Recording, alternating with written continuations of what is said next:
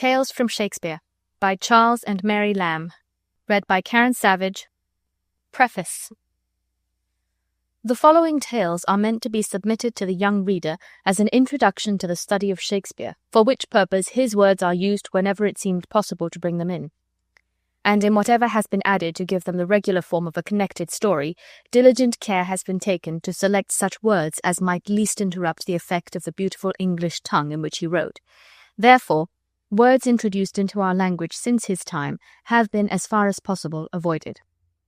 In those tales which have been taken from the tragedies, the young readers will perceive, when they come to see the source from which these stories are derived, that Shakespeare's own words, with little alteration, recur very frequently in the narrative as well as in the dialogue. But in those made from the comedies, the writers found themselves scarcely ever able to turn his words into the narrative form. Therefore it is feared that in them dialogue has been made use of too frequently for young people not accustomed to the dramatic form of writing.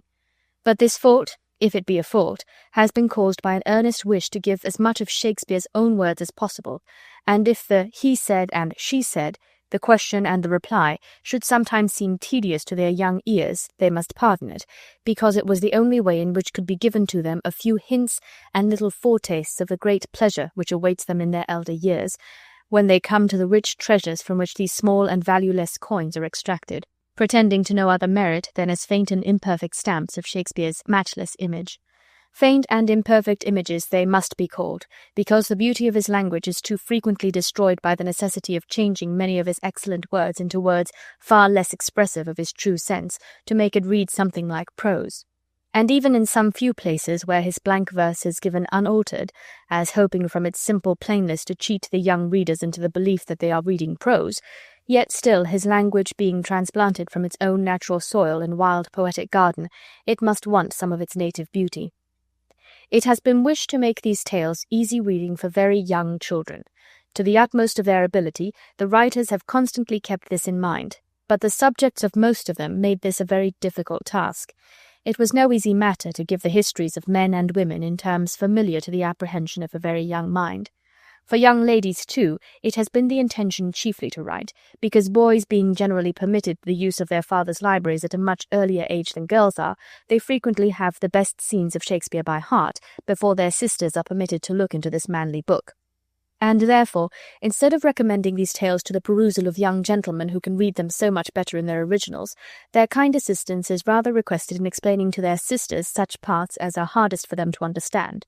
And when they have helped them to get over the difficulties, then perhaps they will read to them, carefully selecting what is proper for a young sister's ear, some passage which has pleased them in one of these stories, in the very words of the scene from which it is taken. And it is hoped they will find that the beautiful extracts, the select passages they may choose to give their sisters in this way, will be much better relished and understood from their having some notion of the general story from one of these imperfect abridgments, which, if they be fortunately so done as to prove delight to any of the young readers, it is hoped that no worse effect will result than to make them wish themselves a little older, that they may be allowed to read the plays at full length. Such a wish will be neither peevish nor irrational.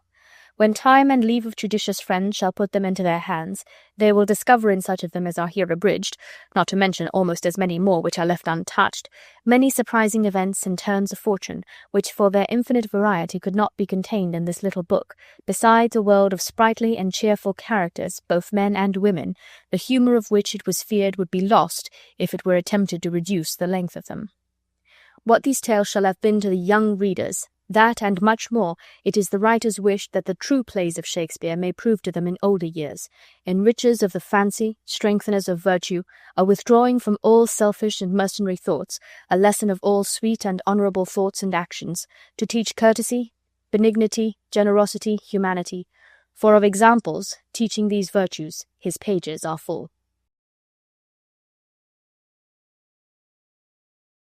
The Tempest. There was a certain island in the sea, the only inhabitants of which were an old man, whose name was Prospero, and his daughter Miranda, a very beautiful young lady. She came to this island so young that she had no memory of having seen any other human face than her father's. They lived in a cave or cell made out of a rock. It was divided into several apartments, one of which Prospero called his study.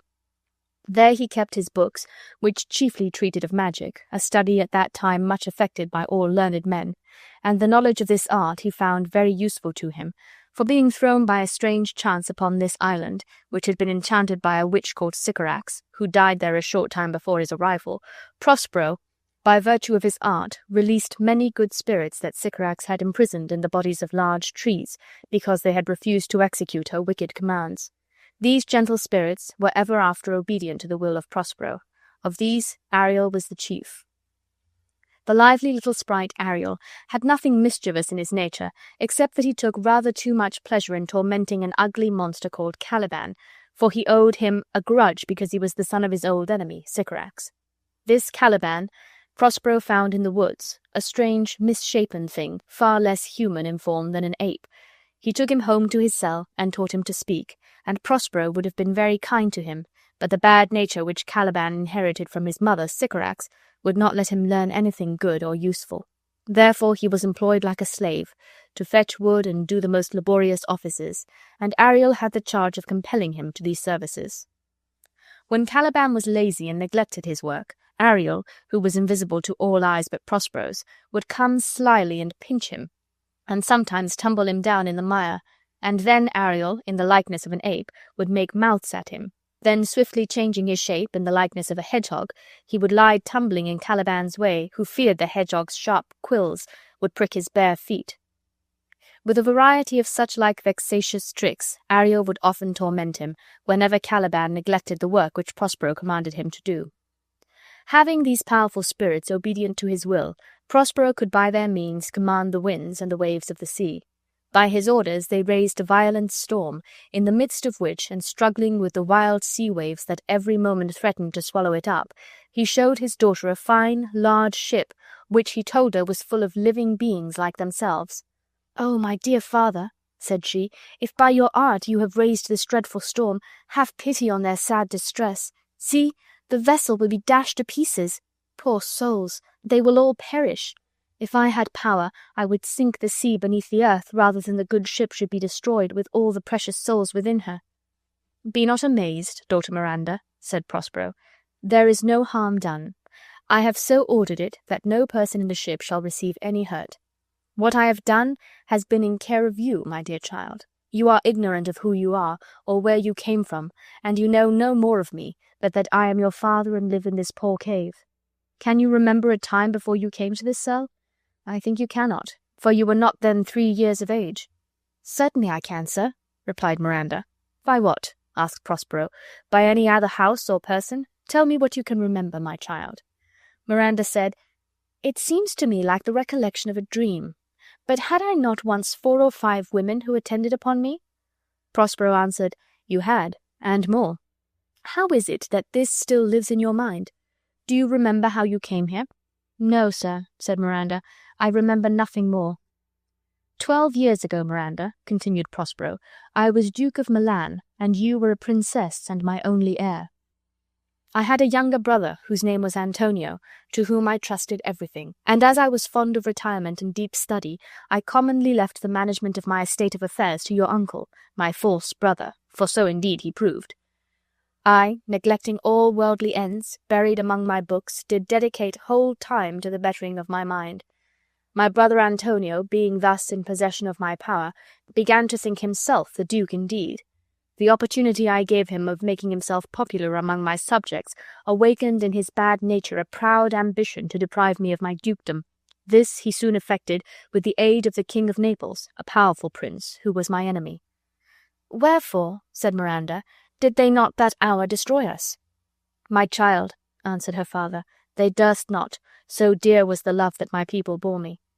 Antonio carried us on board a ship, and when we were some leagues out at sea, he forced us into a small boat without either tackle, sail, or mast. There he left us, as he thought, to perish. But a kind lord of my court, one Gonzalo, who loved me, had privately placed in the boat water, provisions, apparel, and some books which I prize above my dukedom." "Oh, my father," said Miranda, "what a trouble must I have been to you then!" "No, my love," said Prospero, "you were a little cherub that did preserve me. Your innocent smiles made me bear up against my misfortunes. Our food lasted till we landed on this desert island. since when my chief delight has been in teaching you, Miranda, and well have you profited by my instructions." "Heaven thank you, my dear father," said Miranda. "Now pray tell me, sir, your reason for raising this sea-storm." "Know, then," said her father, "that by means of this storm my enemies, the King of Naples and my cruel brother, are cast ashore upon this island."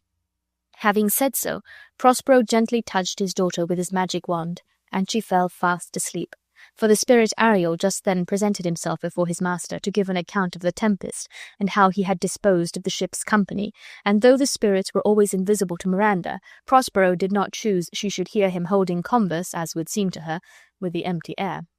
"Well, my brave spirit," said Prospero to Ariel, "how have you performed your task?" Ariel gave a lively description of the storm and of the terrors of the mariners, and how the king's son, Ferdinand, was the first who leapt into the sea, and his father thought he saw his dear son swallowed up by the waves and lost. "But he is safe," said Ariel, "in a corner of the isle, sitting with his arms folded, sadly lamenting the loss of the king his father, whom he concludes drowned.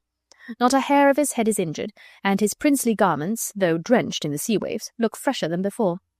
"That's my delicate Ariel," said Prospero. "Bring him hither. My daughter must see this young prince. Where is the king and my brother?"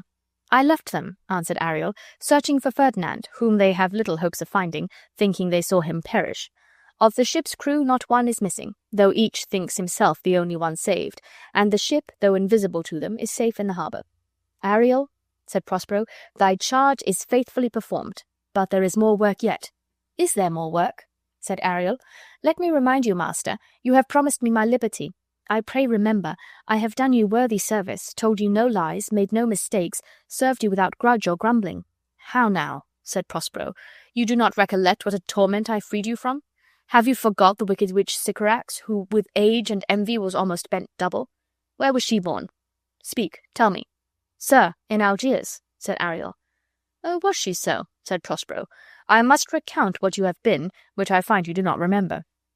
This bad witch Sycorax, for her witchcrafts too terrible to enter human hearing, was banished from Algiers, and here left by the sailors, and because you were a spirit too delicate to execute her wicked commands, she shut you up in a tree, where I found you howling.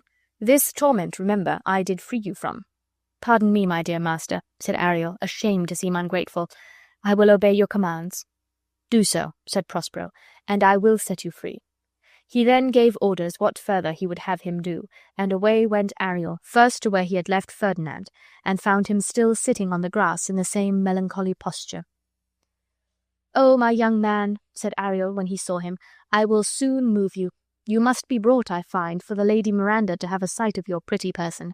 Come, sir, follow me." He then began singing, "Full fathom 5 thy father lies, of his bones are coral made.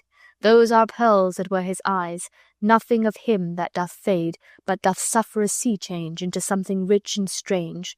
Sea nymphs hourly ring his knell, hark, now I hear them, ding-dong bell." This strange news of his lost father soon roused the prince from the stupid fit into which he had fallen. He followed in amazement the sound of Ariel's voice, till it led him to Prospero and Miranda, who was sitting under the shade of a large tree. Now Miranda had never seen a man before, except her own father. "Miranda," said Prospero, "tell me what you are looking at yonder." "Oh, father," said Miranda in a strange surprise, "surely that is a spirit. Lord, how it looks about! Believe me, sir, it is a beautiful creature. Is it not a spirit?" "No, girl," answered her father. "It eats and sleeps and has senses such as we have. This young man you see was in the ship. He is somewhat altered by grief, or you might call him a handsome person. He has lost his companions and is wandering about to find them." Miranda, who thought all men had grave faces and grey beards like her father, was delighted with the appearance of this beautiful young prince, and Ferdinand, seeing such a lovely lady in this desert place, and from the strange sounds he had heard expecting nothing but wonders, thought he was upon an enchanted island, and that Miranda was the goddess of the place, and as such he began to address her. She timidly answered she was no goddess, but a simple maid, and was going to give him an account of herself when Prospero interrupted her. He was well pleased to find they admired each other, for he plainly perceived they had, as we say, fallen in love at first sight. But to try Ferdinand's constancy, he resolved to throw some difficulties in their way. Therefore, advancing forward, he addressed the prince with a stern air, telling him he came to the island as a spy, to take it from him who was the lord of it. "Follow me," said he. "I will tie your neck and feet together. You shall drink sea-water. Shellfish, withered roots, and husks of acorns shall be your food."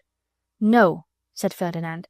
"I will resist such entertainment till I see a more powerful enemy," and drew his sword. But Prospero, waving his magic wand, fixed him to the spot where he stood, so that he had no power to move. Miranda hung upon her father, saying, "Why are you so ungentle? Have pity. I will be his surety. This is the second man I ever saw, and to me he seems a true one." "Silence," said the father.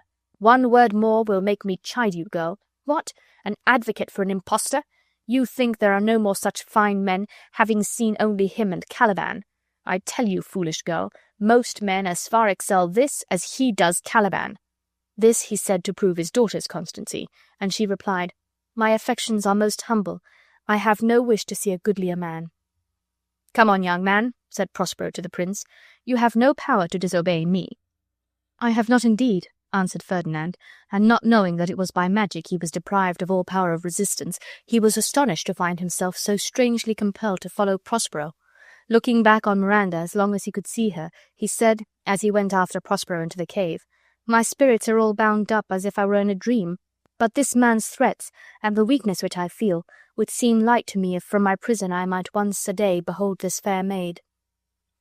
Prospero kept Ferdinand not long confined within the cell. He soon brought out his prisoner, and set him a severe task to perform, taking care to let his daughter know the hard labour he had imposed on him, and then, pretending to go into his study, he secretly watched them both. Prospero had commanded Ferdinand to pile up some heavy logs of wood. King's sons not being much used to laborious work, Miranda soon after found her lover almost dying with fatigue. "Alas," said she, "do not work so hard. My father is at his studies. He is safe for these 3 hours. Pray rest yourself." "Oh, my dear lady," said Ferdinand, "I dare not. I must finish my task before I take my rest." "If you will sit down," said Miranda, "I will carry your logs the while." But this Ferdinand would by no means agree to. Instead of a help, Miranda became a hindrance, for they began a long conversation, so that the business of log-carrying went on very slowly. Prospero, who had enjoined Ferdinand this task merely as a trial of his love, was not at his books, as his daughter supposed, but was standing by them invisible to overhear what they said. Ferdinand inquired her name, which she told, saying it was against her father's express command she did so. Prospero only smiled at this first instant of his daughter's disobedience, for having by his magic art caused his daughter to fall in love so suddenly, he was not angry that she showed her love by forgetting to obey his commands. And he listened well pleased to a long speech of Ferdinand's, in which he professed to love her above all the ladies he ever saw.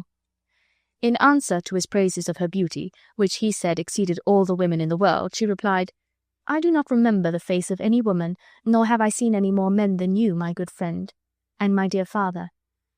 How features are abroad I know not, but believe me, sir, I would not wish any companion in the world but you, nor can my imagination form any shape but yours that I could like.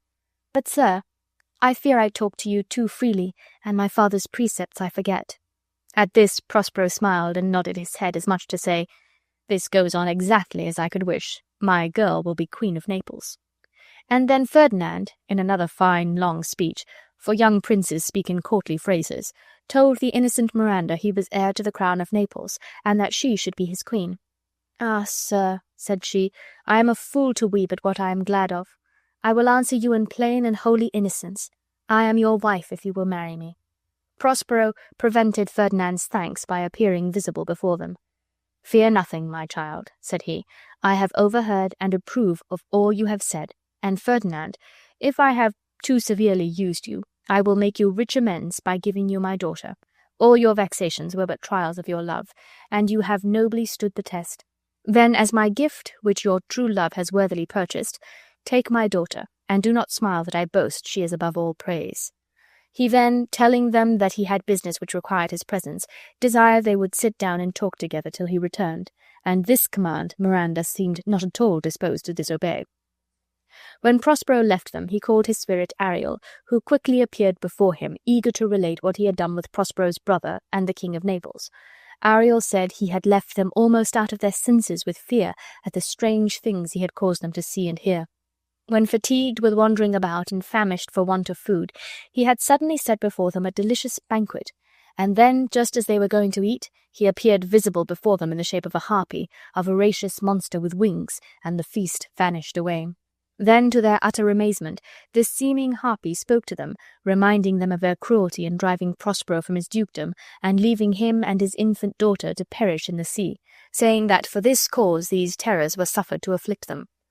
The King of Naples and Antonio, the false brother, repented the injustice they had done to Prospero, and Ariel told his master he was certain their penitence was sincere, and that he, though a spirit, could not but pity them.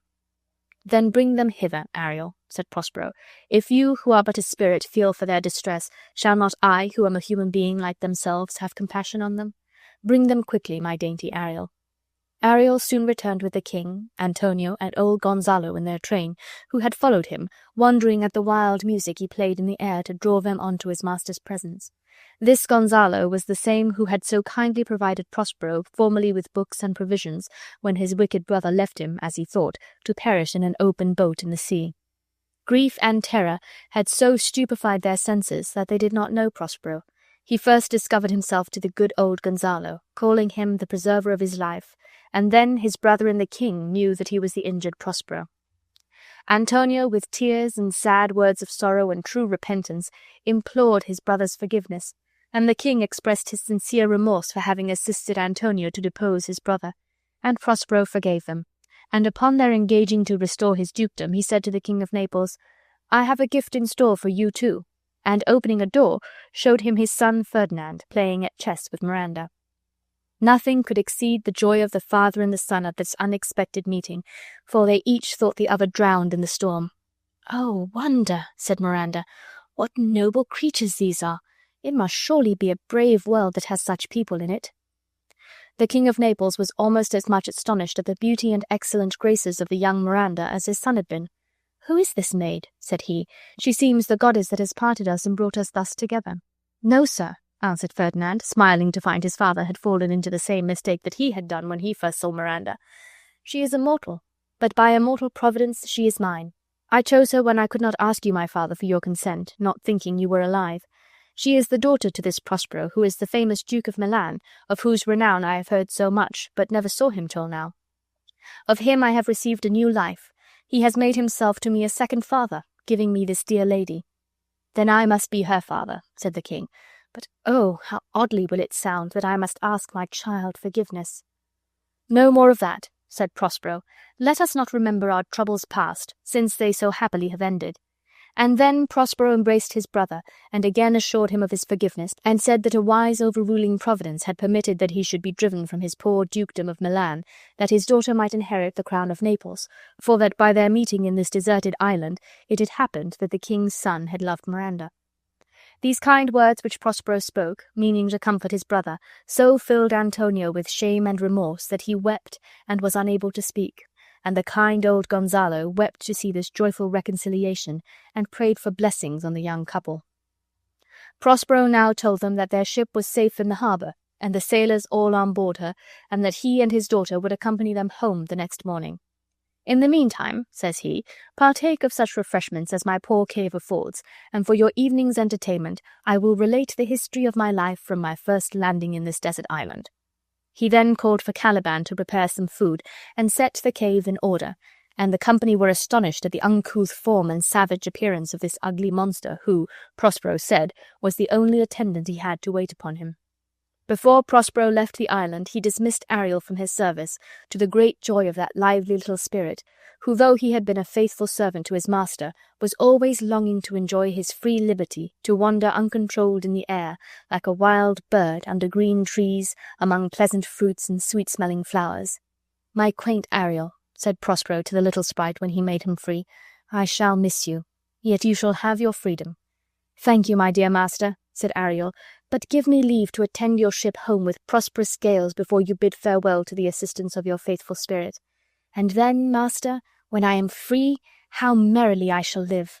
Here Ariel sung this pretty song: "Where the bee sucks, there suck I, in a cowslip's bell I lie. There I crouch when owls do cry, on the bat's back I do fly. After summer merrily, merrily, merrily shall I live now, under the blossom that hangs on the bough. Prospero then buried deep in the earth his magical books and wand, for he was resolved never more to make use of the magic art.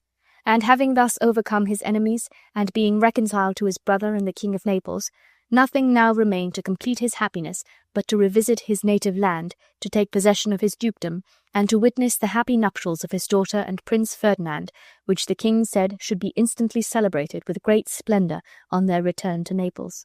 At which place, under the safe convoy of the spirit Ariel, they, after a pleasant voyage, soon arrived. A Midsummer Night's Dream. There was a law in the city of Athens which gave to its citizens the power of compelling their daughters to marry whomsoever they pleased.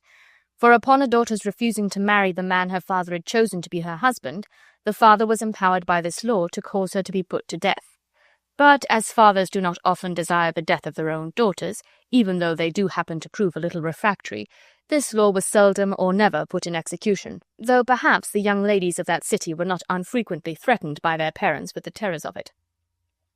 There was one instance, however, of an old man whose name was Aegeus, who actually did come before Theseus, at that time the reigning Duke of Athens, to complain that his daughter, whom he had commanded to marry Demetrius, a young man of a noble Athenian family, refused to obey him because she loved another young Athenian named Lysander.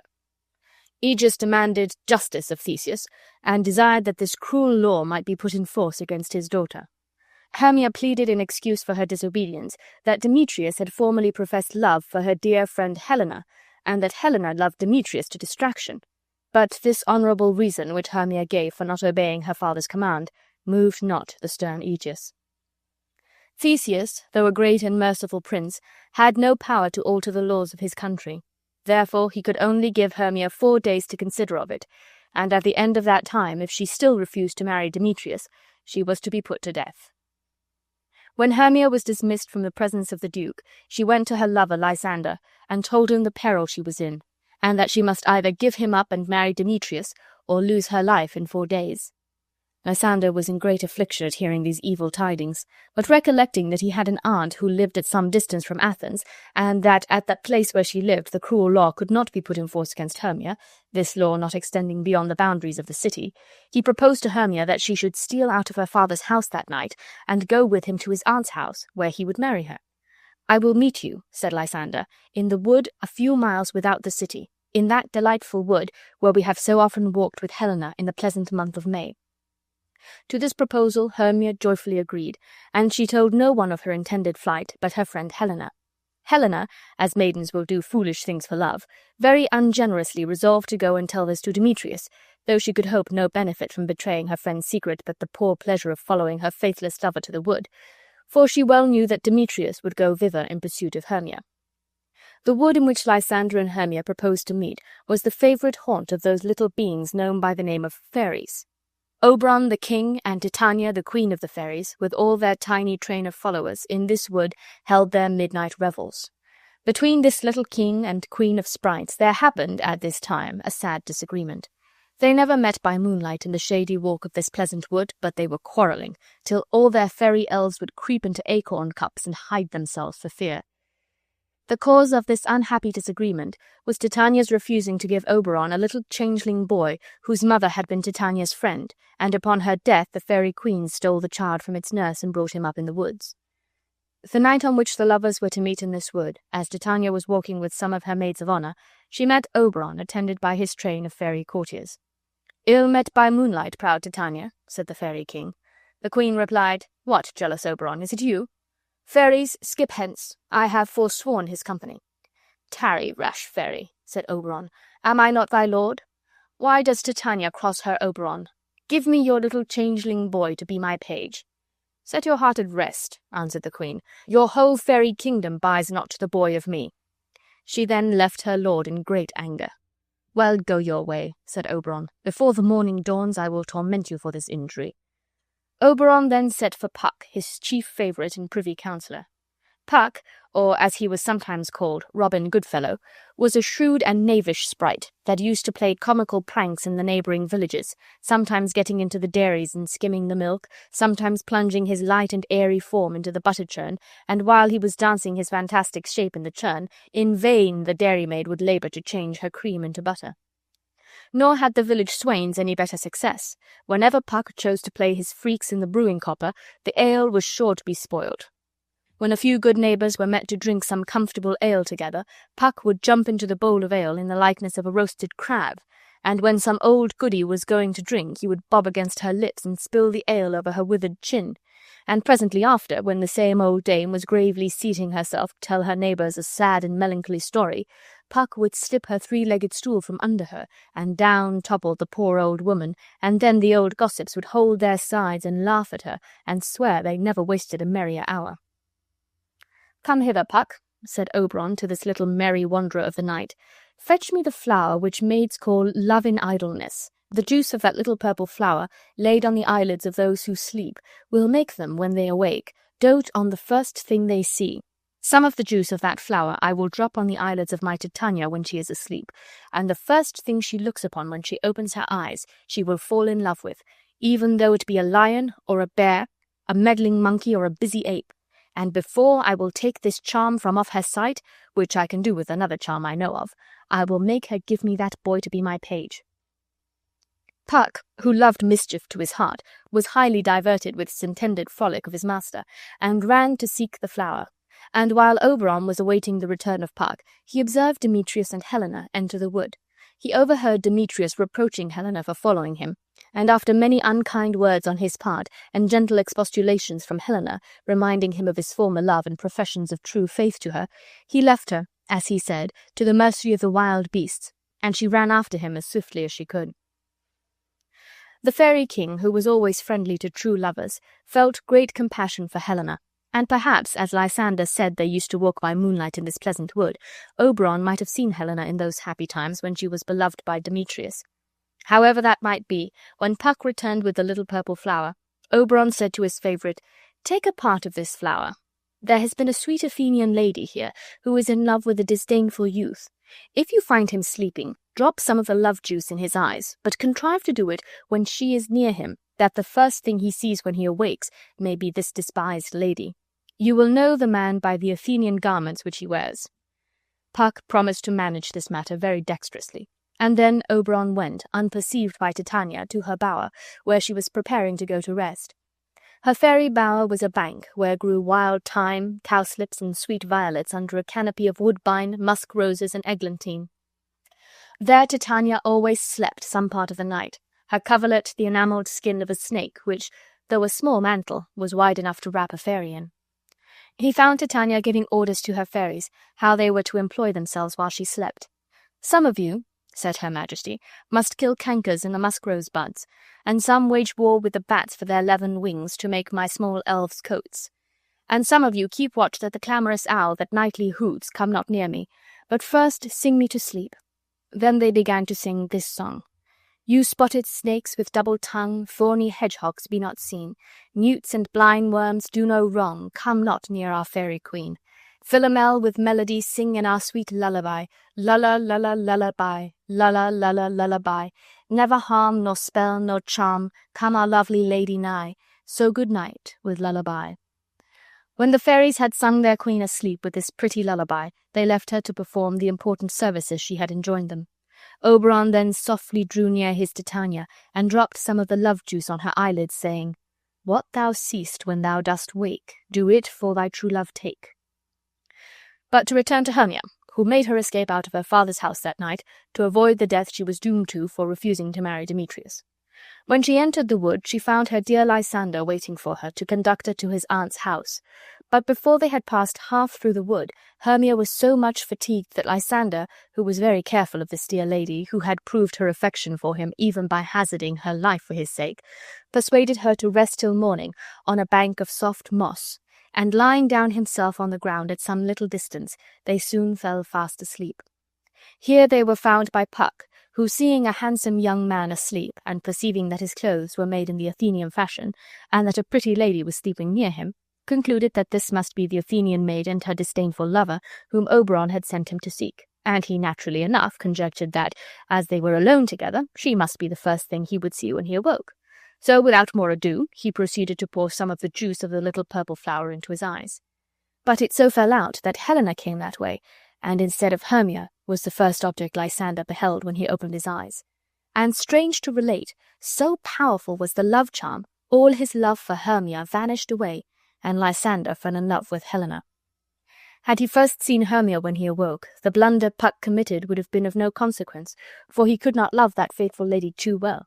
But for poor Lysander to be forced by a fairy love charm to forget his own true Hermia, and to run after another lady and leave Hermia asleep quite alone in a wood at midnight, was a sad chance indeed. Thus this misfortune happened. Helena, as has been before related, endeavoured to keep pace with Demetrius when he ran away so rudely from her, but she could not continue this unequal race long, men being always better runners in a long race than ladies. Helena soon lost sight of Demetrius, and as she was wandering about, dejected and forlorn, she arrived at the place where Lysander was sleeping. "Ah," said she, "this is Lysander lying on the ground.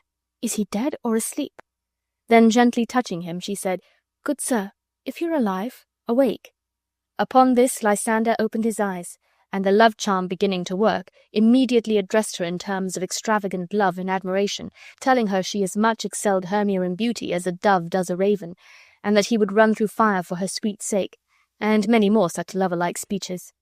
Helena, knowing Lysander was her friend Hermia's lover, and that he was solemnly engaged to marry her, was in the utmost rage when she heard herself addressed in this manner, for she thought, as well she might, that Lysander was making a jest of her. "Oh," said she, "why was I born to be mocked and scorned by everyone?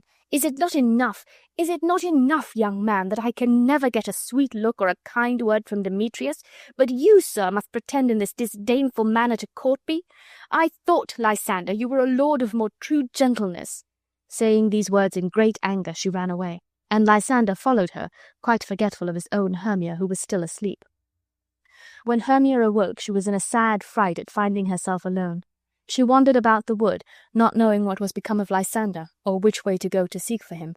In the meantime, Demetrius, not being able to find Hermia and his rival Lysander, and fatigued with the fruitless search, was observed by Oberon fast asleep.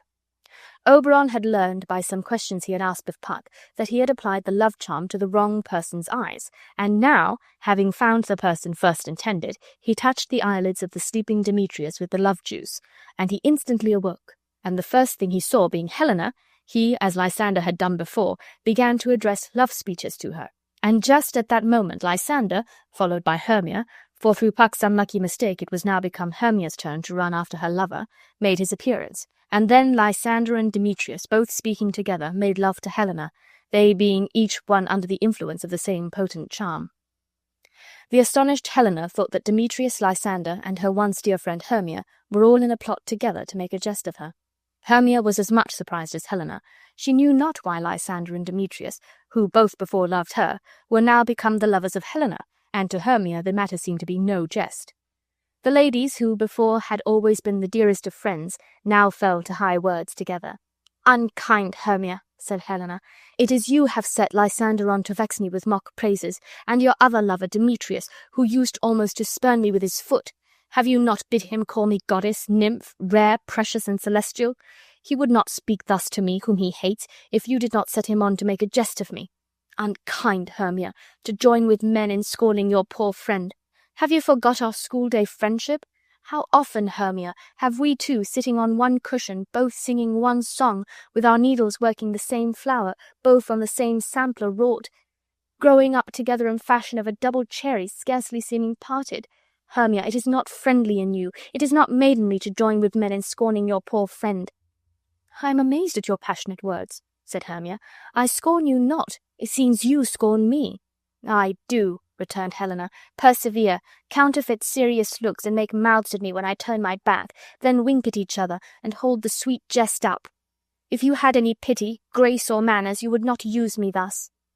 While Helena and Hermia were speaking these angry words to each other, Demetrius and Lysander left them to fight together in the wood for the love of Helena. When they found the gentlemen had left them, they departed, and once more wandered weary in the wood in search of their lovers. As soon as they were gone, the fairy king, who with little Puck had been listening to their quarrel, said to him, "This is your negligence, Puck, or did you do this wilfully?" "Believe me, King of Shadows," answered Puck, "it was a mistake. Did you not tell me I should know the man by his Athenian garments? However, I am not sorry this has happened, for I think their jangling makes excellent sport." "You heard," said Oberon, "that Demetrius and Lysander are gone to seek a convenient place to fight in. I command you to overhang the night with a thick fog, and lead these quarrelsome lovers so astray in the dark that they shall not be able to find each other. Counterfeit each of their voices to the other, and with bitter taunts provoke them to follow you, while they think it is their rival's tongue they hear. See you do this till they are so weary they can go no farther, and when you find they are asleep, drop the juice of this other flower into Lysander's eyes, and when he awakes he will forget his new love for Helena, and return to his old passion for Hermia. And then the two fair ladies may each one be happy with the man she loves, and they will think all that has passed a vexatious dream. And I will go see what sweet love my Titania has found." Titania was still sleeping, and Oberon, seeing a clown near her who had lost his way in the wood and was likewise asleep, "This fellow," said he, "shall be my Titania's true love." And clapping an ass's head over the clown's, it seemed to fit him as well as if it had grown upon his own shoulders. Though Oberon fixed the ass's head on very gently, it awakened him, and rising up, unconscious of what Oberon had done to him, he went toward the bower where the fairy queen slept. "Ah, what angel is that I see?" said Titania, opening her eyes, and the juice of the little purple flower beginning to take effect. "Are you as wise as you are beautiful?" "Why, mistress," said the foolish clown, "if I have wit enough to find the way out of this wood, I have enough to serve my turn." "Out of the wood do not desire to go," said the enamoured queen. "I am a spirit of no common rate. I love you. Go with me, and I will give you fairies to attend upon you." She then called 4 of her fairies. Their names were Peaseblossom, Cobweb, Moth, and Mustard Seed. "Attend," said the queen, "upon this sweet gentleman. Hop in his walks, and gambol in his sight, feed him with grapes and apricots, and steal for him the honey bags from the bees.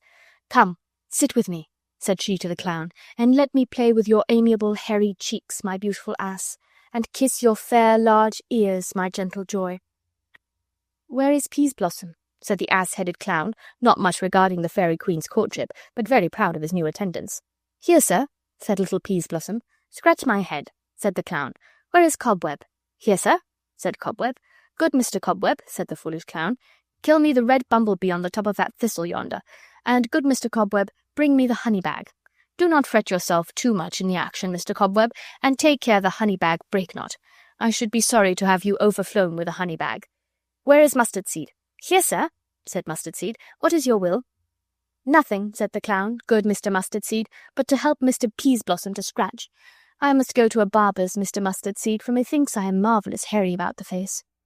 "My sweet love," said the queen, "what will you have to eat? I have a venturous fairy shall seek the squirrel's hoard, and fetch you some new nuts."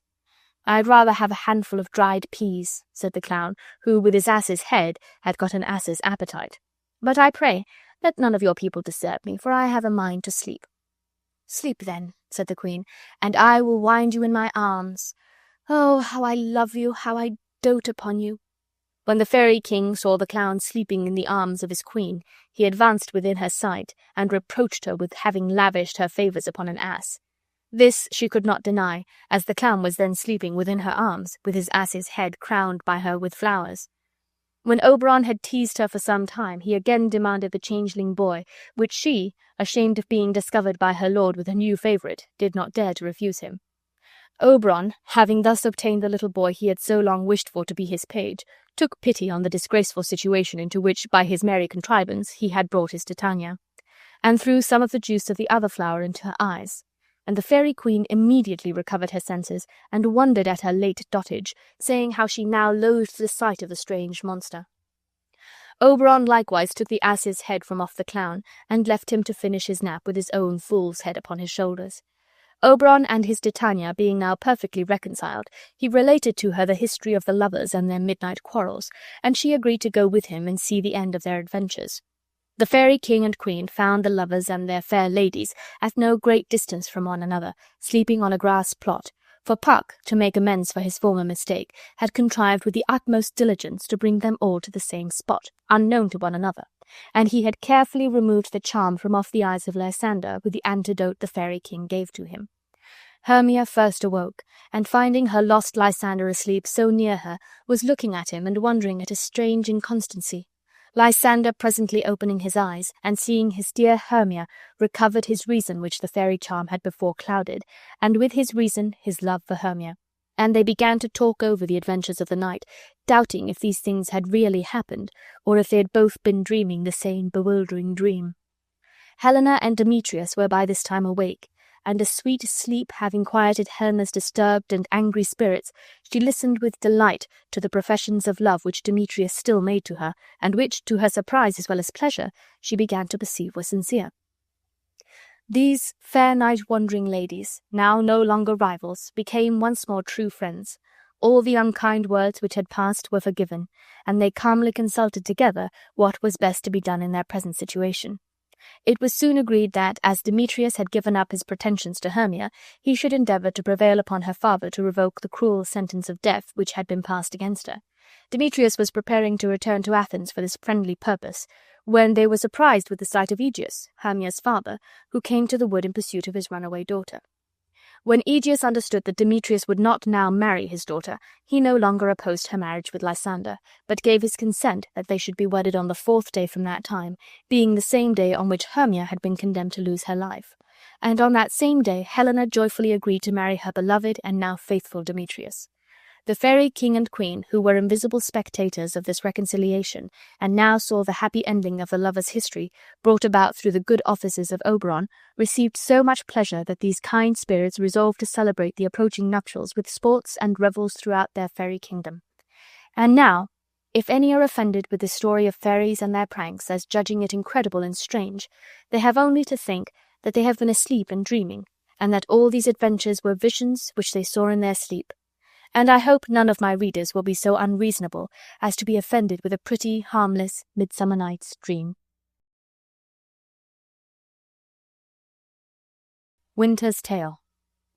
Leontes, king of Sicily, and his queen, the beautiful and virtuous Hermione, once lived in the greatest harmony together. So happy was Leontes in the love of this excellent lady that he had no wish ungratified, except that he sometimes desired to see again and to present to his queen his old companion and schoolfellow, Polixenes, king of Bohemia. Leontes and Polixenes were brought up together from their infancy, but being, by the death of their fathers, called to reign over their respective kingdoms, they had not met for many years, though they frequently interchanged gifts, letters, and loving embassies.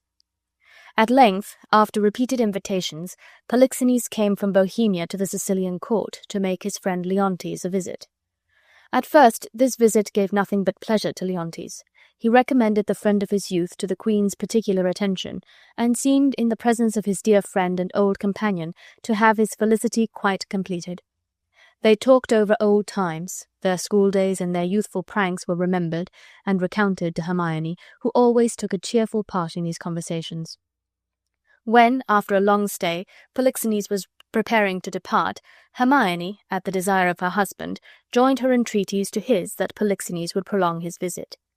And now began this good queen's sorrow, for Polixenes, refusing to stay at the request of Leontes, was won over by Hermione's gentle and persuasive words to put off his departure for some weeks longer. Upon this, although Leontes had so long known the integrity and honourable principles of his friend Polixenes, as well as the excellent disposition of his virtuous queen, he was seized with an ungovernable jealousy. Every attention Hermione showed to Polixenes, though by her husband's particular desire, and merely to please him, increased the unfortunate king's jealousy, and from being a loving and a true friend, and the best and fondest of husbands, Leontes became suddenly a savage and inhuman monster. Sending for Camillo, one of the lords of his court, and telling him of the suspicion he entertained, he commanded him to poison Polixenes. Camillo was a good man, and he, well knowing that the jealousy of Leontes had not the slightest foundation in truth, instead of poisoning Polixenes, acquainted him with the king his master's orders, and agreed to escape with him out of the Sicilian dominions. And Polixenes, with the assistance of Camillo, arrived safe in his own kingdom of Bohemia, where Camillo lived from that time in the king's court, and became the chief friend and favourite of Polixenes. The flight of Polixenes enraged the jealous Leontes still more. He went to the queen's apartment, where the good lady was sitting with her little son Mamillius. who was just beginning to tell one of his best stories to amuse his mother, when the king entered and, taking the child away, sent Hermione to prison. Mamillius, though but a very young child, loved his mother tenderly, and when he saw her so dishonoured, and found she was taken from him to be put into a prison, he took it deeply to heart, and drooped and pined away by slow degrees, losing his appetite and his sleep, till it was thought his grief would kill him. The king, when he had sent his queen to prison, commanded Cleomenes and Dion, 2 Sicilian lords, to go to Delphos, there to inquire of the oracle at the temple of Apollo if his queen had been unfaithful to him. When Hermione had been a short time in prison, she was brought to bed of a daughter, and the poor lady received much comfort from the sight of her pretty baby, and she said to it, "My poor little prisoner, I am as innocent as you are." Hermione had a kind friend in the noble-spirited Paulina, who was the wife of Antigonus, a Sicilian lord, and when the Lady Paulina heard her royal mistress was brought to bed, she went to the prison where Hermione was confined, and she said to Emilia, a lady who attended upon Hermione, "I pray you, Emilia, tell the good queen, if her majesty dare trust me with her little babe, I will carry it to the king, its father. We do not know how he may soften at the sight of his innocent child." "Most worthy madam," replied Emilia, "I will acquaint the queen with your noble offer. She was wishing today that she had any friend who would venture to present the child to the king." "And tell her," said Paulina, "that I will speak boldly to Leontes in her defence." "May you be forever blessed," said Emilia, "for your kindness to our gracious queen." Emilia then went to Hermione, who joyfully gave up her baby to the care of Paulina, for she had feared that no one would dare venture to present the child to its father.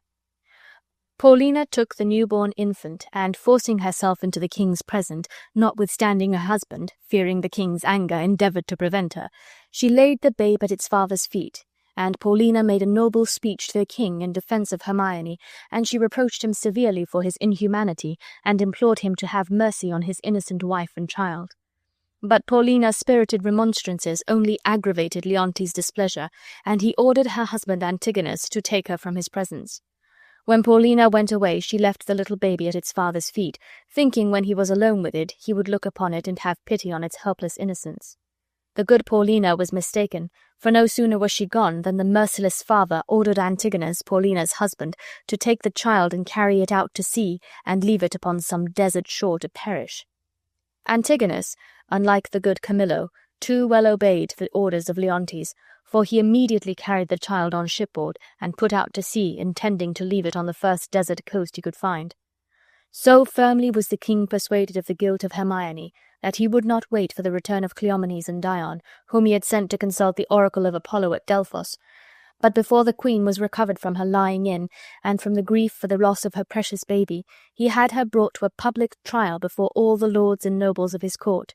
And when all the great lords, the judges, and all the nobility of the land were assembled together to try Hermione, and that unhappy queen was standing as a prisoner before her subjects to receive their judgment, Cleomenes and Dion entered the assembly and presented to the king the answer of the oracle, sealed up. And Leontes commanded the seal to be broken, and the words of the oracle to be read aloud. And these were the words: "Hermione is innocent, Polixenes blameless, Camillo a true subject, Leontes a jealous tyrant, and the king shall live without an heir, if that which is lost be not found." The king would give no credit to the words of the oracle. He said it was a falsehood invented by the queen's friends, and he desired the judge to proceed in the trial of the queen. But while Leontes was speaking, a man entered and told him that the Prince Mamillius, hearing his mother was to be tried for her life, struck with grief and shame, had suddenly died. Hermione, upon hearing of the death of this dear, affectionate child, who had lost his life in sorrowing for her misfortune, fainted, and Leontes, pierced to the heart by the news, began to feel pity for his unhappy queen, and he ordered Paulina and the ladies who were attendants to take her away and use means for her recovery. Paulina soon returned and told the king that Hermione was dead. When Leontes heard that the queen was dead, he repented of his cruelty to her, and now that he thought his ill usage had broken Hermione's heart, he believed her innocent. And now he thought the words of the oracle were true, as he knew, if that which was lost was not found, which he concluded was his young daughter, he should be without an heir, the young Prince Mamillius being dead, and he would give his kingdom now to recover his lost daughter. And Leontes gave himself up to remorse, and passed many years in mournful thoughts and repentant grief. The ship in which Antigonus carried the infant princess out to sea was driven by a storm upon the coast of Bohemia, the very kingdom of the good King Polixenes. Here Antigonus landed, and here he left the little baby. Antigonus never returned to Sicily to tell Leontes where he had left his daughter, for as he was going back to the ship, a bear came out of the woods and tore him to pieces, a just punishment on him for obeying the wicked order of Leontes. The child was dressed in rich clothes and jewels, for Hermione had made it very fine when she sent it to Leontes, and Antigonus had pinned a paper to its mantle, and the name of Perdita written thereon, and words obscurely intimating its high birth and untoward fate. This poor deserted baby was found by a shepherd. He was a humane man, and so he carried the little Perdita home to his wife, who nursed it tenderly. But poverty tempted the shepherd to conceal the rich prize he had found. Therefore he left that part of the country, that no one might know where he got his riches, and with part of Perdita's jewels he bought herds of sheep, and became a wealthy shepherd. He brought up Perdita as his own child, and she knew not she was any other than a shepherd's daughter. The little Perdita grew up a lovely maiden, and though she had no better education than that of a shepherd's daughter, yet so did the natural graces she inherited from her royal mother shine forth in her untutored mind, that no one, from her behaviour, would have known she had not been brought up in her father's court. Polixenes, the king of Bohemia, had an only son, whose name was Florizel. As this young prince was hunting near the shepherd's dwelling, he saw the old man's supposed daughter, and the beauty, modesty, and queen-like deportment of Perdita caused him instantly to fall in love with her. He soon, under the name of Doricles, and in the guise of a private gentleman, became a constant visitor at the old shepherd's house. Florizel's frequent absences from court alarmed Polixenes, and setting people to watch his son, he discovered his love for the shepherd's fair daughter. Polixenes then called for Camillo, the faithful Camillo, who had preserved his life from the fury of Leontes, and desired that he would accompany him to the house of the shepherd, the supposed father of Perdita. Polixenes and Camillo, both in disguise, arrived at the old shepherd's dwelling while they were celebrating the feast of sheep-shearing. And though they were strangers, yet at the sheep-shearing, every guest being made welcome, they were invited to walk in and join in the general festivity. Nothing but mirth and jollity was going forward. Tables were spread, and fit great preparations were making for the rustic feast. Some lads and lasses were dancing on the green before the house, while others of the young men were buying ribbons, gloves, and such toys of a pedlar at the door. While this busy scene was going forward, Florizel and Perdita sat quietly in a retired corner, seemingly more pleased with the conversation of each other than desirous of engaging in the sports and silly amusements of those around them. The king was so disguised that it was impossible his son could know him. He therefore advanced near enough to hear the conversation. The simple yet elegant manner in which Perdita conversed with his son did not a little surprise Polixenes. He said to Camillo, "This is the prettiest low-born lass I ever saw. Nothing she does or says but looks like something greater than herself, too noble for this place." Camillo replied, "Indeed, she is the very queen of curds and cream." "Pray, my good friend," said the king to the old shepherd, "what fair swain is that talking with your daughter?" "They call him Doricles," replied the shepherd. "He says he loves my daughter, and to speak truth, there is not a kiss to choose which loves the other best. If young Doricles can get her, she shall bring him that he little dreams of," meaning the remainder of Perdita's jewels, which, after he had bought herds of sheep with part of them, he had carefully hoarded up for her marriage portion. Polixenes then addressed his son.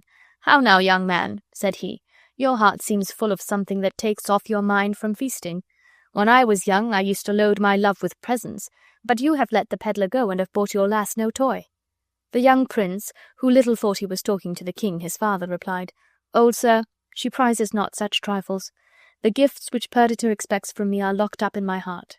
Then turning to Perdita, he said to her, "Oh, hear me, Perdita, before this ancient gentleman, who it seems was once himself a lover. He shall hear what I profess." Florizel then called upon the old stranger to be a witness to a solemn promise of marriage, which he made to Perdita, saying to Polixenes, "I pray you, mark our contract." "Mark your divorce, young sir," said the king, discovering himself.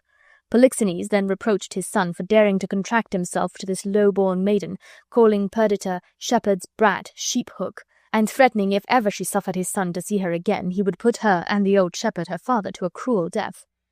The king then left them in great wrath, and ordered Camillo to follow him with Prince Florizel. When the king had departed, Perdita, whose royal nature was roused by Polixenes' reproaches, said, Though we are all undone, I was not much afraid, and once or twice I was about to speak and tell him plainly that the self-same sun which shines upon this palace hides not his face from our cottage, but looks on both alike. Then sorrowfully she said, But now I am awakened from this dream. I will queen it no further. Leave me, sir. I will go milk my ewes and weep. The kind-hearted Camillo was charmed with the spirit and propriety of Perdita's behaviour, and perceiving that the young prince was too deeply in love to give up his mistress at the command of his royal father, he thought of a way to befriend the lovers, and at the same time to execute a favourite scheme he had in his mind. Camillo had long known that Leontes, the king of Sicily, was become a true penitent, and though Camillo was now the favoured friend of King Polixenes, he could not help wishing once more to see his late royal master and his native home. He therefore proposed to Florizel and Perdita that they should accompany him to the Sicilian court, where he would engage Leontes to protect them till, through his mediation, they could obtain pardon from Polixenes and his consent to their marriage. To this proposal they joyfully agreed, and Camillo, who conducted everything relative to their flight, allowed the old shepherd to go along with them. The shepherd took with him the remainder of Perdita's jewels, her baby clothes, and the paper which he had found pinned to her mantle. After a prosperous voyage, Florizel and Perdita, Camillo, and the old shepherd arrived in safety at the court of Leontes. Leontes, who still mourned his dead Hermione and his lost child, received Camillo with great kindness, and gave a cordial welcome to Prince Florizel. But Perdita, whom Florizel introduced as his princess, seemed to engross all Leontes' attention. Perceiving a resemblance between her and his dead queen Hermione, his grief broke out afresh, and he said such a lovely creature might his own daughter have been, if he had not so cruelly destroyed her. And then, too, said he to Florizel, I lost the society and friendship of your brave father, whom I now desire more than my life once again to look upon.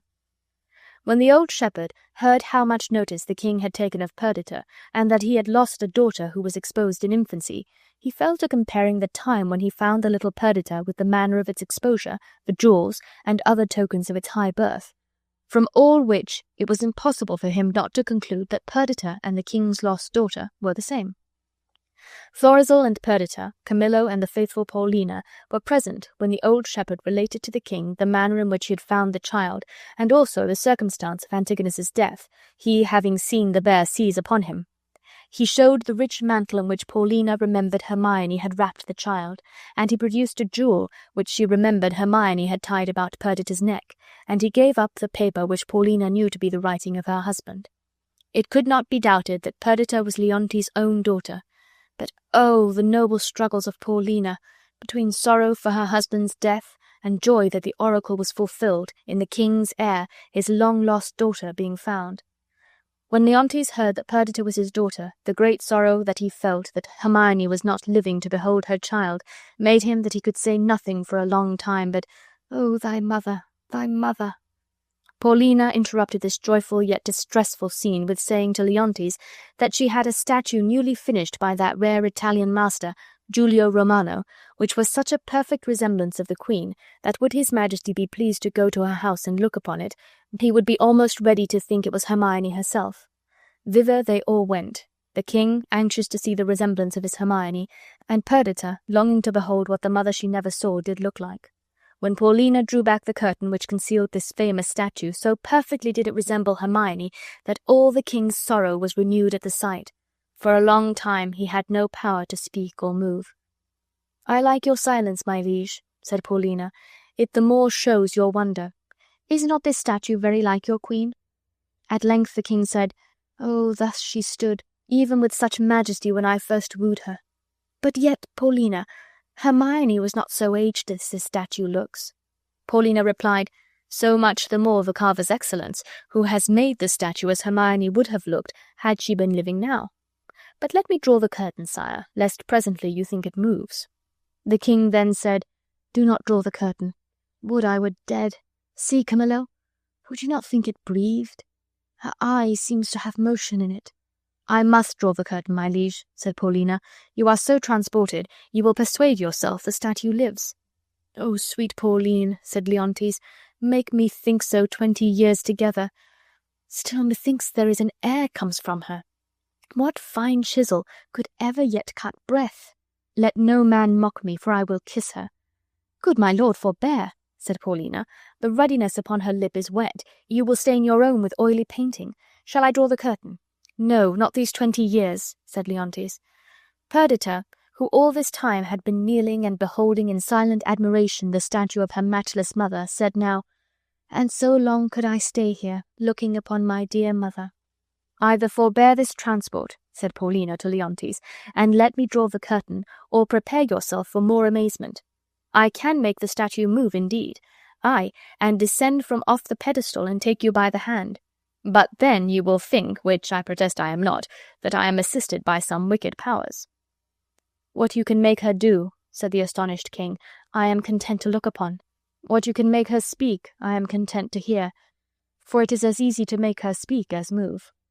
Paulina then ordered some slow and solemn music, which she had prepared for the purpose, to strike up, and, to the amazement of all the beholders, the statue came down off the pedestal and threw its arms round Leontes' neck.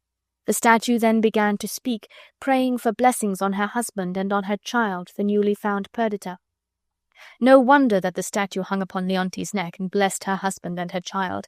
No wonder, for the statue was indeed Hermione herself, the real, the living queen.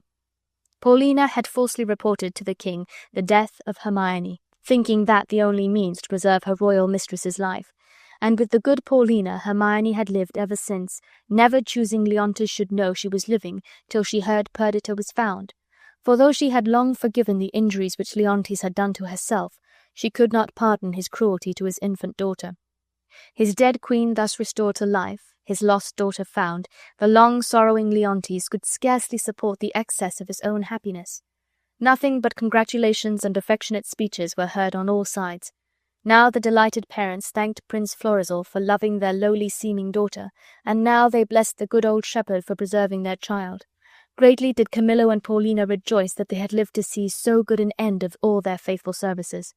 And as if nothing should be wanting to complete this strange and unlooked-for joy, King Polixenes himself now entered the palace. When Polixenes first missed his son and Camillo, knowing that Camillo had long wished to return to Sicily, he conjectured that he should find the fugitives here, and following them with all speed, he happened to just arrive at this the happiest moment of Leontes' life. Polixenes took a part in the general joy. He forgave his friend Leontes for the unjust jealousy he had conceived against him, and they once more loved each other with all the warmth of their first boyish friendship. And there was no fear that Polixenes would now oppose his son's marriage with Perdita. She was no sheep-hook now, but the heiress of the crown of Sicily. Thus we have seen the patient virtues of the long-suffering Hermione rewarded. That excellent lady lived many years with her Leontes and her Perdita, the happiest of mothers and of queens. Much Ado About Nothing. There lived in the palace at Messina 2 ladies, whose names were Hero and Beatrice. Hero was the daughter, and Beatrice the niece of Leonato, the governor of Messina. Beatrice was of a lively temper, and loved to divert her cousin Hero, who was of a more serious disposition, with her sprightly sallies. Whatever was going forward was sure to make matter of mirth for the light-hearted Beatrice. At the time the history of these ladies commences, some young men of high rank in the army, as they were passing through Messina on their return from a war that was just ended, in which they had distinguished themselves by their great bravery, came to visit Leonato. Among these were Don Pedro, the Prince of Aragon, and his friend Claudio, who was a lord of Florence, and with them came the wild and witty Benedick, and he was a lord of Padua. These strangers had been at Messina before, and the hospitable governor introduced them to his daughter and his niece as their old friends and acquaintance. Benedick, the moment he entered the room, began a lively conversation with Leonato and the prince. Beatrice, who liked not to be left out of any discourse, interrupted Benedick with saying, "I wonder that you will still be talking, Signor Benedick. Nobody marks you." Benedick was just such another rattlebrain as Beatrice, yet he was not pleased at this free salutation. He thought it did not become a well-bred lady to be so flippant with her tongue, and he remembered, when he was last at Messina, that Beatrice used to select him to make her merry jests upon. And as there is no one who so little likes to be made a jest of as those who are apt to take the same liberty themselves, so it was with Benedick and Beatrice.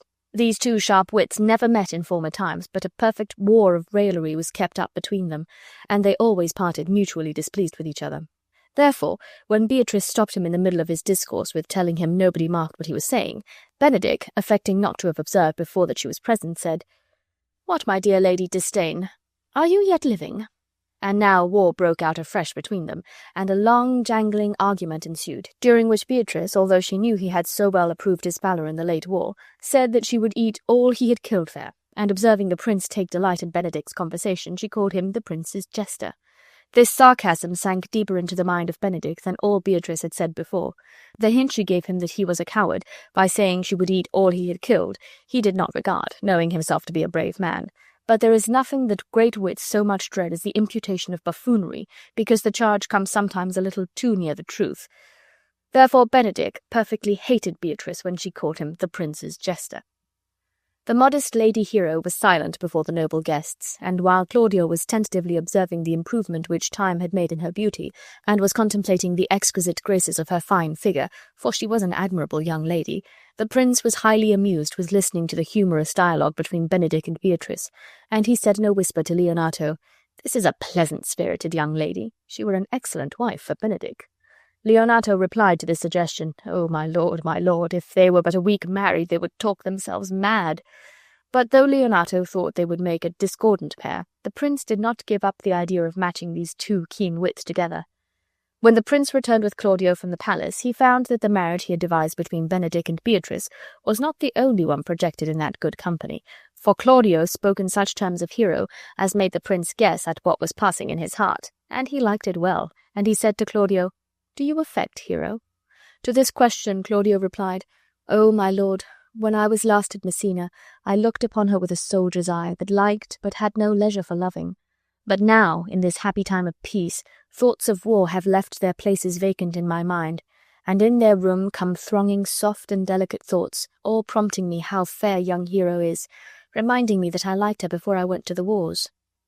Claudio's confession of his love for Hero so wrought upon the prince that he lost no time in soliciting the consent of Leonato to accept Claudio for a son-in-law.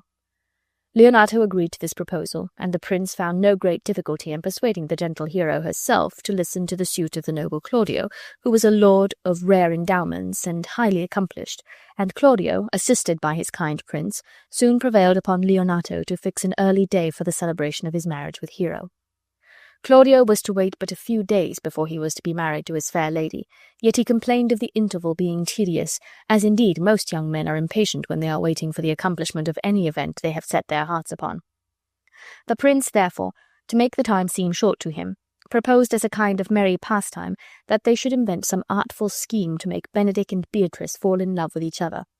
Claudio entered with great satisfaction into this whim of the prince, and Leonato promised them his assistance, and even Hero said she would do any modest office to help her cousin to a good husband. The device the prince invented was that the gentleman should make Benedict believe that Beatrice was in love with him, and that Hero should make Beatrice believe that Benedict was in love with her. The prince, Leonato, and Claudio began their operations first, and watching upon an opportunity when Benedict was quietly seated reading in an arbour, the prince and his assistants took their station among the trees behind the arbour, so near that Benedict could not choose but hear all they said, and after some careless talk the prince said, "Come hither, Leonato. What was it you told me the other day, that your niece Beatrice was in love with Signor Benedict? I did never think that lady would have loved any man." "No, nor I neither, my lord," answered Leonato. "It is most wonderful that she should so dote on Benedict, whom she in all outward behaviour seemed ever to dislike." Claudio confirmed all this with saying that Hero had told him Beatrice was so in love with Benedict that she would certainly die of grief if he could not be brought to love her, which Leonato and Claudio seemed to agree was impossible, he having always been such a railer against all fair ladies, and in particular against Beatrice. The prince affected to hearken to all this with great compassion for Beatrice, and he said, it were good that Benedict were told of this. "To what end?" said Claudio.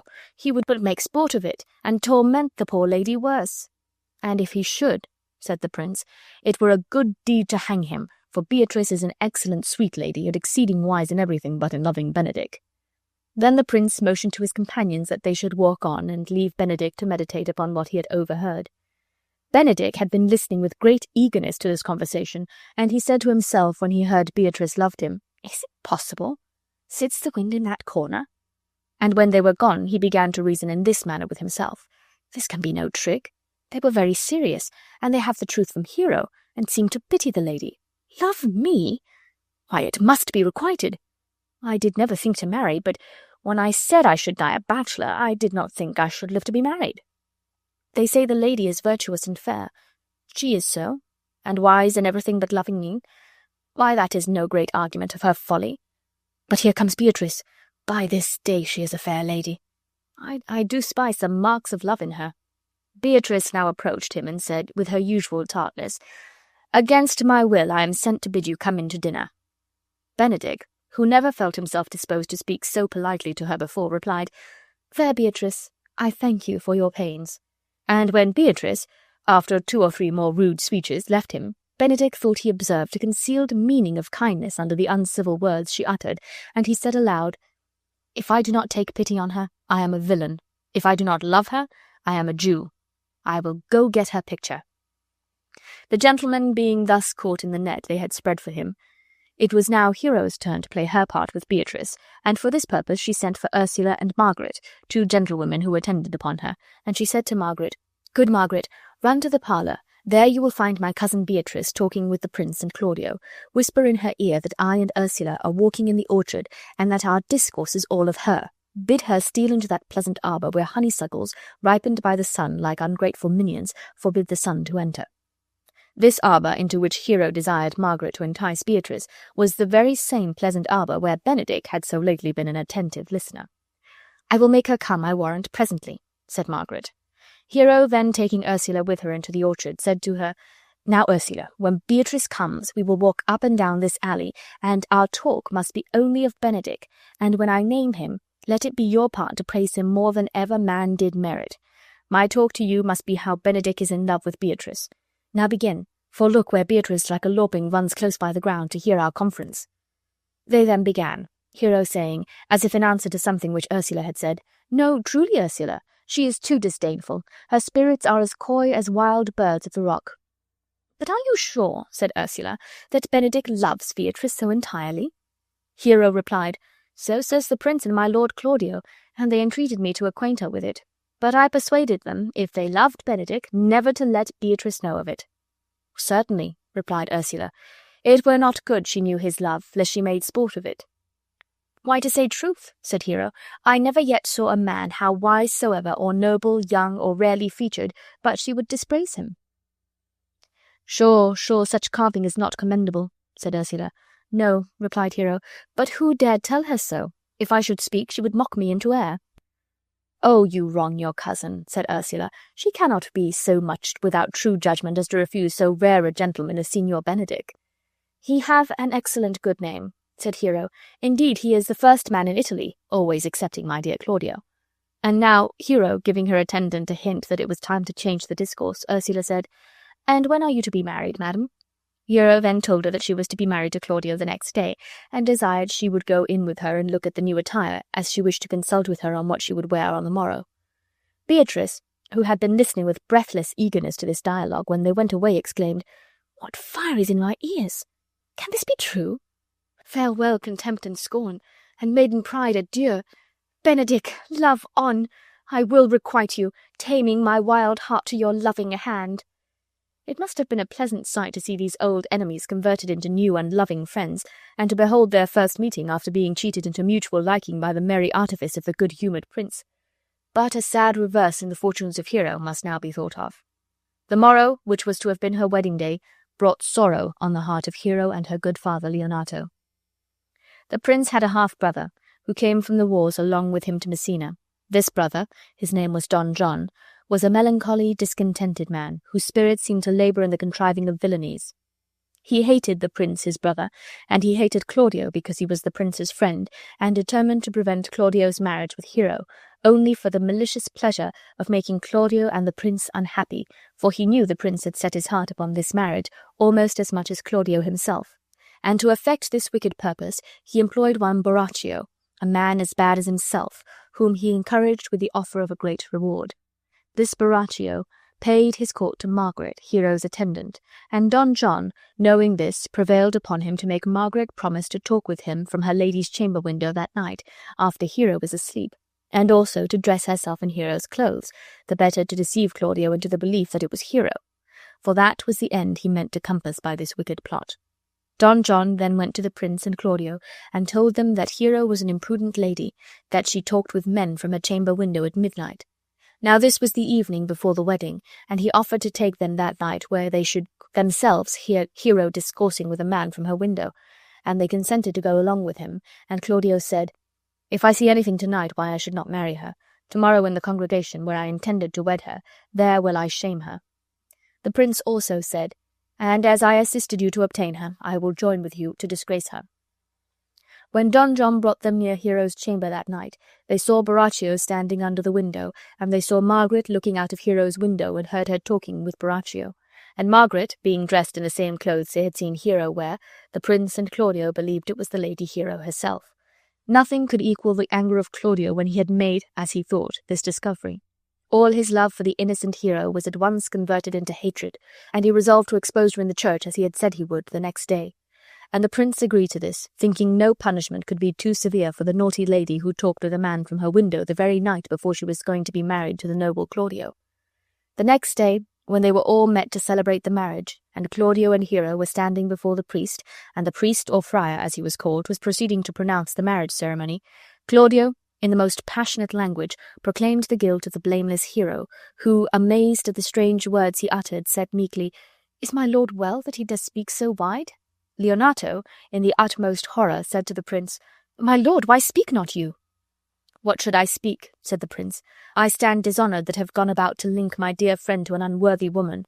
Leonato, upon my honour, myself, my brother, and this grieved Claudio did see and hear her last night at midnight talk with a man at her chamber window." Benedick, in astonishment at what he heard, said, "This looks not like a nuptial." "True, O God!" replied the heart-struck Hero, and then this hapless lady sank down in a fainting fit, to all appearance dead. The prince and Claudio left the church without staying to see if Hero would recover, or at all regarding the distress into which they had thrown Leonato. So hard-hearted had their anger made them. Benedick remained and assisted Beatrice to recover Hero from her swoon, saying, "How does the lady?" "Dead, I think," replied Beatrice in great agony, for she loved her cousin, and knowing her virtuous principles, she believed nothing of what she had heard spoken against her. Not so the poor old father. He believed the story of his child's shame, and it was piteous to hear him lamenting over her as she lay like one dead before him, wishing she might never more open her eyes. But the ancient friar was a wise man and full of observation on human nature, and he had attentively marked the lady's countenance when she heard herself accused, and noted 1,000 blushing shames start into her face, and then he saw an angel-like whiteness bear away those blushes, and in her eye he saw a fire that did belie the error that the prince did speak against her maiden truth, and he said to the sorrowing father, "Call me a fool. Trust not my reading nor my observation, trust not my age, my reverence, nor my calling, if this sweet lady lie not guiltless here under some biting error." When Hero had recovered from the swoon into which she had fallen, the friar said to her, "Lady, what man is he you are accused of?" Hero replied, "They know not that do accuse me, I know of none." Then turning to Leonato, she said, "O my father, if you can prove that any man has ever conversed with me at hours unmeet, or that I yesternight changed words with any creature, refuse me, hate me, torture me to death." "There is," said the friar, "some strange misunderstanding in the prince and Claudio." And then he counselled Leonato that he should report that Hero was dead, and he said that the death-like swoon in which they had left Hero would make this easy of belief, and he also advised him that he should put on mourning and erect a monument for her, and do all rites that appertain to a burial. "What shall become of this?" said Leonato. "What will this do?" The friar replied, "This report of her death shall change slander into pity. That is some good. But that is not all the good I hope for. When Claudio shall hear she died upon hearing his words, the idea of her life shall sweetly creep into his imagination. Then shall he mourn, if ever love had interest in his heart, and wish that he had not so accused her, yea, though he thought his accusation true." Benedick now said, "Leonato, let the friar advise you, and though you know well I love the prince and Claudio, yet on my honour I will not reveal this secret to them." Leonato, thus persuaded, yielded, and said sorrowfully, "I am so grieved that the smallest twine may lead me." The kind friar then led Leonato and Hero away to comfort and console them, and Beatrice and Benedick remained alone, and this was the meeting from which their friends, who contrived the merry plot against them, expected so much diversion. Those friends who were now overwhelmed with affliction, and from whose minds all thoughts of merriment seemed forever banished. Benedick was the first who spoke, and he said, Lady Beatrice, have you wept all this while? Yea, and I will weep a while longer, said Beatrice.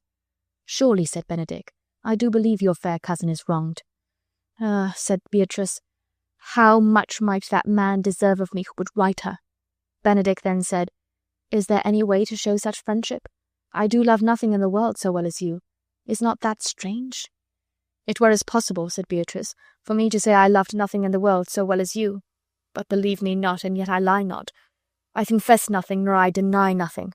I am sorry for my cousin.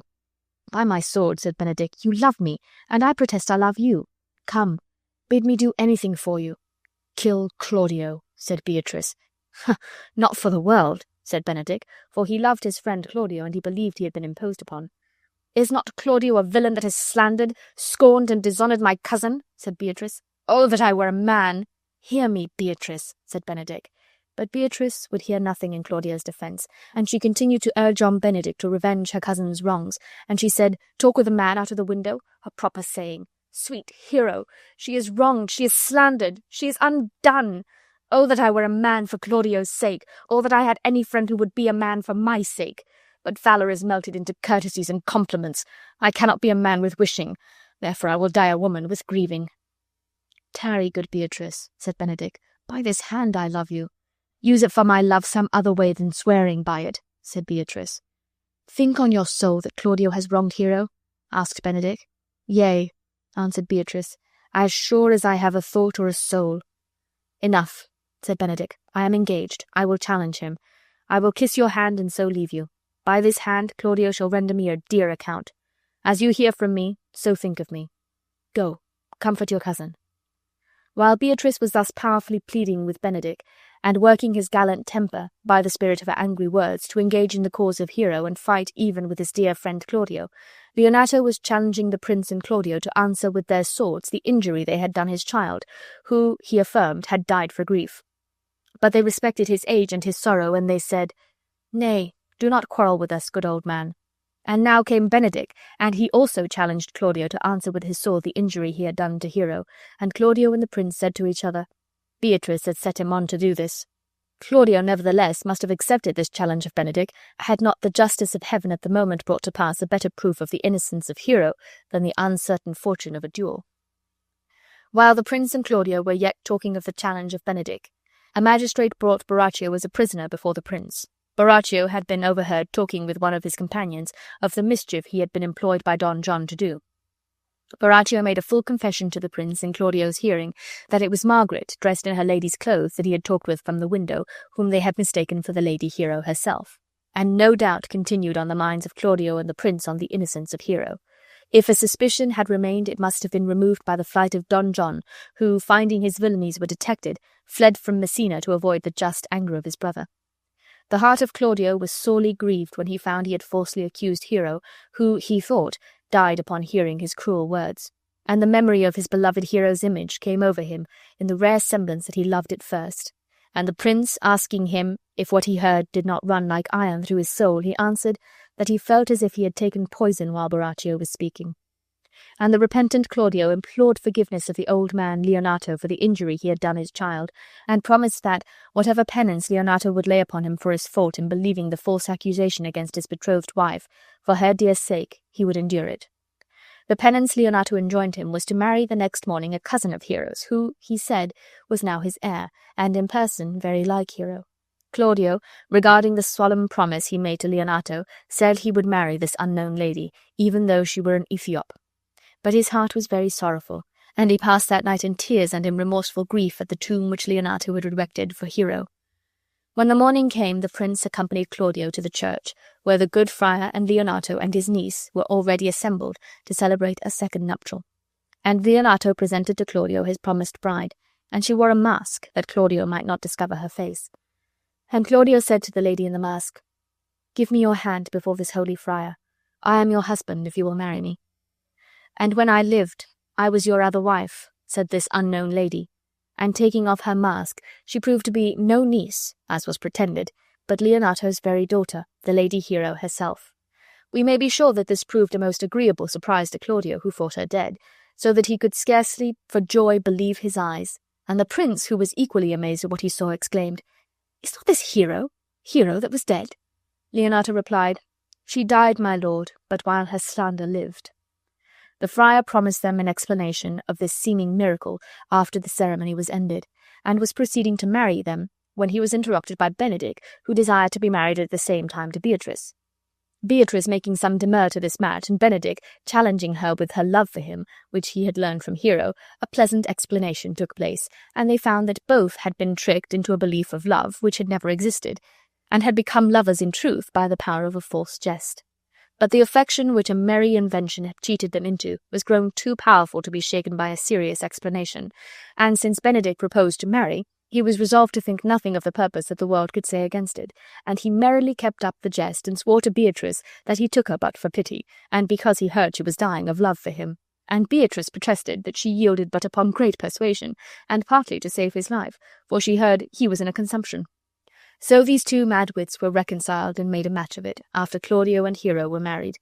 And to complete the history, Don John, the contriver of the villainy, was taken in his flight and brought back to Messina, and a brave punishment it was to this gloomy, discontented man to see the joy and feastings which, by the disappointment of his plots, took place in the palace in Messina. As You Like It.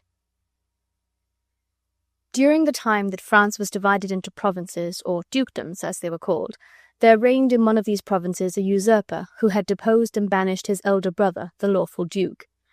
The duke, who was thus driven from his dominions, retired with a few faithful followers to the forest of Arden, and here the good duke lived with his loving friends, who had put themselves into a voluntary exile for his sake, while their land and revenues enriched the false usurper.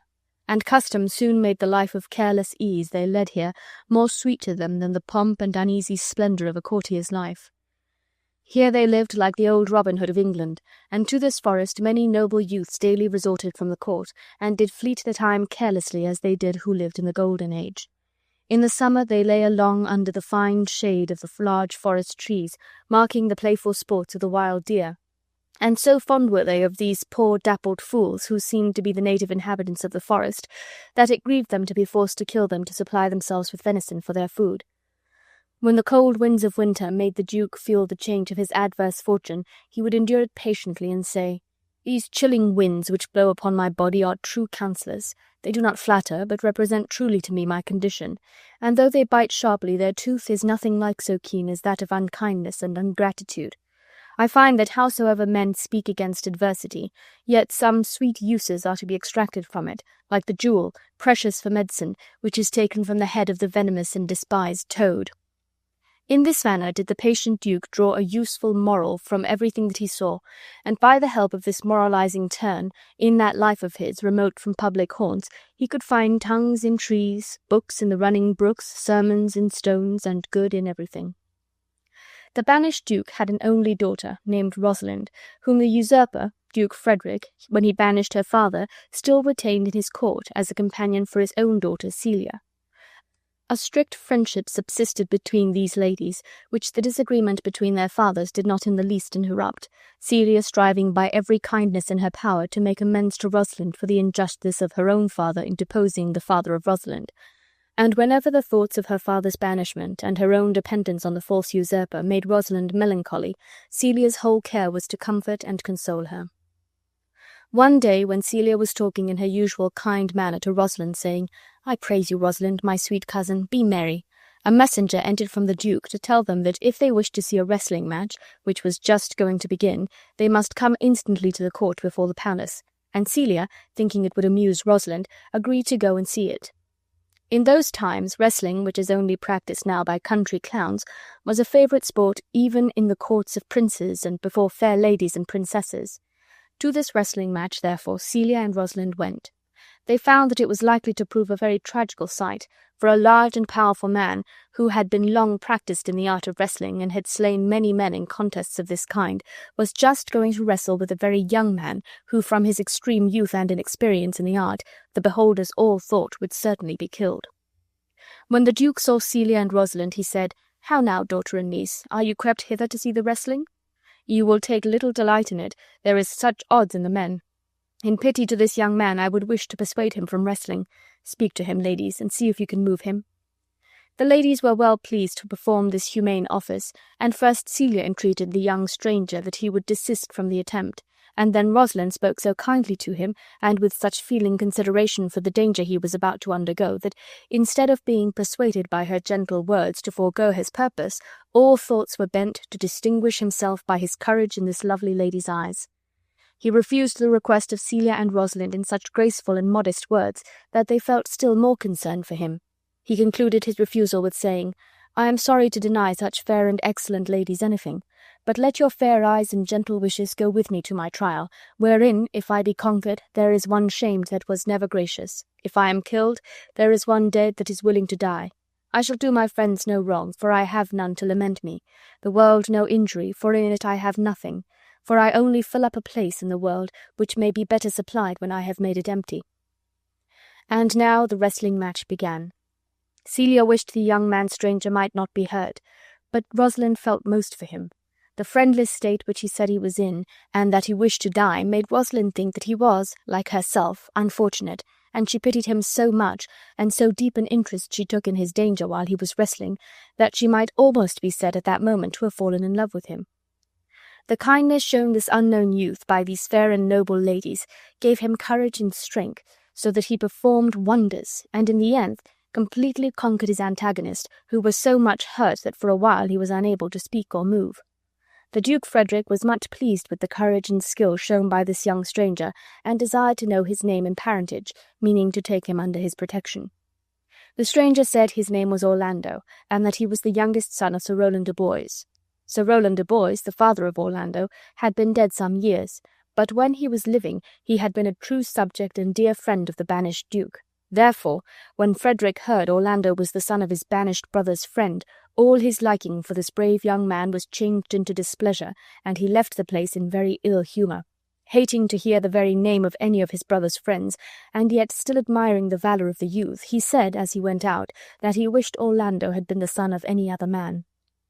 Rosalind was delighted to hear that her new favourite was the son of her father's old friend, and she said to Celia, "My father loved Sir Rowland de Boys, and if I had known this young man was his son, I would have added tears to my entreaties before he should have ventured."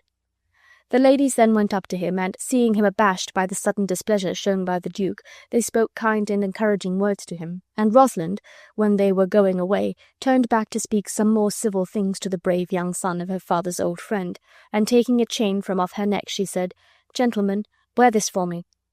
I am out of suits with fortune, or I would give you a more valuable present."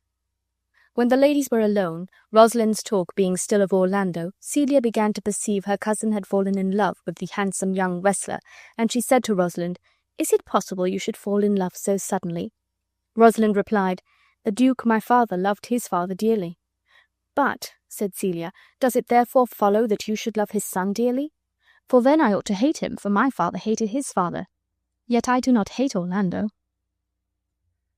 Frederick, being enraged at the sight of Sir Rowland de Boys' son, which reminded him of the many friends the banished Duke had among the nobility, and having been for some time displeased with his niece because the people praised her for her virtues and pitied her for her good father's sake, his malice suddenly broke out against her, and while Celia and Rosalind were talking of Orlando, Frederick entered the room, and with looks full of anger ordered Rosalind instantly to leave the palace and follow her father into banishment, telling Celia, who in vain pleaded for her, that he only suffered Rosalind to stay upon her account.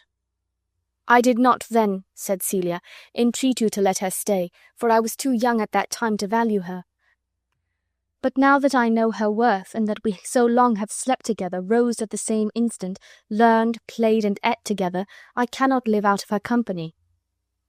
Frederick replied, "She is too subtle for you. Her smoothness, her very silence, and her patience speak to the people, and they pity her. You are a fool to plead for her.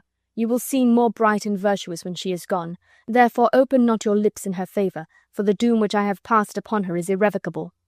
When Celia found she could not prevail upon her father to let Rosalind remain with her, she generously resolved to accompany her, and leaving her father's palace that night, she went along with her friend to seek Rosalind's father, the banished Duke, in the forest of Arden. Before they set out, Celia considered that it would be unsafe for two young ladies to travel in the rich clothes they then wore. She therefore proposed that they should disguise their rank by dressing themselves like country maids. Rosalind said it would be a still greater protection if one of them was to be dressed like a man, and so it was quickly agreed on between them that, as Rosalind was the tallest, she should wear the dress of a young countryman, and Celia should be habited like a country lass, and that they should say they were brother and sister. And Rosalind said she would be called Ganymede, and Celia chose the name of Alina. In this disguise, and taking their money and jewels to defray their expenses, these fair princesses set out on their long travel, for the forest of Arden was a long way off, beyond the boundaries of the Duke's dominions. The Lady Rosalind, or Ganymede, as she must now be called, with her manly garb, seemed to have put on a manly courage. The faithful friendship Celia had shown in accompanying Rosalind so many weary miles made the new brother, in recompense for this true love, exert a cheerful spirit, as if he were indeed Ganymede, the rustic and stout-hearted brother of the gentle village maiden Alina. When at last they came to the forest of Arden, they no longer found the convenient inns and good accommodations they had met with on the road, and being in want of food and rest, Ganymede, who had so merrily cheered his sister with pleasant speeches and happy remarks all the way, now owned to Alina that he was so weary he could find in his heart to disgrace his man's apparel and cry like a woman, and Alina declared she could go no farther. And then again Ganymede tried to recollect that it was a man's duty to comfort and console a woman as the weaker vessel, and to seem courageous to his new sister he said, "Come, have a good heart, my sister Alina. We are now at the end of our travel in the forest of Arden." But feigned manliness and forced courage would no longer support them, for though they were in the forest of Arden, they knew not where to find the Duke. And here the travel of these weary ladies might have come to a sad conclusion, for they might have lost themselves and perished for want of food. But providentially, as they were sitting on the grass, almost dying with fatigue and hopeless of any relief, a countryman chanced to pass that way, and Ganymede once more tried to speak with a manly boldness, saying, "Shepherd, if love or gold can in this desert place procure us entertainment, I pray you bring us where we may rest ourselves, for this young maid, my sister, is much fatigued with travelling and faints for want of food." The man replied that he was only a servant to a shepherd, and that his master's house was just going to be sold, and therefore they would find but poor entertainment, but that if they would go with him they should be welcome to what there was.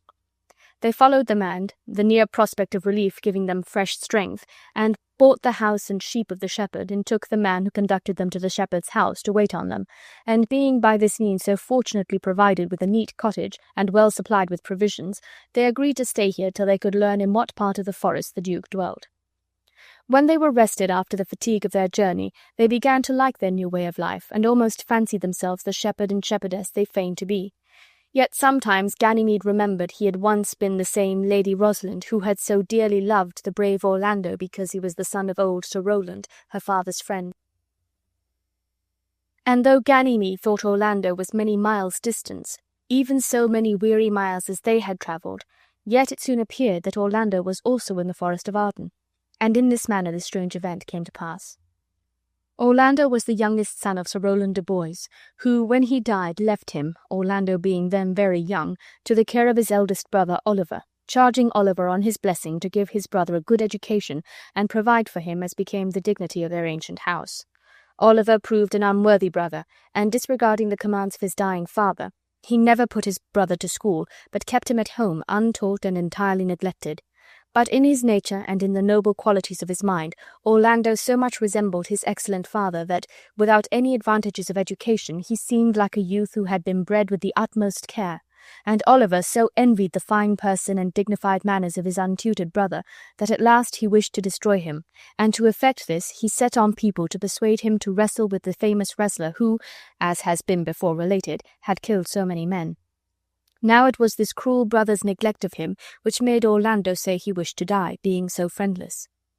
When, contrary to the wicked hopes he had formed, his brother proved victorious, his envy and malice knew no bounds, and he swore he would burn the chamber where Orlando slept. He was overheard making his vow by one that had been an old and faithful servant to their father, and that loved Orlando because he resembled Sir Rowland. This old man went out to meet him when he returned from the Duke's palace, and when he saw Orlando, the peril his dear young master was in made him break out into these passionate exclamations. "Oh, my gentle master, my sweet master! Oh, you memory of old Sir Rowland! Why are you virtuous? Why are you gentle, strong, and valiant? And why would you be so fond to overcome the famous wrestler? Your praise is come too swiftly home before you." Orlando, wondering what all this meant, asked him what was the matter, And then the old man told him how his wicked brother, envying the love all people bore him, and now hearing the fame he had gained by his victory in the Duke's palace, intended to destroy him by setting fire to his chamber that night, and in conclusion advised him to escape the danger he was in by instant flight. And knowing Orlando had no money, Adam, for that was the good old man's name, had brought out with him his own little hoard, and he said, "I have 500 crowns, the thrifty hire I saved under your father and laid by to provision for me when my old limbs should become unfit for service. Take that, and he that doth the ravens feed, be comfort to my age. Here is the gold, all this I give to you. Let me be your servant. Though I look old, I will do the service of a younger man in all your business and necessities." "O good old man," said Orlando, "how well appears in you the constant service of the old world. You are not for the fashion of these times. We will go along together, and before your youthful wages are spent, I shall light upon some means for both our maintenance." Together then this faithful servant and his loved master set out, and Orlando and Adam travelled on, uncertain what course to pursue, till they came to the forest of Arden, and there they found themselves in the same distress for want of food that Ganymede and Alina had been. They wandered on, seeking some human habitation, till they were almost spent with hunger and fatigue. Adam at last said, "Oh, my dear master, I die for want of food. I can go no farther." He then laid himself down, thinking to make that place his grave, and bade his dear master farewell. Orlando, seeing him in this weak state, took up his old servant in his arms, and carried him under the shelter of some pleasant trees, and he said to him, "Cheerly, old Adam, rest your weary limbs here a while, and do not talk of dying." Orlando then searched about to find some food, and he happened to arrive at that part of the forest where the Duke was, and he and his friends were just going to eat their dinner, this royal Duke being seated on the grass under no other canopy than the shady covert of some large trees. Orlando, whom hunger had made desperate, drew his sword, intending to take their meat by force, and said, "Forbear, and eat no more. I must have your food." The Duke asked him if distress had made him so bold, or if he were a rude despiser of good manners. On this Orlando said he was dying with hunger, and then the Duke told him he was welcome to sit down and eat with them. Orlando, hearing him speak so gently, put up his sword and blushed with shame at the rude manner in which he had demanded their food. "Pardon me, I pray you," said he. "I thought that all things had been savage here, and therefore I put on the countenance of stern command. But whatever men you are that in this desert, under the shade of melancholy boughs, lose and neglect the creeping hours of time, if ever you have looked on better days, if ever you have been where bells have knolled to church, if you ever sat at any good man's feast, if ever from your eyelids you have wiped a tear, and know what it is to pity or be pitied, may gentle speeches now move you to do me human courtesy." The Duke replied, "True it is that we are men, as you say, who have seen better days, and though we have now our habitation in this wild forest, we have lived in towns and cities, and have with holy bell been knolled to church, have sat at good men's feasts, and from our eyes have wiped the drops which sacred pity has engendered. Therefore sit you down and take of our refreshment as much as will minister to your wants." "There is a poor old man," answered Orlando, "who has limped after me many a weary step in pure love, oppressed at once with two sad infirmities, age and hunger. Till he be satisfied, I must not touch a bit." "Go find him out and bring him hither," said the Duke. "We will forbear to eat till you return." Then Orlando went like a doe to find its fawn and give it food, and presently returned, bringing Adam in his arms. And the Duke said, "Set down your venerable burden, you are both welcome." And they fed the old man and cheered his heart, and he revived and recovered his health and strength again. The Duke inquired who Orlando was, and when he found that he was the son of his old friend Sir Rowland de Boys, he took him under his protection, and Orlando and his old servant lived with the Duke in the forest. Orlando arrived in the forest not many days after Ganymede and Alina came there, and, as has been before related, bought the shepherd's cottage. Ganymede and Alina were strangely surprised to find the name of Rosalind carved on trees, and love sonnets fastened to them, all addressed to Rosalind. And while they were wondering how this could be, they met Orlando, and they perceived the chain which Rosalind had given him about his neck. Orlando little thought that Ganymede was the fair Princess Rosalind, who, by her noble condescension and favour, had so won his heart that he passed his whole time in carving her name upon the trees, and writing sonnets in praise of her beauty. But being much pleased with the graceful air of this pretty shepherd youth, he entered into conversation with him, and he thought he saw a likeness in Ganymede to his beloved Rosalind, but that he had none of the dignified deportment of that noble lady, for Ganymede assumed the forward manners often seen in youths when they are between boys and men.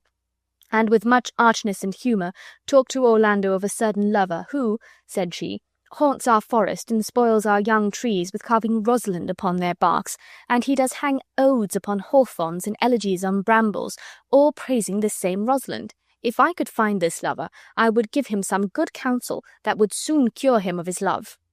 Orlando confessed that he was the fond lover of whom he spoke, and asked Ganymede to give him the good counsel he talked of. The remedy Ganymede proposed, and the counsel he gave him, was that Orlando should come every day to the cottage where he and his sister Alina dwelt. And then, said Ganymede, I will feign myself to be Rosalind, and you shall feign to court me in the same manner as you would do if I was Rosalind, and then I will imitate the fantastic ways of whimsical ladies to their lovers, till I make you ashamed of your love. And this is the way I propose to cure you. Orlando had no great faith in the remedy, yet he agreed to come every day to Ganymede's cottage and feign a playful courtship. And every day Orlando visited Ganymede and Alina, and Orlando called the shepherd Ganymede his Rosalind, and every day talked over all the fine words and flattering compliments which young men delight to use when they court their mistresses. It does not appear, however, that Ganymede made any progress in curing Orlando of his love for Rosalind. Though Orlando thought all this was but a sportive play, not dreaming that Ganymede was his very Rosalind, yet the opportunity it gave him of saying all the fond things he had in his heart pleased his fancy almost as well as it did Ganymede's, who enjoyed the secret jest in knowing these fine love speeches were all addressed to the right person. In this manner many days passed pleasantly on with these young people, and the good-natured Alina, seeing it made Ganymede happy, let him have his own way, and was diverted at the mock courtship, and did not care to remind Ganymede that the Lady Rosalind had not yet made herself known to the Duke, her father, whose place of resort in the forest they had learned from Orlando. Ganymede met the Duke one day, and had some talk with him, and the Duke asked of what parentage he came. Ganymede answered that he came of as good parentage as he did, which made the Duke smile, for he did not suspect the pretty shepherd boy came of royal lineage. Then, seeing the Duke look well and happy, Ganymede was content to put off all further explanation for a few days longer. One morning, as Orlando was going to visit Ganymede, he saw a man lying asleep on the ground, and a large green snake had twisted itself about his neck. The snake, seeing Orlando approach, glided away among the bushes. Orlando went nearer, and then he discovered a lioness lie crouching with her head on the ground, with a cat-like watch, waiting until the sleeping man awaked. For it is said that lions will prey on nothing that is dead or sleeping. It seemed as if Orlando was sent by Providence to free the man from the danger of the snake and lioness, but when Orlando looked in the man's face, he perceived that the sleeper who was exposed to this double peril was his own brother Oliver, who had so cruelly used him and had threatened to destroy him by fire, and he was almost tempted to leave him a prey to the hungry lioness. But brotherly affection and the gentleness of his nature soon overcame his first anger against his brother, and he drew his sword and attacked the lioness and slew her, and thus preserved his brother's life, both from the venomous snake and from the furious lioness. But before Orlando could conquer the lioness, she had torn one of his arms with her sharp claws. While Orlando was engaged with the lioness, Oliver awaked, and perceiving that his brother Orlando, whom he had so cruelly treated, was saving him from the fury of a wild beast at the risk of his own life, shame and remorse at once seized him, and he repented of his unworthy conduct and besought with many tears his brother's pardon for the injuries he had done him. Orlando rejoiced to see him so penitent, and readily forgave him. They embraced each other, and from that hour Oliver loved Orlando with a true brotherly affection, though he had come to the forest bent on his destruction. The wound in Orlando's arm having bled very much, he found himself too weak to go to visit Ganymede, and therefore he desired his brother to go and tell Ganymede, whom, said Orlando, I in sport do call my Rosalind, the accident which had befallen him. Thither then Oliver went, and told to Ganymede and Alina how Orlando had saved his life, and when he had finished the story of Orlando's bravery and his own providential escape, he owned to them that he was Orlando's brother who had so cruelly used him, and then he told them of their reconciliation. The sincere sorrow that Oliver expressed for his offences made such a lively impression on the kind heart of Alina that she instantly fell in love with him, and Oliver, observing how much she pitied the distress he told her he felt for his fault, he as suddenly fell in love with her. But while love was thus stealing into the hearts of Alina and Oliver, he was no less busy with Ganymede, who, hearing of the danger Orlando had been in, and that he was wounded by the lioness, fainted. And when he recovered he pretended that he had counterfeited the swoon in the imaginary character of Rosalind, and Ganymede said to Oliver, Tell your brother Orlando how well I counterfeited a swoon. But Oliver saw by the paleness of his complexion that he did really faint, and much wondering at the weakness of the young man, he said, Well, if you did counterfeit, take a good heart and counterfeit to be a man. So I do, replied Ganymede truly, but I should have been a woman by right. Oliver made this visit a very long one, and when at last he returned back to his brother, he had much news to tell him, for besides the account of Ganymede's fainting at the hearing that Orlando was wounded, Oliver told him how he had fallen in love with the fair shepherdess Alina, and that she had lent a favourable ear to his suit, even in this their first interview. And he talked to his brother as of a thing almost settled that he should marry Alina, saying that he so well loved her that he would live here as a shepherd and settle his estate and house at home upon Orlando. You have my consent, said Orlando. Let your wedding be tomorrow, and I will invite the Duke and his friends. Go and persuade your shepherdess to agree to this. She is now alone, for look, here comes her brother. Oliver went to Alina, and Ganymede, whom Orlando had perceived approaching, came to inquire after the health of his wounded friend. When Orlando and Ganymede began to talk over the sudden love which had taken place between Oliver and Alina, Orlando said he had advised his brother to persuade his fair shepherdess to be married on the morrow, and then he added how much he could wish to be married on the same day to his Rosalind. Ganymede, who well approved of this arrangement, said that if Orlando really loved Rosalind as well as he professed to do, he should have his wish, for on the morrow he would engage to make Rosalind appear in her own person, and also that Rosalind should be willing to marry Orlando. This seemingly wonderful event which, as Ganymede was the Lady Rosalind, he could so easily perform, he pretended he would bring to pass by the aid of magic, which he said he had learned of an uncle who was a famous magician. The fond lover Orlando, half believing and half doubting what he heard, asked Ganymede if he spoke in sober meaning. By my life I do, said Ganymede. Therefore put on your best clothes, and bid the Duke and your friends to your wedding, for if you desire to be married tomorrow to Rosalind, she shall be here. The next morning, Oliver having obtained the consent of Alina, they came into the presence of the Duke, and with them also came Orlando. They being all assembled to celebrate this double marriage, and as yet only one of the brides appearing, there was much of wondering and conjecture, but they mostly thought that Ganymede was making a jest of Orlando. The Duke, hearing that it was his own daughter that was to be brought in this strange way, asked Orlando if he believed the shepherd boy could really do what he had promised, and while Orlando was answering that he knew not what to think, Ganymede entered and asked the Duke if he brought his daughter, whether he would consent to her marriage with Orlando. That I would, said the Duke, if I had kingdoms to give with her. Ganymede then said to Orlando, And you say you will marry her if I bring her here. That I would, said Orlando, if I were king of many kingdoms. Ganymede and Alina then went out together, and Ganymede, in throwing off his male attire, and being once more dressed in woman's apparel, quickly became Rosalind without the power of magic, and Alina, changing her country garb for her own rich clothes, was with as little trouble transformed into the Lady Celia. While they were gone, the Duke said to Orlando that he thought the shepherd Ganymede very like his daughter Rosalind, and Orlando said he also had observed the resemblance. They had no time to wonder how all this would end, for Rosalind and Celia, in their own clothes, entered, and no longer pretending that it was by the power of magic that she came there, Rosalind threw herself on her knees before her father, and begged his blessing. It seemed so wonderful to all present that she should so suddenly appear, that it might well have passed for magic. But Rosalind would no longer trifle with her father, and told him the story of her banishment and of her dwelling in the forest as a shepherd boy, her cousin Celia passing as her sister. The Duke ratified the consent he had already given to the marriage, and Orlando and Rosalind, Oliver and Celia, were married at the same time. And though their wedding could not be celebrated in this wild forest with any of the parade of splendour usual on such occasions, yet a happier wedding day was never passed.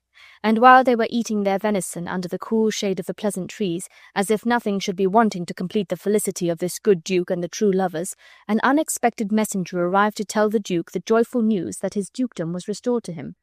The usurper, enraged at the flight of his daughter Celia, and hearing that every day men of great worth resorted to the forest of Arden to join the lawful Duke in his exile, much envying that his brother should be so highly respected in his adversity, put himself at the head of a large force, and advanced toward the forest, intending to seize his brother, and put him with all his faithful followers to the sword. But by a wonderful interposition of Providence, this bad brother was converted from his evil intention, for just as he entered the skirts of the wild forest, he was met by an old religious man, a hermit, with whom he had much talk, and who in the end completely turned his heart from his wicked design. Thenceforward he became a true penitent, and resolved, relinquishing his unjust dominion, to spend the remainder of his days in a religious house. The first act of his newly conceived penitence was to send a messenger to his brother, as has been related, to offer to restore to him his dukedom, which he had usurped so long, and with it the lands and revenues of his friends, the faithful followers of his adversity. This joyful news, as unexpected as it was welcome, came opportunely to heighten the festivity and rejoicings at the wedding of the princesses. Celia complimented her cousin on this good fortune which had happened to the Duke, Rosalind's father, and wished her joy very sincerely, though she herself was no longer heir to the dukedom. But by this restoration which her father had made, Rosalind was now the heir, so completely was the love of these two cousins unmixed with anything of jealousy or of envy. The Duke had now an opportunity of rewarding those true friends who had stayed with him in his banishment, and these worthy followers, though they had patiently shared his adverse fortune, were very well pleased to return in peace and prosperity to the place of their lawful Duke. 2 Gentlemen of Verona. There lived in the city of Verona 2 young gentlemen whose names were Valentine and Proteus, between whom a firm and uninterrupted friendship had long subsisted. They pursued their studies together, and their hours of leisure were always passed in each other's company, except when Proteus visited a lady he was in love with. And these visits to his mistress, and this passion of Proteus for the fair Julia, were the only topics on which these 2 friends disagreed, for Valentine, not being himself a lover, was sometimes a little weary of hearing his friend forever talking of his Julia, and then he would laugh at Proteus, and in pleasant terms ridicule the passion of love, and declare that no such idle fancies should ever enter his head, greatly preferring, as he said, the free and happy life he led to the anxious hopes and fears of the lover Proteus. One morning Valentine came to Proteus to tell him that they must for a time be separated, for that he was going to Milan. Proteus, unwilling to part with his friend, used many arguments to prevail upon Valentine not to leave him, but Valentine said, "Cease to persuade me, my loving Proteus. I will not, like a sluggard, wear out my youth in idleness at home. Home-keeping youths have ever homely wits. If your affection were not chained to the sweet glances of your honoured Julia, I would entreat you to accompany me, to see the wonders of the world abroad. But since you are a lover, love on still, and may your love be prosperous." They parted with mutual expressions of unalterable friendship. "Sweet Valentine, adieu," said Proteus. "Think on me when you see some rare object worthy of notice in your travels, and wish me partaker of your happiness." Valentine began his journey that same day toward Milan, and when his friend had left him, Proteus sat down to write a letter to Julia, which he gave to her maid Lucetta to deliver to her mistress. Julia loved Proteus as well as he did her, but she was a lady of noble spirit, and she thought it did not become her maiden dignity too easily to be won. Therefore she affected to be insensible to his passion, and gave him much uneasiness in the prosecution of his suit. And when Lucetta offered the letter to Julia, she would not receive it, and chiding her maid for taking letters from Proteus, ordered her to leave the room. But she so much wished to see what was written in the letter, that she soon called in her maid again, and when Lucetta returned, she said, "What o'clock is it?" Lucetta, who knew her mistress more desired to see the letter than to know the time of day, without answering her question again offered the rejected letter. Julia, angry that her maid should thus take the liberty of seeming to know what she really wanted, tore the letter in pieces and threw it on the floor, ordering her maid once more out of the room. As Lucetta was retiring, she stopped to pick up the fragments of the torn letter, but Julia, who meant not so to part with them, said in pretended anger, "Go, get you gone, and let the papers lie. You would be fingering them to anger me." Julia then began to piece together as well as she could the torn fragments.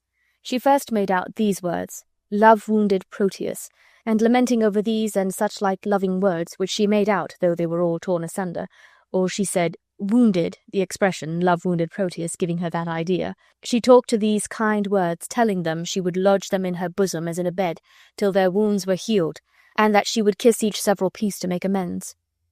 In this manner she went on talking with a pretty, ladylike childishness, till finding herself unable to make out the whole, and vexed at her own ingratitude in destroying such sweet and loving words, as she called them, she wrote a much kinder letter to Proteus than she had ever done before. Proteus was greatly delighted at receiving this favourable answer to his letter, and while he was reading it he exclaimed, "Sweet love, sweet lines, sweet life." In the midst of his raptures he was interrupted by his father. "How now?" said the old gentleman. "What letter are you reading there?" "My lord," replied Proteus, "it is a letter from my friend Valentine at Milan." "Lend me the letter," said his father. "Let me see what news." "There is no news, my lord," said Proteus, greatly alarmed, "but that he writes how well beloved he is of the Duke of Milan, who daily graces him with favours, and how he wishes me with him, the partner of his fortune." "And how stand you affected to his wish?" asked the father. "As one relying on your lordship's will and not depending on his friendly wish," said Proteus. Now it happened that Proteus's father had just been talking with a friend on this very subject. His friend had said he wondered his lordship suffered his son to spend his youth at home, while most men were sending their sons to seek preferment abroad. Some, said he, to the wars, to try their fortunes there, and some to discover islands far away, and some to study in foreign universities. And there is his companion Valentine. He is gone to the Duke of Milan's court. Your son is fit for any of these things, and it will be a great disadvantage to him in his riper age not to have travelled in his youth. Proteus's father thought the advice of his friend was very good, and upon Proteus telling him that Valentine wished him with him, the partner of his fortune, he at once determined to send his son to Milan, and without giving Proteus any reason for this sudden resolution, it being the usual habit of this positive old gentleman to command his son, not reason with him, he said, "My will is the same as Valentine's wish." And seeing his son look astonished, he added, "Look not amazed that I so suddenly resolve you shall spend some time in the Duke of Milan's court.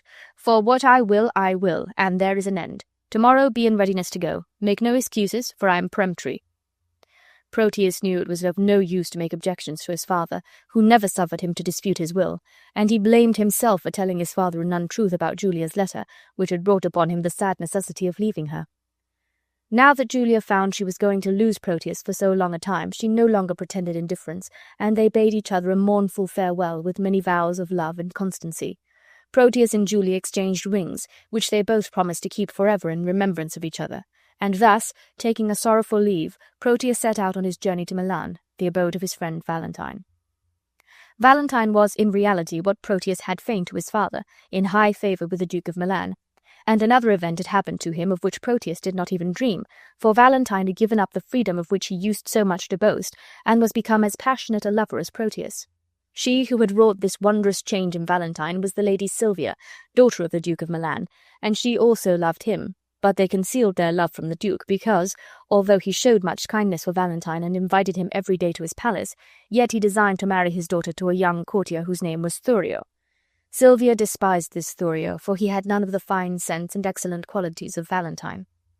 These two rivals, Thurio and Valentine, were one day on a visit to Silvia, and Valentine was entertaining Silvia with turning everything Thurio said into ridicule, when the Duke himself entered the room and told Valentine the welcome news of his friend Proteus's arrival. Valentine said, "If I had wished a thing, it would have been to have seen him here." And then he highly praised Proteus to the Duke, saying, "My lord, though I have been a truant of my time, yet hath my friend made use and fair advantage of his days, and is complete in person and in mind, in all good grace to grace a gentleman." "Welcome him, then, according to his worth," said the Duke. "Silvia, I speak to you, and you, Sir Thurio, for Valentine I need not bid him do so." They were here interrupted by the entrance of Proteus, and Valentine introduced him to Silvia, saying, "Sweet lady, entertain him to be my fellow-servant to your ladyship." When Valentine and Proteus had ended their visit, and were alone together, Valentine said, "Now tell me how all does from whence you came. How does your lady, and how thrives your love?" Proteus replied, "My tales of love used to weary you. I know you joy not in a love discourse." "Ay, Proteus," returned Valentine, "but that life is altered now. I have done penance for condemning love, for in revenge of my contempt of love, love has chased sleep from my enthralled eyes. O gentle Proteus, love is a mighty lord, and hath so humbled me that I confess there is no woe like his correction, nor no such joy on earth as in his service. I now like no discourse except it be of love. Now I can break my fast, dine, sup, and sleep upon the very name of love." This acknowledgment of the change which love had made in the disposition of Valentine was a great triumph to his friend Proteus. But friend Proteus must be called no longer, for the same all-powerful deity Love, of whom they were speaking, yea, even while they were talking of the change he had made in Valentine, was working in the heart of Proteus, and he, who had till this time been a pattern of true love and perfect friendship, was now, in one short interview with Silvia, become a false friend and a faithless lover. For at the first sight of Silvia, all his love for Julia vanished away like a dream, nor did his long friendship of Valentine deter him from endeavouring to supplant him in her affections. And although, as it will always be when people of dispositions naturally good become unjust, he had many scruples before he determined to forsake Julia and become the rival of Valentine, yet he at length overcame his sense of duty, and yielded himself up, almost without remorse, to his new unhappy passion. Valentine imparted to him in confidence the whole history of his love, and how carefully they had concealed it from the Duke her father, and told him that, despairing of ever being able to obtain his consent, he had prevailed upon Silvia to leave her father's palace that night, and go with him to Mantua. Then he showed Proteus a ladder of ropes by help of which he meant to assist Sylvia to get out of one of the windows of the palace after it was dark. Upon hearing this faithful recital of his friend's dearest secrets, it is hardly possible to be believed, but so it was that Proteus resolved to go to the Duke and disclose the whole to him. This false friend began his tale with many artful speeches to the Duke, such as that by the laws of friendship he ought to conceal what he was going to reveal, but that the gracious favour the Duke had shown him, and the duty he owed his grace, urged him to tell that which else no worldly good should draw from him. He then told all he had heard from Valentine, not omitting the ladder of ropes and the manner in which Valentine meant to conceal them under a long cloak. The Duke thought Proteus quite a miracle of integrity, in that he preferred telling his friend's intention rather than he would conceal an unjust action, highly commended him, and promised him not to let Valentine know from whom he had learned this intelligence, but by some artifice to make Valentine betray the secret himself. For this purpose the Duke awaited the coming of Valentine in the evening, whom he soon saw hurrying toward the palace, and he perceived somewhat was wrapped within his cloak, which he concluded was the rope-ladder. The Duke, upon this, stopped him, saying, "Whither away so fast, Valentine?" "May it please your grace," said Valentine, "there is a messenger that stays to bear my letters to my friends, and I am going to deliver them." Now this falsehood of Valentine's had no better success in the event than the untruth Proteus told his father. "Be they of much import?" said the Duke. "No more, my lord," said Valentine, "than to tell my father I am well and happy at your grace's court." "Nay, then," said the Duke, "no matter. Stay with me a while. I wish your counsel about some affairs that concern me nearly." He then told Valentine an artful story as a prelude to draw his secret from him, saying that Valentine knew he wished to match his daughter with Thurio, but that she was stubborn and disobedient to his commands. "Neither regarding," said he, "that she is my child, nor fearing me as if I were her father. And I may say to thee, this pride of hers has drawn my love from her. I had thought my age should have been cherished by her childlike duty. I now am resolved to take a wife and turn her out to whosoever will take her in. Let her beauty be her wedding dower. For me and my possession she esteems not." Valentine, wondering where all this would end, made answer, "And what would your grace have me to do in all this?" "Why," said the Duke, "the lady I would wish to marry is nice and coy, and does not much esteem my aged eloquence. Besides, the fashion of courtship is much changed since I was young. Now I would willingly have you to be my tutor to instruct me how I am to woo." Valentine gave him a general idea of the modes of courtship then practised by young men when they wished to win a fair lady's love, such as presents, frequent visits, and the like. The Duke replied to this that the lady did refuse a present which he sent her, and that she was so strictly kept by her father that no man might have access to her by day. "Why then," said Valentine, "you must visit her by night." "But at night," said the artful Duke, who was now coming to the drift of his discourse, "her doors are fast locked."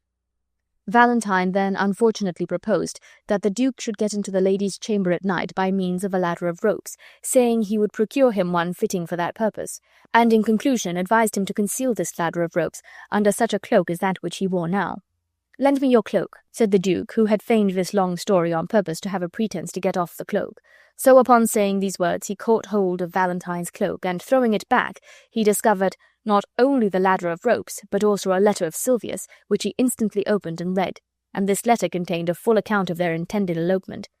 The Duke, after upbraiding Valentine for his ingratitude in thus returning the favour he had shown him, by endeavouring to steal away his daughter, banished him from the court and city of Milan forever, and Valentine was forced to depart that night without even seeing Sylvia. While Proteus at Milan was thus injuring Valentine, Julia at Verona was regretting the absence of Proteus, and her regard for him at last so far overcame her sense of propriety that she resolved to leave Verona and seek her lover at Milan. And to secure herself from danger on the road she dressed her maiden Lucetta and herself in men's clothes, and they set out in this disguise and arrived at Milan soon after Valentine was banished from that city through the treachery of Proteus.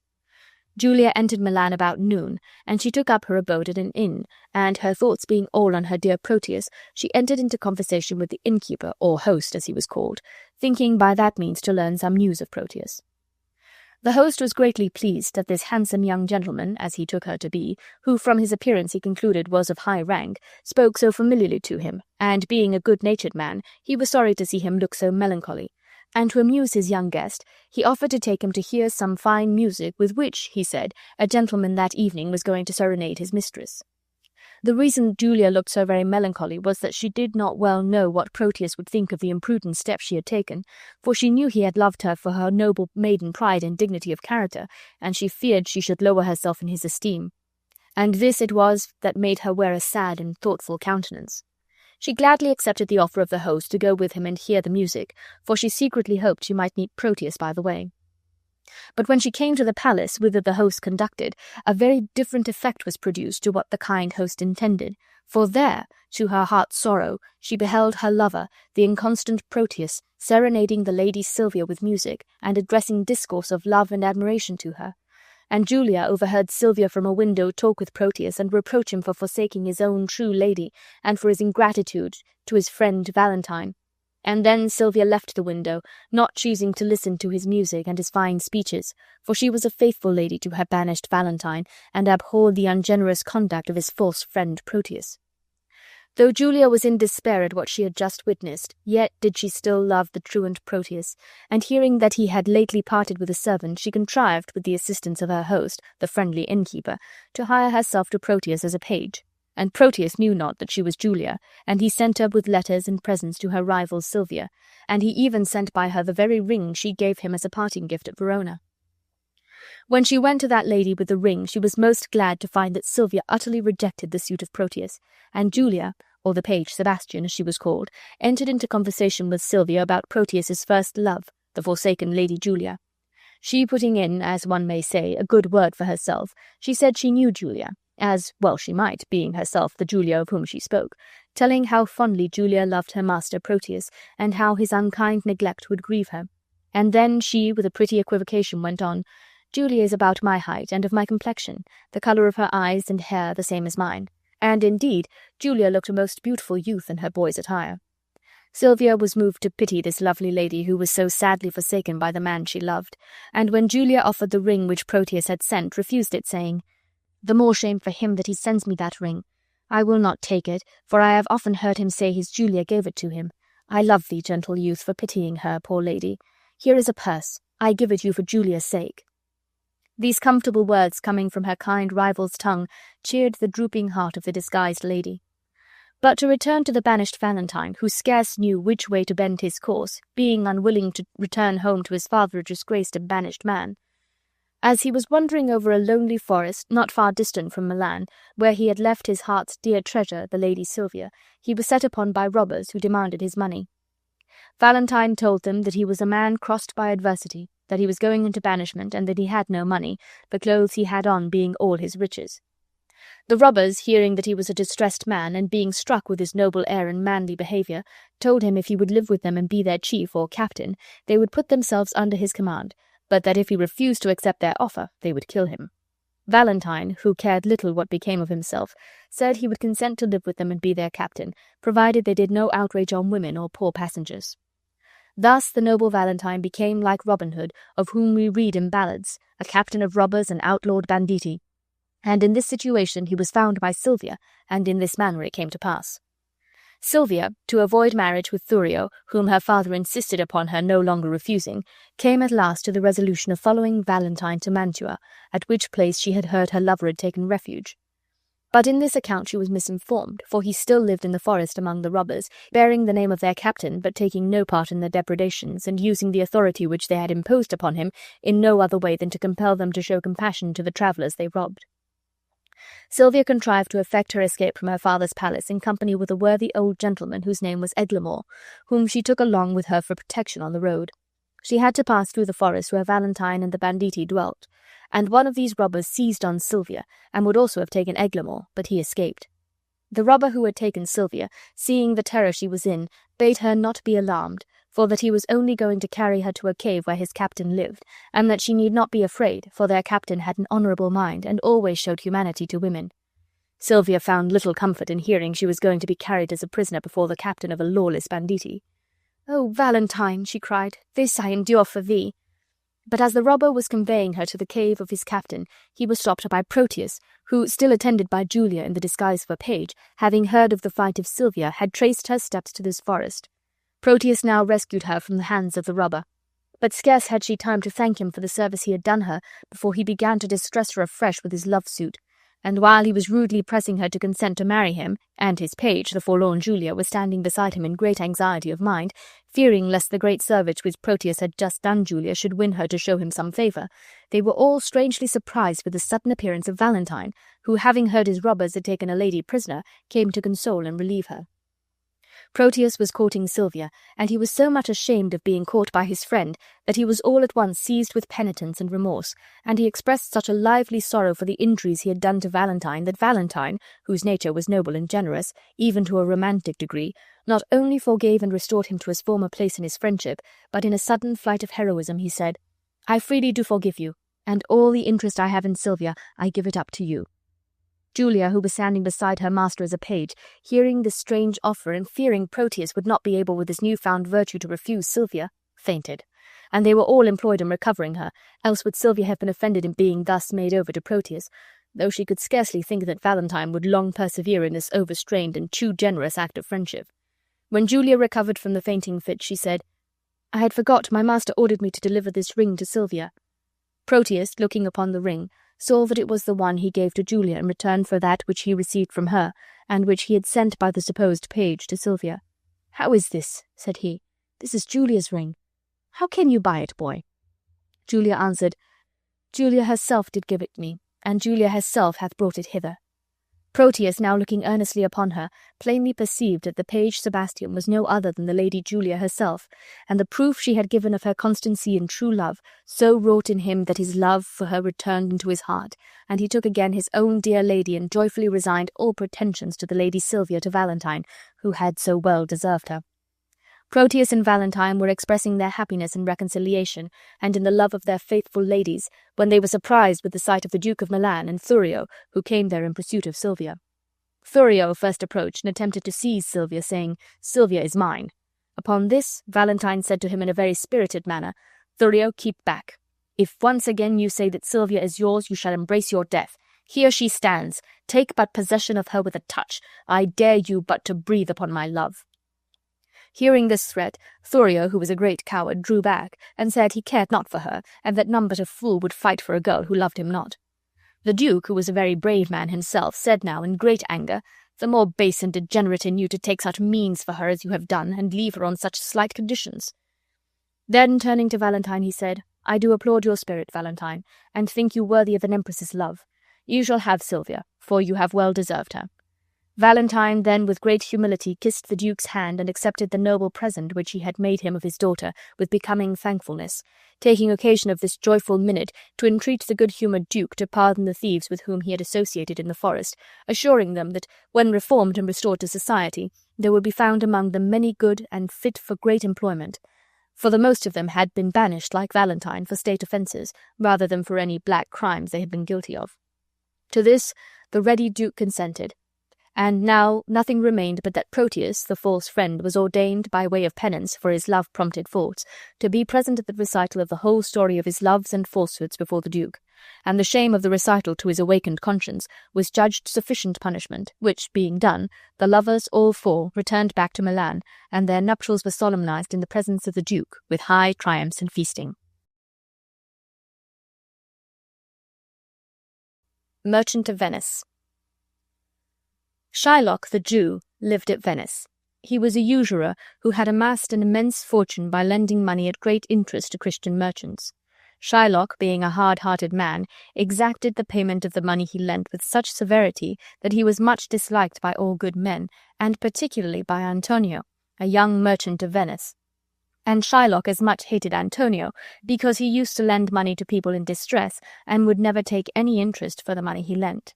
Therefore there was great enmity between this covetous Jew and the generous merchant Antonio.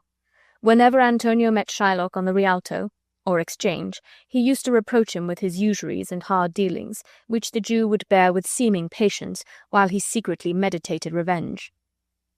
Antonio was the kindest man that lived, the best conditioned, and had the most unwearied spirit in doing courtesies. Indeed, he was one in whom the ancient Roman honour more appeared than in any that drew breath in Italy.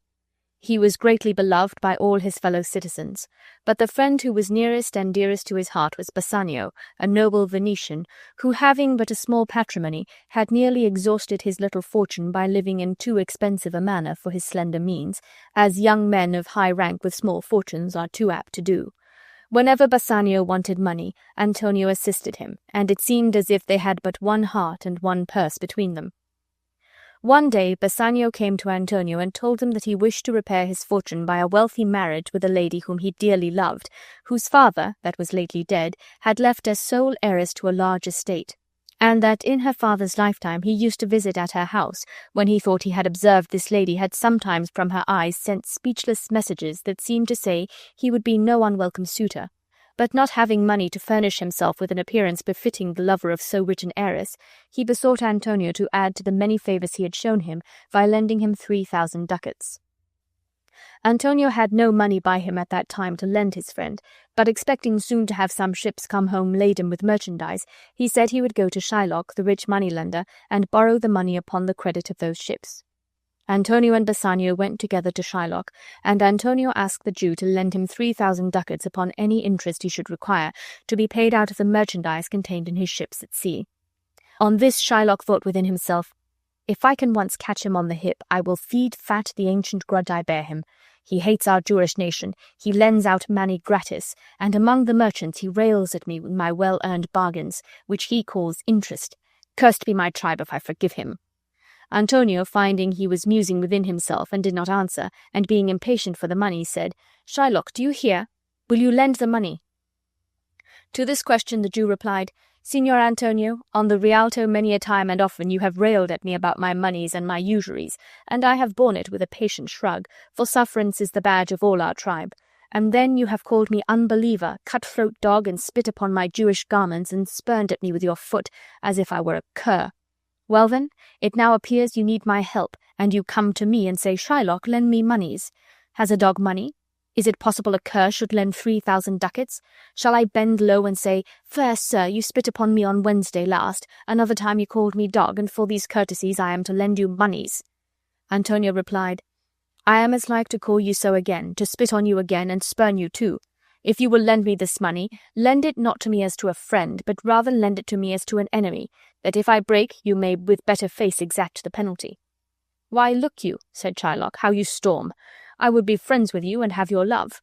I will forget the shames you have put upon me. I will supply your wants and take no interest for my money."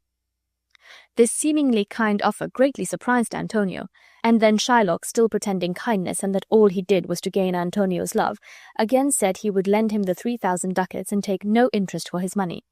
Only Antonio should go with him to a lawyer, and there sign in merry sport a bond that, if he did not repay the money by a certain day, he would forfeit a pound of flesh to be cut off from any part of his body that Shylock pleased. "Content," said Antonio, "I will sign to this bond and say there is much kindness in the Jew." Bassanio said Antonio should not sign to such a bond for him, but still Antonio insisted that he would sign it, for that before the day of payment came his ships would return laden with many times the value of the money. Shylock, hearing this debate, exclaimed, "O Father Abraham, what suspicious people these Christians are! Their own hard dealings teach them to suspect the thoughts of others. I pray you tell me this, Bassanio. If he should break his day, what should I gain by the exaction of the forfeiture? A pound of man's flesh taken from a man is not so estimable, profitable neither, as the flesh of mutton or beef. I say to buy his favour I offer this friendship. If he will take it, so. If not, adieu." At last, against the advice of Bassanio, who, notwithstanding all the Jew had said of his kind intentions, did not like his friend should run the hazard of this shocking penalty for his sake, Antonio signed the bond, thinking it really was, as the Jew said, merely in sport. The rich heiress that Bassanio wished to marry lived near Venice, at a place called Belmont. Her name was Portia, and in the graces of her person and her mind she was nothing inferior to that Portia of whom we read, who was Cato's daughter and the wife of Brutus. Bassanio, being so kindly supplied with money by his friend Antonio at the hazard of his life, set out for Belmont with a splendid train and attended by a gentleman of the name of Gratiano. Bassanio proving successful in his suit, Portia in a short time consented to accept of him for a husband. Bassanio confessed to Portia that he had no fortune, and that his high birth and noble ancestry were all that he could boast of. She, who loved him for his worthy qualities and had riches enough not to regard wealth in her husband, answered with a graceful modesty that she would wish herself 1,000 times more fair and 10,000 times more rich to be more worthy of him. And then the accomplished Portia prettily dispraised herself and said she was an unlessoned girl, unschooled, unpractised, yet not so old but that she could learn, and that she would commit her gentle spirit to be directed and governed by him in all things. And she said, "Myself and what is mine to you and yours is now converted. But yesterday, Bassanio, I was the lady of this fair mansion, queen of myself, and mistress over these servants, and now this house, these servants, and myself are yours, my lord. I give them with this ring," presenting a ring to Bassanio.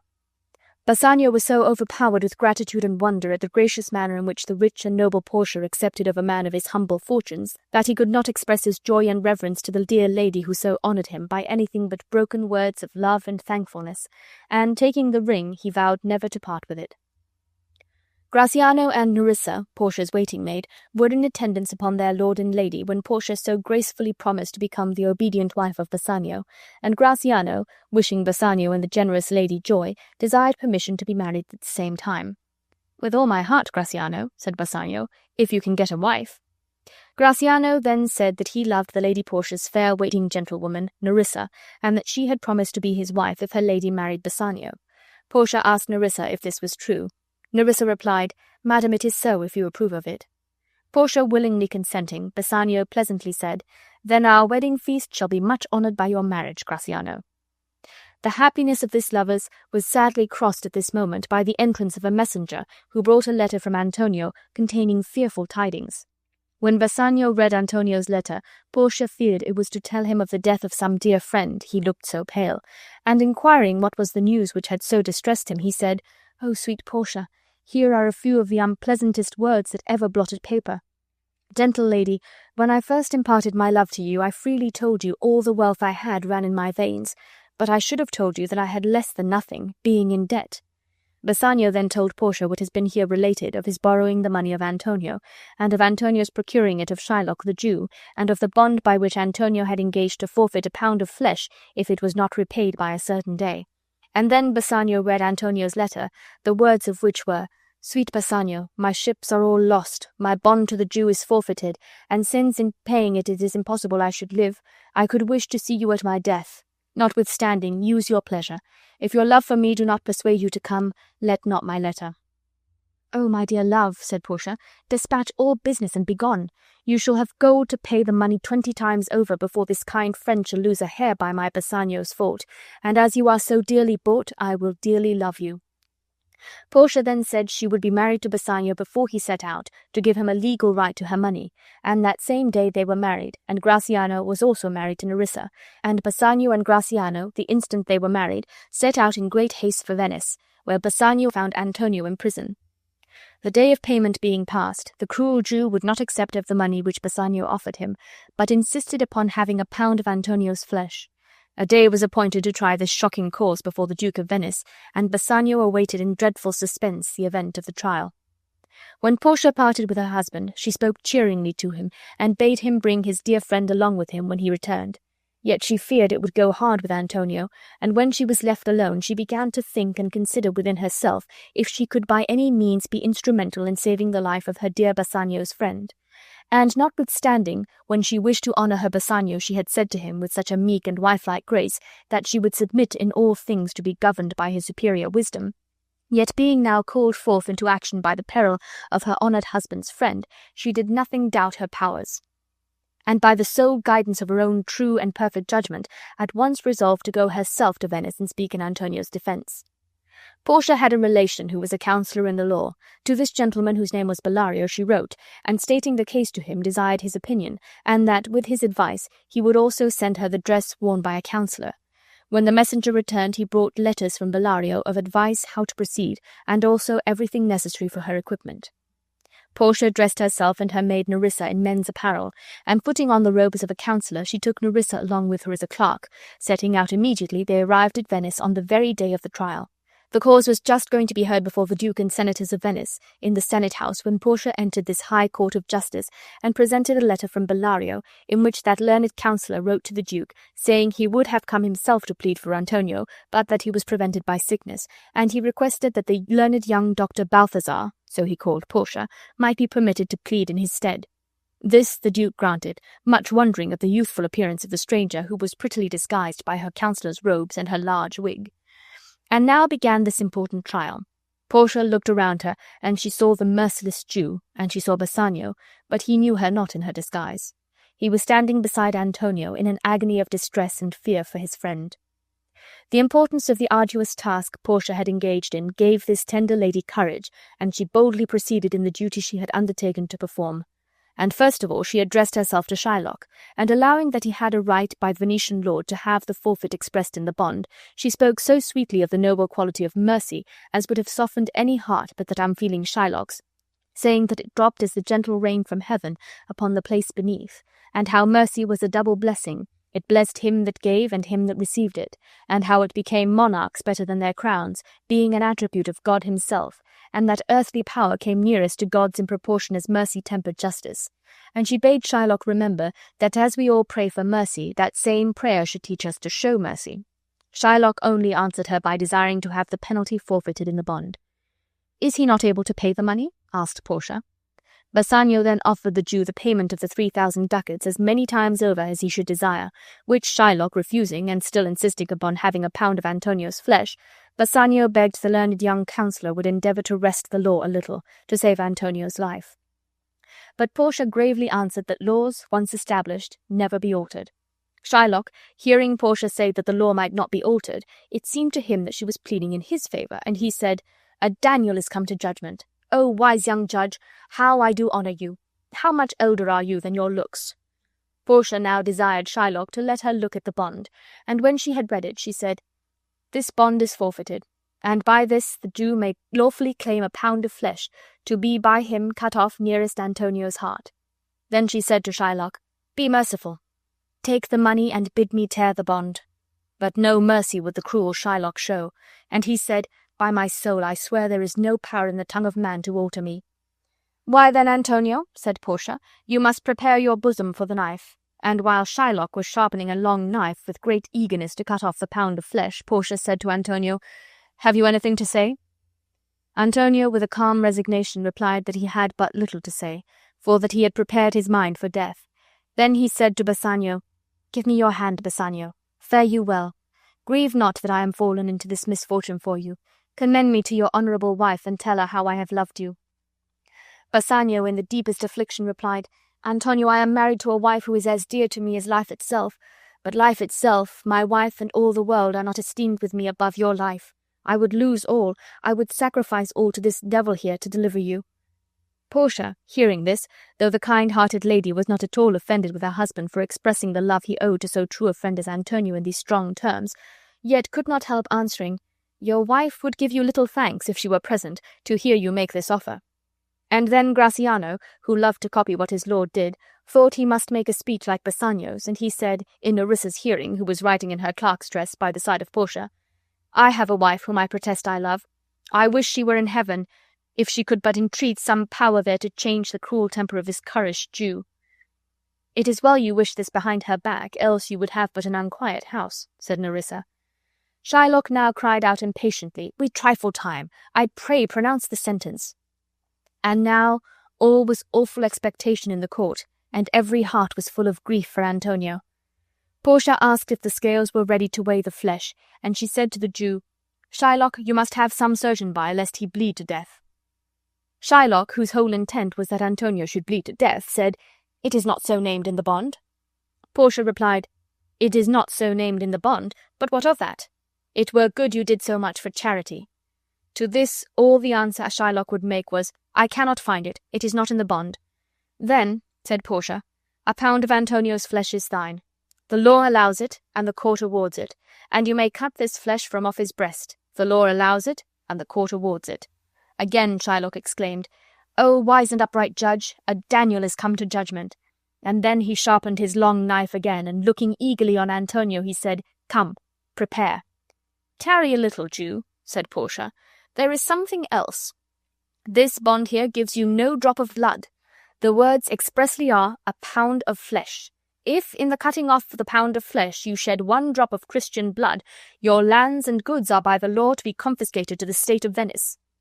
Now, as it was utterly impossible for Shylock to cut off the pound of flesh without shedding some of Antonio's blood, this wise discovery of Portia's, that it was flesh and not blood that was named in the bond, saved the life of Antonio, and all admiring the wonderful sagacity of the young counsellor who had so happily thought of this expedient, plaudits resounded from every part of the Senate house, and Gratiano exclaimed in the words which Shylock had used, "O wise and upright judge! Mark, Jew, a Daniel is come to judgment." Shylock, finding himself defeated in his cruel intent, said with a disappointed look that he would take the money, and Bassanio, rejoiced beyond measure at Antonio's unexpected deliverance, cried out, "Here is the money." But Portia stopped him, saying, "Softly, there is no haste. The Jew shall have nothing but the penalty. Therefore, prepare, Shylock, to cut off the flesh, but mind you shed no blood, nor do not cut off more nor less than just a pound, be it more or less by one poor scruple. Nay, if the scale turn but by the weight of a single hair, you are condemned by the laws of Venice to die, and all your wealth is forfeited to the state." "Give me my money and let me go," said Shylock. "I have it ready," said Bassanio. "Here it is."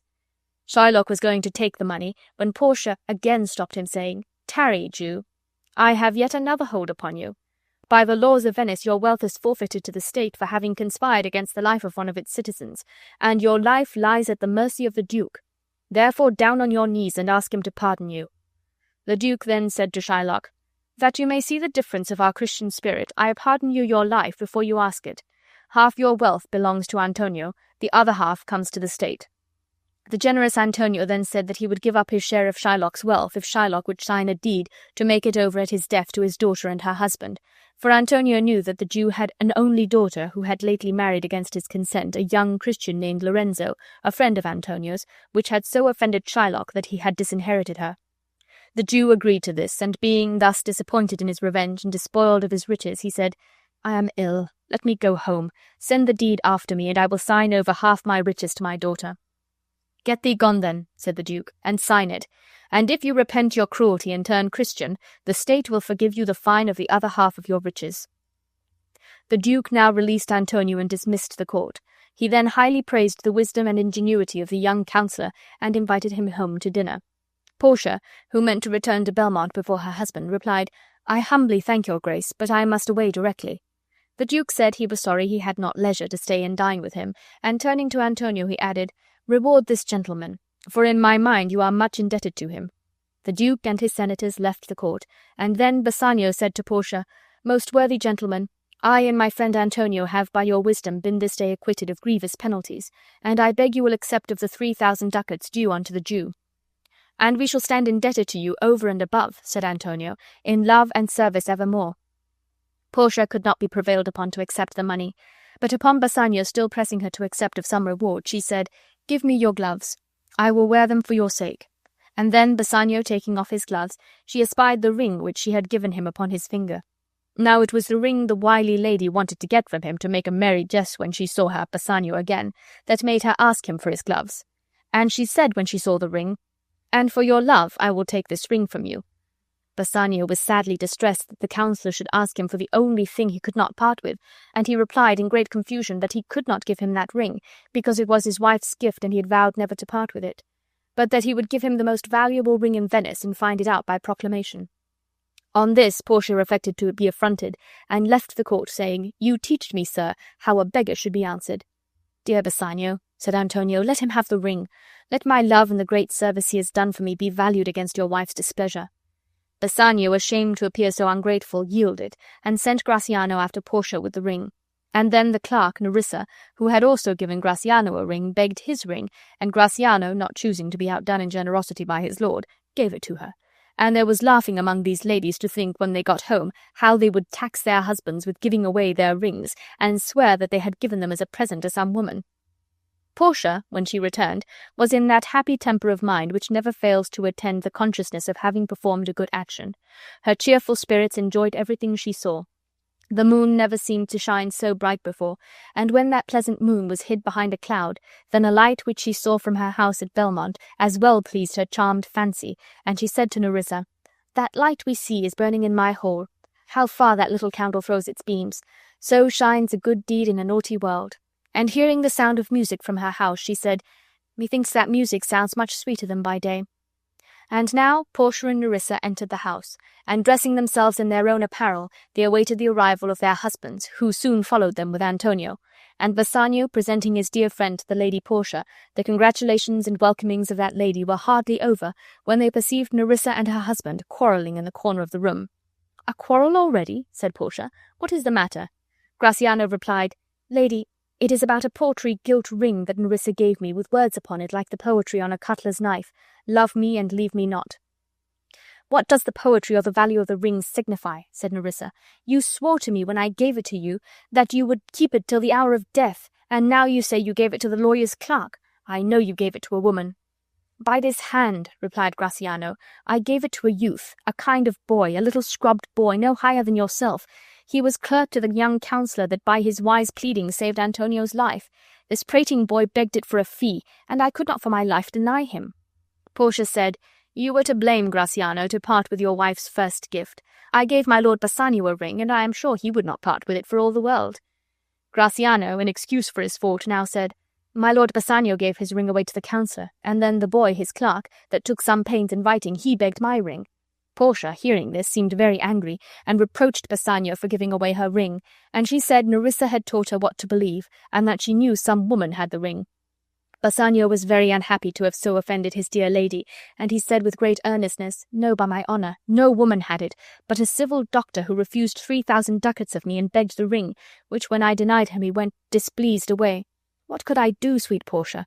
I was so beset with shame for my seeming ingratitude that I was forced to send the ring after him. Pardon me, good lady. Had you been there, I think you would have begged the ring of me to give the worthy doctor." "Ah," said Antonio, "I am the unhappy cause of these quarrels."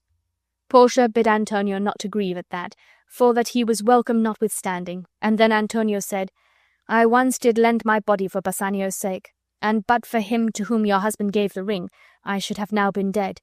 I dare be bound again, my soul upon the forfeit, your lord will never more break his faith with you." "Then you shall be his surety," said Portia. "Give him this ring, and bid him keep it better than the other." When Bassanio looked at this ring, he was strangely surprised to find it was the same he gave away. And then Portia told him how she was the young counsellor, and Nerissa was her clerk, and Bassanio found, to his unspeakable wonder and delight, that it was by the noble courage and wisdom of his wife that Antonio's life was saved. And Portia again welcomed Antonio, and gave him letters which by some chance had fallen into her hands, which contained an account of Antonio's ships that were supposed lost, being safely arrived in the harbour. So these tragical beginnings of this rich merchant's story were all forgotten in the unexpected good fortune which ensued, and there was leisure to laugh at the comical adventure of the rings and the husbands that did not know their own wives, Gratiano merrily swearing in a sort of rhyming speech that, while he lived, he'd fear no other thing, so sore as keeping safe Nerissa's ring. Cymbeline. During the time of Augustus Caesar, Emperor of Rome, there reigned in England, which was then called Britain, a king whose name was Cymbeline. Cymbeline's first wife died when his 3 children, 2 sons and a daughter, were very young. Imogen, the eldest of these children, was brought up in her father's court, but by a strange chance the 2 sons of Cymbeline were stolen out of their nursery when the eldest was but 3 years of age, and the youngest quite an infant, and Cymbeline could never discover what was become of them, or by whom they were conveyed away. Cymbeline was twice married. His second wife was a wicked, plotting woman and a cruel stepmother to Imogen, Cymbeline's daughter by his first wife. The queen, though she hated Imogen, yet wished her to marry a son of her own by a former husband, she also having been twice married, for by this means she hoped upon the death of Cymbeline to place the crown of Britain upon the head of her son Cloten, for she knew that, if the king's sons were not found, the Princess Imogen must be the king's heir. But this design was prevented by Imogen herself, who married without the consent or even the knowledge of her father or the queen. Posthumus, for that was the name of Imogen's husband, was the best scholar and most accomplished gentleman of that age. His father died fighting in the wars for Cymbeline, and soon after his birth his mother died also for grief at the loss of her husband. Cymbeline, pitying the helpless state of this orphan, took Posthumus, Cymbeline having given him that name because he was born after his father's death, and educated him in his own court. Imogen and Posthumus were both taught by the same masters, and were playfellows from their infancy.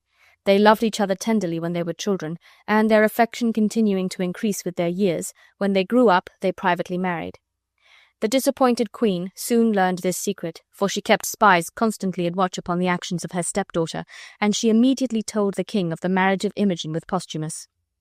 Nothing could exceed the wrath of Cymbeline when he heard that his daughter had been so forgetful of her high dignity as to marry a subject. He commanded Posthumus to leave Britain and banished him from his native country forever. The queen, who pretended to pity Imogen for the grief she suffered at losing her husband, offered to procure them a private meeting before Posthumus set out on his journey to Rome, which place he had chosen for his residence in his banishment. This seeming kindness she showed the better to succeed in her future designs in regard to her son Cloten, for she meant to persuade Imogen, when her husband was gone, that her marriage was not lawful, being contracted without the consent of the king. Imogen and Posthumus took a most affectionate leave of each other. Imogen gave her husband a diamond ring which had been her mother's, and Posthumus promised never to part with the ring, and he fastened a bracelet on the arm of his wife, which he begged she would preserve with great care as a token of his love. They then bade each other farewell, with many vows of everlasting love and fidelity. Imogen remained a solitary and dejected lady in her father's court, and Posthumus arrived at Rome, the place he had chosen for his banishment. Posthumus fell into company at Rome with some gay young men of different nations who were talking freely of ladies, each one praising the ladies of his own country and his own mistress.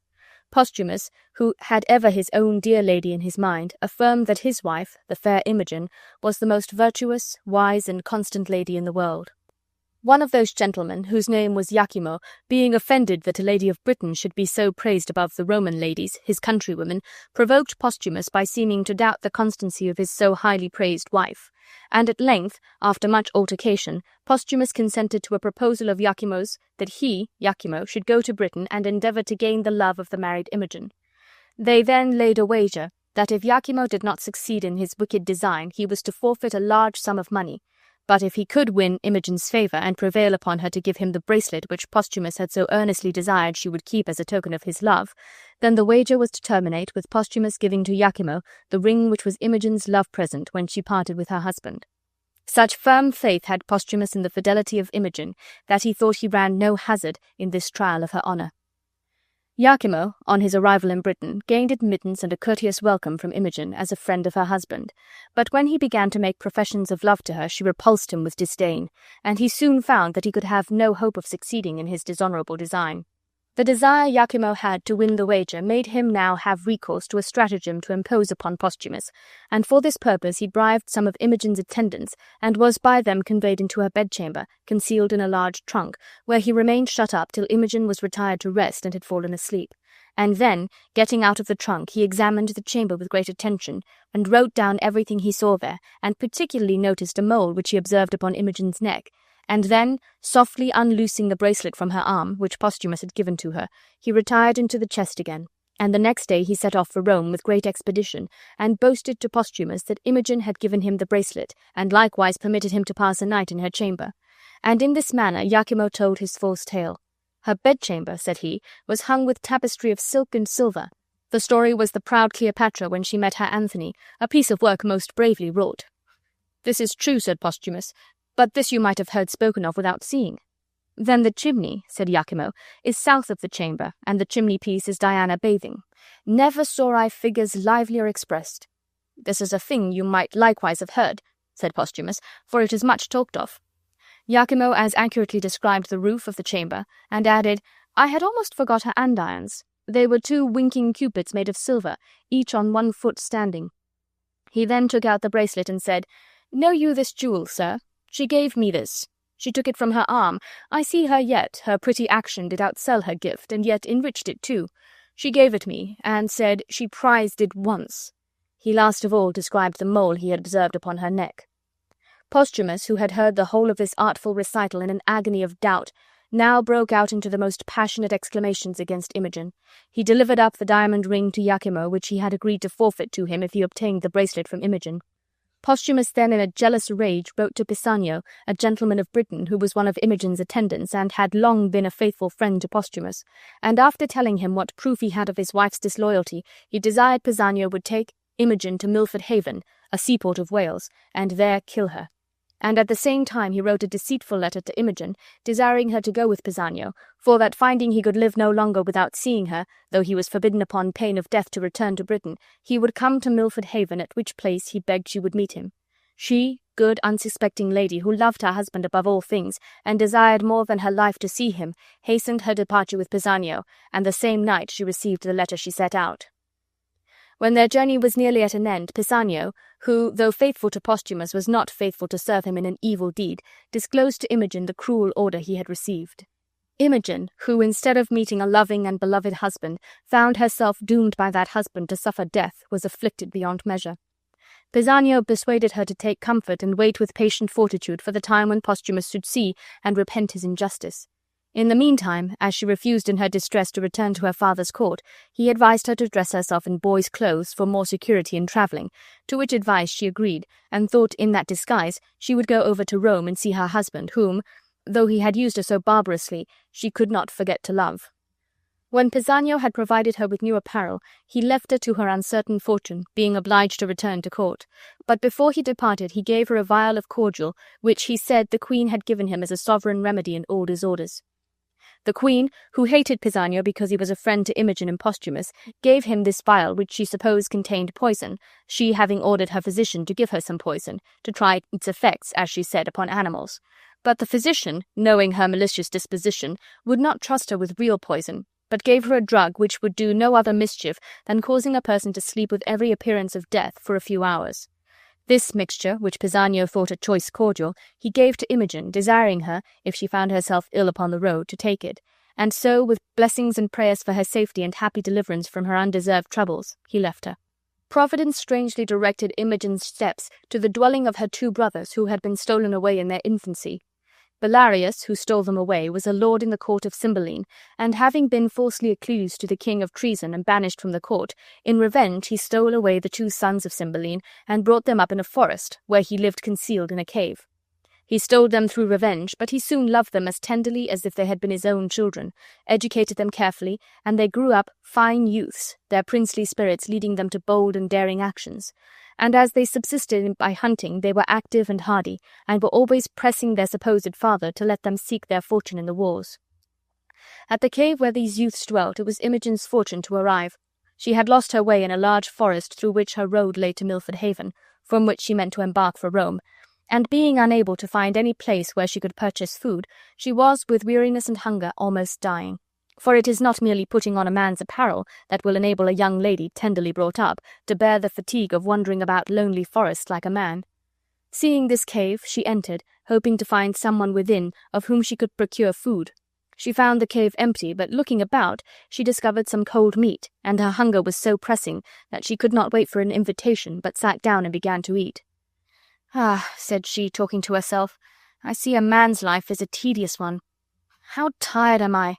For 2 nights together I have made the ground my bed. My resolution helps me, or I should be sick. When Pisanio showed me Milford Haven from the mountain-top, how near it seemed." Then the thoughts of her husband and his cruel mandate came across her, and she said, "My dear Posthumus, thou art a false one." The two brothers of Imogen, who had been hunting with their reputed father Belarius, were by this time returned home. Belarius had given them the names of Polydore and Cadwal, and they knew no better, but supposed that Belarius was their father. But the real names of these princes were Guiderius and Arviragus. Belarius entered the cave first, and seeing Imogen, stopped them, saying, "Come not in yet. It eats our victuals, or I should think it was a fairy." "What is the matter, sir?" said the young men. "By Jupiter," said Belarius again, "there is an angel in the cave, or if not, an earthly paragon." So beautiful did Imogen look in her boy's apparel. She, hearing the sound of voices, came forth from the cave and addressed them in these words, "Good masters, do not harm me. Before I entered your cave I had thought to have begged or bought what I have eaten. Indeed, I have stolen nothing, nor would I, though I had found gold strewed on the floor. Here is money for my meat, which I would have left on the board when I had made my meal, and parted with prayers for the provider."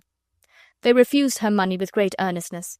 "I see you are angry with me," said the timid Imogen, "but, sirs, if you kill me for my fault, Know that I should have died if I had not made it." "Whither are you bound?" asked Belarius, "and what is your name?" "Fidele is my name," answered Imogen. "I have a kinsman who is bound for Italy.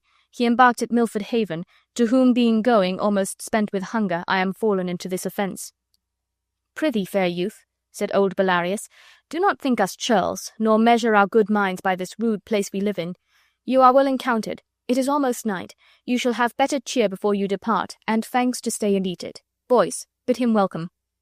The gentle youths, her brothers, then welcomed Imogen to their cave with many kind expressions, saying they would love her, or, as they said, him, as a brother, and they entered the cave, where, they having killed venison when they were hunting, Imogen delighted them with her neat housewifery, assisting them in preparing their supper.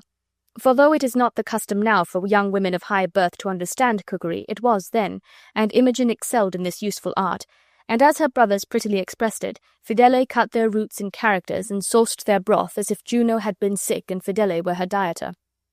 "And then," said Polydore to his brother, "how angel-like he sings."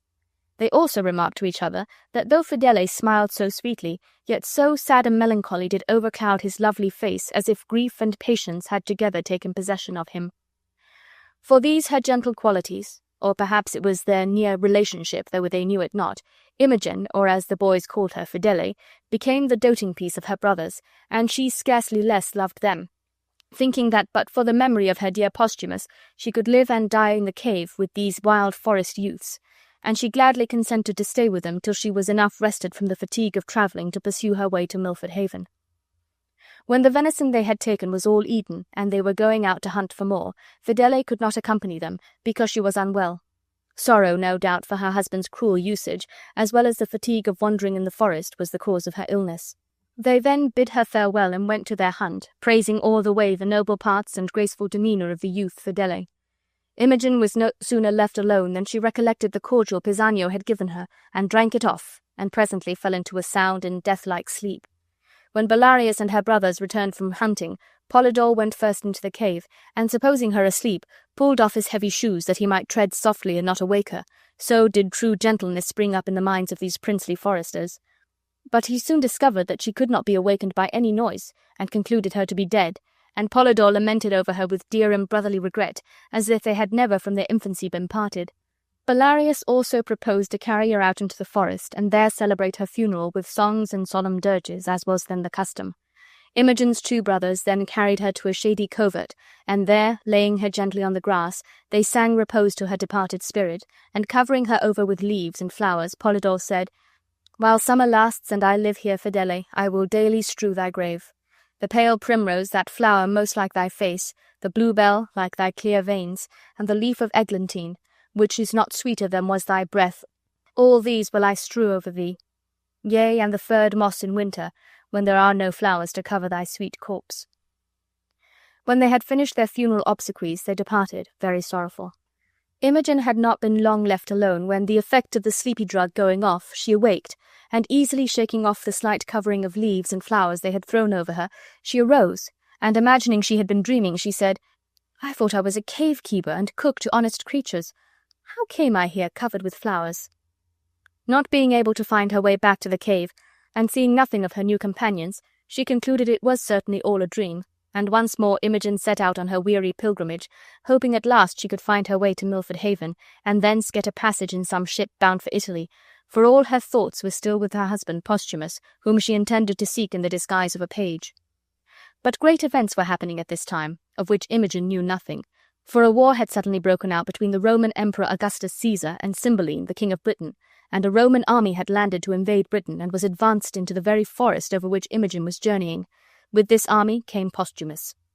Though Posthumus came over to Britain with the Roman army, he did not mean to fight on their side against his own countrymen, but intended to join the army of Britain and fight in the cause of his king who had banished him.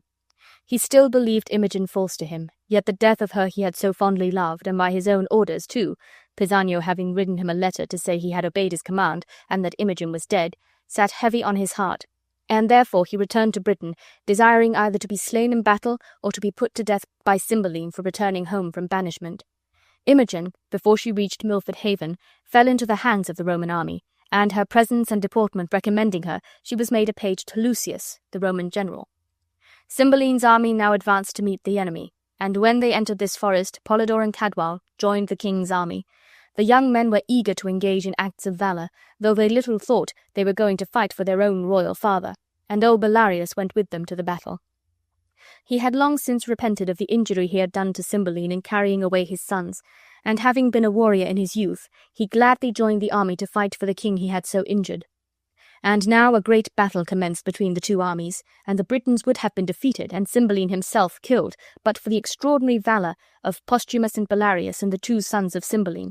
They rescued the king and saved his life, and so entirely turned the fortune of the day that the Britons gained the victory. When the battle was over, Posthumus, who had not found the death he sought for, surrendered himself up to one of the officers of Cymbeline, willing to suffer the death which was to be his punishment if he returned from banishment. Imogen and the master she served were taken prisoners and brought before Cymbeline, as was also her old enemy, Iachimo, who was an officer in the Roman army. And when these prisoners were before the king, Posthumus was brought in to receive his sentence of death. And at this strange juncture of time, Belarius with Polydore and Cadwal were also brought before Cymbeline to receive their rewards due to the great services they had by their valor done for the king. Pisanio, being one of the king's attendants, was likewise present. Therefore there were now standing in the king's presence, but with very different hopes and fears, Posthumus and Imogen, with her new master the Roman general, the faithful servant Pisanio, and the false friend Iachimo, and likewise the two lost sons of Cymbeline, with Belarius, who had stolen them away. The Roman general was the first who spoke, the rest stood silent before the king, though there was many a beating heart among them. Imogen saw Posthumus and knew him, though he was in the disguise of a peasant, but he did not know her in her male attire. And she knew Iachimo, and she saw a ring on his finger which she perceived to be her own, but she did not know him as yet to have been the author of all her troubles, and she stood before her own father, a prisoner of war. Pisanio knew Imogen, for it was he who had dressed her in the garb of a boy. "It is my mistress," thought he. "Since she is living, let the time run on to good or bad." Belarius knew her, too, and softly said to Cadwal, "Is not this boy revived from death?" "One sand," replied Cadwal, "does not more resemble another than that sweet rosy lad is like the dead Fidele." "The same dead thing alive," said Polydore. "Peace, peace," said Belarius. "If it were he, I am sure he would have spoken to us." "But we saw him dead," again whispered Polydore. "Be silent," replied Belarius. Posthumus waited in silence to hear the welcome sentence of his own death, and he resolved not to disclose to the king that he had saved his life in the battle, lest that should move Cymbeline to pardon him. Lucius, the Roman general, who had taken Imogen under his protection as his page, was the first, as has been before said, who spoke to the king.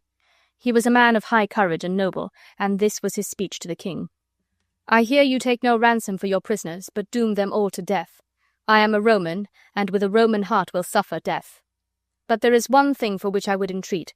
Then, bringing Imogen before the king, he said, "This boy is a Briton born. Let him be ransomed. He is my page. Never master had a page so kind, so duteous, so diligent on all occasions, so true, so nurse-like. He hath done no Briton wrong, though he hath served a Roman. Save him, if you spare no one beside." Cymbeline looked earnestly on his daughter Imogen. He knew her not in that disguise, but it seemed that an all-powerful nature spake in his heart, for he said, "I have surely seen him. His face appears familiar to me. I know not why or wherefore I say, live, boy. But I give you your life. And ask of me what boon you will, and I will grant it you, yea, even though it be the life of the noblest prisoner I have." "I humbly thank your highness," said Imogen. What was then called granting a boon was the same as a promise to give any one thing, whatever it might be, that the person on whom that favour was conferred chose to ask for.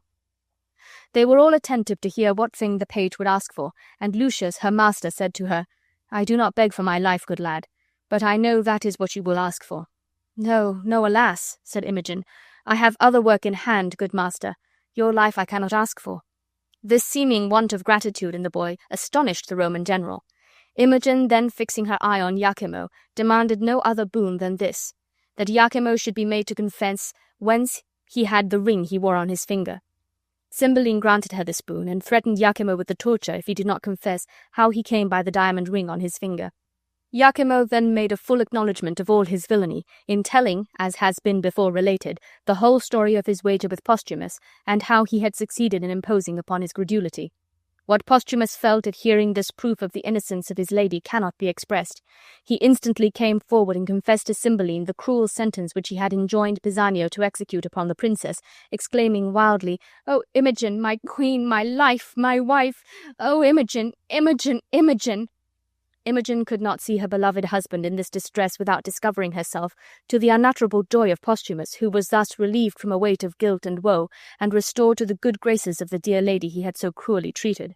Cymbeline, almost as much overwhelmed as he with joy at finding his lost daughter so strangely recovered, received her to her former place in his fatherly affection, and not only gave her husband Posthumus his life, but consented to acknowledge him for his son-in-law.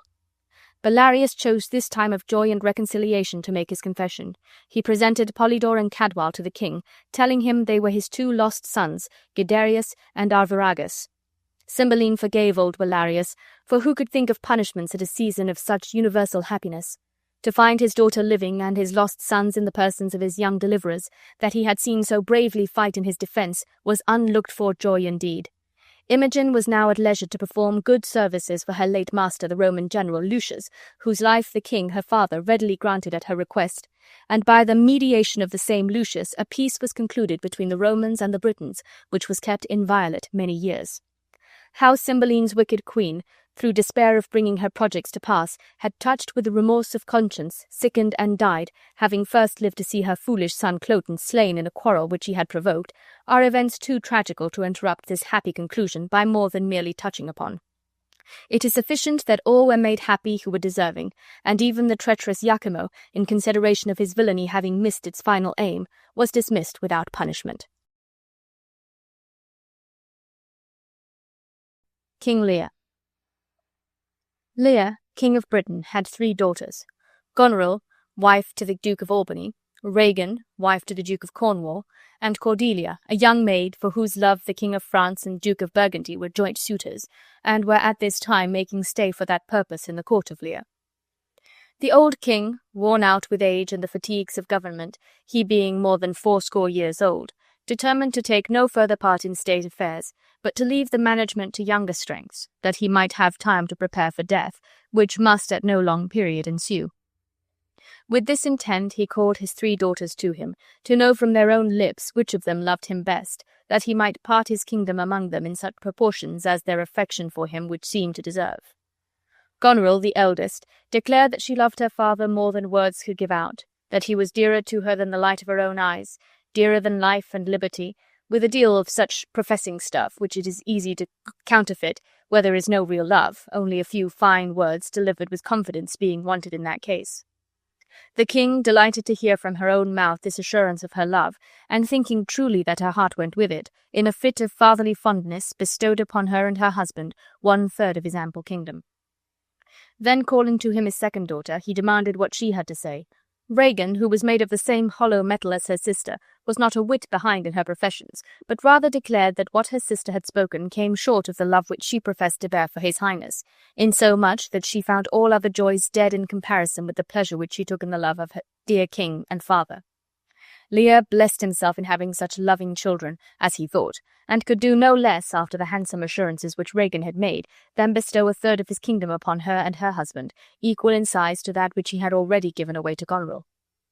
Then turning to his youngest daughter, Cordelia, whom he called his joy, he asked what she had to say, thinking, no doubt, that she would glad his ears with the same loving speeches which her sisters had uttered, or rather that her expressions would be so much stronger than theirs, as she had always been his darling, and favoured by him above either of them.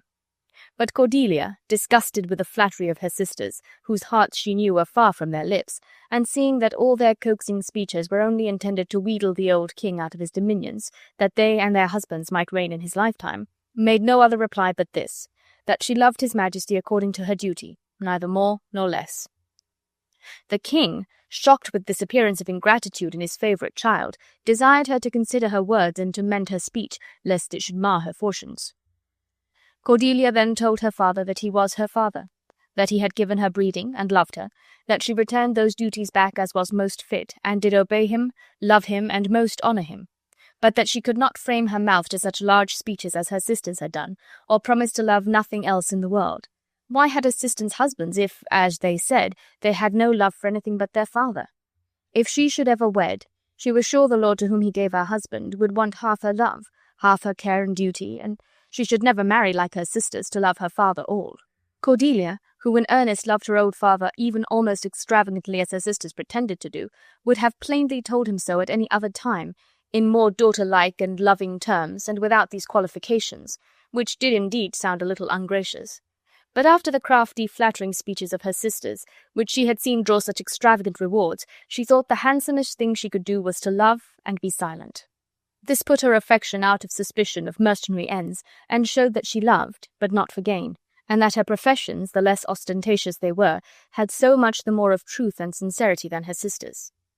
This plainness of speech, which Lear called pride, so enraged the old monarch, who in his best of times always showed much of spleen and rashness, and in whom the dotage incident to old age had so clouded over his reason that he could not discern truth from flattery, nor a gay-painted speech from words that came from the heart, that in a fury of resentment he retracted the third part of his kingdom which yet remained, and which he had reserved for Cordelia, and gave it away from her, sharing it equally between her two sisters and their husbands, the Dukes of Albany and Cornwall, whom he now called to him, and in presence of all his courtiers, bestowing a coronet between them, invested them jointly with all the power, revenue, and execution of government, only retaining to himself the name of king. All the rest of royalty he resigned, with this reservation that himself, with 100 knights for his attendants, was to be maintained by monthly course in each of his daughters' palaces in turn. So preposterous a disposal of his kingdom, so little guided by reason, and so much by passion, filled all his courtiers with astonishment and sorrow, but none of them had the courage to interpose between this incensed king and his wrath, except the Earl of Kent, who was beginning to speak a good word for Cordelia, when the passionate Lear, on pain of death, commanded him to desist. But the good Kent was not so to be repelled. He had been ever loyal to Lear, whom he had honoured as a king, loved as a father, followed as a master, and he had never esteemed his life further than as a pawn to wage against his royal master's enemies, nor feared to lose it when Lear's safety was the motive. Nor, now that Lear was most his own enemy, did this faithful servant of the king forget his old principles, but manfully opposed Lear to do Lear good, and was unmannerly only because Lear was mad. He had been a most faithful counsellor in times past to the king, and he besought him now that he would see with his eyes, as he had done in many weighty matters, and go by his advice still, and in his best consideration recall this hideous rashness, for he would answer with his life his judgment that Lear's youngest daughter did not love him least, nor were those empty-hearted whose low sound gave no token of hollowness. When power bowed to flattery, honour was bound to plainness. For Lear's threats, what could he do to him whose life was already at his service? That should not hinder duty from speaking. The honest freedom of this good Earl of Kent only stirred up the king's wrath the more, and, like a frantic patient who kills his physician and loves his mortal disease, he banished this true servant, and allotted him but 5 days to make his preparations for departure. But if on the 6th his hated person was found within the realm of Britain, that moment was to be his death. And Kent bade farewell to the king, and said that, since he chose to show himself in such fashion, it was but banishment to stay there. And before he went, he recommended Cordelia to the protection of the gods, the maid who had so rightly thought and so discreetly spoken, and only wished that her sister's large speeches might be answered with deeds of love. And then he went, as he said, to shape his old course to a new country. The King of France and Duke of Burgundy were now called in to hear the determination of Lear about his youngest daughter, and to know whether they would persist in their courtship to Cordelia, now that she was under her father's displeasure, and had no fortune but her own person to recommend her. And the Duke of Burgundy declined the match, and would not take her to wife upon such conditions. But the King of France, understanding what the nature of the fault had been which had lost her the love of her father, that it was only a tardiness of speech, and the not being able to frame her tongue to flattery like her sisters, took this young maid by the hand, and saying that her virtues were a dowry above a kingdom, bade Cordelia to take farewell of her sisters and of her father, though he had been unkind, and she should go with him and be queen of him and of fair France, and reign over fairer possessions than her sisters. And he called the Duke of Burgundy in contempt a waterish duke, because his love for this young maid had in a moment run all away like water. Then Cordelia, with weeping eyes, took leave of her sisters, and besought them to love their father well, and make good their professions, and they sullenly told her not to prescribe to them, for they knew their duty, but to strive to content her husband, who had taken her, as they tauntingly expressed it, as fortune's alms. And Cordelia, with a heavy heart, departed, for she knew the cunning of her sisters, and she wished her father in better hands than she was able to leave him in. Cordelia was no sooner gone than the devilish dispositions of her sisters began to show themselves in their true colours. Even before the expiration of the first month, which Lear was to spend by agreement with his daughter Goneril, the old king began to find out the difference between promises and performances. This wretch, having got from her father all that he had to bestow, even to the giving away of the crown from off his head, began to grudge even those small remnants of royalty which the old man had reserved to himself to please his fancy with the idea of being still a king. She could not bear to see him and his knights. Every time she met her father she put on a frowning countenance, and when the old man wanted to speak with her she would feign sickness or anything to get rid of the sight of him, for it was plain that she esteemed his old age a useless burden, and his attendance an unnecessary expense. Not only she herself slackened in the expressions of duty to the king, but by her example, and it is to be feared not without her private instructions, her very servants affected to treat him with neglect, and would either refuse to obey his orders or still more contemptuously pretend not to hear them. Lear could not but perceive the alteration in the behaviour of his daughter, but he shut his eyes against it as long as he could, as people commonly are willing to believe the unpleasant consequences which their own mistakes and obstinacy have brought upon them. True love and fidelity are no more to be estranged by ill than falsehood and hollow-heartedness can be conciliated by good usage. This eminently appears in the instance of the good Earl of Kent, who, though banished by Lear, and his life made forfeit if he were found in Britain, chose to stay and abide all consequences as long as there was a chance of his being useful to the king his master. See to what mean shifts and disguises poor loyalty is forced to submit sometimes. Yet it counts nothing base or unworthy, so as it can but do service where it owes an obligation. In the disguise of a serving man, all his greatness and pomp laid aside, this good earl preferred his services to the king, who, not knowing him to be Kent in that disguise, but pleased with a certain plainness or rather bluntness in his answers which the earl put on, so different from that smooth, oily flattery which he had so much reason to be sick of, having found the effects not answerable in his daughter. A bargain was quickly struck, and Lear took Kent into his service by the name of Caius, as he called himself, never suspecting him to be his once great favourite, the high and mighty Earl of Kent. This Caius quickly found means to show his fidelity and love to his royal master, for Goneril's steward that same day behaving in a disrespectful manner to Lear, and giving him saucy looks and language, as no doubt he was secretly encouraged to do by his mistress, Caius, not enduring to hear so open an affront put upon his majesty, made no more ado, but presently tripped up his heels and laid the unmannerly slave in the kennel, for which friendly service Lear became more and more attached to him. Nor was Kent the only friend Lear had. In his degree, and as far as so insignificant a personage could show his love, the poor fool or jester that had been of his palace while Lear had a palace, as it was the custom of kings and great personages at that time to keep a fool, as he was called, to make them sport after serious business. This poor fool clung to Lear after he had given away his crown, and by his witty sayings would keep up his good humour, though he could not refrain sometimes from jeering at his master for his imprudence in uncrowning himself and giving all away to his daughters. At which time, as he rhymingly expressed it, these daughters for sudden joy did weep, and I for sorrow sung, that such a king should play Bo Peep, and go the fools among. And in such wild sayings and scraps of songs, of which he had plenty, this pleasant, honest fool poured out his heart, even in the presence of Goneril herself, in many a bitter taunt and jest which cut to the quick, such as comparing the king to the hedge-sparrow, who feeds the young of the cuckoo till they grow old enough, and then has its head bit off for its pains, and saying that an ass may know when the cart draws the horse, meaning that Lear's daughters, that ought to go behind, now ranked before their father, and that Lear was no longer Lear, but the shadow of Lear, for which free speeches he was once or twice threatened to be whipped. The coolness and falling off of respect which Lear had begun to perceive were not all which this foolish fond father was to suffer from his unworthy daughter. She now plainly told him that his staying in her palace was inconvenient so long as he insisted upon keeping up an establishment of 100 knights, that this establishment was useless and expensive, and only served to fill her court with riot and feasting, and she prayed him that he would lessen their number and keep none but old men about him, such as himself, and fitting his age. Lear at first could not believe his eyes or ears, nor that it was his daughter who spoke so unkindly. He could not believe that she who had received a crown from him could seek to cut off his train and grudge him the respect due to his old age.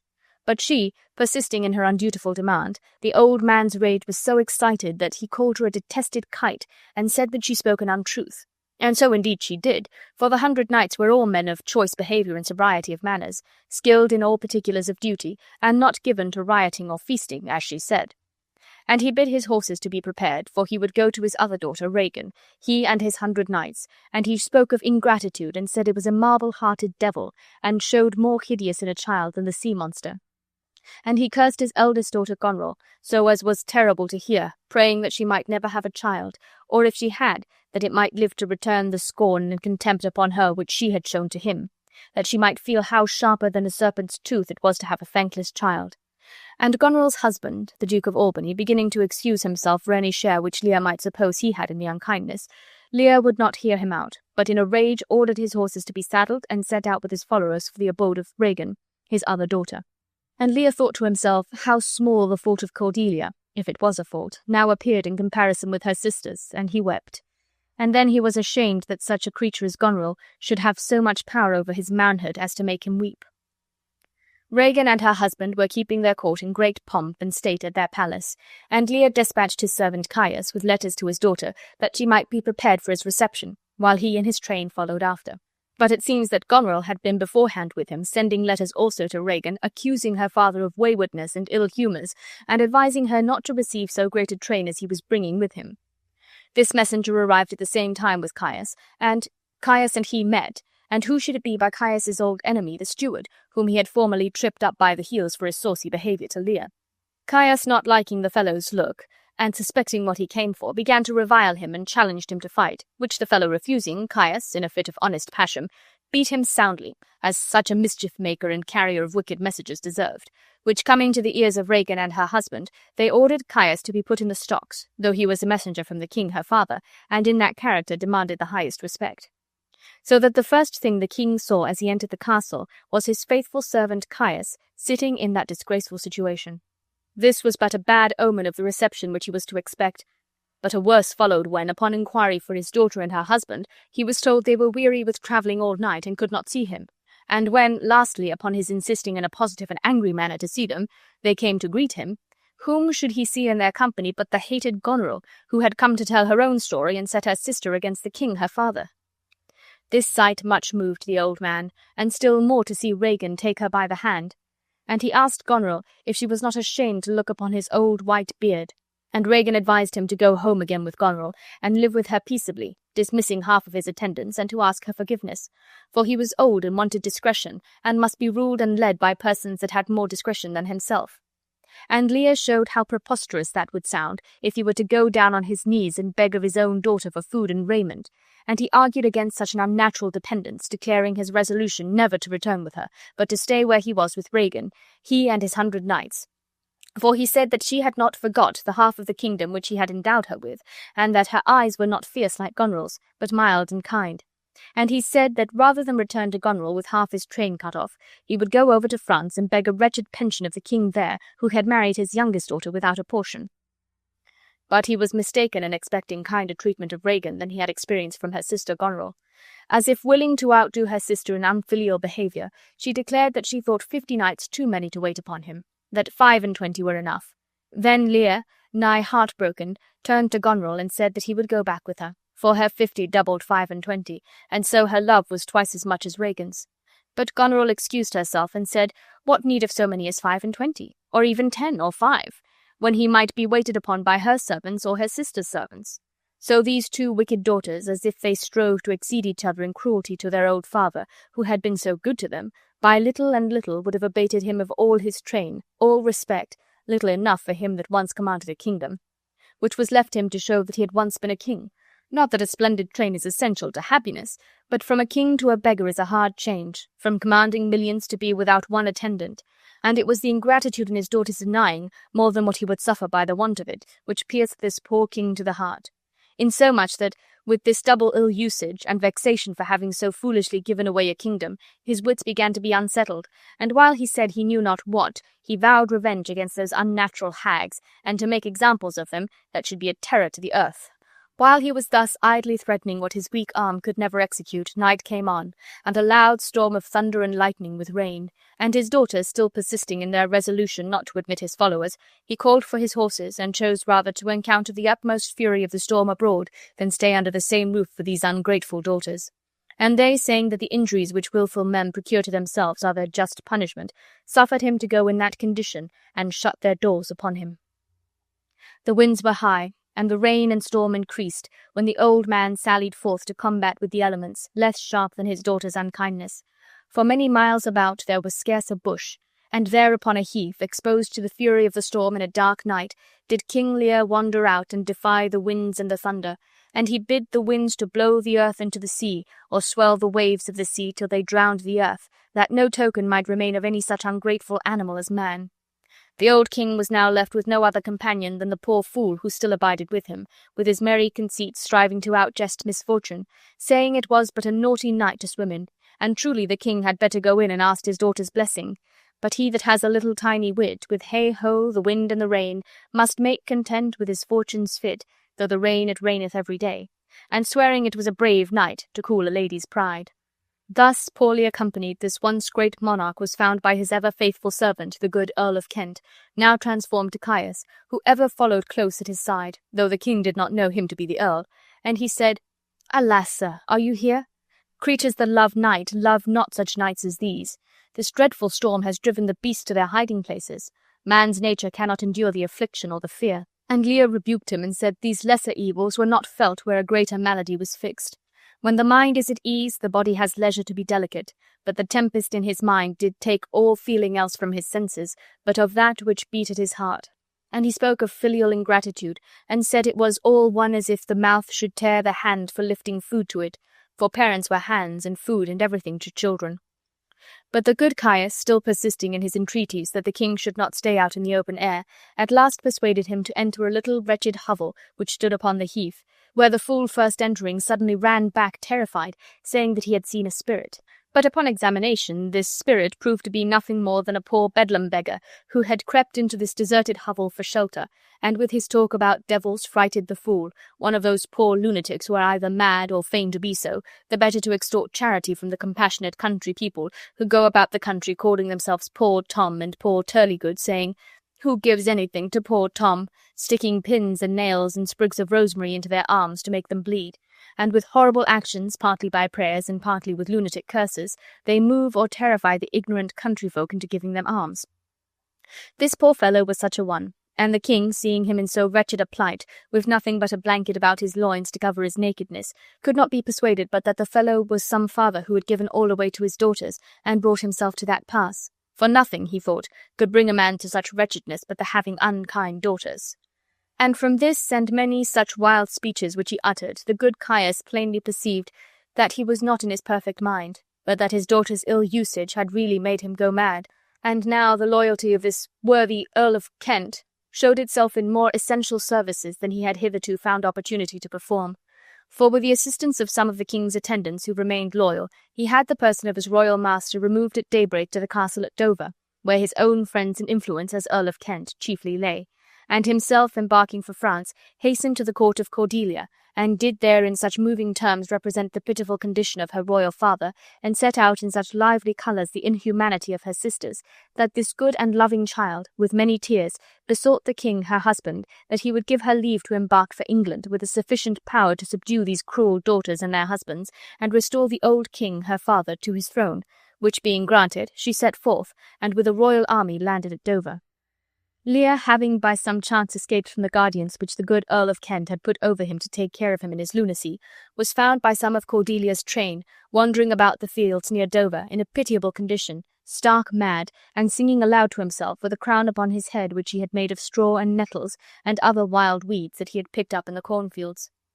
By the advice of the physicians, Cordelia, though earnestly desirous of seeing her father, was prevailed upon to put off the meeting till, by sleep and the operation of herbs which they gave him, he should be restored to greater composure.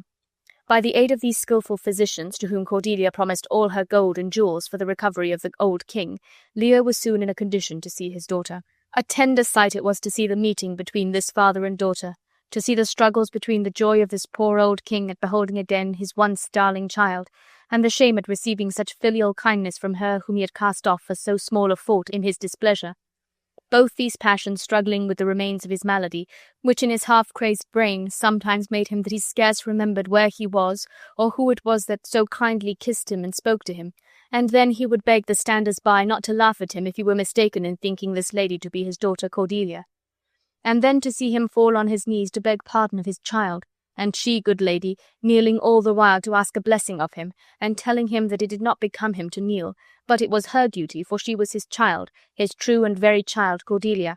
And she kissed him, as she said, to kiss away all her sister's unkindness, and said that they might be ashamed of themselves to turn their old kind father with his white beard out into the cold air, when her enemy's dog, though it had bit her, as she prettily expressed her, should have stayed by her fire such a night as that, and warmed himself.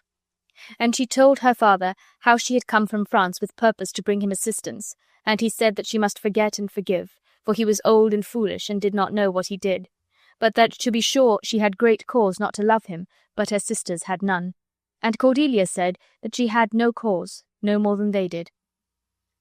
So we will leave this old king in the protection of his dutiful and loving child, where by the help of sleep and medicine she and her physicians at length succeeded in winding up the untuned and jarring senses which the cruelty of his other daughters had so violently shaken.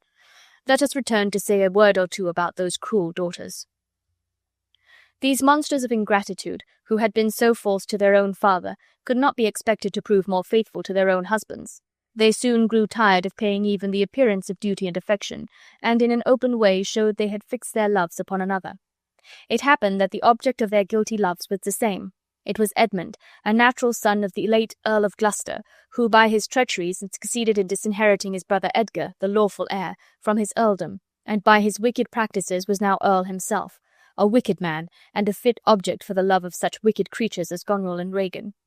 It falling out about this time that the Duke of Cornwall, Regan's husband, died, Regan immediately declared her intention of wedding this Earl of Gloucester, which, rousing the jealousy of her sister, to whom as well as to Regan this wicked earl had at sundry times professed love, Goneril found means to make away with her sister by poison, but being detected in her practices and imprisoned by her husband, the Duke of Albany, for this deed, and for her guilty passion for the earl which had come to his ears, she, in a fit of disappointed love and rage, shortly put an end to her own life.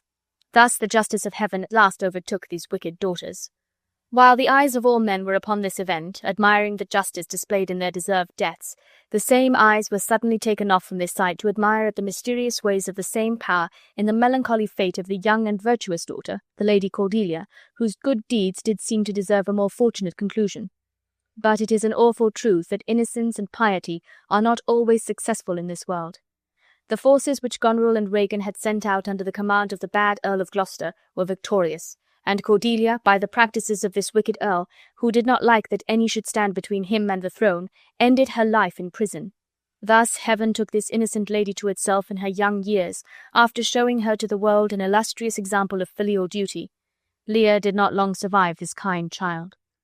Before he died, the good Earl of Kent, who had still attended his old master's steps from the first of his daughter's ill usage to the sad period of his decay, tried to make him understand that it was he who had followed him under the name of Caius. But Lear's care-crazed brain at that time could not comprehend how that could be, or how Kent and Caius could be the same person.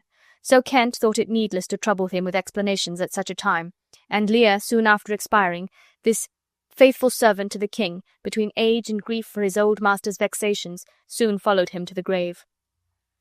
How the judgment of heaven overtook the bad Earl of Gloucester, whose treasons were discovered, and himself slain in single combat with his brother, the lawful earl, and how Goneril's husband, the Duke of Albany, who was innocent of the death of Cordelia, and had never encouraged his lady in her wicked proceedings against her father, ascended the throne of Britain after the death of Lear, it is needless here to narrate, Lear and his 3 daughters being dead, whose adventures alone concern our story. Macbeth. When Duncan the Meek reigned King of Scotland, there lived a great thane, or lord, called Macbeth. This Macbeth was a near kinsman to the king, and in great esteem at court for his valour and conduct in the wars, an example of which he had lately given in defeating a rebel army assisted by the troops of Norway in terrible numbers. The 2 Scottish generals, Macbeth and Banquo, returning victorious from this great battle, their way lay over a blasted heath, where they were stopped by the strange appearance of 3 figures like women, except that they had beards, and their withered skins and wild attire made them look not like any earthly creatures. Macbeth first addressed them, when they, seemingly offended, laid each one her choppy finger upon her skinny lips in token of silence, and the first of them saluted Macbeth with the title of Thane of Glamis. The general was not a little startled to find himself known by such creatures, But how much more when the second of them followed up that salute by giving him the title of Thane of Cawdor, to which honour he had no pretensions, and again the third bid him, All hail, that shalt be king hereafter. Such a prophetic greeting might well amaze him, who knew that while the king's sons lived he could not hope to succeed to the throne. Then, turning to Banquo, they pronounced him in a sort of riddling terms to be lesser than Macbeth and greater, not so happy but much happier, and prophesied that though he should never reign, yet his sons after him should be kings in Scotland. They then turned into air and vanished, by which the generals knew them to be the weird sisters or witches. While they stood pondering on the strangeness of this adventure, there arrived certain messengers from the king, who were empowered by him to confer upon Macbeth the dignity of Thane of Cawdor. An event so miraculously corresponding with the prediction of the witches astonished Macbeth, and he stood wrapped in amazement, unable to make reply to the messengers. And in that point of time swelling hopes arose in his mind that the prediction of the third witch might in like manner have its accomplishment, and that he should one day reign king in Scotland. Turning to Banquo, he said, Do you not hope that your children shall be kings, when what the witches promised to me has so wonderfully come to pass? That hope, answered the general, might enkindle you to aim at the throne, but oftentimes these ministers of darkness tell us truths in little things to betray us into deeds of greatest consequence. But the wicked suggestions of the witches had sunk too deep into the mind of Macbeth to allow him to attend to the warnings of good Banquo. From that time he bent all his thoughts how to compass the throne of Scotland. Macbeth had a wife, to whom he communicated the strange prediction of the weird sisters and its partial accomplishment. She was a bad, ambitious woman, and so as her husband and herself could arrive at greatness, she cared not much by what means. She spurred on the reluctant purpose of Macbeth, who felt compunction at the thoughts of blood, and did not cease to represent the murder of the king as a step absolutely necessary to the fulfilment of the flattering prophecy.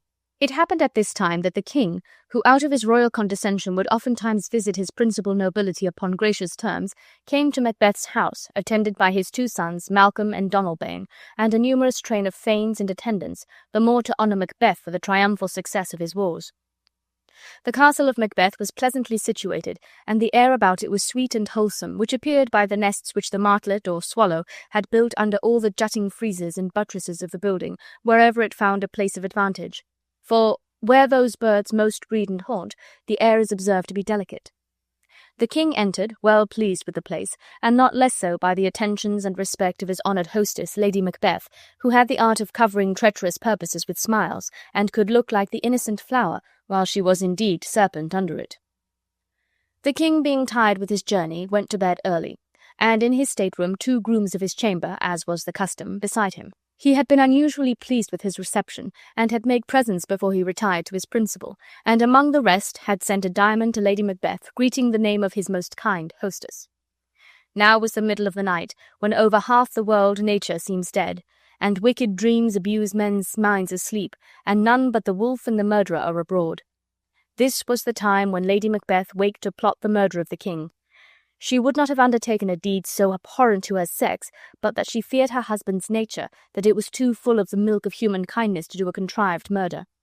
She knew him to be ambitious, but withal to be scrupulous, and not yet prepared for that height of crime which commonly in the end accompanies inordinate ambition. She had won him to consent to the murder, but she doubted his resolution, and she feared that the natural tenderness of his disposition, more humane than her own, would come between and defeat the purpose. So with her own hands armed with a dagger she approached the king's bed, having taken care to ply the grooms of his chamber so with wine that they slept intoxicated and careless of their charge. There lay Duncan in a sound sleep after the fatigues of his journey, and as she viewed him earnestly there was something in his face as he slept which resembled her own father, and she had not the courage to proceed. She returned to confer with her husband. His resolution had begun to stagger. He considered that there were strong reasons against the deed.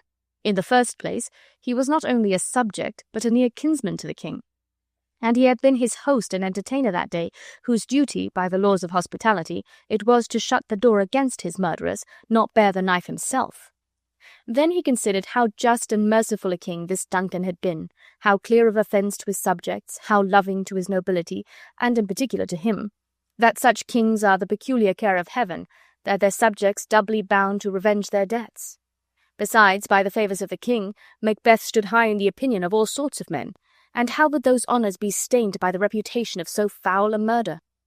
In these conflicts of the mind, Lady Macbeth found her husband, inclining to the better part and resolving to proceed no further. But she, being a woman not easily shaken from her evil purpose, began to pour in at his ears words which infused a portion of her own spirit into his mind, assigning reason upon reason why he should not shrink from what he had undertaken. How easy the deed was, how soon it would be over, and how the action of one short night would give to all their nights and days to come sovereign sway and royalty. Then she threw contempt on his change of purpose and accused him of fickleness and cowardice, and declared that she had given suck, and knew how tender it was to love the babe that milked her, but she would, while it was smiling in her face, have plucked it from her breast and dashed its brains out if she had so sworn to do it, as he had sworn to perform that murder. Then she added how practicable it was to lay the guilt of the deed upon the drunken, sleepy grooms, and with the valour of her tongue she so chastised his sluggish resolutions that he once more summoned up courage to the bloody business. So, taking the dagger in his hand, he softly stole in the dark to the room where Duncan lay, and as he went he thought he saw another dagger in the air, with the handle toward him, and on the blade and at the point of it drops of blood. But when he tried to grasp at it, it was nothing but air, a mere phantasm proceeding from his own hot and oppressed brain and the business he had in hand. Getting rid of this fear, he entered the king's room, whom he despatched with one stroke of his dagger. Just as he had done the murder, one of the grooms, who slept in the chamber, laughed in his sleep, and the other cried, "Murder!" which woke them both. But they said a short prayer. One of them said, "God bless us," and the other answered, "Amen," and addressed themselves to sleep again. Macbeth, who stood listening to them, tried to say Amen when the fellow said God bless us, but though he had most need of a blessing, the word stuck in his throat, and he could not pronounce it. Again he thought he heard a voice which cried, "Sleep no more. Macbeth doth murder sleep, the innocent sleep that nourishes life." Still it cried, "Sleep no more," to all the house. "Glamis hath murdered sleep, and therefore Cawdor shall sleep no more, Macbeth shall sleep no more." With such horrible imaginations, Macbeth returned to his listening wife, who began to think he had failed of his purpose and that the deed was somehow frustrated. He came in so distracted a state that she reproached him with his want of firmness and sent him to wash his hands of the blood which stained them, while she took his dagger, with purpose to stain the cheeks of the grooms with blood, to make it seem their guilt.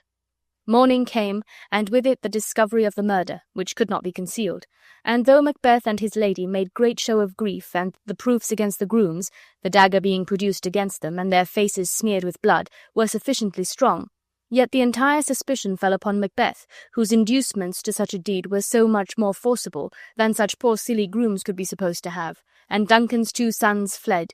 Malcolm, the eldest, sought for refuge in the English court, and the youngest, Donalbain, made his escape to Ireland. The king's sons, who should have succeeded him, having thus vacated the throne, Macbeth as next heir was crowned king, and thus the prediction of the weird sisters was literally accomplished.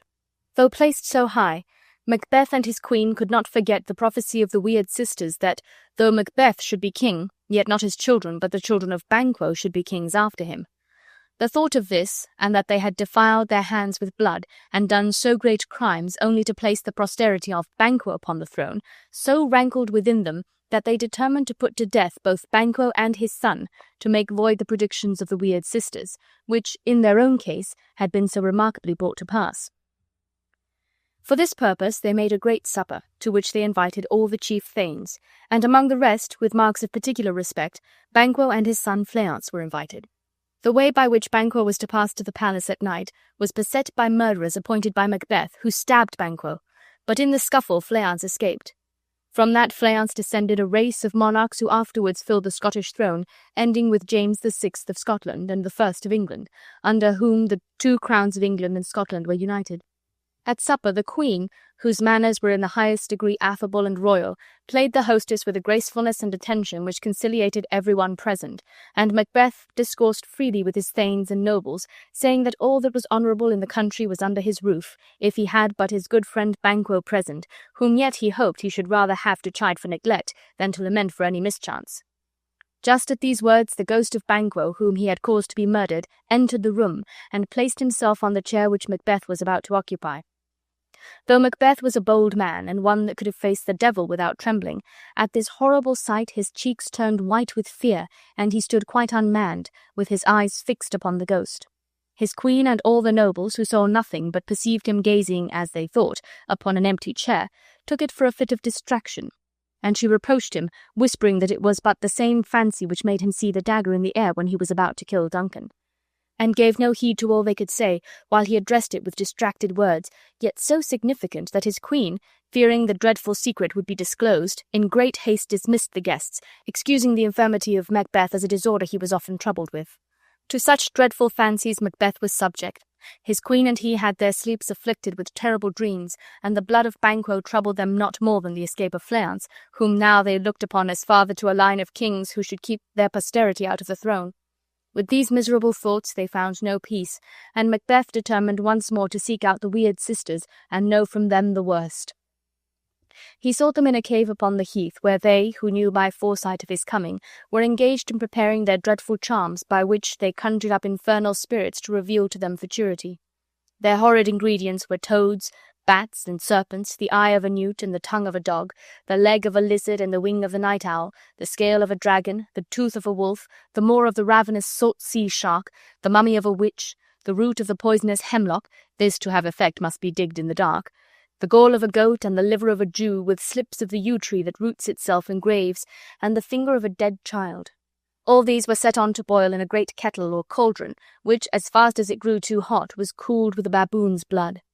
To these they poured in the blood of a sow that had eaten her young, and they threw into the flame the grease that had sweated from a murderer's gibbet. By these charms they bound the infernal spirit to answer their questions. It was demanded of Macbeth whether he would have his doubts resolved by them or by their masters, the spirits.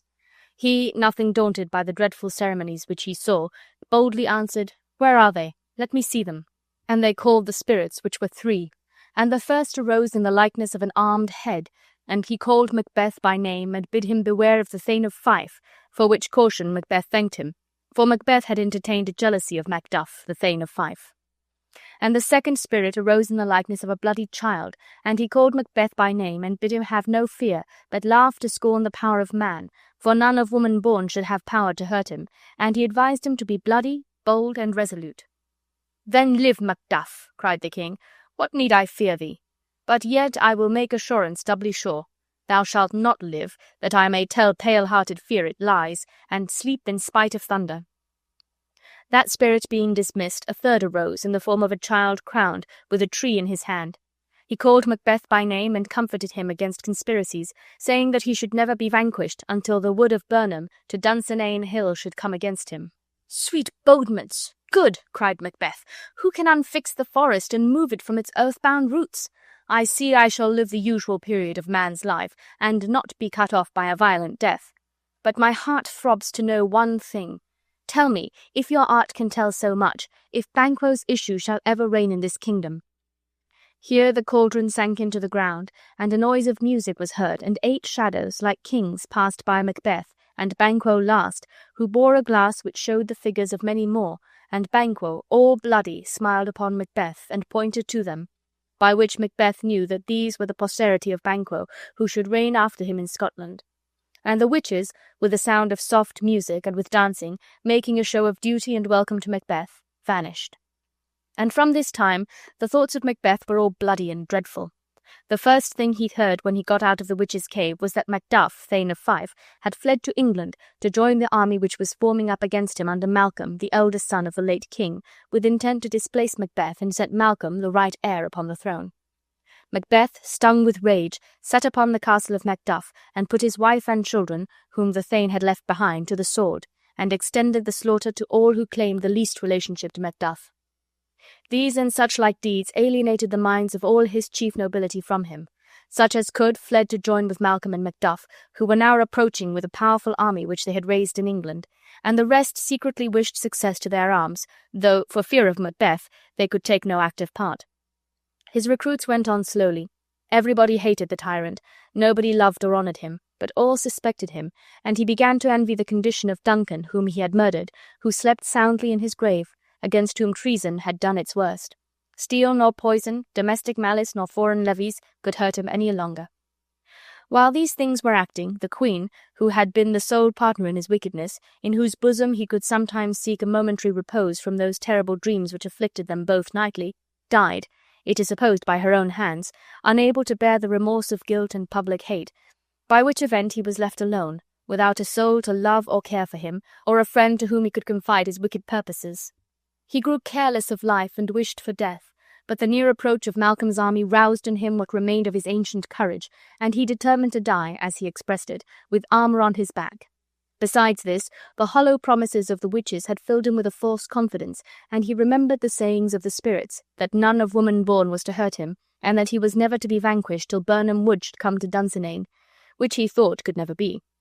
So he shut himself up in his castle, whose impregnable strength was such as defied a siege. Here he sullenly waited the approach of Malcolm. When, upon a day, there came a messenger to him, pale and shaking with fear, almost unable to report that which he had seen, for he averred that as he stood upon his watch on the hill, he looked toward Birnam, and to his thinking the wood began to move. "Liar and slave!" cried Macbeth. "If thou speakst false, thou shalt hang alive upon the next tree till famine end thee. If thy tale be true, I care not if thou dost as much by me." For Macbeth now began to faint in resolution, and to doubt the equivocal speeches of the spirits. He was not to fear till Birnam Wood should come to Dunsinane, and now a wood did move. "However," said he, "if this which he avouches be true, let us arm and out. There is no flying hence nor staying here. I begin to be weary of the sun, and wish my life at an end." With these desperate speeches he sallied forth upon the besiegers, who had now come up to the castle. The strange appearance which had given the messenger an idea of a wood moving is easily solved. When the besieging army marched through the wood of Birnam, Malcolm, like a skilful general, instructed his soldiers to hew down every one a bough and bear it before him, by way of concealing the true numbers of his host. This marching of the soldiers with boughs had at a distance the appearance which had frightened the messenger. Thus were the words of the spirit brought to pass, in a sense different from that in which Macbeth had understood them, and one great hold of his confidence was gone. And now a severe skirmishing took place, in which Macbeth, though feebly supported by those who called themselves his friends, but in reality hated the tyrant and inclined to the party of Malcolm and Macduff, yet fought with the extreme of rage and valour, cutting to pieces all who were opposed to him, till he came to where Macduff was fighting. Seeing Macduff, and remembering the caution of the spirit who had counselled him to avoid Macduff above all men, he would have turned, but Macduff, who had been seeking him through the whole fight, opposed his turning, and a fierce contest ensued, Macduff giving him many foul reproaches for the murder of his wife and children. Macbeth, whose soul was charged enough with blood of that family already, would still have declined the combat, but Macduff still urged him to it, calling him tyrant, murderer, hell-hound, and villain. Then Macbeth remembered the words of the spirit, how none of woman born should hurt him, and, smiling confidently, he said to Macduff, "Thou losest thy labour, Macduff. As easily thou mayst impress the air with thy sword as make me vulnerable. I bear a charmed life, which must not yield to one of woman born." "Despair thy charm," said Macduff, "and let that lying spirit whom thou hast served tell thee that Macduff was never born of woman, never as the ordinary manner of men is to be born, but was untimely taken from his mother." "Accursed be the tongue which tells me so," said the trembling Macbeth, who felt his last hold of confidence give way, "and let never man in future believe the lying equivocations of witches and juggling spirits who deceive us in words which have double senses, and while they keep their promise literally, disappoint our hopes with a different meaning. I will not fight with thee." "Then live," said the scornful Macduff. "We will have a show of thee, as men show monsters, and a painted board, on which will be written, 'Here may men see the tyrant.'" "Never," said Macbeth, whose courage returned with despair. "I will not live to kiss the ground before young Malcolm's feet, to be baited with the curses of the rabble. Though Birnam Wood be come to Dunsinane, and thou opposed to me, who wast born of woman, yet will I try the last."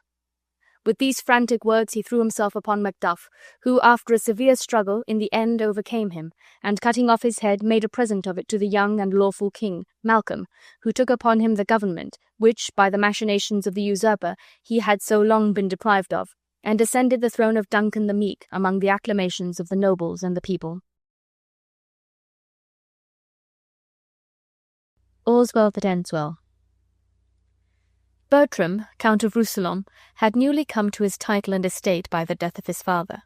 The King of France loved the father of Bertram, and when he heard of his death he sent for his son to come immediately to his royal court in Paris, intending, for the friendship he bore the late Count, to grace young Bertram with his especial favour and protection. Bertram was living with his mother, the widowed Countess, when Lafeu, an old lord of the French court, came to conduct him to the king. The King of France was an absolute monarch, and the invitation to court was in the form of a royal mandate or positive command, which no subject of what high dignity soever might disobey. Therefore, though the Countess, in parting with this dear son, seemed a second time to bury her husband, whose loss she had so lately mourned, yet she dared not to keep him a single day, but gave instant orders for his departure.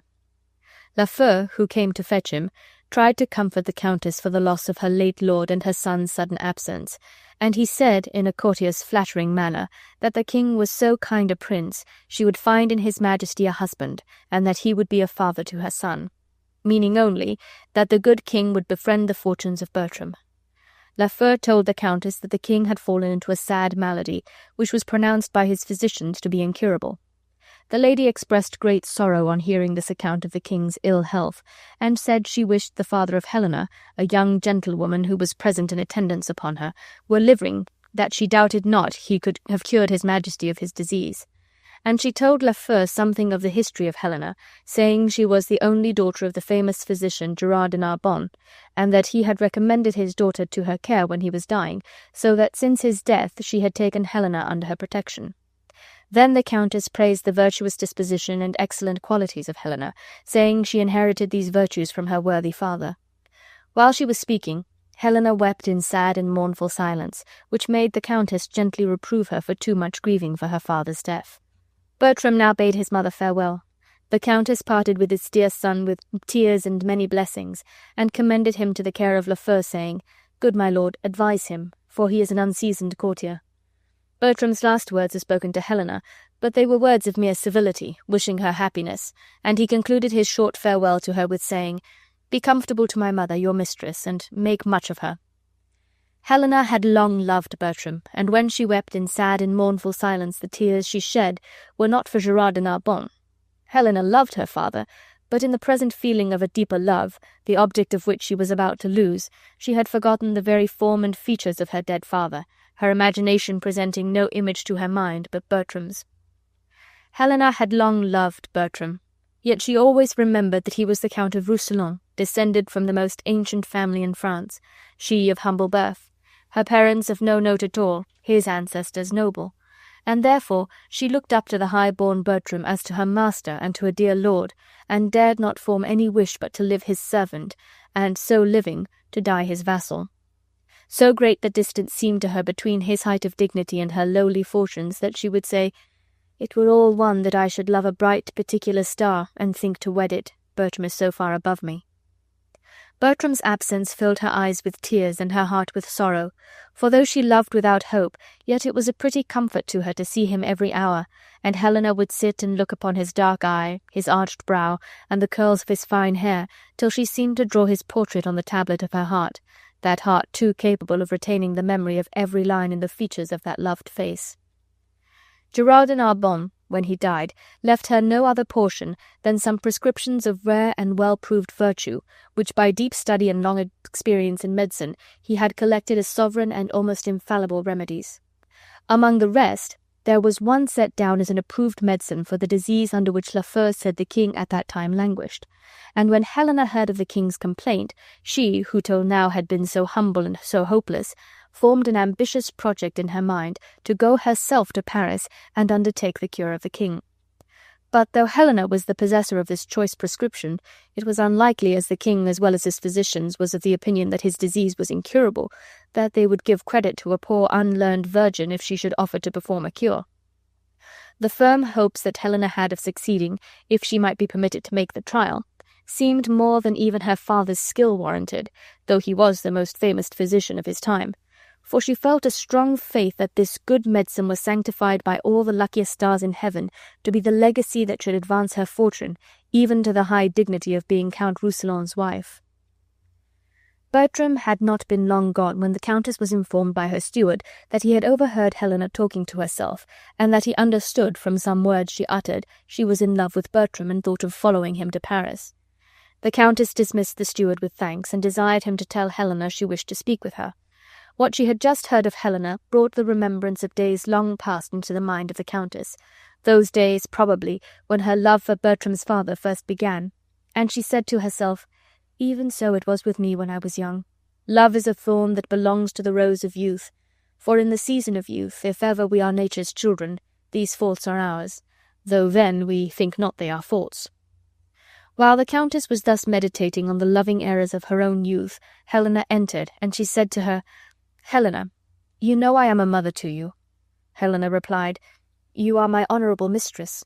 "You are my daughter," said the Countess again. "I say I am your mother. Why do you start and look pale at my words?" With looks of alarm and confused thoughts, fearing the Countess suspected her love, Helena still replied, "Pardon me, madam, you are not my mother. The Count Rousillon cannot be my brother, nor I your daughter." "Yet, Helena," said the Countess, "you might be my daughter-in-law, and I am afraid that is what you mean to be. The words mother and daughter so disturb you. Helena, do you love my son?" "Good madam, pardon me," said the affrighted Helena. Again the Countess repeated her question. "Do you love my son?" "Do not you love him, madam?" said Helena. The Countess replied, "Give me not this evasive answer, Helena. Come, come, disclose the state of your affections, for your love has to the full appeared." Helena, on her knees now, owned her love, and with shame and terror implored the pardon of her noble mistress, and with words expressive of the sense she had of the inequality between their fortunes, she protested Bertram did not know she loved him, comparing her humble, unaspiring love to a poor Indian who adores the sun that looks upon his worshipper, but knows of him no more. The Countess asked Helena if she had not lately an intent to go to Paris.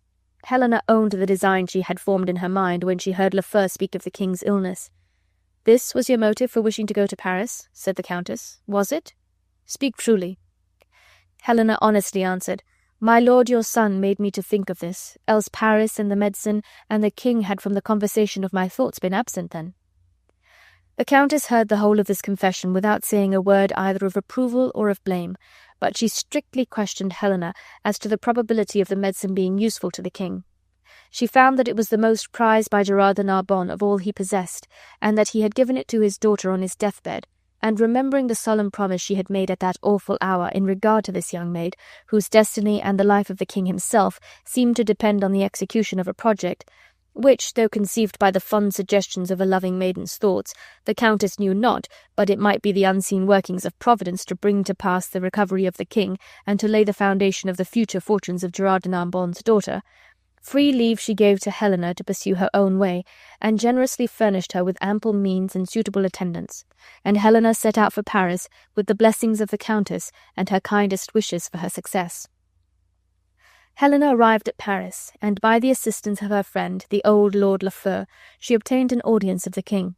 She had still many difficulties to encounter, for the king was not easily prevailed on to try the medicine offered him by this fair young doctor.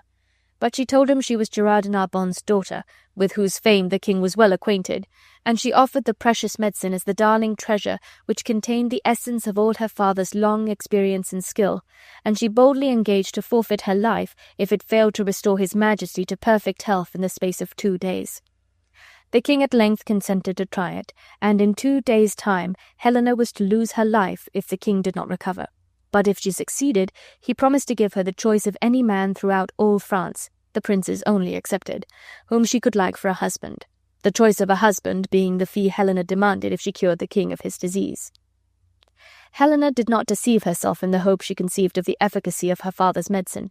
Before 2 days were at an end, the king was restored to perfect health, and he assembled all the young noblemen of his court together, in order to confer the promised reward of a husband upon his fair physician.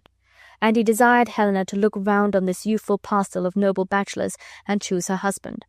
Helena was not slow to make her choice, for among these young lords she saw the Count Rousillon, and turning to Bertram she said, "This is the man. I dare not say, my lord, I take you, but I give me and my service ever whilst I live into your guiding power." "Why then," said the king, "young Bertram, take her.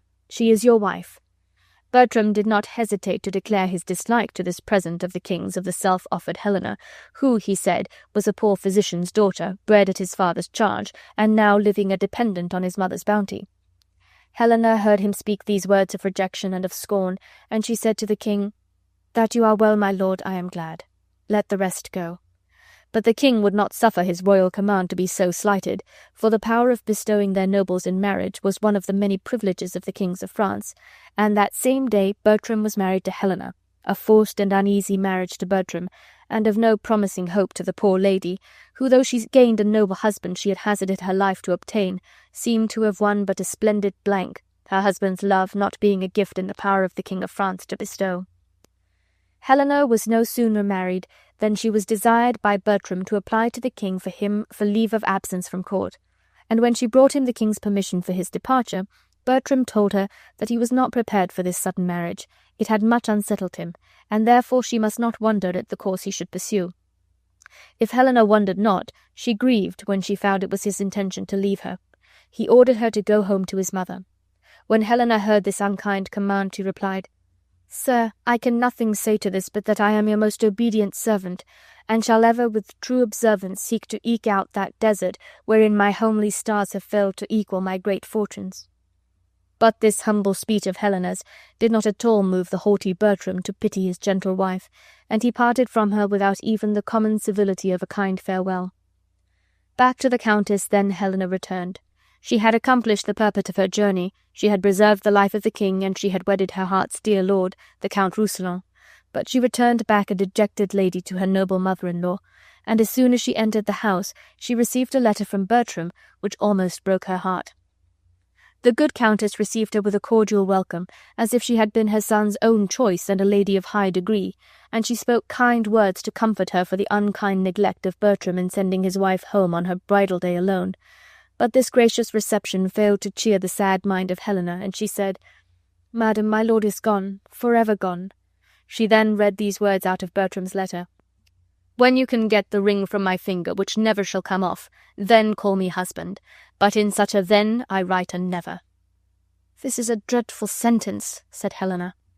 The Countess begged her to have patience, and said, now Bertram was gone, she should be her child, and that she deserved a lord that 20 such rude boys as Bertram might tend upon, and hourly call her mistress.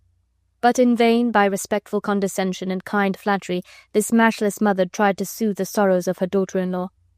Helena still kept her eyes fixed upon the letter, and cried out in an agony of grief, "Till I have no wife, I have nothing in France." The Countess asked her if she found those words in the letter. "Yes, madam," was all poor Helena could answer. The next morning Helena was missing. She left a letter to be delivered to the Countess after she was gone, to acquaint her with the reason of her sudden absence.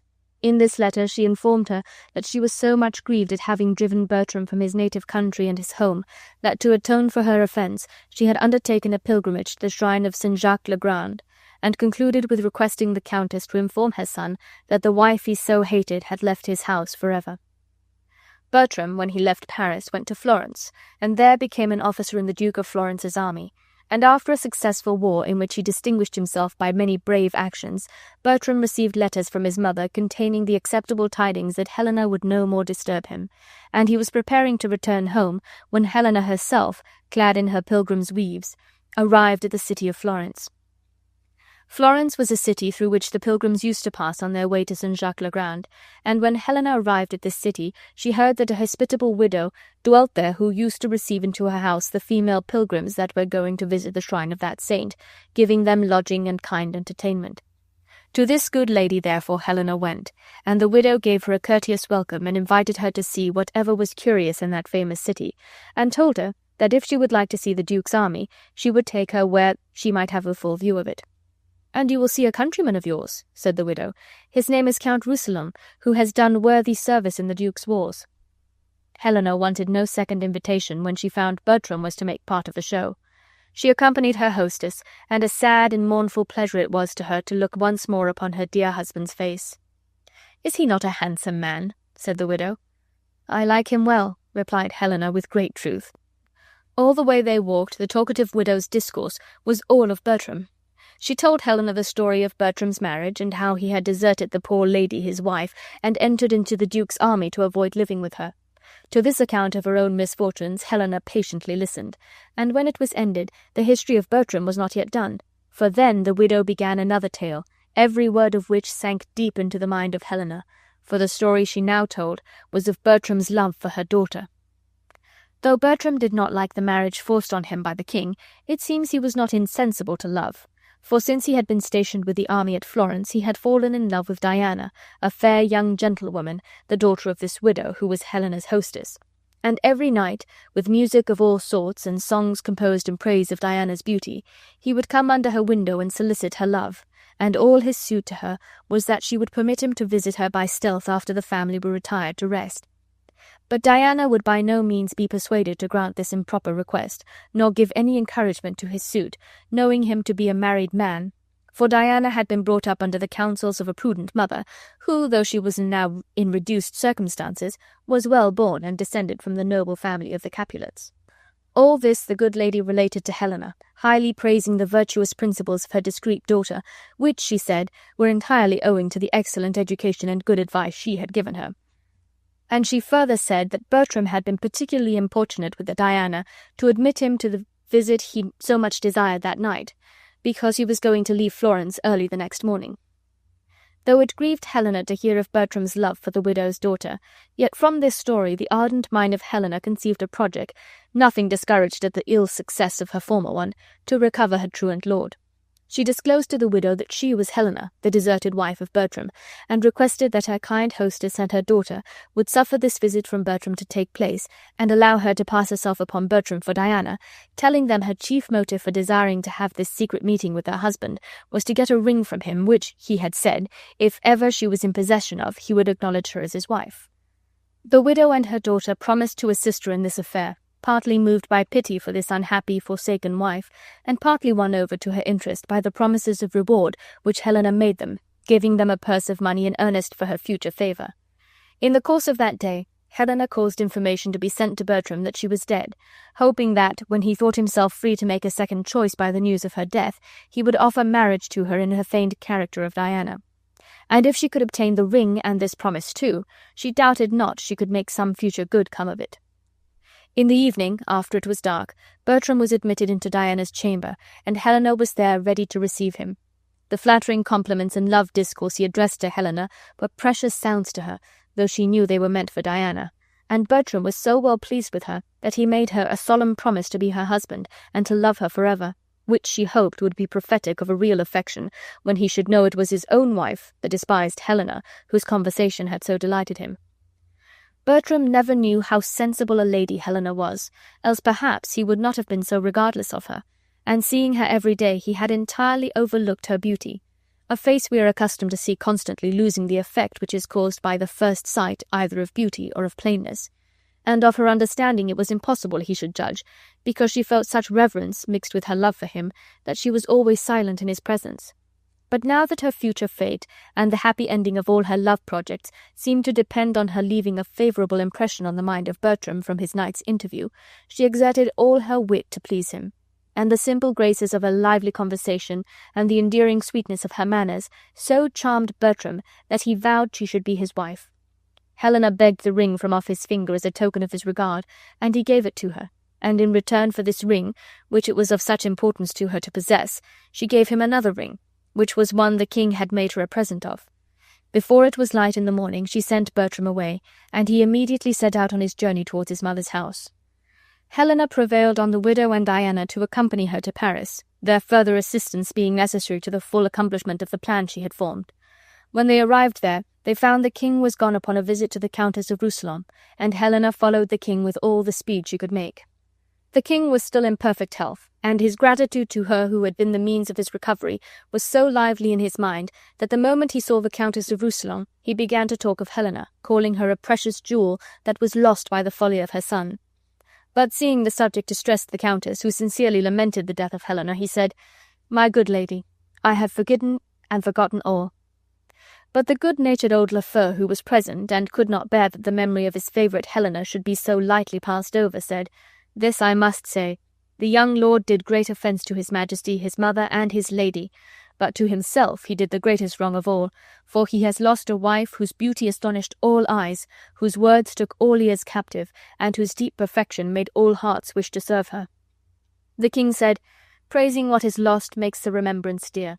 Well, call him hither," meaning Bertram, who now presented himself before the king, and on his expressing deep sorrow for the injuries he had done to Helena, the king, for his dead father's and his admirable mother's sake, pardoned him, and restored him once more to his favour. But the gracious countenance of the king was soon changed toward him, for he perceived that Bertram wore the very ring upon his finger which he had given to Helena, and he well remembered that Helena had called all the saints in heaven to witness she would never part with that ring unless she sent it to the king himself upon some great disaster befalling her.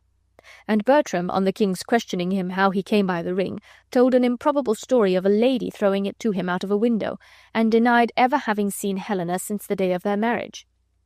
The king, knowing Bertram's dislike to his wife, feared he had destroyed her, and he ordered his guards to seize Bertram, saying, "I am wrapped in dismal thinking, for I fear the life of Helena was foully snatched." At this moment Diana and her mother entered and presented a petition to the king, wherein they begged his majesty to exert his royal power to compel Bertram to marry Diana, he having made her a solemn promise of marriage. Bertram, fearing the king's anger, denied he had made any such promise, and then Diana produced the ring, which Helena had put into her hands, to confirm the truth of her words, and she said that she had given Bertram the ring he then wore, in exchange for that, at the time he vowed to marry her. On hearing this, the king ordered the guards to seize her also, and her account of the ring differing from Bertram's, the king's suspicions were confirmed, and he said if they did not confess how they came by this ring of Helena's, they should both be put to death. Diana requested her mother might be permitted to fetch the jeweller of whom she bought the ring, which, being granted, the widow went out, and presently returned, leading in Helena herself. The good countess, who in silent grief had beheld her son's danger, and had even dreaded that the suspicion of his having destroyed his wife might possibly be true, finding her dear Helena, whom she loved with even a maternal affection, was still living, she felt a delight she was hardly able to support, and the king, scarce believing for joy that it was Helena, said, "Is this indeed the wife of Bertram that I see?" Helena, feeling herself yet an unacknowledged wife, replied, "No, my good lord, it is but the shadow of a wife you see, the name and not the thing." Bertram cried out, "Both, both! Oh, pardon!" "Oh, my lord," said Helena, "when I personated this fair maid, I found you wondrous kind. And look, here is your letter," reading to him in a joyful tone these words which she had once repeated so sorrowfully. "When from my finger you can get this ring. This is done. It was to me you gave the ring. Will you be mine, now you are doubly won?" Bertram replied, "If you can make it plain that you were the lady I talked with that night, I will love you dearly, ever, ever dearly." This was no difficult task, for the widow and Diana came with Helena to prove this fact, and the king was so well pleased with Diana for the friendly assistance she had rendered the dear lady he so truly valued for the service she had done him, that he promised her also a noble husband, Helena's history giving him a hint that it was a suitable reward for kings to bestow upon fair ladies when they perform notable services. Thus Helena at last found that her father's legacy was indeed sanctified by the luckiest stars in heaven, for she was now the beloved wife of her dear Bertram, the daughter-in-law of her noble mistress, and herself the Countess of Rousillon. Taming of the Shrew. Catherine the Shrew was the eldest daughter of Baptista, a rich gentleman of Padua. She was a lady of such an ungovernable spirit and fiery temper, such a loud-tongued scold, that she was known in Padua by no other name than Catherine the Shrew. It seemed very unlikely, indeed impossible, that any gentleman would ever be found who would venture to marry this lady, and therefore Baptista was much blamed for deferring his consent to many excellent offers that were made to her gentle sister Bianca, putting off all Bianca's suitors with this excuse, that when the eldest sister was fairly off his hands, they should have free leave to address young Bianca. It happened, however, that a gentleman named Petruchio came to Padua, purposely to look out for a wife, who, nothing discouraged by these reports of Catherine's temper, and hearing she was rich and handsome, resolved upon marrying this famous termagant, and taming her into a meek and manageable wife. And truly, none was so fit to set about this Herculean labour as Petruchio, whose spirit was as high as Catherine's, and he was a witty and most happy-tempered humourist, and withal so wise and of such a true judgment that he well knew how to feign a passionate and furious deportment when his spirits were so calm that himself could have laughed merrily at his own angry feigning, for his natural temper was careless and easy, the boisterous airs he assumed when he became the husband of Catherine being but in sport, or more properly speaking, affected by his excellent discernment as the only means to overcome, in her own way, the passionate ways of the furious Catherine. A courting, then, Petruchio went to Catherine the Shrew, and first of all he applied to Baptista her father for leave to woo his gentle daughter Catherine, as Petruchio called her, saying archly that, having heard of her bashful modesty and mild behaviour, he had come from Verona to solicit her love.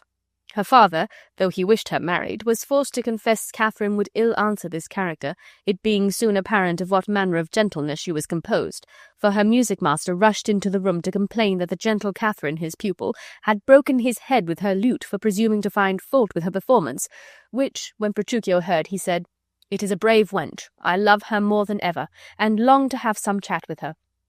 And hurrying the old gentleman for a positive answer, he said, "My business is in haste, Signor Battista. I cannot come every day to woo. You knew my father. He is dead, and has left me heir to all his lands and goods. Then tell me, if I get your daughter's love, what dowry you will give with her."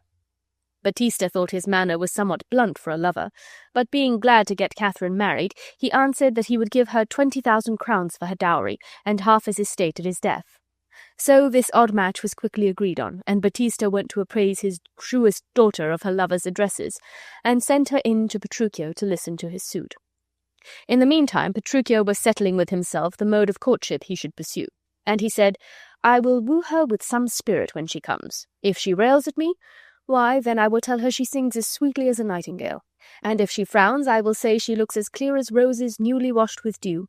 If she will not speak a word, I will praise the eloquence of her language, and if she bids me leave her, I will give her thanks as if she bid me stay with her a week." Now the stately Catherine entered, and Petruchio first addressed her with, "Good morrow, Kate, for that is your name, I hear." Catherine, not liking this plain salutation, said disdainfully, "They call me Catherine who do speak to me." "You lie," replied the lover, "for you are called plain Kate and bonny Kate, and sometimes Kate the Shrew. But, Kate, you are prettiest Kate in Christendom, and therefore, Kate, hearing your mildness praised in every town, I am come to woo you for my wife." A strange courtship they made of it, she in loud and angry terms, showing him how justly she had gained the name of Shrew, while he still praised her sweet and courteous words, till at length, hearing her father coming, he said, intending to make as quick a wooing as possible, "Sweet Catherine, let us set this idle chat aside, for your father has consented that you shall be my wife, your dowry is agreed on, and whether you will or no, I will marry you." And now Battista entering, Petruchio told him his daughter had received him kindly, and that she had promised to be married the next Sunday. This Catherine denied, saying she would rather see him hanged on Sunday, and reproached her father for wishing to wed her to such a madcap ruffian as Petruchio. Petruchio desired her father not to regard her angry words, for they had agreed she should seem reluctant before him, but that when they were alone he had found her very fond and loving, and he said to her, "Give me your hand, Kate. I will go to Venice to buy you apparel against our wedding day. Provide the feast, father, bid the wedding guests. I will be sure to bring rings, fine array, and rich clothes, that my Catherine may be fine. And kiss me, Kate, for we will be married on Sunday."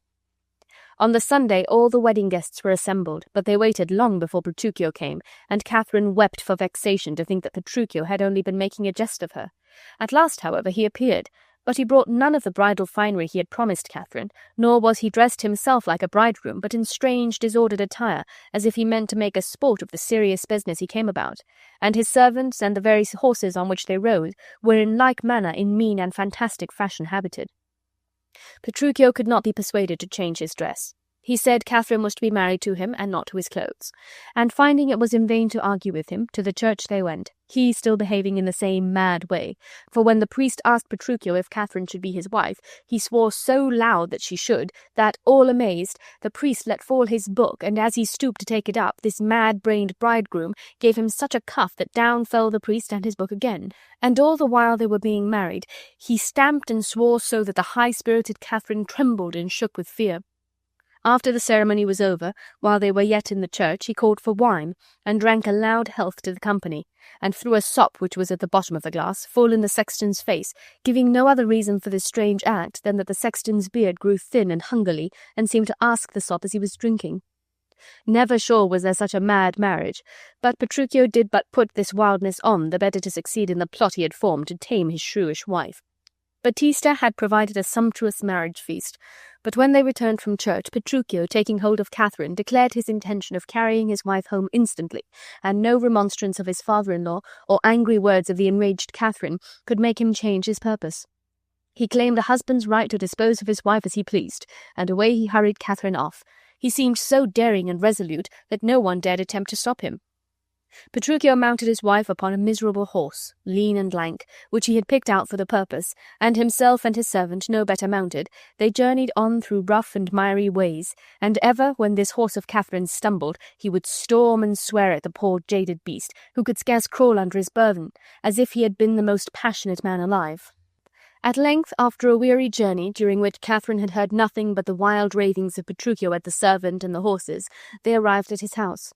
Petruchio welcomed her kindly to her home, but he resolved she should have neither rest nor food that night.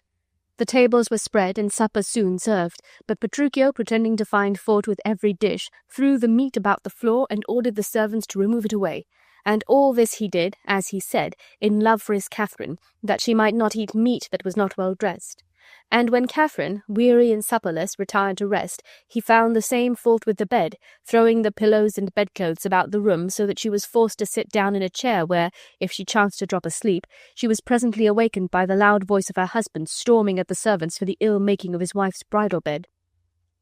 The next day Petruchio pursued the same course, still speaking kind words to Catherine, but when she attempted to eat, finding fault with everything that was set before her, throwing the breakfast on the floor as he had done the supper. And Catherine, the haughty Catherine, was fain to beg the servants would bring her secretly a morsel of food, but they, being instructed by Petruchio, replied they dared not give her anything unknown to their master. "Ah," said she, "did he marry me to famish me? Beggars that come to my father's door have food given them, but I, who never knew what it was to entreat for anything, am starved for want of food, giddy for want of sleep, with oaths kept waking, and with brawling fed. And that which vexes me more than all, he does it under the name of perfect love, pretending that if I sleep or eat, it will present death to me." Here the soliloquy was interrupted by the entrance of Petruchio. He, not meaning she should be quite starved, had brought her a small portion of meat, and he said to her, "How fares my sweet Catherine? Here, love, you see how diligent I am. I have dressed your meat myself. I am sure this kindness merits thanks. What, not a word? Nay, then, you do not love the meat, and all the pains I have taken is to no purpose." He then ordered the servant to take the dish away. Extreme hunger, which had abated the pride of Catherine, made her say, though angered to the heart, "I pray you let it stand." But this was not all Petruchio intended to bring her to, and he replied, "The poorest service is repaid with thanks, and so shall mine before you touch the meat." On this Catherine brought out a reluctant, "I thank you, sir." And now he suffered her to make a slender meal, saying, "Much good may it do your gentle heart, Kate. Eat apace. And now, my honey love, we will return to your father's house and revel it as bravely as the best, with silken coats and caps and golden rings, with ruffs and scarfs and fans and double change of finery." And to make her believe he really intended to give her these gay things, he called in a tailor and a haberdasher, who brought some new clothes he had ordered for her. Then giving her plate to the servant to take away before she had half satisfied her hunger, he said, "What, have you dined?" The haberdasher presented a cap, saying, "Here is the cap your worship bespoke," on which Petruchio began to storm afresh, saying the cap was moulded in a porringer, and that it was no bigger than a cockle or a walnut shell, desiring the haberdasher to take it away and make it bigger. Catherine said, "I will have this. All gentlewomen wear such caps as these." "When you are gentle," replied Petruchio, "you shall have one too, and not till then." The meat Catherine had eaten had a little revived her fallen spirits, and she said, "Why, sir, I trust I may have leave to speak, and speak I will. I am no child, no babe. Your betters have endured to hear me say my mind, and if you cannot, you had better stop your ears." Petruchio would not hear these angry words, for he had happily discovered a better way of managing his wife than keeping up a jangling argument with her. Therefore his answer was, "Why, you say true. It is a paltry cap, and I love you for not liking it." "Love me or love me not," said Catherine, "I like the cap, and I will have this cap or none." "You say you wish to see the gown," said Petruchio, still affecting to misunderstand her. The tailor then came forward and showed her a fine gown he had made for her. Petruchio, whose intent was that she should have neither cap nor gown, found as much fault with that. "Oh, mercy heaven," said he, "what stuff is here? What, do you call this a sleeve? It is like a demi-cannon, carved up and down like an apple tart." The tailor said, "You bid me make it according to the fashion of the times," and Catherine said she never saw a better fashioned gown. This was enough for Petruchio, and privately desiring these people might be paid for their goods, and excuses made to them for the seemingly strange treatment he bestowed upon them, he, with fierce words and furious gestures, drove the tailor and the haberdasher out of the room, and then, turning to Catherine, he said, "Well, come, my Kate, we will go to your father's even in these mean garments we now wear." and then he ordered his horses, affirming they should reach Batista's house by dinner-time, for that it was but 7 o'clock. Now it was not early morning, but the very middle of the day, when he spoke this. Therefore Catherine ventured to say, though modestly, being almost overcome by the vehemence of his manner, "I dare assure you, sir, it is 2 o'clock, and will be supper-time before we get there." But Petruchio meant that she should be so completely subdued that she should assent to everything he said before he carried her to her father, and therefore, as if he were lord even of the sun and could command the hours, he said it should be what time he pleased to have it, before the set forward. "For," he said, "whatever I say or do, you are still crossing it. I will not go today, and when I go, it shall be what o'clock I say it is." Another day Catherine was forced to practise her newly found obedience, and not till he had brought her proud spirit to such a perfect subjection that she dared not remember there was such a word as contradiction, would Petruchio allow her to go to her father's house. And even while they were upon their journey thither, she was in danger of being turned back again, only because she happened to hint it was the sun when he affirmed the moon shone brightly at noonday. "Now, by my mother's son," said he, "and that is myself, it shall be the moon, or stars, or what I list, before I journey to your father's house." He then made as if he were going back again, but Catherine, no longer Catherine the Shrew, but the obedient wife, said, "Let us go forward, I pray, now we have come so far, and it shall be the sun or moon or what you please, and if you please to call it a rush candle henceforth, I vow it shall be so for me." This he was resolved to prove, therefore he said again, "I say it is the moon." "I know it is the moon," replied Catherine. "You lie, it is the blessed sun," said Petruchio. "Then it is the blessed sun," replied Catherine, "but sun it is not when you say it is not. What you will have it named, even so it is, and so it ever shall be for Catherine." Now then he suffered her to proceed on her journey, but further to try if this yielding humour would last, he addressed an old gentleman they met on the road as if he had been a young woman, saying to him, "Good morrow, gentle mistress," and asked Catherine if she had ever beheld a fairer gentlewoman, praising the red and white of the old man's cheeks, and comparing his eyes to 2 bright stars, and again he addressed him, saying, "Fair lovely maid, once more good day to you," and said to his wife, "Sweet Kate, embrace her for her beauty's sake." The now completely vanquished Catherine quickly adopted her husband's opinion, and made her speech in like sort to the old gentleman, saying to him, "Young budding virgin, you are fair and fresh and sweet. Whither are you going, and where is your dwelling? Happy are the parents of so fair a child." "Why, how now, Kate?" said Petruchio. "I hope you are not mad. This is a man, old and wrinkled, faded and withered, and not a maiden, as you say he is." On this Catherine said, "Pardon me, old gentleman, the sun has so dazzled my eyes that everything I look on seemeth green. Now I perceive you are a reverend father. I hope you will pardon me for my sad mistake." "Do, good old grandsire," said Petruchio, "and tell us which way you are travelling. We shall be glad of your good company if you are going our way." The old gentleman replied, "Fair sir, and you, my merry mistress, your strange encounter has much amazed me. My name is Vincenzio, and I am going to visit a son of mine who lives at Padua." Then Petruchio knew the old gentleman to be the father of Lucentio, a young gentleman who was to be married to Batista's younger daughter Bianca, and he made Vincenzio very happy by telling him the rich marriage his son was about to make, and they all journeyed on pleasantly together till they came to Batista's house, where there was a large company assembled to celebrate the wedding of Bianca and Lucentio, Batista having willingly consented to the marriage of Bianca when he had got Catherine off his hands. When they entered, Batista welcomed them to the wedding feast, and there was present also another newly married pair. Lucentio, Bianca's husband, and Hortensio, the other newly married man, could not forbear sly jests, which seemed to hint at the shrewish disposition of Petruchio's wife, and these fond bridegrooms seemed highly pleased with the mild tempers of the ladies they had chosen, laughing at Petruchio for his less fortunate choice. Petruchio took little notice of their jokes till the ladies were retired after dinner, and then he perceived Batista himself joined in the laugh against him, for when Petruchio affirmed that his wife would prove more obedient than theirs, the father of Catherine said, "Now, in good sadness, son Petruchio, I fear you have got the veriest shrew of all." "Well," said Petruchio, "I say no, and therefore, for assurance that I speak the truth, let us each one send for his wife, and he whose wife is most obedient to come at first when she is sent for shall win a wager which we will propose." To this the 2 other husbands willingly consented, for they were confident that their gentle wives would prove more obedient than the headstrong Catherine, and they proposed a wager of 20 crowns. But Petruchio merrily said he would lay as much as that upon his hawk or hound, but 20 times as much upon his wife. Lucentio and Hortensio raised the wager to 100 crowns, and Lucentio first sent his servant to desire Bianca would come to him. But the servant returned and said, "Sir, Thy mistress sends you word she is busy and cannot come. How, said Petruchio, does she say she is busy and cannot come? Is that an answer for a wife? Then they laughed at him and said it would be well if Catherine did not send him a worse answer. And now it was Hortensio's turn to send for his wife, and he said to his servant, Go and entreat my wife to come to me. Oh ho, entreat her, said Petruchio. Nay then, she needs must come. I am afraid, sir, said Hortensio, your wife will not be entreated. But presently this civil husband looked a little blank when the servant returned without his mistress, and he said to him, How now, where is my wife?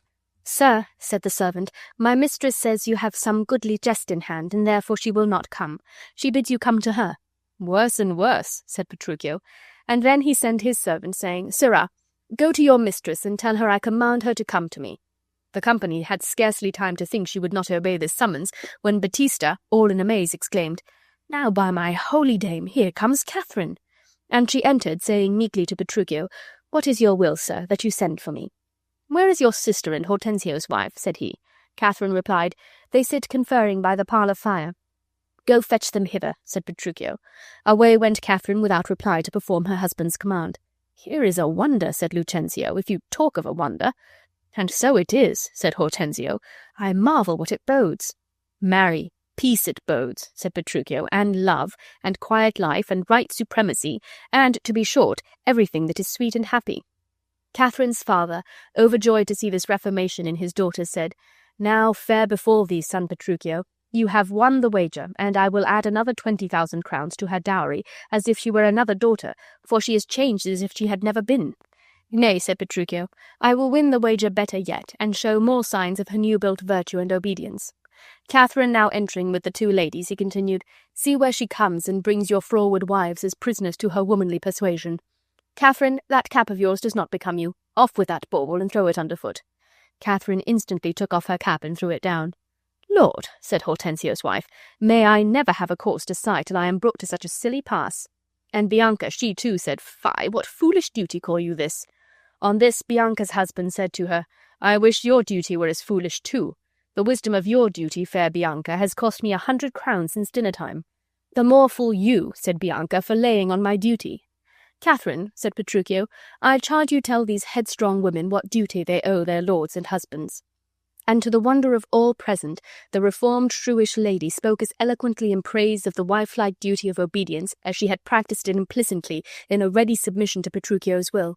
And Catherine once more became famous in Padua, not as heretofore as Catherine the Shrew, but as Catherine the most obedient and duteous wife in Padua. Comedy of Errors. The states of Syracuse and Ephesus being at variance, there was a cruel law made at Ephesus, ordaining that if any merchant of Syracuse was seen in the city of Ephesus, he was to be put to death, unless he could pay 1,000 marks for the ransom of his life. Aegeon, an old merchant of Syracuse, was discovered in the streets of Ephesus, and brought before the Duke, either to pay this heavy fine, or receive sentence of death. Aegeon had no money to pay the fine, and the Duke, before he pronounced the sentence of death upon him, desired him to relate the history of his life, and to tell for what cause he had ventured to come to the city of Ephesus, which it was death for any Syracusan merchant to enter. Aegeon said he did not fear to die, for sorrow had made him weary of his life, but that a heavier task could not have been imposed upon him than to relate the events of his unfortunate life. He then began his own history in the following words. I was born at Syracuse, and brought up to the profession of a merchant. I married a lady with whom I lived very happily, but being obliged to go to Epidamnum, I was detained there by my business 6 months, and then, finding I should be obliged to stay some time longer, I sent for my wife, who, as soon as she arrived, was brought to bed of 2 sons, and what was very strange, they were both so exactly alike that it was impossible to distinguish the one from the other. At the same time that my wife was brought to bed of these twin boys, a poor woman in the inn where my wife lodged was brought to bed of 2 sons, and these twins were as much like each other as my 2 sons were. The parents of these children being exceeding poor, I bought the 2 boys and brought them up to attend upon my sons. My sons were very fine children, and my wife was not a little proud of 2 such boys, and she daily wishing to return home, I unwillingly agreed, and in an evil hour we got on shipboard, for we had not sailed above a league from Epidamnum before a dreadful storm arose, which continued with such violence that the sailors, seeing no chance of saving the ship, crowded into the boat to save their own lives, leaving us alone in the ship, which we every moment expected would be destroyed by the fury of the storm. The incessant weeping of my wife, and the piteous complaints of the pretty babes, who, not knowing what to fear, wept for fashion because they saw their mother weep, filled me with terror for them, though I did not for myself fear death, and all my thoughts were bent to contrive means for their safety. I tied my youngest son to the end of a small spire-mast, such as seafaring men provide against storms. At the other end I bound the youngest of the twin slaves, and at the same time I directed my wife how to fasten the other children in like manner to another mast. She thus having the care of the eldest 2 children, and I of the younger 2, we bound ourselves separately to these masts with the children, and but for this contrivance we had all been lost, for the ship split on a mighty rock and was dashed in pieces, and we, clinging to these slender masts, were supported above the water, where I, having the care of 2 children, was unable to assist my wife, who with the other children was soon separated from me. But while they were yet in my sight, they were taken up by a boat of fishermen, from Corinth, as I supposed, and seeing them in safety, I had no care but to struggle with the wild sea waves to preserve my dear son and the youngest slave. At length we, in our turn, were taken up by a ship, and the sailors, knowing me, gave us kind welcome and assistance, and landed us in safety at Syracuse. But from that sad hour I have never known what became of my wife and eldest child. My youngest son, and now my only care, when he was 18 years of age, began to be inquisitive after his mother and brother, and often importuned me that he might take his attendant, the young slave, who had also lost his brother, and go in search of them. At length I unwillingly gave consent, for, though I anxiously desired to hear tidings of my wife and eldest son, yet in sending my younger one to find them, I hazarded the loss of him also. It is now 7 years since my son left me. 5 years have I passed in travelling through the world in search of him. I have been in farthest Greece, and through the bounds of Asia, and coasting homeward I landed here in Ephesus, being unwilling to leave any place unsought that harbours men. But this day must end the story of my life, and happy should I think myself in my death if I were assured my wife and sons were living. Here the hapless Aegeon ended the account of his misfortunes, and the Duke, pitying this unfortunate father who had brought upon himself this great peril by his love for his lost son, said if it were not against the laws, which his oath and dignity did not permit him to alter, he would freely pardon him. Yet, instead of dooming him to instant death, as the strict letter of the law required, he would give him that day to try if he could beg or borrow the money to pay the fine. This day of grace did seem no great favour to Aegeon, for, not knowing any man in Ephesus, there seemed to him but little chance that any stranger would lend or give him 1,000 marks to pay the fine, and helpless and hopeless of any relief, he retired from the presence of the Duke in the custody of a jailer. Aegeon supposed he knew no person in Ephesus, but at the time he was in danger of losing his life through the careful search he was making after his youngest son. That son, and his eldest son also, were in the city of Ephesus. Aegeon's sons, besides being exactly alike in face and person, were both named alike, being both called Antipholus, and the 2 twin slaves were also both called Romeo. Aegeon's youngest son, Antipholus of Syracuse, he whom the old man had come to Ephesus to seek, happened to arrive at Ephesus with his slave Romeo that very same day that Aegeon did, and he being also a merchant of Syracuse, he would have been in the same danger that his father was, but by good fortune he met a friend who told him the peril an old merchant of Syracuse was in, and advised him to pass for a merchant of Epidamnum. This Antipholus agreed to do, and he was sorry to hear one of his own countrymen was in danger, but he little thought this old merchant was his own father. The eldest son of Aegeon, who must be called Antipholus of Ephesus to distinguish him from his brother Antipholus of Syracuse, had lived at Ephesus 20 years, and being a rich man, was well able to have paid the money for the ransom of his father's life. But Antipholus knew nothing of his father, being so young when he was taken out of the sea with his mother by the fishermen, that he only remembered he had been so preserved.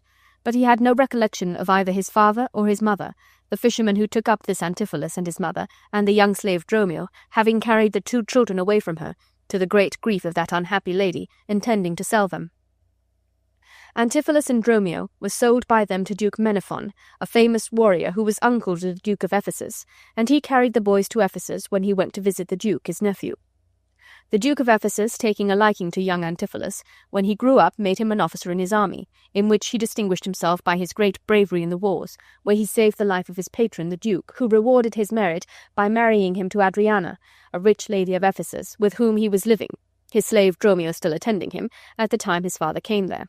Antipholus of Syracuse, when he parted with his friend, who advised him to say he came from Epidamnum, gave his slave Dromio some money to carry to the inn where he intended to dine, and in the meantime he said he would walk about and view the city and observe the manners of the people. Dromio was a pleasant fellow, and when Antipholus was dull and melancholy he used to divert himself with the odd humours and merry jests of his slave, so that the freedoms of speech he allowed in Dromio were greater than is usual between masters and their servants. When Antipholus of Syracuse had sent Dromio away, he stood a while thinking over his solitary wanderings in search of his mother and his brother, of whom in no place where he landed could he hear the least tidings. And he said sorrowfully to himself, "I am like a drop of water in the ocean, which, seeking to find its fellow drop, loses itself in the wide sea. So I, unhappily, to find a mother and a brother, do lose myself." While he was thus meditating on his weary travels, which had hitherto been so useless, Dromio, as he thought, returned. Antipholus, wondering that he came back so soon, asked him where he had left the money. Now it was not his own Dromio, but the twin brother that lived with Antipholus of Ephesus, that he spoke to. The two Dromios and the two Antipholuses were still as much alike as Aegeon had said they were in their infancy. Therefore, no wonder Antipholus thought it was his own slave returned, and asked him why he came back so soon. Dromio replied, "My mistress sent me to bid you to come to dinner. The capon burns, and the pig falls from the spit, and the meat will be all cold if you do not come home." "These jests are out of season," said Antipholus. "Where did you leave the money?" Dromio, still answering that his mistress had sent him to fetch Antipholus to dinner. "What mistress?" said Antipholus. "Why, your worship's wife, sir," replied Dromio. Antipholus having no wife, he was very angry with Dromio, and said, "Because I familiarly sometimes chat with you, you presume to jest with me in this free manner.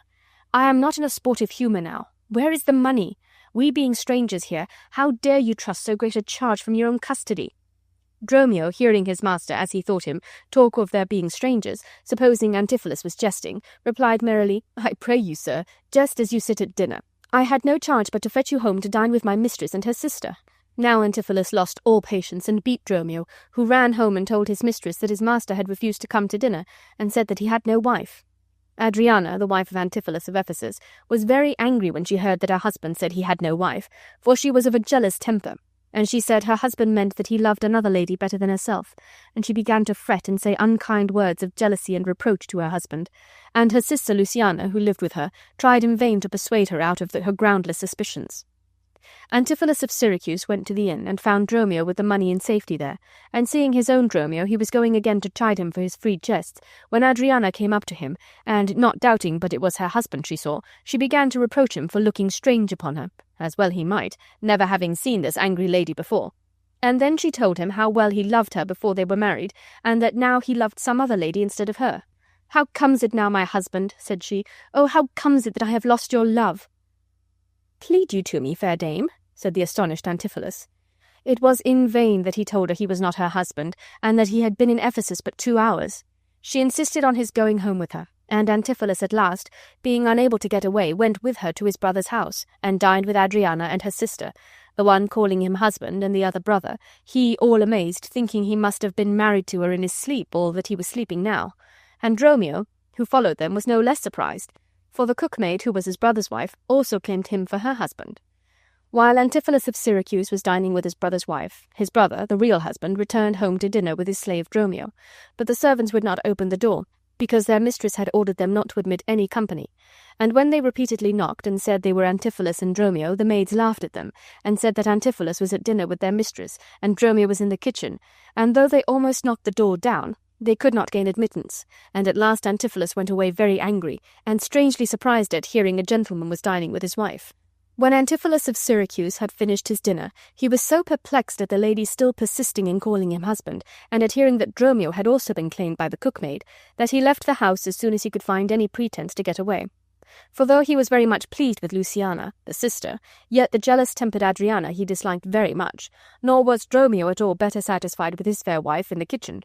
Therefore both master and man were glad to get away from their new wives as fast as they could. The moment Antipholus of Syracuse had left the house, he was met by a goldsmith, who, mistaking him, as Adriana had done, for Antipholus of Ephesus, gave him a gold chain, calling him by his name, and when Antipholus would have refused the chain, saying it did not belong to him, the goldsmith replied he made it by his own orders, and went away, leaving the chain in the hands of Antipholus, who ordered his man Dromio to get his things on board a ship, not choosing to stay in a place any longer where he met with such strange adventures that he surely thought himself bewitched. The goldsmith who had given the chain to the wrong Antipholus was arrested immediately after for a sum of money he owed, and Antipholus, the married brother to whom the goldsmith thought he had given the chain, happened to come to the place where the officer was arresting the goldsmith, who, when he saw Antipholus, asked him to pay for the gold chain he had just delivered to him, the price amounting to nearly the same sum as that for which he had been arrested. Antipholus denying the having received the chain, and the goldsmith persisting to declare that he had but a few minutes before given it to him, they disputed this matter a long time, both thinking they were right. For Antipholus knew the goldsmith never gave him the chain, and so like were the two brothers, the goldsmith was as certain he had delivered the chain into his hands, till at last the officer took the goldsmith away to prison for the debt he owed, and at the same time the goldsmith made the officer arrest Antipholus for the price of the chain, so that at the conclusion of their dispute Antipholus and the merchant were both taken away to prison together. As Antipholus was going to prison, he met Romeo of Syracuse, his brother's slave, and mistaking him for his own, he ordered him to go to Adriana his wife and tell her to send the money for which he was arrested. Dromio, wondering that his master should send him back to the strange house where he dined, and from which he had just before been in such haste to depart, did not dare to reply, though he came to tell his master the ship was ready to sail, for he saw Antipholus was in no humour to be jested with. Therefore he went away, grumbling with himself that he must return to Adriana's house, where, said he, Dowsabel claims me for a husband. But I must go, for servants must obey their master's commands. Adriana gave him the money, and as Dromio was returning, he met Antipholus of Syracuse, who was still in amaze at the surprising adventures he met with, for, his brother being well known in Ephesus, there was hardly a man he met in the streets but saluted him as an old acquaintance. Some offered him money which they said was owing to him, some invited him to come and see them, and some gave him thanks for kindnesses they said he had done them, all mistaking him for his brother. A tailor showed him some silks he had bought for him, and insisted upon taking measure of him for some clothes. Antipholus began to think he was among a nation of sorcerers and witches, and Dromio did not at all relieve his master from his bewildered thoughts by asking him how he got free from the officer who was carrying him to prison and giving him the purse of gold which Adriana had sent to pay the debt with. This talk of Dromio's, of the arrest and of the prison, and of the money he had brought from Adriana, perfectly confounded Antipholus, and he said, "This fellow Dromio is certainly distracted, and we wonder here in illusions." And quite terrified at his own confused thoughts, he cried out, "Some blessed power deliver us from this strange place!" And now another stranger came up to him, and she was a lady, and she too called him Antipholus, and told him he had dined with her that day, and asked him for a gold chain, which she said he had promised to give her. Antipholus now lost all patience, and calling her a sorceress, he denied that he had ever promised her a chain, or dined with her, or had even seen her face before that moment. The lady persisted in affirming he had dined with her, and had promised her a chain, which Antipholus still denying, she further said that she had given him a valuable ring, and if he would not give her the gold chain, she insisted upon having her own ring again. On this Antipholus became quite frantic, and again calling her sorceress and witch, and denying all knowledge of her or her ring, ran away from her, leaving her astonished at his words and his wild looks, for nothing to her appeared more certain than that he had dined with her, and that she had given him a ring in consequence of his promising to make her a present of a gold chain. But this lady had fallen into the same mistake the others had done, for she had taken him for his brother. The married Antipholus had done all the things she had taxed this Antipholus with. When the married Antipholus was denied entrance into his house, those within supposing him to be already there, he had gone away very angry, believing it to be one of his wife's jealous freaks, to which she was very subject, and remembering that she had often falsely accused him of visiting other ladies, he, to be revenged on her for shutting him out of his own house, determined to go and dine with this lady, and she receiving him with great civility, and his wife having so highly offended him, Antipholus promised to give her a gold chain which he had intended as a present for his wife. It was the same chain which the goldsmith by mistake had given to his brother.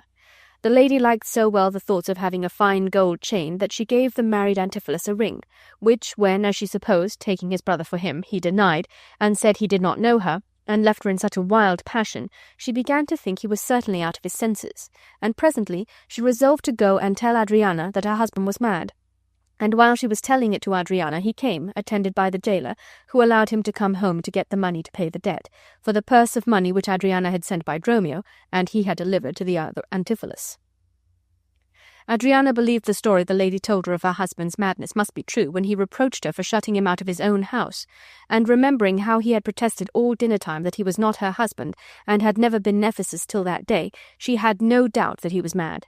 She therefore paid the jailer the money, and having discharged him, she ordered the servants to bind her husband with ropes, and had him conveyed into a dark room, and sent for a doctor to come and cure him of his madness, Antipholus all the while hotly exclaiming against this false accusation, which the exact likeness he brought to his brother had brought upon him. But his rage only the more confirmed him in the belief that he was mad, and Romeo persisting in the same story, they bound him also, and took him away along with his master. Soon after Adriana had put her husband into confinement, a servant came to tell her that Antipholus and Romeo must have broken loose from their keepers, for that they were both walking at liberty in the next street. On hearing this, Adriana ran out to fetch him home, taking some people with her to secure her husband again, and her sister went along with her. When they came to the gates of a convent in their neighbourhood, there they saw Antipholus and Romeo, as they thought, being again deceived by the likeness of the twin brothers. Antipholus of Syracuse was still beset with the perplexities this likeness had brought upon him. The chain which the goldsmith had given him was about his neck, and the goldsmith was reproaching him for denying that he had it and refusing to pay for it, and Antipholus was protesting that the goldsmith freely gave him the chain in the morning, and that from that hour he had never seen the goldsmith again. And now Adriana came up to him and claimed him as her lunatic husband who had escaped from his keepers, and the men she brought with her were going to lay violent hands on Antipholus and Romeo, but they ran into the convent, and Antipholus begged the abbess to give him shelter in her house.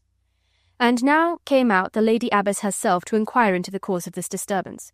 She was a grave and venerable lady, and wise to judge of what she saw, and she would not too hastily give up the man who had sought protection in her house. So she strictly questioned the wife about the story she told of her husband's madness, and she said, "What is the cause of this sudden distemper of your husband's? Has he lost his wealth at sea? Or is it the death of some dear friend that has disturbed his mind?" Adriana replied that no such things as these had been the cause. "Perhaps," said the abbess, "he has fixed his affections on some other lady than you, his wife, and that has driven him to this state." Adriana said she had long thought the love of some other lady was the cause of his frequent absences from home. Now it was not his love for another, but the teasing jealousy of his wife's temper that often obliged Antipholus to leave his home, and the abbess, suspecting this from the vehemence of Adriana's manner, to learn the truth said, "You should have reprehended him for this." "Why, so I did," replied Adriana. "Aye," said the abbess, "but perhaps not enough." Adriana, willing to convince the abbess that she had said enough to Antipholus on the subject, replied, "It was the constant subject of our conversation. In bed I would not let him sleep for speaking of it. At table I would not let him eat for speaking of it. When I was alone with him I talked of nothing else, and in company I gave him frequent hints of it. Still all my talk was how vile and bad it was in him to love any lady better than me." The lady abbess, having drawn this full confession from the jealous Adriana, now said, "And therefore comes it that your husband is mad. The venomous clamour of a jealous woman is a more deadly poison than a mad dog's tooth. It seems his sleep was hindered by your railing.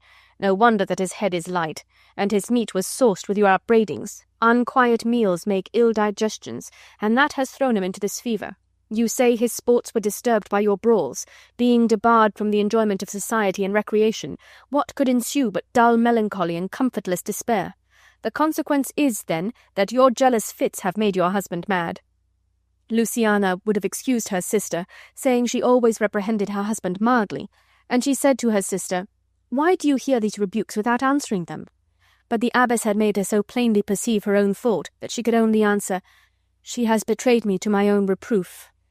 Adriana, though ashamed of her own conduct, still insisted on having her husband delivered up to her, but the abbess would suffer no person to enter her house, nor would she deliver up this unhappy man to the care of the jealous wife, determining herself to use gentle means for his recovery, and she retired into her house again, and ordered her gates to be shut against them.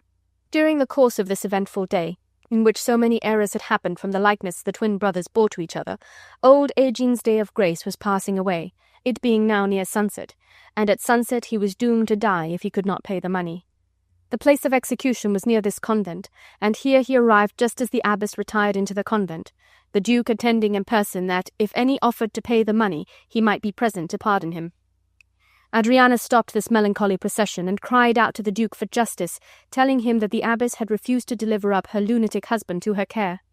While she was speaking, her real husband and his servant, Romeo, who had got loose, came before the Duke to demand justice, complaining that his wife had confined him on a false charge of lunacy, and telling him what manner he had broken his bonds and eluded the vigilance of his keepers. Adriana was strangely surprised to see her husband when she thought he had been within the convent. Aegeon, seeing his son, concluded this was the son who had left him to go in search of his mother and his brother, and he felt secure that this dear son would readily pay the money demanded for his ransom. He therefore spoke to Antipholus in words of fatherly affection, with joyful hope that he should now be released. But to the utter astonishment of Aegeon, his son denied all knowledge of him, as well he might, for this Antipholus had never seen his father since they were separated in the storm in his infancy. But while the poor old Aegeon was in vain endeavouring to make his son acknowledge him, thinking surely that either his griefs and the anxieties he had suffered so strangely altered him that his son did not know him, or else that he was ashamed to acknowledge his father in his misery, in the midst of this perplexity, the lady abbess and the other Antipholus and Dromio came out, and the wondering Adriana saw 2 husbands and 2 Dromios standing before her. And now these riddling errors, which had so perplexed them all, were clearly made out. When the Duke saw the 2 Antipholuses and the 2 Dromios, both so exactly alike, he at once conjectured aright of these seeming mysteries, for he remembered the story Aegeon had told him in the morning, and he said these men must be the 2 sons of Aegeon and their twin slaves. But now an unlooked-for joy indeed completed the history of Aegeon, and the tale he had in the morning told in sorrow and under sentence of death before the setting sun went down was brought to a happy conclusion, for the venerable lady abbess made herself known to be the long-lost wife of Aegeon and the fond mother of the 2 Antipholuses. When the fisherman took the eldest Antipholus and Dromio away from her, she entered a nunnery, and by her wise and virtuous conduct she was at length made lady abbess of this convent, and in discharging the rites of hospitality to an unhappy stranger, she had unknowingly protected her own son. Joyful congratulations and affectionate greetings between these long-separated parents and their children made them for a while forget that Aegeon was yet under sentence of death. When they were become a little calm, Antipholus of Ephesus offered the Duke the ransom money for his father's life, but the Duke freely pardoned Aegeon, and would not take the money. And the Duke went with the abbess and her newly found husband and children into the convent to hear this happy family discourse at leisure of the blessed ending of their adverse fortunes. And the 2 Dromios' humble joy must not be forgotten. They had their congratulations and greetings too, and each Dromio pleasantly complimented his brother on his good looks, being well pleased to see his own person, as in a glass, show so handsome in his brother. Adriana had so well profited by the good counsel of her mother-in-law that she never after cherished unjust suspicions, nor was jealous of her husband. Antipholus of Syracuse married the fair Luciana, the sister of his brother's wife, and the good old Aegeon with his wife and sons lived at Ephesus many years. Nor did the unravelling of these perplexities so entirely remove every ground of mistake for the future, but that sometimes, to remind them of adventures past, comical blunders would happen, and the one Antipholus and the one Romeo be mistaken for the other, making altogether a pleasant and diverting comedy of errors. Measure for measure. In the city of Vienna there once reigned a duke of such a mild and gentle temper that he suffered his subjects to neglect the laws with impunity.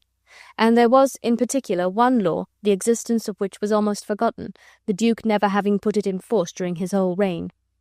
This was a law dooming any man to the punishment of death who should live with a woman that was not his wife.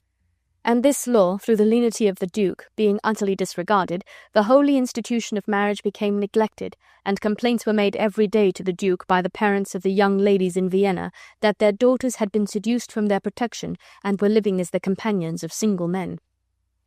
The good Duke perceived with sorrow this growing evil among his subjects, but he thought that a sudden change in himself from the indulgence he had hitherto shown to the strict severity requisite to check this abuse would make his people, who had hitherto loved him, consider him a tyrant.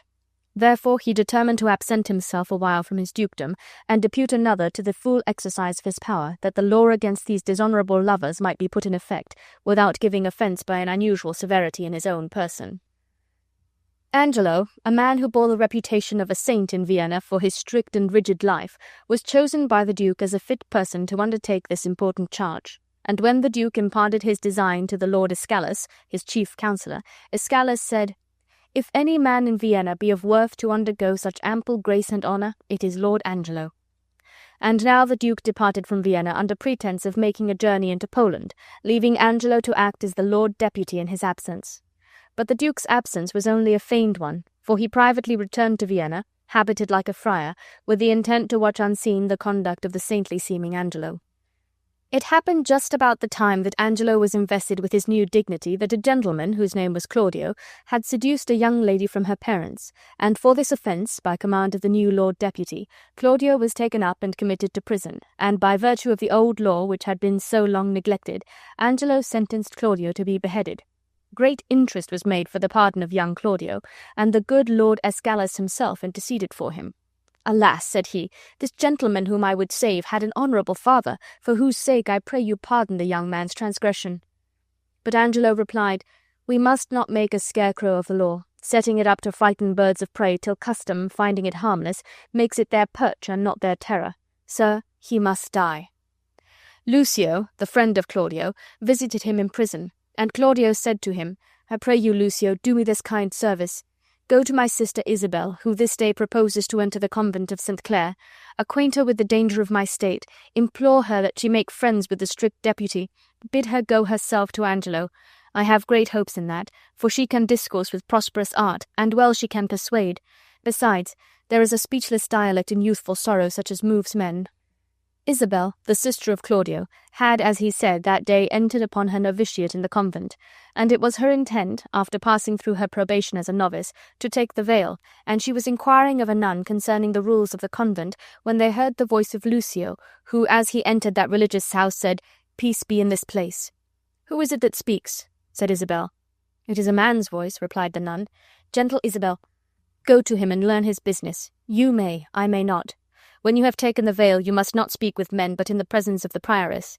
Then, if you speak, you must not show your face, or if you show your face, you must not speak. And have you nuns no further privileges? Said Isabel. Are these not large enough? Replied the nun. Yes, truly, said Isabel.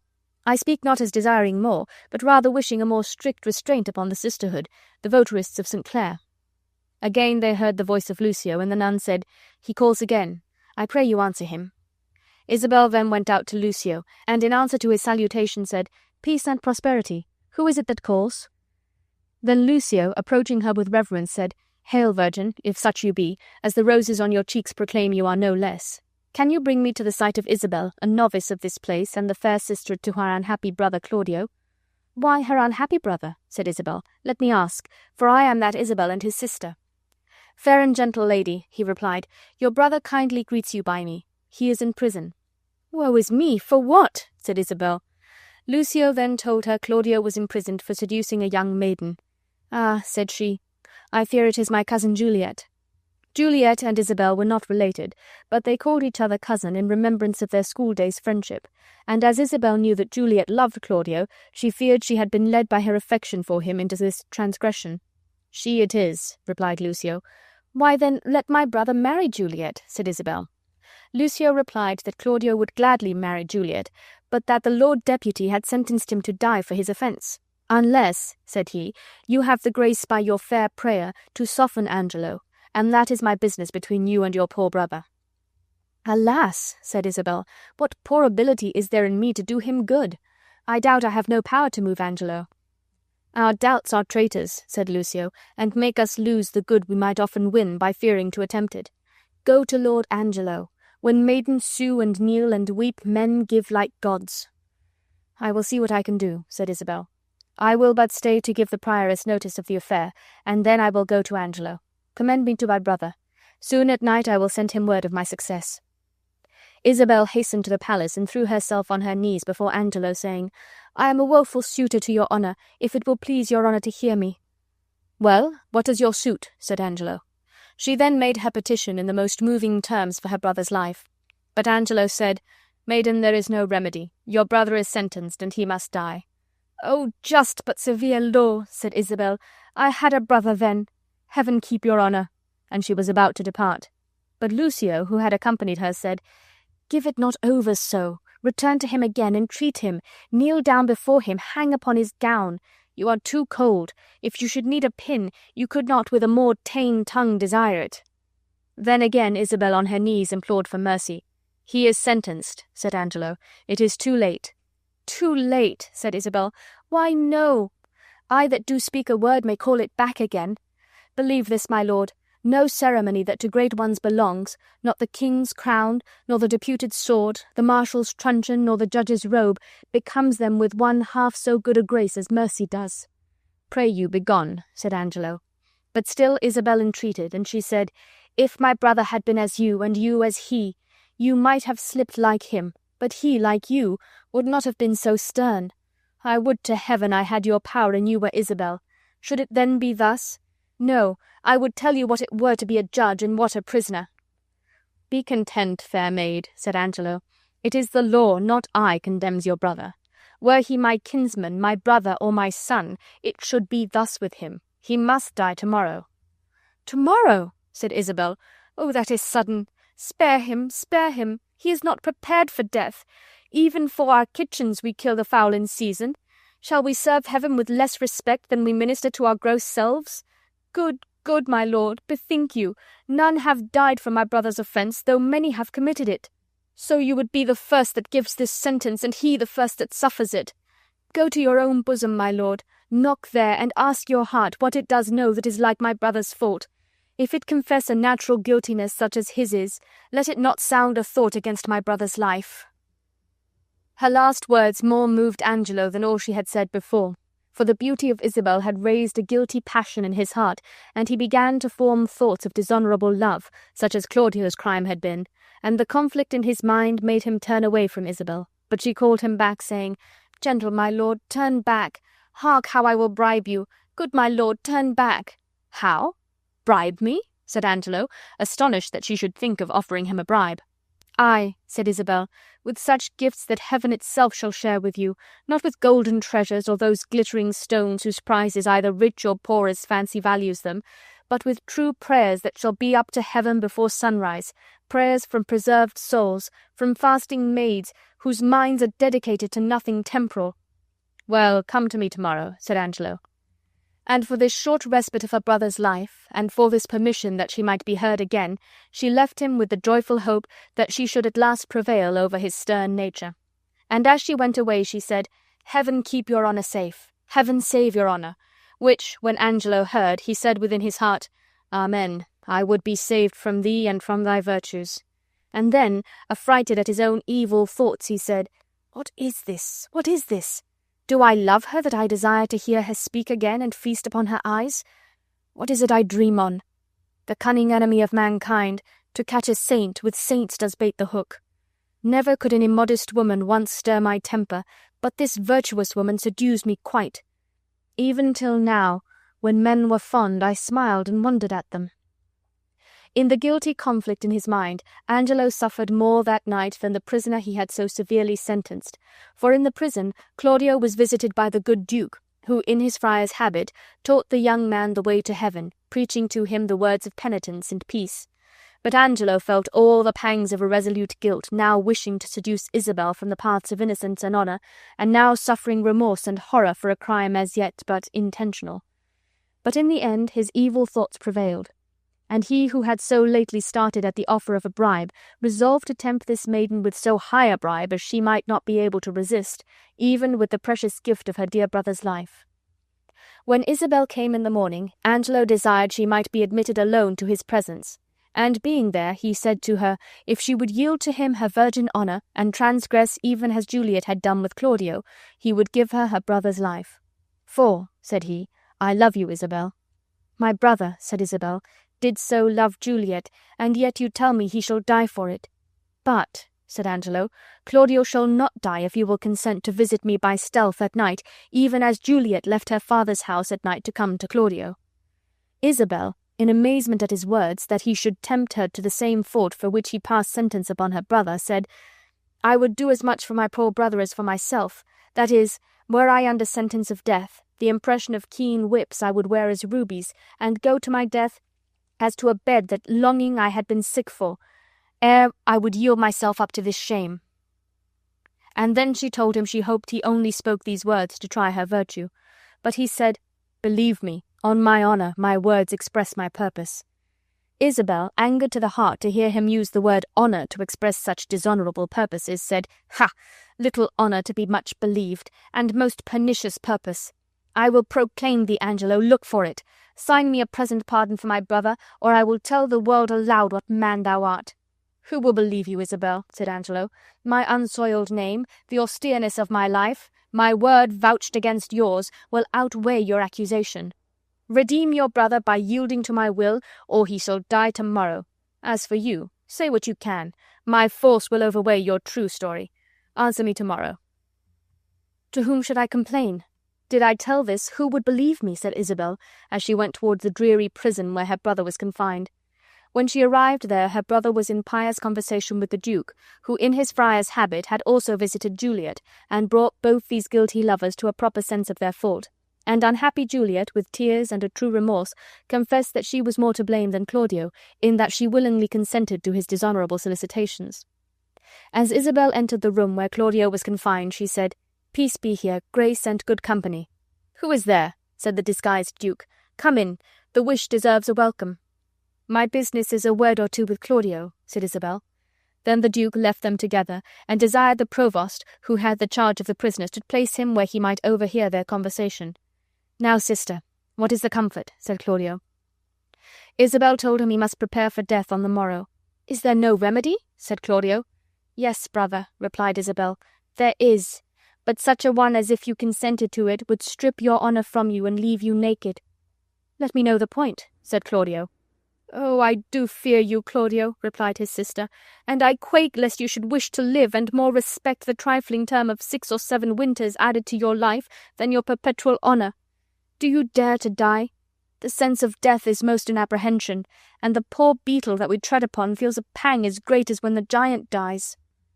"Why do you give me this shame?" said Claudio. "Think you I can fetch a resolution from flowery tenderness? If I must die, I will encounter darkness as a bride and hug it in my arms." "There spoke my brother," said Isabel. "There my father's grave did utter forth a voice.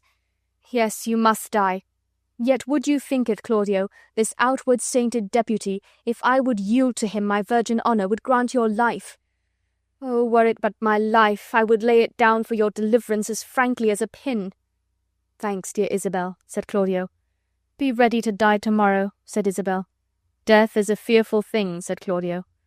"And shamed light a hateful," replied his sister. But the thoughts of death now overcame the constancy of Claudio's temper, and terrors such as the guilty only at their deaths do know assailing him, he cried out, "Sweet sister, let me live. The sin you do to save a brother's life, nature dispenses with the deed so far that it becomes a virtue." "O faithless coward! O dishonest wretch!" said Isabel. "Would you preserve your life by your sister's shame? Oh, fie, fie, fie! I thought, my brother, you had in you such a mind of honour that, had you 20 heads to render up on 20 blocks, you would have yielded them all up before your sister should stoop to such dishonour." "Nay, hear me, Isabel," said Claudio.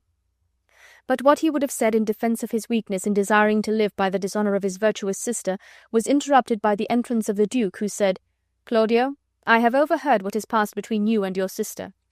Angelo had never the purpose to corrupt her. What he said has only been to make trial of her virtue. She, having the truth of honour in her, has given him that gracious denial which he is most ill glad to receive. There is no hope that he will pardon you. Therefore pass your hours in prayer, and make ready for death." Then Claudio repented of his weakness, and said, "Let me ask my sister's pardon.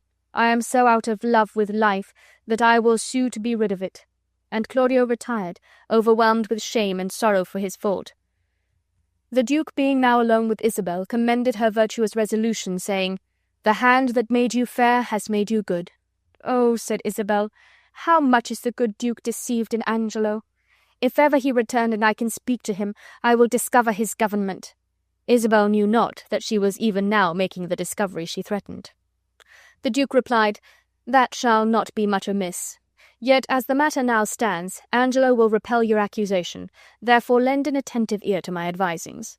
I believe that you may most righteously do a poor wronged lady a merited benefit, redeem your brother from the angry law, do no stain to your own most gracious person, and much please the absent Duke, if peradventure he shall ever return to have notice of this business." Isabel said she had a spirit to do anything he desired, provided it was nothing wrong. "Virtue is bold and never fearful," said the Duke, and then he asked her if she had ever heard of Mariana, the sister of Frederick, the great soldier who was drowned at sea. "I have heard of the lady," said Isabel, "and good words went with her name." "This lady," said the Duke, "is the wife of Angelo, but her marriage dowry was on board the vessel in which her brother perished, and mark how heavily this befell to the poor gentlewoman. For besides the loss of a most noble and renowned brother, who in his love toward her was ever most kind and natural, in the wreck of her fortune she lost the affections of her husband, the well-seeming Angelo, who, pretending to discover some dishonour in this honourable lady, though the true cause was the loss of her dowry, left her in her tears, and dried not one of them with his comfort. His unjust unkindness, that in all reason should have quenched her love, has, like an impediment in the current, made it more unruly, and Mariana loves her cruel husband with the full continuance of her first affection." The Duke then more plainly unfolded his plan. It was that Isabel should go to Lord Angelo, and seemingly consent to come to him as he desired at midnight, that by this means she would obtain the promised pardon, and that Mariana should go in her stead to the appointment, and pass herself upon Angelo in the dark for Isabel. "Nor, gentle daughter," said the feigned friar, "fear you to this thing. Angelo is her husband, and to bring them thus together is no sin." Isabel, being pleased with this project, departed to do as he directed her, and he went to apprise Mariana of their intention. He had before this time visited this unhappy lady in his assumed character, giving her religious instruction and friendly consolation, at which times he had learned her sad story from her own lips. And now she, looking upon him as a holy man, readily consented to be directed by him in this undertaking. When Isabel returned from her interview with Angelo to the house of Mariana, where the Duke had appointed her to meet him, he said, "Well met, and in good time. What is the news from this good deputy?" Isabel related the manner in which she had settled the affair. "Angelo," said she, "has a garden surrounded with a brick wall, on the western side of which is a vineyard, and to that vineyard is a gate." And then she showed to the Duke and Mariana 2 keys that Angelo had given her, and she said, "This bigger key opens the vineyard gate, this other a little door which leads from the vineyard to the garden. There I have made my promise at the dead of the night to call upon him, and have got from him his word of assurance for my brother's life. I have taken a due and wary note of the place, and with whispering and most guilty diligence he showed me the way twice over." "Are there no other tokens agreed upon between you that Mariana must observe?" said the Duke. "No, none," said Isabel, "only to go when it is dark. I have told him my time can be but short, for I have made him think a servant comes along with me, and that this servant is persuaded I come about my brother." The Duke commended her discreet management, and she, turning to Mariana, said, "Little have you to say to Angelo when you depart from him, but soft and low, 'Remember now my brother.'" Mariana was that night conducted to the appointed place by Isabel, who rejoiced that she had, as she supposed, by this device preserved both her brother's life and her own honour. But that her brother's life was safe, the Duke was not well satisfied, and therefore at midnight he again repaired to the prison, and it was well for Claudio that he did so, else would Claudio have that night been beheaded. For soon after the Duke entered the prison, an order came from the cruel deputy commanding that Claudio should be beheaded and his head sent to him by 5 o'clock in the morning. But the Duke persuaded the provost to put off the execution of Claudio, and to deceive Angelo by sending him the head of a man who died that morning in the prison.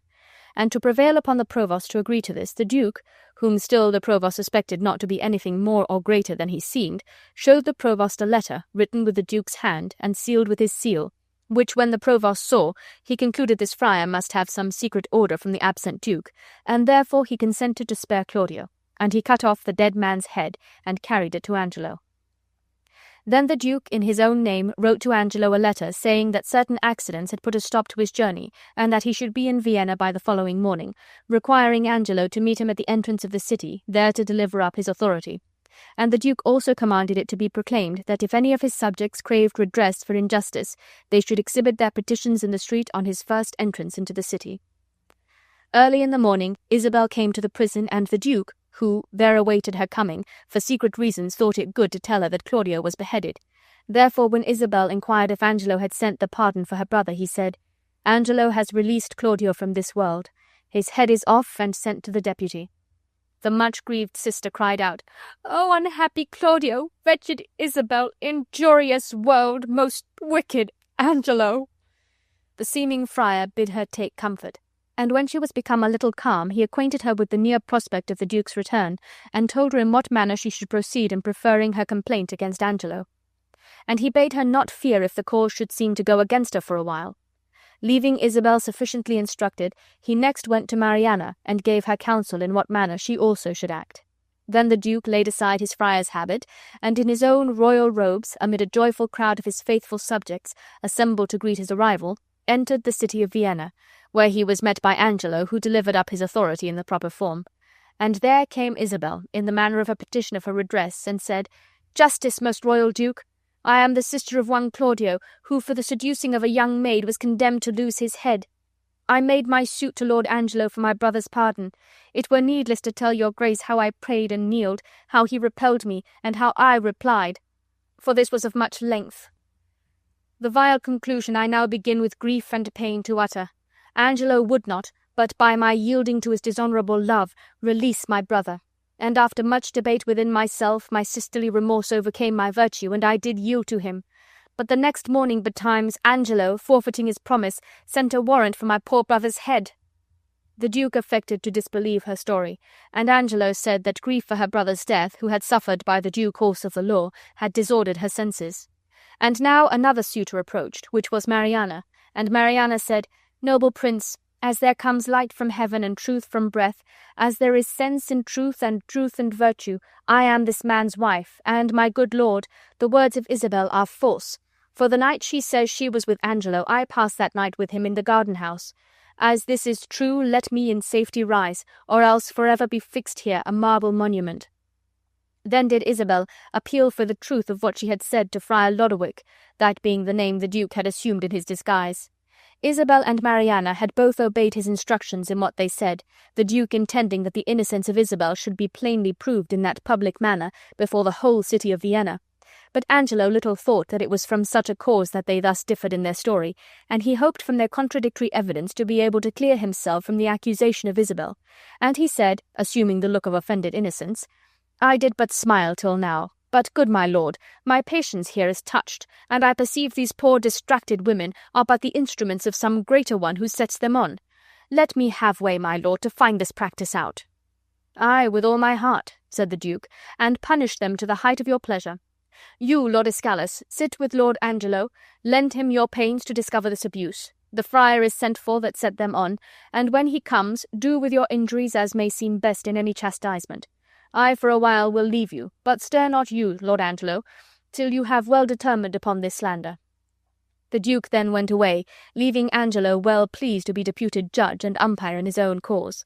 But the Duke was absent only while he threw off his royal robes and put on his friar's habit. And in that disguise again he presented himself before Angelo and Escalus, and the good old Escalus, who thought Angelo had been falsely accused, said to the supposed friar, "Come, sir, did you set these women on to slander Lord Angelo?" He replied, "Where is the Duke? It is he who should hear me speak." Escalus said, "The Duke is in us, and we will hear you. Speak justly." "Boldly, at least," retorted the friar, and then he blamed the Duke for leaving the cause of Isabel in the hands of him she had accused, and spoke so freely of many corrupt practices he had observed while, as he said, he had been a looker-on in Vienna, that Escalus threatened him with the torture for speaking words against the state and for censuring the conduct of the Duke, and ordered him to be taken away to prison.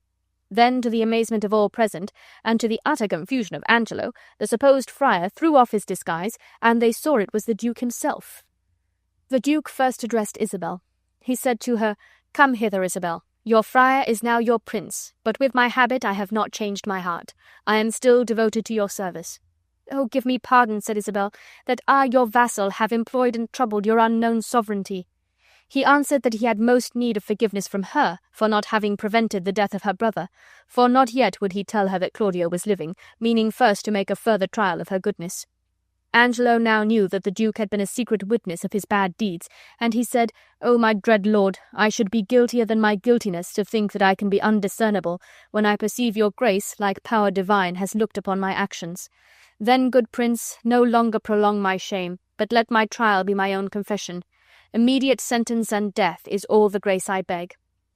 The Duke replied, "Angelo, thy faults are manifest. We do condemn thee to the very block where Claudio stooped to death, and with like haste away with him, and for his possessions, Mariana, we do instate and widow you withal, to buy you a better husband."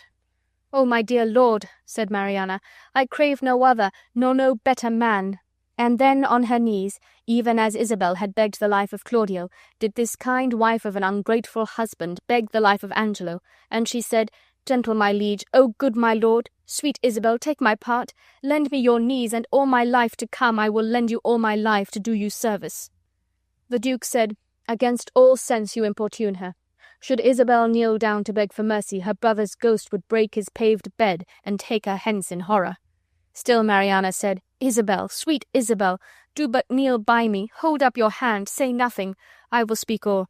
They say best men are moulded out of faults, and for the most part became much the better for being a little bad. So may my husband. Oh, Isabel, will you not lend me a knee? The Duke then said, He dies for Claudio. But much pleased was the good Duke when his own Isabel, from whom he expected all gracious and honourable acts, kneeled down before him and said, Most bounteous sir, look, if it please you, on this man condemned, as if my brother lived. I partly think a due sincerity governed his deeds till he did look on me. Since it is so, let him not die. My brother had but justice in that he did the thing for which he died. The Duke, as the best reply he could make to this noble petitioner for her enemy's life, sending for Claudio from his prison-house, where he lay doubtful of his destiny, presented to her this lamented brother living, and he said to Isabel, Give me your hand, Isabel. For your lovely sake I pardon Claudio. Say you will be mine, and he shall be my brother too. By this time Lord Angelo perceived he was safe, and the Duke, observing his eye to brighten up a little, said, Well, Angelo, look that you love your wife. Her worth has obtained your pardon. Joy to you, Mariana. Love her, Angelo. I have confessed her, and know her virtue. Angelo remembered, when dressed in a little brief authority, how hard his heart had been, and felt how sweet his mercy. The Duke commanded Claudio to marry Juliet, and offered himself again to the acceptance of Isabel, whose virtuous and noble conduct had won her prince's heart. Isabel, not having taken the veil, was free to marry, and the friendly offices, while hid under the disguise of a humble friar, which the noble Duke had done for her, made her with grateful joy accept the honour he offered her. And when she became Duchess of Vienna, the excellent example of the virtuous Isabel worked such a complete reformation among the young ladies of that city, that from that time none ever fell into the transgression of Juliet, the repentant wife of the reformed Claudio. And the mercy-loving Duke long reigned with his beloved Isabel, the happiest of husbands and of princes. 12th Night, or What You Will.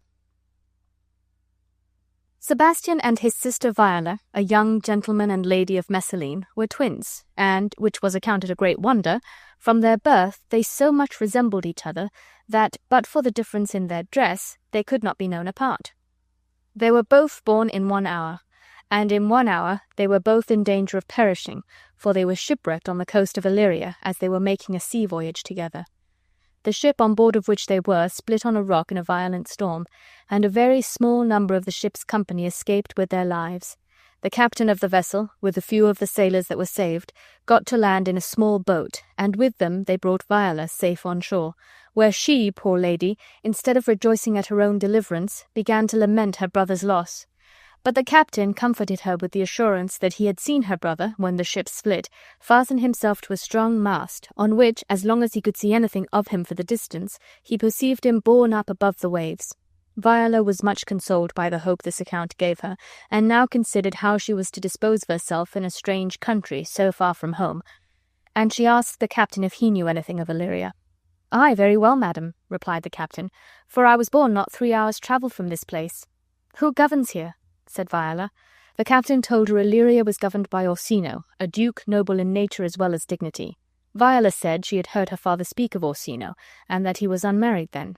"And he is so now," said the captain, "or was so very late, for but a month ago I went from here, and then it was the general talk, as you know what great ones do the people will prattle of, that Orsino sought the love of fair Olivia, a virtuous maid, the daughter of a count who died 12 months ago, leaving Olivia to the protection of her brother, who shortly after died also, and for the love of this dear brother, they say, she has abjured the sight and company of men."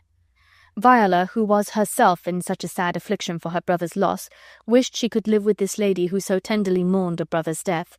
She asked the captain if he could introduce her to Olivia, saying she would willingly serve this lady, but he replied that this would be a hard thing to accomplish, because the lady Olivia would admit no person into her house since her brother's death, not even the Duke himself.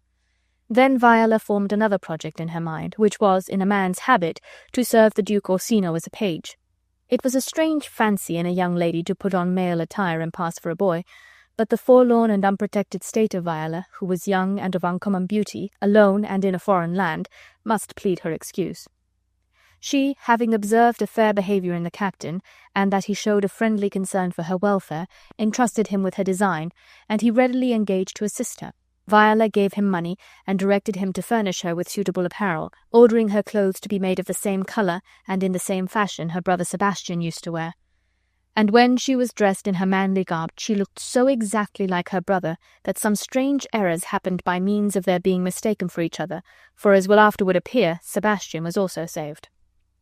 Viola's good friend the captain, when he had transformed this pretty lady into a gentleman, having some interest at court, got her presented to Orsino under the feigned name of Cesario. The Duke was wonderfully pleased with the address and graceful deportment of this handsome youth, and made Cesario one of his pages, that being the office Viola wished to obtain, and she so well fulfilled the duties of her new station, and showed such a ready observance and faithful attachment to her lord, that she soon became his most favoured attendant. To Cesario, Orsino confided the whole history of his love for the Lady Olivia. To Cesario he told the long and unsuccessful suit he had made to one who, rejecting his long services and despising his person, refused to admit him to her presence. And for the love of this lady who had so unkindly treated him, the noble Orsino, forsaking the sports of the field and all manly exercises in which he used to delight, passed his hours in ignoble sloth, listening to the effeminate sounds of soft music, gentle airs, and passionate love songs, and neglecting the company of the wise and learned lords with whom he used to associate, he was now all day long conversing with young Cesario. Unmeet companion, no doubt, his grave courtiers thought Cesario was for their once noble master, the great Duke Orsino. It is a dangerous matter for young maidens to be the confidants of handsome young dukes, which Viola too soon found, to her sorrow, for all that Orsino told her he endured for Olivia, she presently perceived she suffered for the love of him, and much it moved her wonder that Olivia could be so regardless of this her peerless lord and master, whom she thought no one could behold without the deepest admiration, and she ventured gently to hint to Orsino that it was a pity he should affect a lady who was so blind to his worthy qualities, and she said, "If a lady were to love you, my lord, as you love Olivia, and perhaps there may be one who does, if you could not love her in return, would you not tell her that you could not love, and must she not be content with this answer?" But Orsino would not admit of this reasoning, for he denied that it was possible for any woman to love as he did. He said no woman's heart was big enough to hold so much love, and therefore it was unfair to compare the love of any lady for him to his love for Olivia. Now, though Viola had the utmost deference for the Duke's opinions, she could not help thinking this was not quite true, for she thought her heart had full as much love in it as Orsino's had, and she said, "Ah, but I know, my lord." "What do you know, Cesario?" said Orsino. "Too well I know," replied Viola, "what love women may owe to men. They are as true of heart as we are. My father had a daughter loved a man, as I, perhaps, were a woman, should love your lordship." "And what is her history?" said Orsino. "A blank, my lord," replied Viola. "She never told her love, but let concealment, like a worm in the bud, feed on her damask cheek. She pined in thought, and with a green and yellow melancholy she sat like Patience on a monument, smiling at grief." The Duke inquired if this lady died of her love, but to this question Viola returned an evasive answer, as probably she had feigned the story to speak words expressive of the secret love and silent grief she suffered for Orsino. While they were talking, a gentleman entered whom the Duke had sent to Olivia, and he said, "So please you, my lord, I might not be admitted to the lady, but by her handmaid she returned you this answer. Until 7 years hence the element itself shall not behold her face, but like a cloistress she will walk veiled, watering her chamber with her tears for the sad remembrance of her dead brother." On hearing this, the Duke exclaimed, "Oh, she that has a heart of this fine frame to pay this debt of love to a dead brother, how will she love when the rich golden shaft has touched her heart?" And then he said to Viola, "You know, Cesario, I have told you all the secrets of my heart.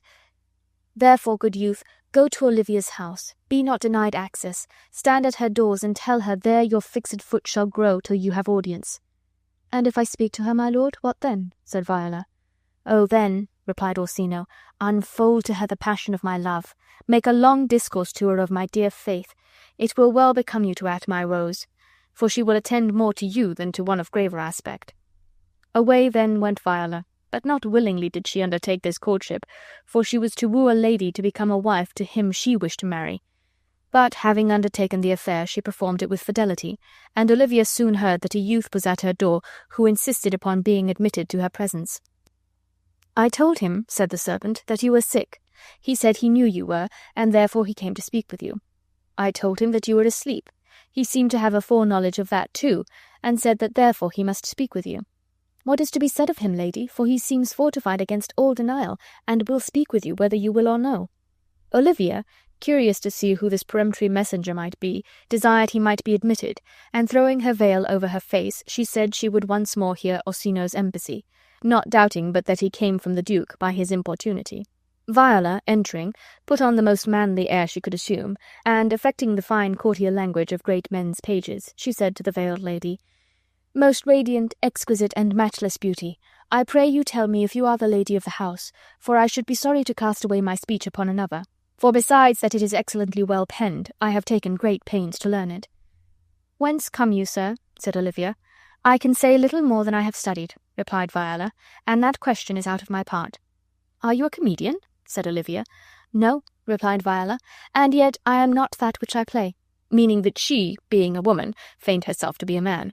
And again she asked Olivia if she were the lady of the house. Olivia said she was, and then Viola, having more curiosity to see her rival's features than haste to deliver her master's message, said, "Good madam, let me see your face." With this bold request Olivia was not averse to comply, for this haughty beauty, whom the Duke Orsino had loved so long in vain, at first sight conceived a passion for the supposed page, the humble Cesario. When Viola asked to see her face, Olivia said, "Have you any commission from your lord and master to negotiate with my face?" And then, forgetting her determination to go veiled for 7 long years, she drew aside her veil, saying, "But I will draw the curtain and show the picture. Is it not well done?" Viola replied, "It is beauty truly mixed. The red and white upon your cheeks is by nature's own cunning hand laid on. You are the most cruel lady living, if you lead these graces to the grave and leave the world no copy." "Oh, sir," replied Olivia, "I will not be so cruel. The world may have an inventory of my beauty. As item, 2 lips, indifferent red. Item, 2 grey eyes with lids to them, 1 neck, 1 chin, and so forth. Were you sent here to praise me?" Viola replied, "I see what you are. You are too proud, but you are fair. My lord and master loves you. Oh, such a love could but be recompensed, though you were crowned the Queen of Beauty, for Orsino loves you with adoration and with tears, with groans that thunder love, and sighs of fire." "Your lord," said Olivia, "knows well my mind. I cannot love him, yet I doubt not he is virtuous. I know him to be noble and of high estate, of fresh and spotless youth. All voices proclaim him learned, courteous, and valiant, yet I cannot love him. He might have taken his answer long ago." "If I did love you as my master does," said Viola, "I would make me a willow cabin at your gates, and call upon your name. I would write complaining sonnets on Olivia, and sing them in the dead of the night. Your name should sound among the hills, and I would make echo, the babbling gossip of the air, cry out, Olivia. Oh, you should not rest between the elements of earth and air, but you should pity me." "You might do much," said Olivia. "What is your parentage?" Viola replied, "Above my fortunes, yet my state is well. I am a gentleman." Olivia now reluctantly dismissed Viola, saying, "Go to your master and tell him I cannot love him. Let him send no more, unless perchance you come again to tell me how he takes it." And Viola departed, bidding the lady farewell by the name of fair cruelty. When she was gone, Olivia repeated the words, "Above my fortune, yet my state is well. I am a gentleman." And she said aloud, "I will be sworn he is. His tongue, his face, his limbs, action, and spirit plainly show he is a gentleman." And then she wished Cesario was the Duke, and perceiving the fast hold he had taken on her affections, she blamed herself for her sudden love. But the gentle blame which people lay upon their own faults has no deep root, and presently the noble Lady Olivia so far forgot the inequality between her fortunes and those of this seeming page, as well as the maidenly reserve which is the chief ornament of a lady's character, that she resolved to court the love of young Cesario, and sent a servant after him with a diamond ring, under the pretence that he had left it with her as a present from Orsino. She hoped by thus artfully making Cesario a present of the ring she should give him some intimation of her design. And truly it did make Viola suspect, for knowing that Orsino had sent no ring by her, she began to recollect that Olivia's looks and manner were expressive of admiration, and she presently guessed her master's mistress had fallen in love with her. "Alas," said she, "the poor lady might as well have a dream. Disguise, I see, is wicked, for it has caused Olivia to breathe as fruitless sighs for me as I do for Orsino." Viola returned to Orsino's palace and related to her lord the ill success of the negotiation, repeating the command of Olivia that the Duke should trouble her no more.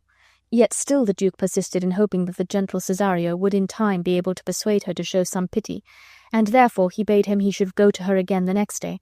In the meantime, to pass away the tedious interval, he commanded a song which he loved be sung, and he said, "My good Cesario, when I heard that song last night, methought it did relieve my passion much. Mark it, Cesario, it is old and plain. The spinsters and the knitters, when they sit in the sun, and the young maids that weave their thread with bone, chant this song. It is silly, yet I love it, for it tells of the innocence of love in the old times. Song. Come away, death, and in sad cypress let me be laid. Fly away, breath, I am slain by a fair cruel maid. My shroud of white stuck all with you, oh prepare it. My part of death, no one so true did share it. Not a flower sweet, on my black coffin let there be strewn. Not a friend greet my poor corpse where my bones shall be thrown. 1,000 sighs to save, lay me, oh where, sad true lover never find my grave to weep there." Viola did not fail to mark the words of the old song, which in such true simplicity described the pangs of unrequited love, and she bore testimony in her countenance of feeling what the song expressed. Her sad looks were observed by Orsino, who said to her, "My life upon it, Cesario, though you are so young, your eye has looked upon some face that it loves. Has it not, boy?" "A little, with your leave," replied Viola. "And what kind of woman, and of what age is she?" said Orsino. "Of your age and of your complexion, my lord," said Viola, which made the Duke smile to hear this fair young boy loved a woman so much older than himself, and of a man's dark complexion. But Viola secretly meant Orsino, and not a woman like him. When Viola made her second visit to Olivia, she found no difficulty in gaining access to her. Servants soon discover when their ladies delight to converse with handsome young messengers, and the instant Viola arrived the gates were thrown wide open, and the Duke's page was shown into Olivia's apartment with great respect. And when Viola told Olivia that she was come once more to plead in her lord's behalf, this lady said, "I desired you never to speak of him again. But if you would undertake another suit, I had rather hear you solicit than music from the spheres." This was pretty plain speaking, but Olivia soon explained herself still more plainly, and openly confessed her love, and when she saw displeasure with perplexity expressed in Viola's face, she said, "Oh, what a deal of scorn looks beautiful in the contempt and anger of his lip! Cesario, by the roses of the spring, by maidhood, honour, and by truth, I love you so that, in spite of your pride, I have neither wit nor reason to conceal my passion." But in vain the lady wooed. Viola hastened from her presence, threatening never more to come to plead Orsino's love, and all the reply she made to Olivia's fond solicitation was a declaration of a resolution never to love any woman. No sooner had Viola left the lady than a claim was made upon her valour. A gentleman, a rejected suitor of Olivia, who had learned how that lady had favoured the Duke's messenger, challenged him to fight a duel. What should poor Viola do, who, though she carried a manlike outside, had a true woman's heart and feared to look on her own sword? When she saw her formidable rival advancing towards her with his sword drawn, she began to think of confessing that she was a woman, but she was relieved at once from her terror and the shame of such a discovery by a stranger that was passing by, who made up to them, and as if he had been long known to her, and were her dearest friend, said to her opponent, "If this young gentleman has done offence, I will take the fault on me, and if you offend him, I will for his sake defy you." Before Viola had time to thank him for his protection, or to inquire the reason of his kind interference, her new friend met with an enemy where his bravery was of no use to him, for the officers of justice, coming up in that instant, apprehended the stranger in the Duke's name to answer for an offence he had committed some years before, and he said to Viola, "This comes with seeking you." And then he asked her for a purse, saying, "Now my necessity makes me ask for my purse, and it grieves me much more for what I cannot do for you than for what befalls myself. You stand amazed, but be of comfort." His words did indeed amaze Viola, and she protested she knew him not, nor had ever received a purse from him, but for the kindness he had just shown her she offered him a small sum of money, being nearly the whole she possessed. And now the stranger spoke severe things, charging her with ingratitude and unkindness. He said, "This youth whom you see here I snatched from the jaws of death, and for his sake alone I came to Illyria, and have fallen into this danger." But the officers cared little for hearkening to the complaints of their prisoner, and they hurried him off, saying, "What is that to us?" And as he was carried away, he called Viola by the name of Sebastian, reproaching the supposed Sebastian for disowning his friend as long as he was within hearing. When Viola heard herself called Sebastian, though the stranger was taken away too hastily for her to ask an explanation, she conjectured that this seeming mystery might arise from her being mistaken for her brother, and she began to cherish hopes that it was her brother, whose life this man said he had preserved. And so indeed it was. The stranger, whose name was Antonio, was a sea captain. He had taken Sebastian up into his ship when, almost exhausted with fatigue, he was floating on the mast to which he had fastened himself in the storm.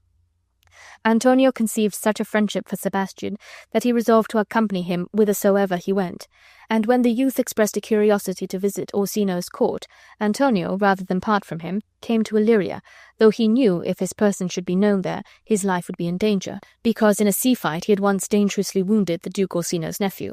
This was the offence for which he was now made a prisoner. Antonio and Sebastian had landed together but a few hours before Antonio met Viola. He had given his purse to Sebastian, desiring him to use it freely if he saw anything he wished to purchase, telling him he would wait at the inn while Sebastian went to view the town. But Sebastian not returning at the time appointed, Antonio had ventured out to look for him, and Viola being dressed the same and in face so exactly resembling her brother, Antonio drew his sword, as he thought, in defence of the youth he had saved. And when Sebastian, as he supposed, disowned him and denied him his own purse, no wonder he accused him of ingratitude. Viola, when Antonio was gone, fearing a second invitation to fight, slunk home as fast as she could. She had not been long gone when her adversary thought he saw her return, but it was her brother Sebastian who happened to arrive at this place, and he said, "Now, sir, have I met with you again? There's for you," and struck him a blow. Sebastian was no coward. He returned the blow with interest and drew his sword.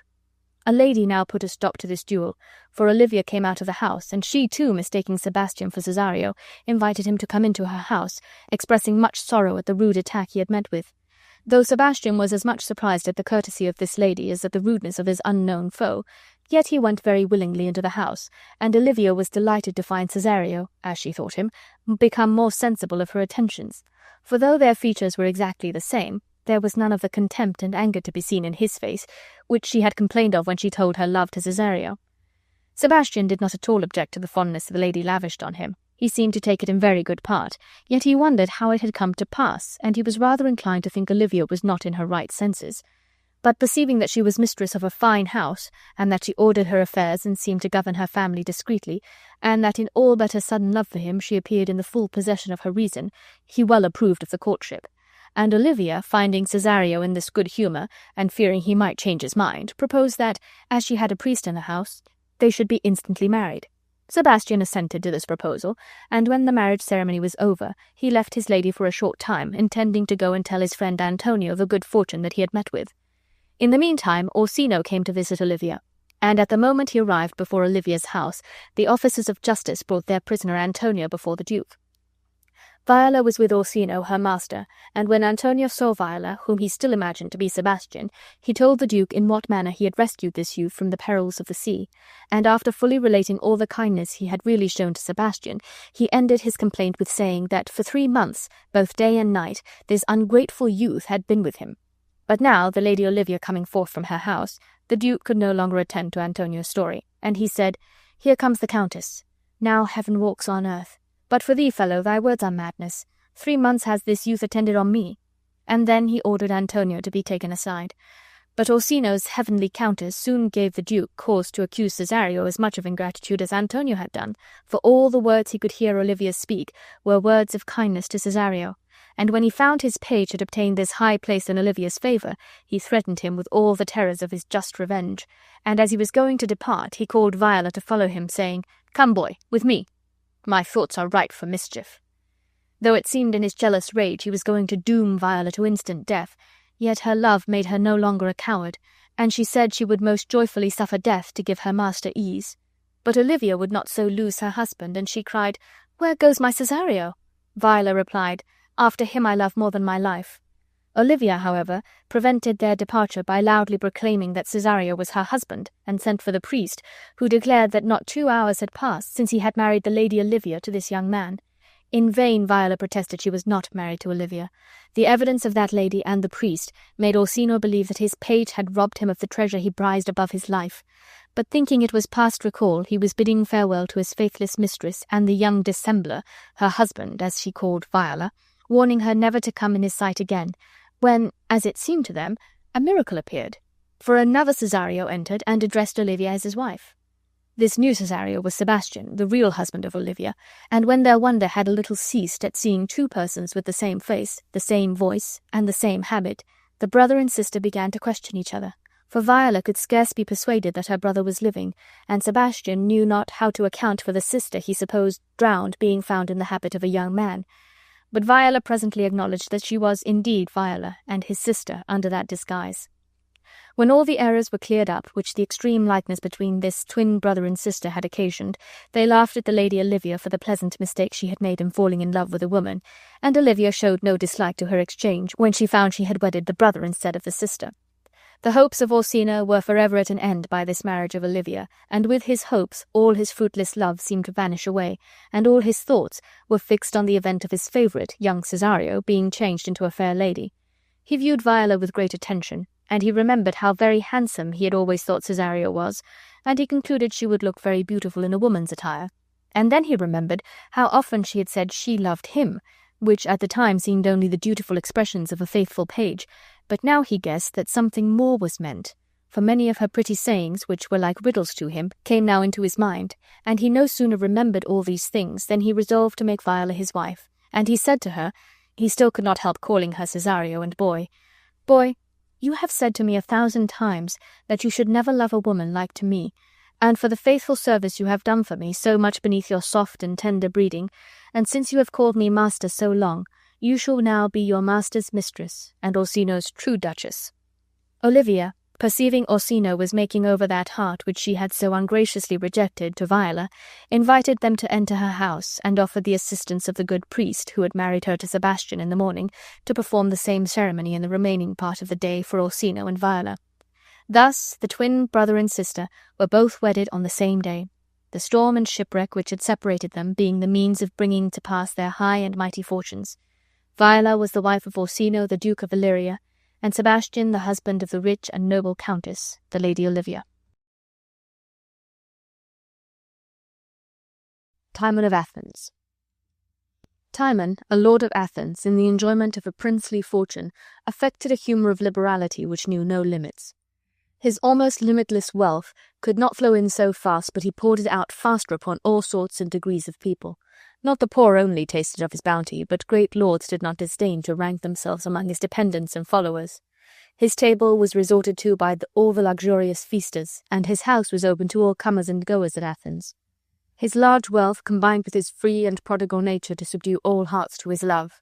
Men of all minds and dispositions tendered their services to Lord Timon, from the glass-faced flatterer whose face reflects as in a mirror the present humour of his patron, to the rough and unbending cynic who, affecting a contempt of men's persons and an indifference to worldly things, yet could not stand out against the gracious manners and munificent soul of Lord Timon, but would come, against his nature, to partake of his royal entertainments and return most rich in his own estimation if he had received a nod or a salutation from Timon. If a poet had composed a work which wanted a recommendatory introduction to the world, he had no more to do but to dedicate it to Lord Timon, and the poem was sure of sale, besides a present purse from the patron, and daily access to his house and table. If a painter had a picture to dispose of, he had only to take it to Lord Timon, and pretend to consult his taste as to the merits of it. Nothing more was wanting to persuade the liberal-hearted lord to buy it. If a jeweller had a stone of price, or a mercer rich, costly stuffs, which for their costliness lay upon his hands, Lord Timon's house was a ready mart always open, where they might get off their wares or their jewellery at any price, and the good-natured lord would thank them into the bargain, as if they had done him a piece of courtesy in letting him have the refusal of such precious commodities. So that by this means his house was thronged with superfluous purchases, of no use but to swell uneasy and ostentatious pomp, and his person was still more inconveniently beset with a crowd of these idle visitors, lying poets, painters, sharking tradesmen, lords, ladies, needy courtiers, and expectants who continually filled his lobbies, raining their fulsome flatteries in whispers in his ears, sacrificing to him with adulation as to a god, making sacred the very stirrup by which he mounted his horse, and seeming as though they drank the free air but through his permission and bounty. Some of these daily dependents were young men of birth who, their means not answering to their extravagance, had been put in prison by creditors and redeemed thence by Lord Timon. These young prodigals thenceforward fastened upon his lordship, as if by common sympathy he were necessarily endeared to all such spendthrifts and loose livers, who, not being able to follow him in his wealth, found it easier to copy him in prodigality and copious spending of what was their own. One of these flesh-flies was Ventidius, for whose debts, unjustly contracted, Timon but lately had paid down the sum of 5 talents. But among this confluence, this great flood of visitors, none were more conspicuous than the makers of presents and givers of gifts. It was fortunate for these men if Timon took a fancy to a dog or a horse, or any piece of cheap furniture which was theirs. The thing so praised, whatever it was sure to be sent the next morning with the compliments of the giver for Lord Timon's acceptance and apologies for the unworthiness of the gift. And this dog or horse, or whatever it might be, did not fail to produce from Timon's bounty, who would not be outdone in gifts, perhaps 20 dogs or horses, certainly presents of far richer worth, as these pretended donors knew well enough, and that their false presents were but the putting out of so much money at large and speedy interest. In this way Lord Lucius had lately sent to Timon a present of 4 milk-white horses, trapped in silver, which this cunning lord had observed Timon upon some occasion to commend. And another lord, Lucullus, had bestowed upon him in the same pretended way of free gift a brace of greyhounds whose make and fleetness Timon had been heard to admire. These presents the easy-hearted lord accepted without suspicion of the dishonest views of the presenters, and the givers, of course, were rewarded with some rich return, a diamond or some jewel of 20 times the value of their false and mercenary donation. Sometimes these creatures would go to work in a more direct way, and with gross and palpable artifice, which yet the credulous Timon was too blind to see, would affect to admire and praise something that Timon possessed, a bargain that he had bought, or some late purchase which was sure to draw from this yielding and soft-hearted lord a gift of the thing commended, for no service in the world done for it but the easy expense of a little cheap and obvious flattery. In this way Timon but the other day had given to one of these mean lords the bay courser which he himself rode upon, because his lordship had been pleased to say that it was a handsome beast and went well, and Timon knew that no man ever justly praised what he did not wish to possess. For Lord Timon weighed his friend's affection with his own, and so fond was he of bestowing that he could have dealt kingdoms to these supposed friends, and never have been weary. Not that Timon's wealth all went to enrich these wicked flatterers. He could do noble and praiseworthy actions, and when a servant of his once loved the daughter of a rich Athenian, but could not hope to obtain her by reason that in wealth and rank the wage was so far above him, Lord Timon freely bestowed upon his servant 3 Athenian talents, to make his fortune equal with the dowry which the father of the young maid demanded of him who should be her husband. But, for the most part, knaves and parasites had the command of his fortune, false friends whom he did not know to be such, but, because they flocked around his person, he thought they must needs love him, and because they smiled and flattered him, he thought surely that his conduct was approved by all the wise and good. And when he was feasting in the midst of all these flatterers and mock friends, when they were eating him up and draining his fortunes dry with large draughts of the richest wines drunk to his health and prosperity, he could not perceive the difference of a friend from a flatterer, but to his deluded eyes, made proud with the sight, it seemed a precious comfort to have so many like brothers commanding one another's fortunes, though it was his own fortune which paid all the costs, and with joy they would run over at the spectacle of such, as it appeared to him, truly festive and fraternal meeting. But while he thus outwent the very heart of kindness, and poured out his bounty as if Plutus, the god of gold, had been but his steward, while thus he proceeded without care or stop, so senseless of expense that he could neither inquire how he could maintain it, nor cease his wild flow of riot, his riches, which were not infinite, must needs melt away before a prodigality which knew no limits. But who should tell him so? His flatterers? They had an interest in shutting his eyes. In vain did his honest steward Flavius try to represent to him his condition, laying his accounts before him, begging of him, praying of him with an importunity that on any other occasion would have been unmannerly in a servant, beseeching him with tears to look into the state of his affairs. Timon would still put him off and turn the discourse to something else, for nothing is so deaf to remonstrance as riches turned to poverty. Nothing is so unwilling to believe its situation, nothing so incredulous to its own true state, and hard to give credit to a reverse. Often had this good steward, this honest creature, when all the rooms of Timon's great house had been choked up with riotous feeders at his master's cost, when the floors had wept with drunken spilling of wine, and every apartment blazed with lights and resounded with music and feasting, often had he retired by himself to some solitary spot, and wept faster than the wine ran from the wasteful casks within, to see the mad bounty of his lord, and to think, when the means were gone which brought him praises from all sorts of people, how quickly the breath would be gone of which the praise was made. Praises won in feasting would be lost in fasting, and at one cloud of winter showers these flies would disappear. But now the time was come that Timon could shut his ears no longer to the representations of this faithful steward. Money must be had, and when he ordered Flavius to sell some of his land for that purpose, Flavius informed him what he had in vain endeavoured at several times before to make him listen to, that most of his land was already sold or forfeited, and that all he possessed at present was not enough to pay the 1/2 of what he owed. Struck with wonder at this presentation, Timon hastily replied, "My lands extend from Athens to Lacedaemon." "Oh, my good lord," said Flavius, "the world is but a world, and has bounds. Were it all yours to give in a breath, how quickly were it gone." Timon consoled himself that no villainous bounty had yet come from him, that if he had given his wealth away unwisely, it had not been bestowed to feed his vices, but to cherish his friends. And he bade the kind-hearted steward, who was weeping, to take comfort in the assurance that his master could never lack means while he had so many noble friends. And this infatuated lord persuaded himself that he had nothing to do but to send and borrow, to use every man's fortune that had ever tasted his bounty in this extremity as freely as his own. Then, with a cheerful look, as if confident of the trial, he severally dispatched messengers to Lord Lucius, to Lords Lucullus and Sempronius, men upon whom he had lavished his gifts in past times without measure or moderation, and to Ventidius, whom he had lately released out of prison by paying his debts, and who, by the death of his father, was now come into the possession of an ample fortune and well enabled to requite Timon's courtesy, to request of Ventidius the return of those 5 talents which he had paid for him, and of each of those noble lords the loan of 50 talents, nothing doubting that their gratitude would supply his wants, if he needed it, to the amount of 500 times 50 talents. Lucullus was the first applied to.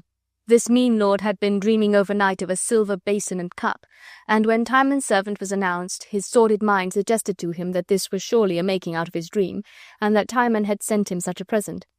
But when he understood the truth of the matter, and that Timon wanted money, the quality of his faint and watery friendship showed itself, for with many protestations he vowed to the servant that he had long foreseen the ruin of his master's affairs, and many a time had he come to dinner to tell him of it, and had come again to supper to try to persuade him to spend less. But he would take no counsel nor warning by his coming. And true it was that he had been a constant attender, as he said, at Timon's feasts, as he had in greater things tasted his bounty. But that he ever came with that intent, or gave good counsel or reproof to Timon, was a base, unworthy lie, which he suitably followed up with meanly offering the servant a bribe to go home to his master and tell him that he had not found Lucullus at home. As little success had the messenger who was sent to Lord Lucius. This lying lord, who was full of Timon's meat and enriched almost to bursting with Timon's costly presents, when he found the wind changed and the fountain of so much bounty suddenly stopped, at first could hardly believe it. But on its being confirmed, he affected great regret that he should not have it in his power to serve Lord Timon, for unfortunately, which was a base falsehood, he had made a great purchase the day before, which had quite disfurnished him of the means at present, the more beast he called himself, to put it out of his power to serve so good a friend, and he counted it one of his greatest afflictions that his abilities should fail him to pleasure such an honourable gentleman. Who can call any man friend that dips in the same dish with him? Just of this metal is every flatterer. In the recollection of everybody, Timon had been a father to this Lucius, had kept up his credit with his purse. Timon's money had gone to pay the wages of his servants, to pay the hire of the labourers who had sweat to build the fine houses which Lucius's pride had made necessary to him. Yet, oh, the monster which man makes himself when he proves ungrateful! This Lucius now denied to Timon a sum which, in respect of what Timon had bestowed on him, was less than charitable men afford to beggars. Sempronius, and every one of these mercenary lords to whom Timon applied in their turn, returned the same evasive answer or direct denial. Even Ventidius, the redeemed and now rich Ventidius, refused to assist him with the loan of these 5 talents which Timon had not lent, but generously given him in his distress. Now was Timon as much avoided in his poverty as he had been courted and resorted to in his riches. Now the same tongues which had been loudest in his praises, extolling him as bountiful, liberal, and open-handed, were not ashamed to censure that very bounty as folly, that liberality as profuseness, though it had shown itself folly in nothing so truly as in the selection of such unworthy creatures as themselves for its objects. Now was Timon's princely mansion forsaken, and become a shunned and hated place, a place for men to pass by, not a place, as formerly, where every passenger must stop and taste of his wine and good cheer. Now, instead of being thronged with feasting and tumultuous guests, it was beset with impatient and clamorous creditors, usurers, extortioners, fierce and intolerable in their demands, pleading bonds, interest, mortgages, iron-hearted men that would take no denial nor putting off that Timon's house was now his jail, which he could not pass, nor go in nor out for them. One demanding his due of 50 talents, another bringing in a bill of 5,000 crowns, which, if he would tell out of his blood by drops and pay them so, he had not enough in his body to discharge, drop by drop. In this desperate and irremediable state, as it seemed, of his affairs, the eyes of all men were suddenly surprised at a new and incredible lustre which this setting sun put forth. Once more Lord Timon proclaimed a feast, to which he invited his accustomed guests, lords, ladies, all that was great or fashionable in Athens. Lord Lucius and Lucullus came, Ventidius, Sempronius, and the rest, who more sorry now than these fawning wretches when they found, as they thought, that Lord Timon's poverty was all pretence, and had been only put on to make trial of their loves, to think that they should not have seen through the artifice at the time, and have had the cheap credit of obliging his lordship. Yet who more glad to find the fountain of that noble bounty which they had thought dried up, still fresh and running? They came dissembling, protesting, expressing deepest sorrow and shame that when his lordship sent to them they should have been so unfortunate as to want the present means to oblige so honourable a friend. But Timon begged them not to give such trifles a thought, for he had altogether forgotten it. And these base, fawning lords, though they had denied him money in his adversity, yet could not refuse their presence at this new blaze of his returning prosperity. For the swallow follows not summer more willingly than men of these dispositions follow the good fortunes of the great, nor more willingly leaves winter than these shrink from the first appearance of a reverse. Such summer birds are men. But now, with music and state, the banquet of smoking dishes was served up, and when the guests had a little done admiring whence the bankrupt Timon could find means to furnish so costly a feast, some doubting whether the scene which they saw was real, as scarce trusting their own eyes, at a signal given the dishes were uncovered, and Timon's drift appeared.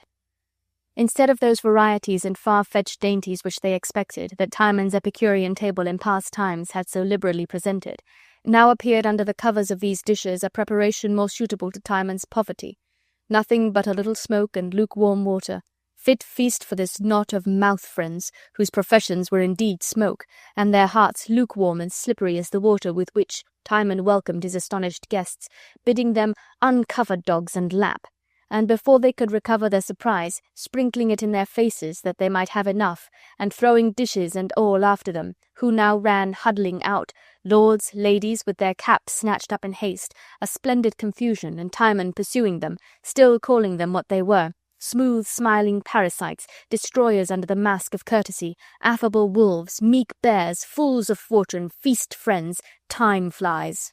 They, crowding out to avoid him, left the house more willingly than they had entered it, some losing their gowns and caps, and some their jewels in the hurry, all glad to escape out of the presence of such a mad lord, and from the ridicule of his mock banquet. This was the last feast which ever Timon made, and in it he took farewell of Athens and the society of men. For after that he betook himself to the woods, turning his back upon the hated city and upon all mankind, wishing the walls of that detestable city might sink, and the houses fall upon their owners, wishing all plagues which infest humanity, war, outrage, poverty, diseases, might fasten upon its inhabitants, praying the just gods to confound all Athenians, both young and old, high and low. So wishing, he went to the woods, where he said he should find the unkindest beast much kinder than mankind. He stripped himself naked, that he might retain no fashion of a man, and dug a cave to live in, and lived solitary in the manner of a beast, eating the wild roots and drinking water, flying from the face of his kind, and choosing rather to herd with wild beasts, as more harmless and friendly than man. What a change from Lord Timon the rich, Lord Timon the delight of mankind, to Timon the naked, Timon the man-hater! Where were his flatterers now? Where were his attendants in retinue? Would the bleak air, that boisterous servitor, be his chamberlain, to put his shirt on warm? Would those stiff trees that had outlived the eagle turn young and airy pages to him, to skip on his errands when he bade them? Would the cool brook, when it was iced with winter, administer to him warm broths and caudles when sick of an overnight surfeit? Or would the creatures that lived in those wild woods come and lick his hand and flatter him? Here on a day when he was digging for roots, his poor sustenance, his spade struck against something heavy, which proved to be gold, a great heap which some miser had probably buried in a time of alarm, thinking to have come again and taken it from its prison, but died before the opportunity had arrived, without making any man privy to the concealment. So it lay, doing neither good nor harm, in the bowels of the earth, its mother, as if it had never come thence, till the accidental striking of Timon's spade against it once more brought it to light. Here was a mass of treasure which, if Timon had retained his old mind, was enough to have purchased him friends and flatterers again. But Timon was sick of the false world, and the sight of gold was poisonous to his eyes, and he would have restored it to the earth, but that, thinking of the infinite calamities which by means of gold happen to mankind, how the lucre of it causes robberies, oppression, injustice, briberies, violence, and murder among men, he had a pleasure in imagining, such a rooted hatred did he bear to his species, that out of this heap, which in digging he had discovered, might arise some mischief to plague mankind. And some soldiers passing through the woods near to his cave at that instant, which proved to be a part of the troops of the Athenian captain Alcibiades, who, upon some disgust taken against the senators of Athens, the Athenians were ever noted to be a thankless and ungrateful people, giving disgust to their generals and best friends, was marching at the head of the same triumphant army which he had formerly headed in their defence, to war against them. Timon, who liked their business well, bestowed upon their captain the gold to pay his soldiers, requiring no other service from him than that he should with his conquering army lay Athens level with the ground, and burn, slay, kill all her inhabitants, not sparing the old men for their white beards, for, he said, they were usurers, nor the young children for their seeming innocent smiles, for those, he said, would live, if they grew up, to be traitors.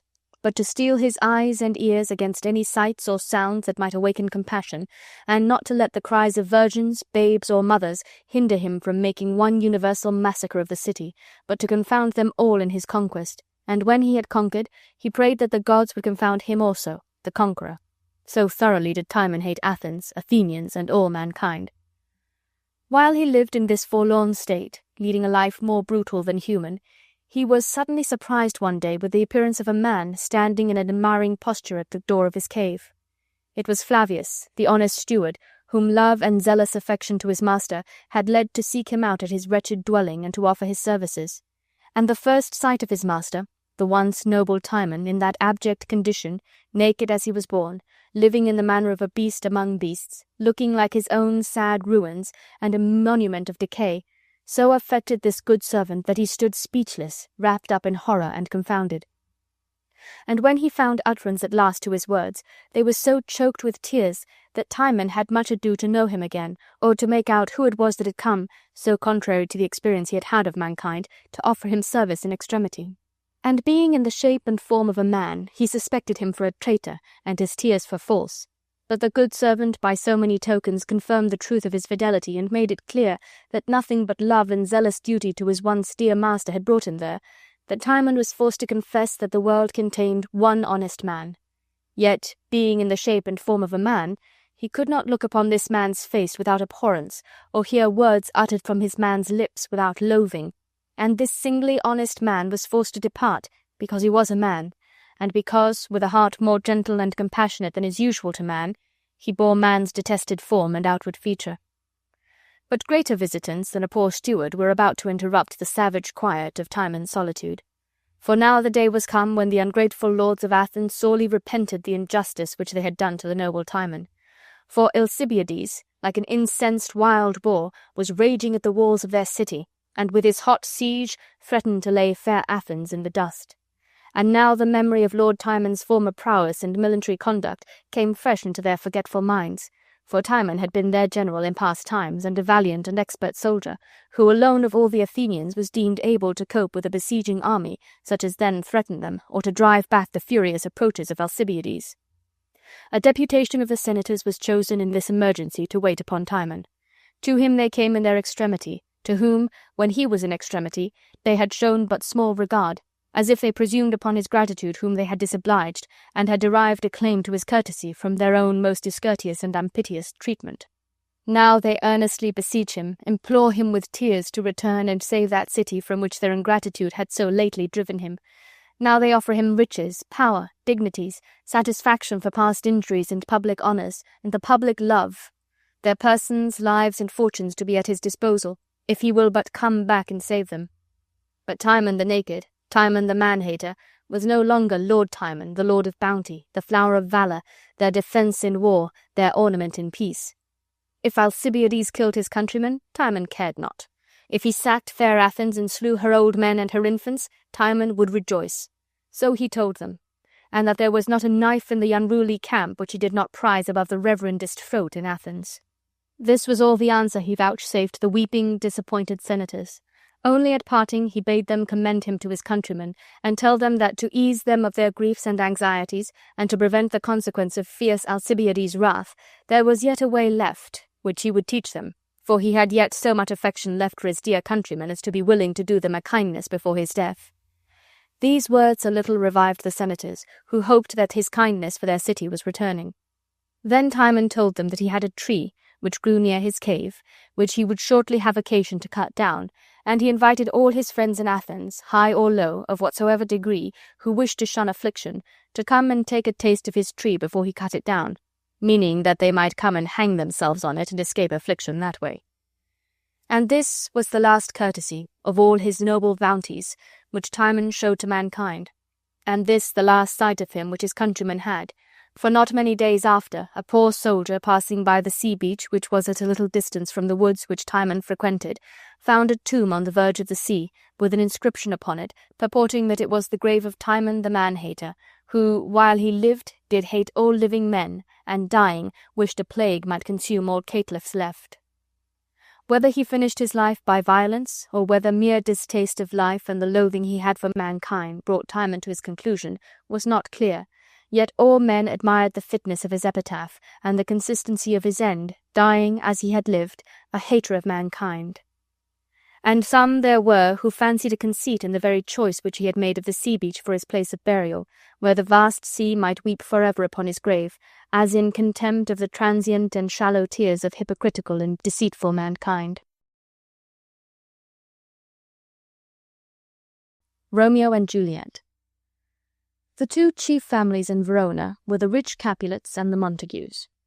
There had been an old quarrel between these families which was grown to such a height, and so deadly was the enmity between them, that it extended to the remotest kindred, to the followers and retainers of both sides, insomuch that a servant of the house of Montague could not meet a servant of the house of Capulet, nor a Capulet encounter with a Montague by chance, but fierce words and sometimes bloodshed ensued, and frequent were the brawls from such accidental meetings which disturbed the happy quiet of Verona's streets.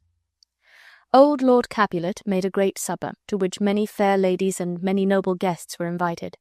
All the admired beauties of Verona were present, and all comers were made welcome, if they were not of the house of Montague. At this feast of Capulets, Rosaline, beloved of Romeo, son to the old Lord Montague, was present, and though it was dangerous for a Montague to be seen in this assembly, yet Benvolio, a friend of Romeo, persuaded the young lord to go to this assembly in the disguise of a mask, that he might see his Rosaline, and, seeing her, compare her with some choice beauties of Verona, who, he said, would make him think his swan a crow. Romeo had small faith in Benvolio's words. Nevertheless, for the love of Rosaline, he was persuaded to go. For Romeo was a sincere and passionate lover, and one that lost his sleep for love and fled society to be alone, thinking on Rosaline, who disdained him and never requited his love with the least show of courtesy or affection. And Benvolio wished to cure his friend of this love by showing him the diversity of ladies in company. To this feast of Capulets, then, young Romeo with Benvolio and their friend Mercutio went masked. Old Capulet bid them welcome, and told them that ladies who had their toes unplagued with corns would dance with them. and the old man was light-hearted and merry, and said that he had worn a mask when he was young, and could have told a whispering tale in a fair lady's ear. And they fell to dancing, and Romeo was suddenly struck with the exceeding beauty of a lady who danced there, who seemed to him to teach the torches to burn bright, and her beauty to show by night like a rich jewel worn by a blackamoor, beauty too rich for use, too dear for earth, like a snowy dove trooping with crows, he said, so richly did her beauty and perfections shine above the ladies her companions. While he uttered these praises, he was overheard by Tybalt, a nephew of Lord Capulet, who knew him by his voice to be Romeo. And this Tybalt, being of a fiery and passionate temper, could not endure that a Montague should come under cover of a mask to fleer and scorn, as he said, at their solemnities. And he stormed and raged exceedingly, and would have struck young Romeo dead. But his uncle, the old Lord Capulet, would not suffer him to do any injury at that time, both out of respect to his guests, and because Romeo had borne himself like a gentleman, and all tongues in Verona bragged of him to be a virtuous and well-governed youth. Tybalt, forced to be patient against his will, restrained himself, but swore that this vile Montague should at another time pay dearly for his intrusion. The dancing being done, Romeo watched the place where the lady stood, and under favour of his masking habit, which might seem to excuse in part the liberty, he presumed in the gentlest manner to take her by the hand, calling it a shrine which if he profaned by touching it, he was a blushing pilgrim and would kiss it for atonement. "Good pilgrim," answered the lady, "your devotion shows by far too mannerly and too courtly. Saints have hands which pilgrims may touch, but kiss not." "Have not saints lips, and pilgrims too?" said Romeo. "Ay," said the lady, "lips which they must use in prayer." "Oh, then, my dear saint," said Romeo, "hear my prayer, and grant it lest I despair." In such like allusions and loving conceits they were engaged when the lady was called away by her mother. And Romeo, inquiring who her mother was, discovered that the lady whose peerless beauty he was so much struck with was young Juliet, daughter and heir to the Lord Capulet, the great enemy of the Montagues, and that he had unknowingly engaged his heart to his foe. This troubled him, but it could not dissuade him from loving. As little rest had Juliet when she found that the gentleman that she had been talking with was Romeo and a Montague, for she had been suddenly smit with the same hasty and inconsiderate passion for Romeo which he had conceived for her, and a prodigious birth of love it seemed to her, that she must love her enemy, and that her affection should settle there, where family consideration should induce her chiefly to hate. It being midnight, Romeo with his companions departed, but they soon missed him, for unable to stay away from the house where he had left his heart, he leapt the wall of an orchard which was at the back of Juliet's house. Here he had not been long, ruminating on his new love, when Juliet appeared above at a window, through which her exceeding beauty seemed to break like the light of the sun in the east, and the moon, which shone in the orchard with a faint light, appeared to Romeo as if sick and pale with grief at the superior lustre of this new sun. And she, leaning her cheek upon her hand, he passionately wished himself a glove upon that hand, that he might touch her cheek.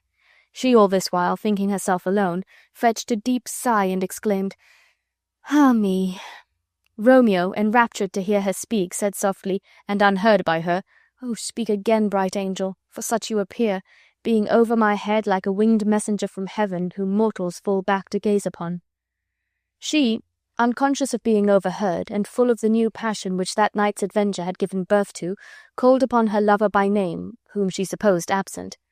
"Oh, Romeo, Romeo," she said, "wherefore art thou Romeo? Deny thy father, and refuse thy name for my sake, or if thou wilt not, be but sworn my love, and I no longer will be a Capulet." Romeo, having this encouragement, would fain have spoken, but he was desirous of hearing more, and the lady continued her passionate discourse with herself, as she thought, still chiding Romeo for being Romeo and a Montague, and wishing him some other name, or that he would put away that hated name, and for that name which was no part of himself he should take all herself. At this loving word Romeo could no longer refrain, but taking up the dialogue as if her words had been addressed to him personally, and not merely in fancy, he bade her call him Love, or by whatever other name she pleased, for he was no longer Romeo, if that name was displeasing to her.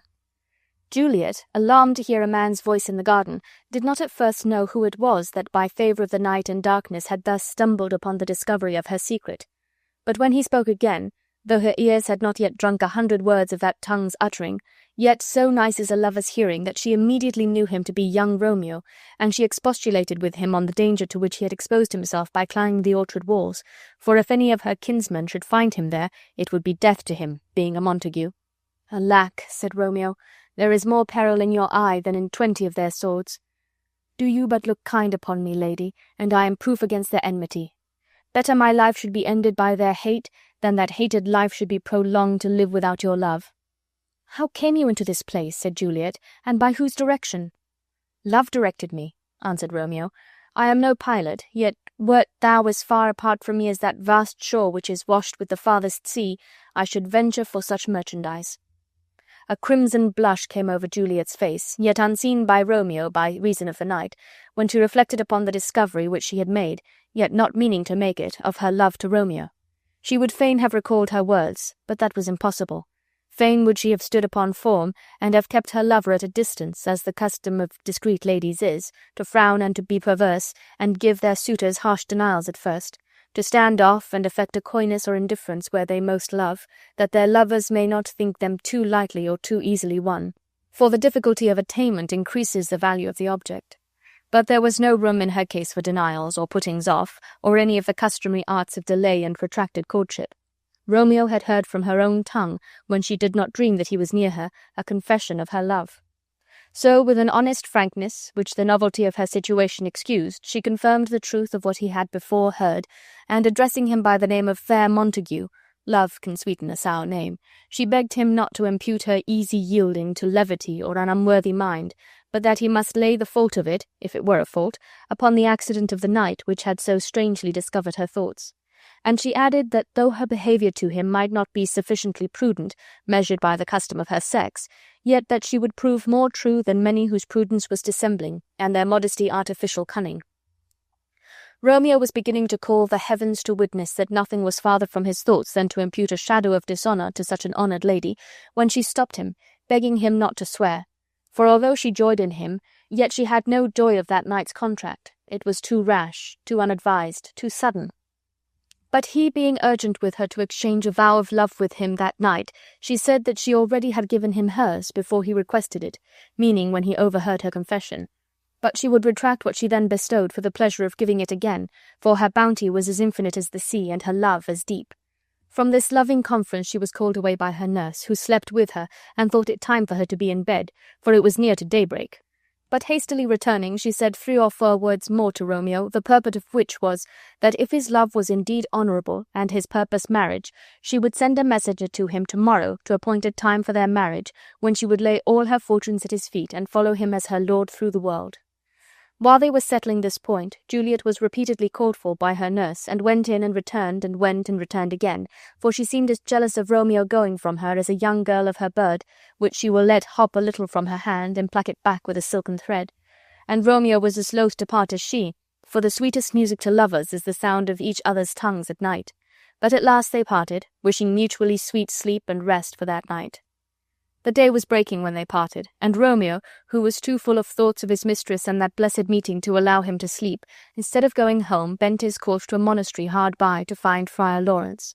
The good friar was already up at his devotions, but seeing young Romeo abroad so early, he conjectured rightly that he had not been abed that night, but that some distemper of youthful affection had kept him waking. He was right in imputing the causes of Romeo's wakefulness to love, but he made a wrong guess at the object, for he thought that his love for Rosalind had kept him waking.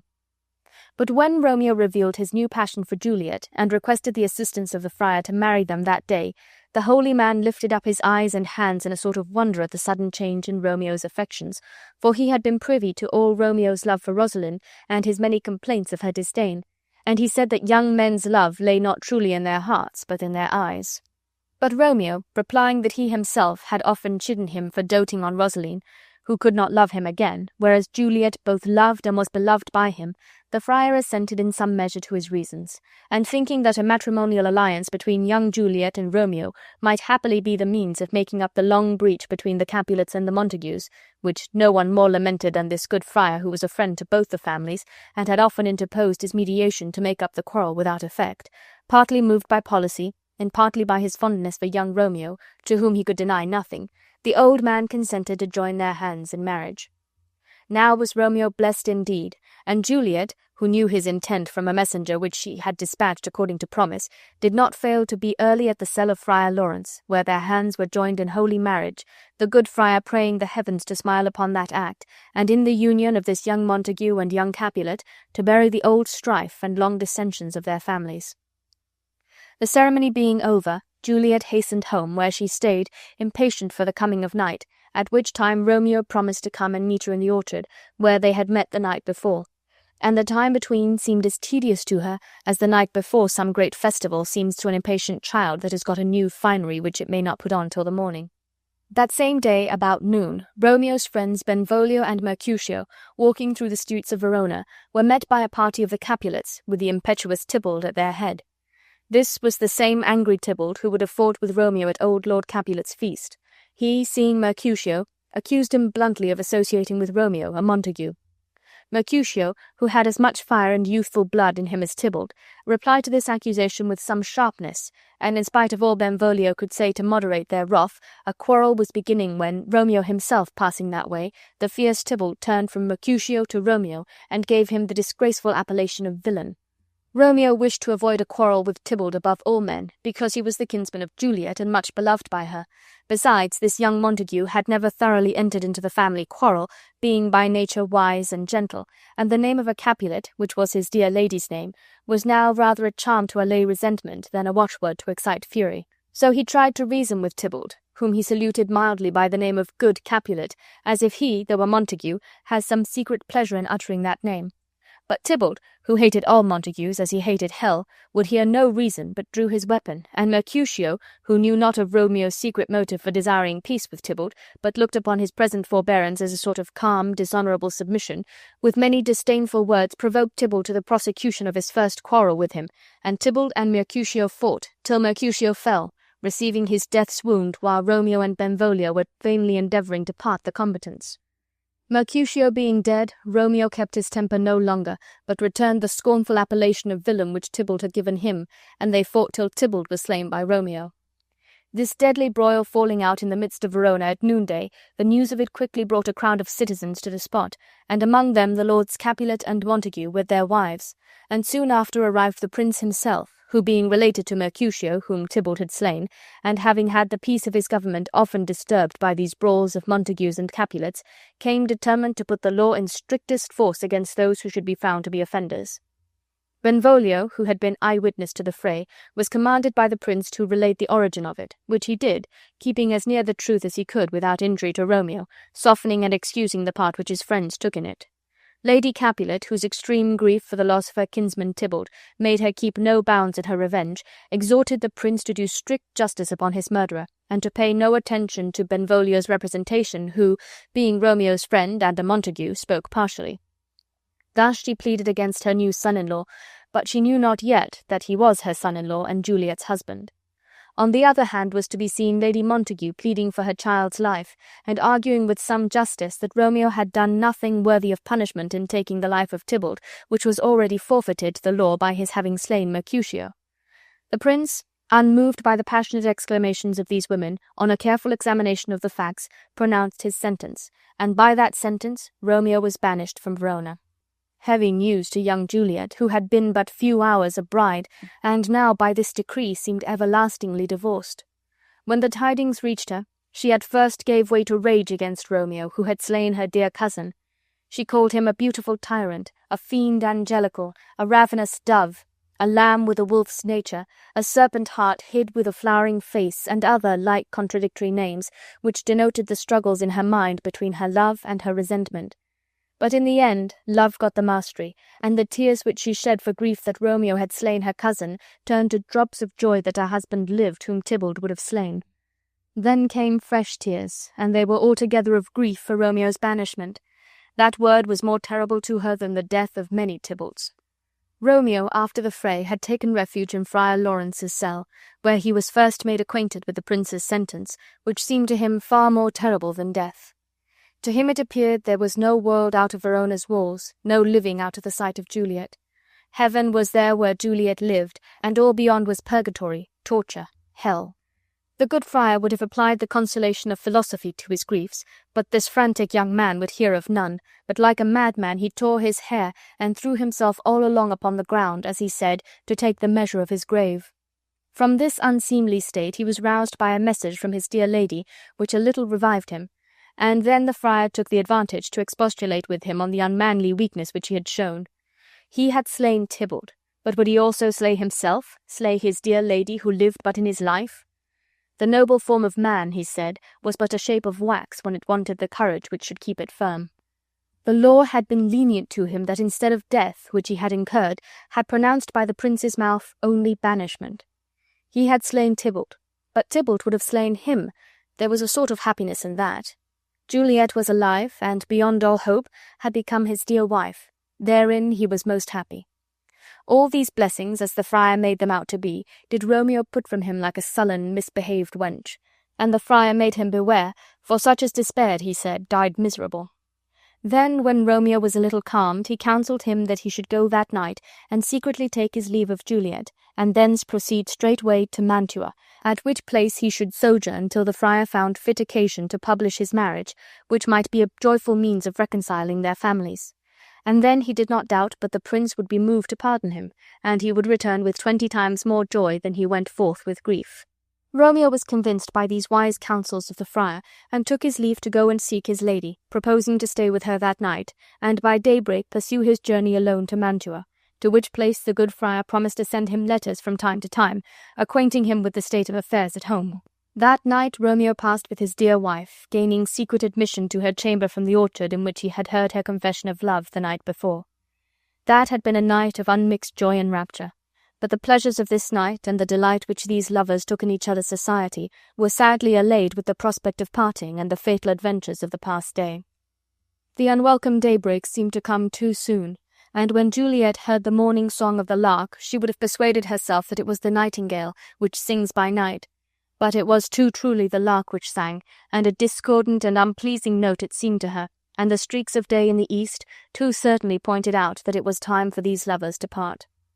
Romeo took his leave of his dear wife with a heavy heart, promising to write to her from Mantua every hour in the day, and when he had descended from her chamber window, as he stood below her on the ground, in that sad, foreboding state of mind in which she was, he appeared to her eyes as one dead in the bottom of a tomb. Romeo's mind misgave him in like manner, for now he was forced hastily to depart, for it was death for him to be found within the walls of Verona after daybreak. This was but the beginning of the tragedy of this pair of star-crossed lovers. Romeo had not been gone many days before the old Lord Capulet proposed a match for Juliet. The husband he had chosen for her, not dreaming that she was married already, was Count Paris, a gallant, young, and noble gentleman, no unworthy suitor to the young Juliet if she had never seen Romeo. The terrified Juliet was in a sad perplexity at her father's offer. She pleaded her youth unsuitable to marriage, the recent death of Tybalt, which had left her spirits too weak to meet a husband with any face of joy, and how indecorous it would show for the family of the Capulets to be celebrating a nuptial feast when his funeral solemnities were hardly over. She pleaded every reason against the match but the true one, namely, that she was married already. But Lord Capulet was deaf to all her excuses, and in a peremptory manner ordered her to get ready, for by the following Thursday she should be married to Paris. And having found her a husband, rich, young, and noble, such as the proudest maid in Verona might joyfully accept, he could not bear that out of an affected coyness, as he construed her denial, she should oppose obstacles to her own good fortune. In this extremity Juliet applied to the friendly friar, always a counsellor in distress, and he asking her if she had resolution to undertake a desperate remedy, and she answering that she would go into the grave alive rather than marry Paris, her own dear husband living, he directed her to go home and appear merry and give her consent to marry Paris, according to her father's desire, and on the next night, which was the night before the marriage, to drink off the contents of a vial which he then gave her, the effect of which would be that for 42 hours after drinking it she should appear cold and lifeless, and when the bridegroom came to fetch her in the morning, he would find her to appearance dead, that then she would be borne, as the manner in that country was, uncovered on a bier, to be buried in the family vault, that if she could put off womanish fear and consent to this terrible trial, in 42 hours after swallowing the liquid, such was its certain operation, she would be sure to awake, as from a dream, and before she should awake he would let her husband know their drift, and he should come in the night and bear her thence to Mantua. Love, and the dread of marrying Paris, gave young Juliet strength to undertake this horrible adventure, and she took the vial of the friar, promising to observe his directions. Going from the monastery, she met the young Count Paris, and, modestly dissembling, promised to become his bride. This was joyful news to the Lord Capulet and his wife. It seemed to put youth into the old man, and Juliet, who had displeased him exceedingly by her refusal of the Count, was his darling again, now she promised to be obedient. All things in the house were in a bustle against the approaching nuptials. No cost was spared to prepare such festival rejoicings as Verona had never before witnessed. On the Wednesday night, Juliet drank off the potion. She had many misgivings lest the friar, to avoid the blame which might be imputed to him for marrying her to Romeo, had given her poison. But then he was always known for a holy man.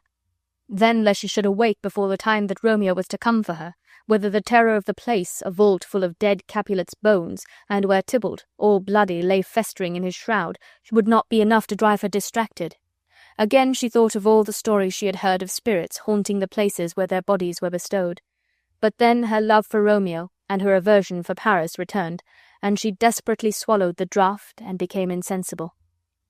When young Paris came early in the morning with music to awaken his bride, instead of a living Juliet, her chamber presented the dreary spectacle of a lifeless corpse. What death to his hopes! What confusion then reigned through the whole house! Poor Paris, lamenting his bride, whom most detestable death had beguiled him of, had divorced from him even before their hands were joined. But still more piteous it was to hear the mournings of the old Lord and Lady Capulet, who, having but this one poor loving child to rejoice and solace in, cruel death had snatched her from their sight, just as these careful parents were on the point of seeing her advanced, as they thought, by a promising and advantageous match. Now all things that were ordained for the festival were turned from their properties to do the office of a black funeral.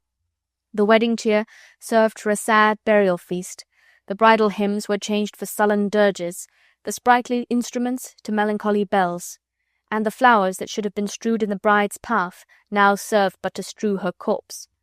Now, instead of a priest to marry her, a priest was needed to bury her, and she was borne to church indeed, not to augment the cheerful hopes of the living, but to swell the dreary numbers of the dead.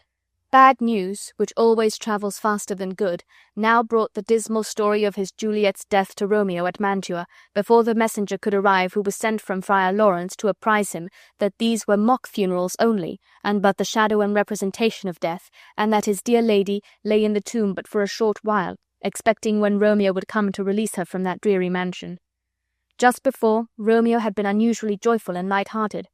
He had dreamed in the night that he was dead, a strange dream that gave a dead man leave to think, but that his lady came and found him dead, and breathed such life with kisses in his lips that he revived and was an emperor. And now that a messenger came from Verona, he thought surely it was to confirm some good news which his dreams had presaged.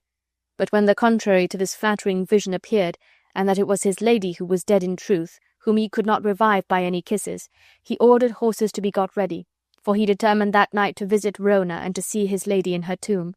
And as mischief is swift to enter into the thoughts of desperate men, he called to mind a poor apothecary, whose shop in Mantua he had lately passed, and from the beggarly appearance of the man, who seemed famished, and the wretched show in his show of empty boxes ranged on dirty shelves, and other tokens of extreme wretchedness, he had said at the time, perhaps having some misgivings that his own disastrous life might happily meet with a conclusion so desperate, "If a man were to need poison, which by the law of Mantua it is death to sell, here lives a poor wretch who would sell it him."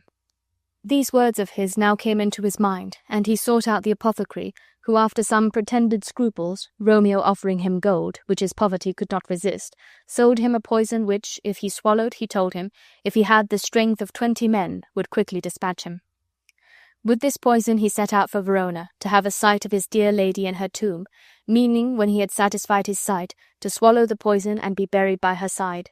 He reached Verona at midnight, and found the churchyard in the midst of which was situated the ancient tomb of the Capulets.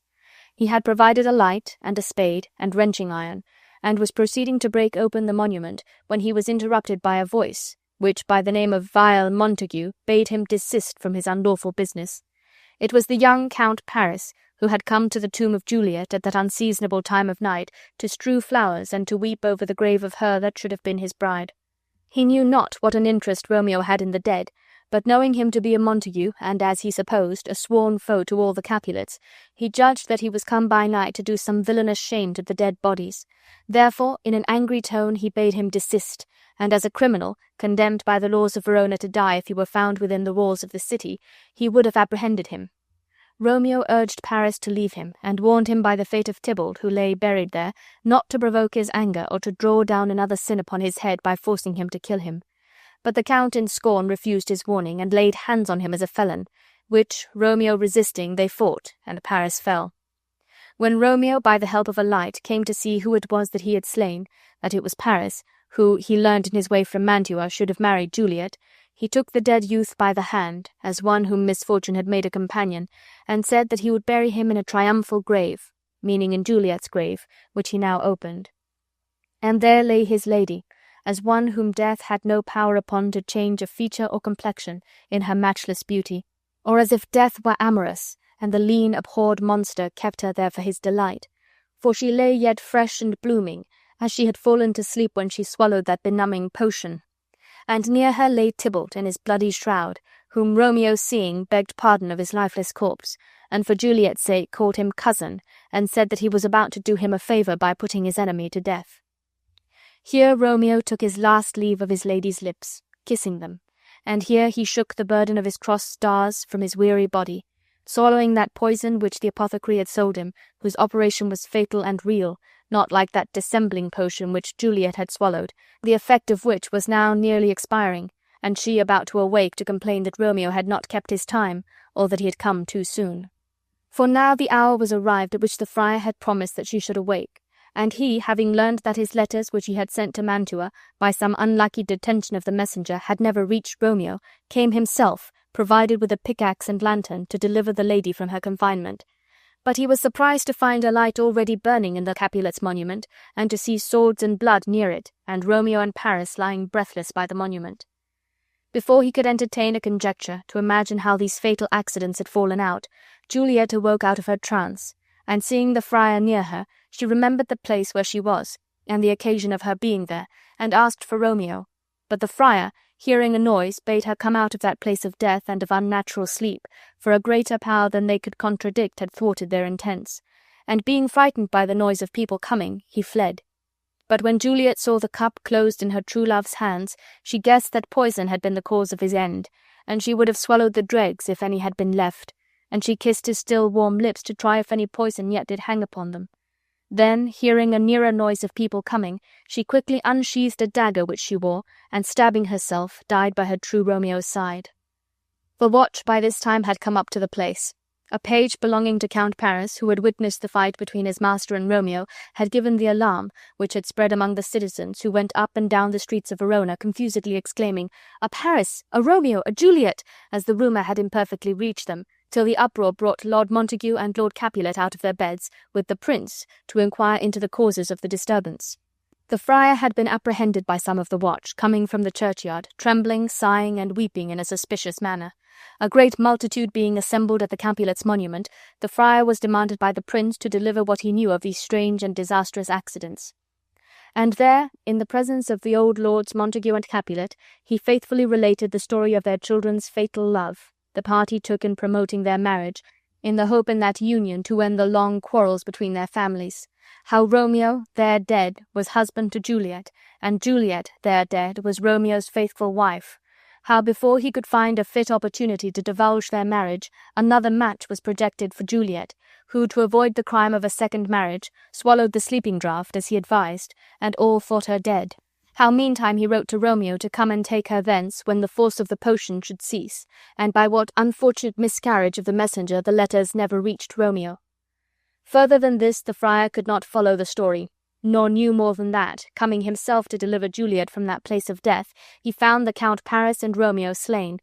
The remainder of the transactions was supplied by the narration of the page, who had seen Paris and Romeo fight, and by the servant who came with Romeo from Verona, to whom this faithful lover had given letters to be delivered to his father in the event of his death, which made the good friar's words, confessing his marriage with Juliet, imploring the forgiveness of his parents, acknowledging the buying of the poison of the poor apothecary, and his intent in coming to the monument to die and lie with Juliet. All these circumstances agreed together to clear the friar from any hand he could be supposed to have in these complicated slaughters, further than as the unintended consequences of his own well-meant, yet too artificial and subtle contrivances. And the prince, turning to these old lords, Montague and Capulet, rebuked them for their brutal and irrational enmities, and showed them what a scourge heaven had laid upon such offences, that it had found means, even through the love of their children, to punish their unnatural hate. And these old rivals, no longer enemies, agreed to bury their long strife in their children's graves, and Lord Capulet requested Lord Montague to give him his hand, calling him by the name of brother, as if in acknowledgment of the union of their families by the marriage of the young Capulet and Montague, and saying that Lord Montague's hand, in token of reconcilement, was all he demanded for his daughter's jointure. But Lord Montague said he would give him more, for he would raise her a statue of pure gold, that, while Verona kept its name, no figure should be so esteemed for its richness and workmanship as that of the true and faithful Juliet. And Lord Capulet in return said that he would raise another statue to Romeo. So did these poor old lords, when it was too late, strive to outgo each other in mutual courtesies, while so deadly had been their rage and enmity in times past that nothing but the fearful overthrow of their children, poor sacrifices to their quarrels and dissensions, could remove the rooted hates and jealousies of the noble families. Hamlet, Prince of Denmark. Gertrude, Queen of Denmark, becoming a widow by the sudden death of King Hamlet, in less than 2 months after his death, married his brother Claudius, which was noted by all people at the time for a strange act of indiscretion or unfeelingness, or worse. For this Claudius did no way resemble her late husband in the qualities of his person or his mind, but was as contemptible in outward appearance as he was base and unworthy in disposition. And suspicions did not fail to arise in the minds of some that he had privately made away with his brother, the late king, with the view of marrying his widow and ascending the throne of Denmark, to the exclusion of young Hamlet, the son of the buried king and lawful successor to the throne. But no one did this unadvised action of the queen make such impressions upon this young prince, who loved and venerated the memory of his dead father almost to idolatry, and being of a nice sense of humour, and a most exquisite practiser of propriety himself, did sorely take to heart this unworthy conduct of his mother Gertrude, insomuch that, between grief for his father's death and shame for his mother's marriage, this young prince was overclouded with a deep melancholy, and lost all his mirth and all his good looks. All his customary pleasure in books forsook him. His princely exercises and sports, proper to his youth, were no longer acceptable. He grew weary of the world, which seemed to him an unweeded garden, where all the wholesome flowers were choked up and nothing but weeds could thrive. Not that the prospect of exclusion from the throne, his lawful inheritance, weighed so much upon his spirits, though that, to a young and high-minded prince, was a bitter wound and a sore indignity. But what so galled him and took away all his cheerful spirits was that his mother had shown herself so forgetful to his father's memory, and such a father, who had been to her so loving and so gentle a husband, and then she always appeared as loving and obedient a wife to him, and would hang upon him as if her affection grew to him. And now, within 2 months, or as it seemed to young Hamlet, less than 2 months, she had married again, married his uncle, her dear husband's brother, in itself a highly improper and unlawful marriage, from the nearest of relationship, but made much more so by the indecent haste with which it was concluded, and the unkingly character of the man whom she had chosen to be the partner of her throne and bed. This it was which, more than the loss of 10 kingdoms, dashed the spirits and brought a cloud over the mind of this honourable young prince. In vain was all that his mother Gertrude or the king could do to contrive to divert him. He still appeared in court in a suit of deep black, as mourning for the king his father's death, which mode of dress he had never laid aside, not even in compliment to his mother upon the day she was married, nor could he be brought to join in any of the festivities or rejoicings of that, as appeared to him, disgraceful day. What mostly troubled him was an uncertainty about the manner of his father's death. It was given out by Claudius that a serpent had stung him. But young Hamlet had shrewd suspicions that Claudius himself was the serpent. In plain English, that he had murdered him for his crown, and that the serpent who stung his father did now sit on the throne. How far he was right in this conjecture, and what he ought to think of his mother, how far she was privy to this murder, and whether by her consent or knowledge or without it came to pass, were the doubts which continually harassed and distracted him. A rumour had reached the ear of young Hamlet that an apparition, exactly resembling the dead king his father, had been seen by the soldiers upon watch, on the platform before the palace at midnight, for 2 or 3 nights successively. The figure came constantly clad in the same suit of armour from head to foot, which the dead king was known to have worn. And they who saw it, Hamlet's bosom friend Horatio was one, agreed in their testimony as to the time and manner of its appearance that it came just as the clock struck 12, that it looked pale, with a face more of sorrow than of anger, that its beard was grisly, and the colour as sable silvered, as they had seen it in his lifetime, that it made no answer when they spoke to it, yet once they thought it lifted up its head and addressed itself to motion, as if it were about to speak. But in that moment the morning cock crew, and it shrank in haste away and vanished out of their sight. The young prince, strangely amazed at their relation, which was too consistent and agreeing with itself to disbelieve, concluded that it was his father's ghost which they had seen, and determined to take his watch with the soldiers that night, that he might have a chance of seeing it. For he reasoned with himself that such an appearance did not come for nothing, but that the ghost had something to impart, and though it had been silent hitherto, yet it would speak to him, and he waited with impatience for the coming of night. When night came, he took his stand with Horatio and Marcellus, one of the guard, upon the platform, where this apparition was accustomed to walk. And it being a cold night, and the air unusually raw and nipping, Hamlet and Horatio and their companion fell into some talk about the coldness of the night, which was suddenly broken off by Horatio announcing that the ghost was coming. At the sight of his father's spirit, Hamlet was struck with a sudden surprise and fear. He at first called upon the angels and heavenly ministers to defend them, for he knew not whether it were a good spirit or bad, whether it came for good or evil. But he gradually assumed more courage, and his father, as it seemed to him, looked upon him so piteously, and as it were desiring to have conversation with him, and did in all respects appear so like himself as he was when he lived, that Hamlet could not help addressing him. He called him by his name, Hamlet, King, Father, and conjured him that he would tell him the reason why he had left his grave, where they had seen him quietly bestowed, to come again and visit the earth and the moonlight, and besought him that he would let them know if there was anything which they could do to give peace to his spirit. And the ghost beckoned to Hamlet that he should go with him to some more removed place where they might be alone, and Horatio and Marcellus would have dissuaded the young prince from following it, for they feared lest it should be some evil spirit who would tempt him to the neighbouring sea or to the top of some dreadful cliff, and there put on some horrible shape which might deprive the prince of his reason. But their counsels and entreaties could not alter Hamlet's determination, who cared too little about life to fear the losing of it. And as to his soul, he said, what could the spirit do to that, being a thing immortal as itself? And he felt as hardy as a lion, and bursting from them, who did all they could to hold him, he followed whithersoever the spirit led him. And when they were alone together, the spirit broke silence, and told him that he was the ghost of Hamlet his father, who had been cruelly murdered.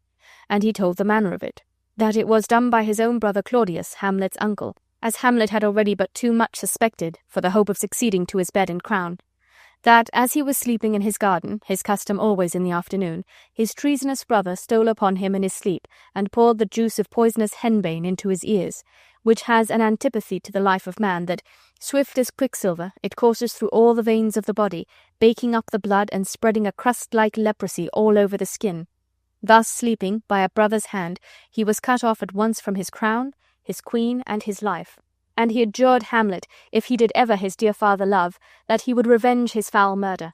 And the ghost lamented to his son that his mother should so fall off from virtue as to prove false to the wedded love of her first husband, and to marry his murderer. But he cautioned Hamlet, howsoever he proceeded in his revenge against his wicked uncle, by no means to act any violence against the person of his mother, but to leave her to heaven, and to the stings and thorns of conscience. And Hamlet promised to observe the ghost's direction in all things, and the ghost vanished. And when Hamlet was left alone, he took up a solemn resolution that all he had in his memory, all that he had ever learned by books or observation, should be instantly forgotten by him, and nothing live in his brain but the memory of what the ghost had told him and enjoined him to do. And Hamlet related the particulars of the conversation which had passed to none but his dear friend Horatio, and he enjoined both to him and Marcellus the strictest secrecy as to what they had seen that night. The terror which the sight of the ghost had left upon the senses of Hamlet, he being weak and dispirited before, almost unhinged his mind and drove him beside his reason. And he, fearing that it would continue to have this effect, which might subject him to observation and set his uncle upon his guard, if he suspected that he was meditating anything against him, or that Hamlet really knew more of his father's death than he professed, took up a straitened resolution from that time to counterfeit as if he were really and truly mad. thinking that he would be less an object of suspicion when his uncle should believe him incapable of any serious project, and that his real perturbation of mind would be best covered and pass concealed under a disguise of pretended lunacy.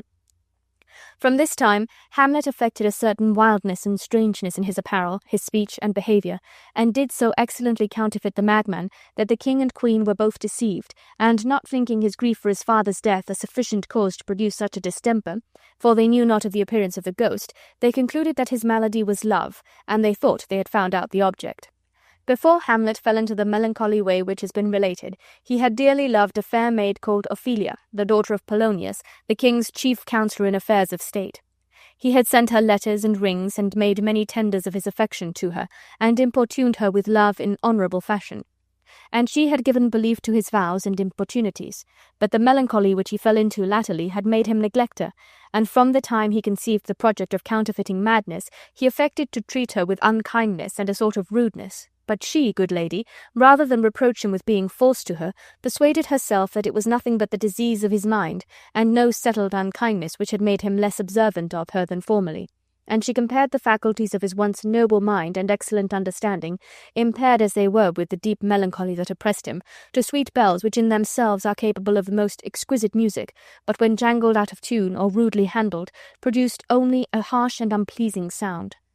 Though the rough business which Hamlet had in hand, the revenging of his father's death upon his murderer, did not suit with the playful state of courtship or admit of the society of so idle a passion as love now seemed to him, yet it could not hinder but that soft thoughts of his Ophelia would come between, and in one of these moments, when he thought that his treatment of this gentle lady had been unreasonably harsh, he wrote her a letter full of wild starts of passion, and in extravagant terms, such as agreed with his supposed madness, but mixed with some gentle touches of affection, which could not but show to this honoured lady that a deep love for her yet lay at the bottom of his heart.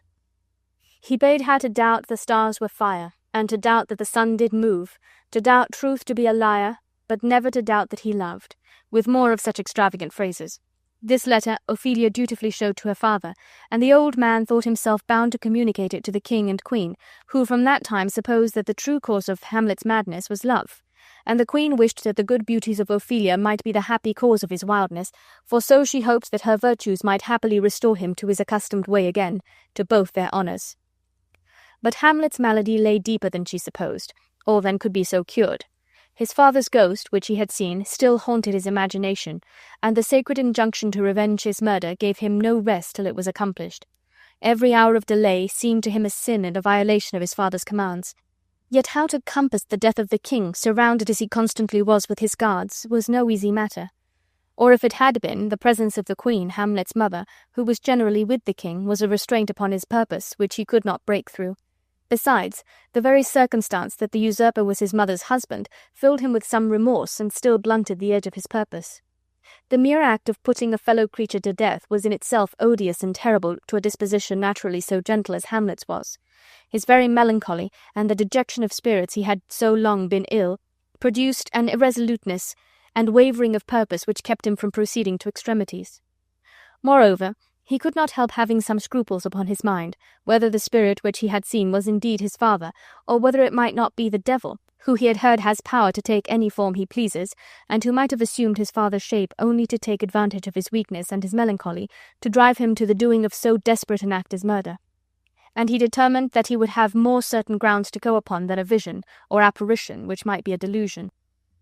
While he was in this irresolute mind, there came to the court certain players, in whom Hamlet formerly used to take delight, and particularly to hear one of them speak a tragical speech, describing the death of old Priam, king of Troy, with the grief of Hecuba his queen. Hamlet welcomed his old friends the players, and remembering how that speech had formerly given him pleasure, requested the player to repeat it, which he did in so lively a manner, setting forth the cruel murder of the feeble old king, with the destruction of his people and city by fire, and the mad grief of the old queen running barefoot up and down the palace, with a poor clout upon that head where a crown had been, and with nothing but a blanket upon her loins, snatched up in haste where she had worn a royal robe.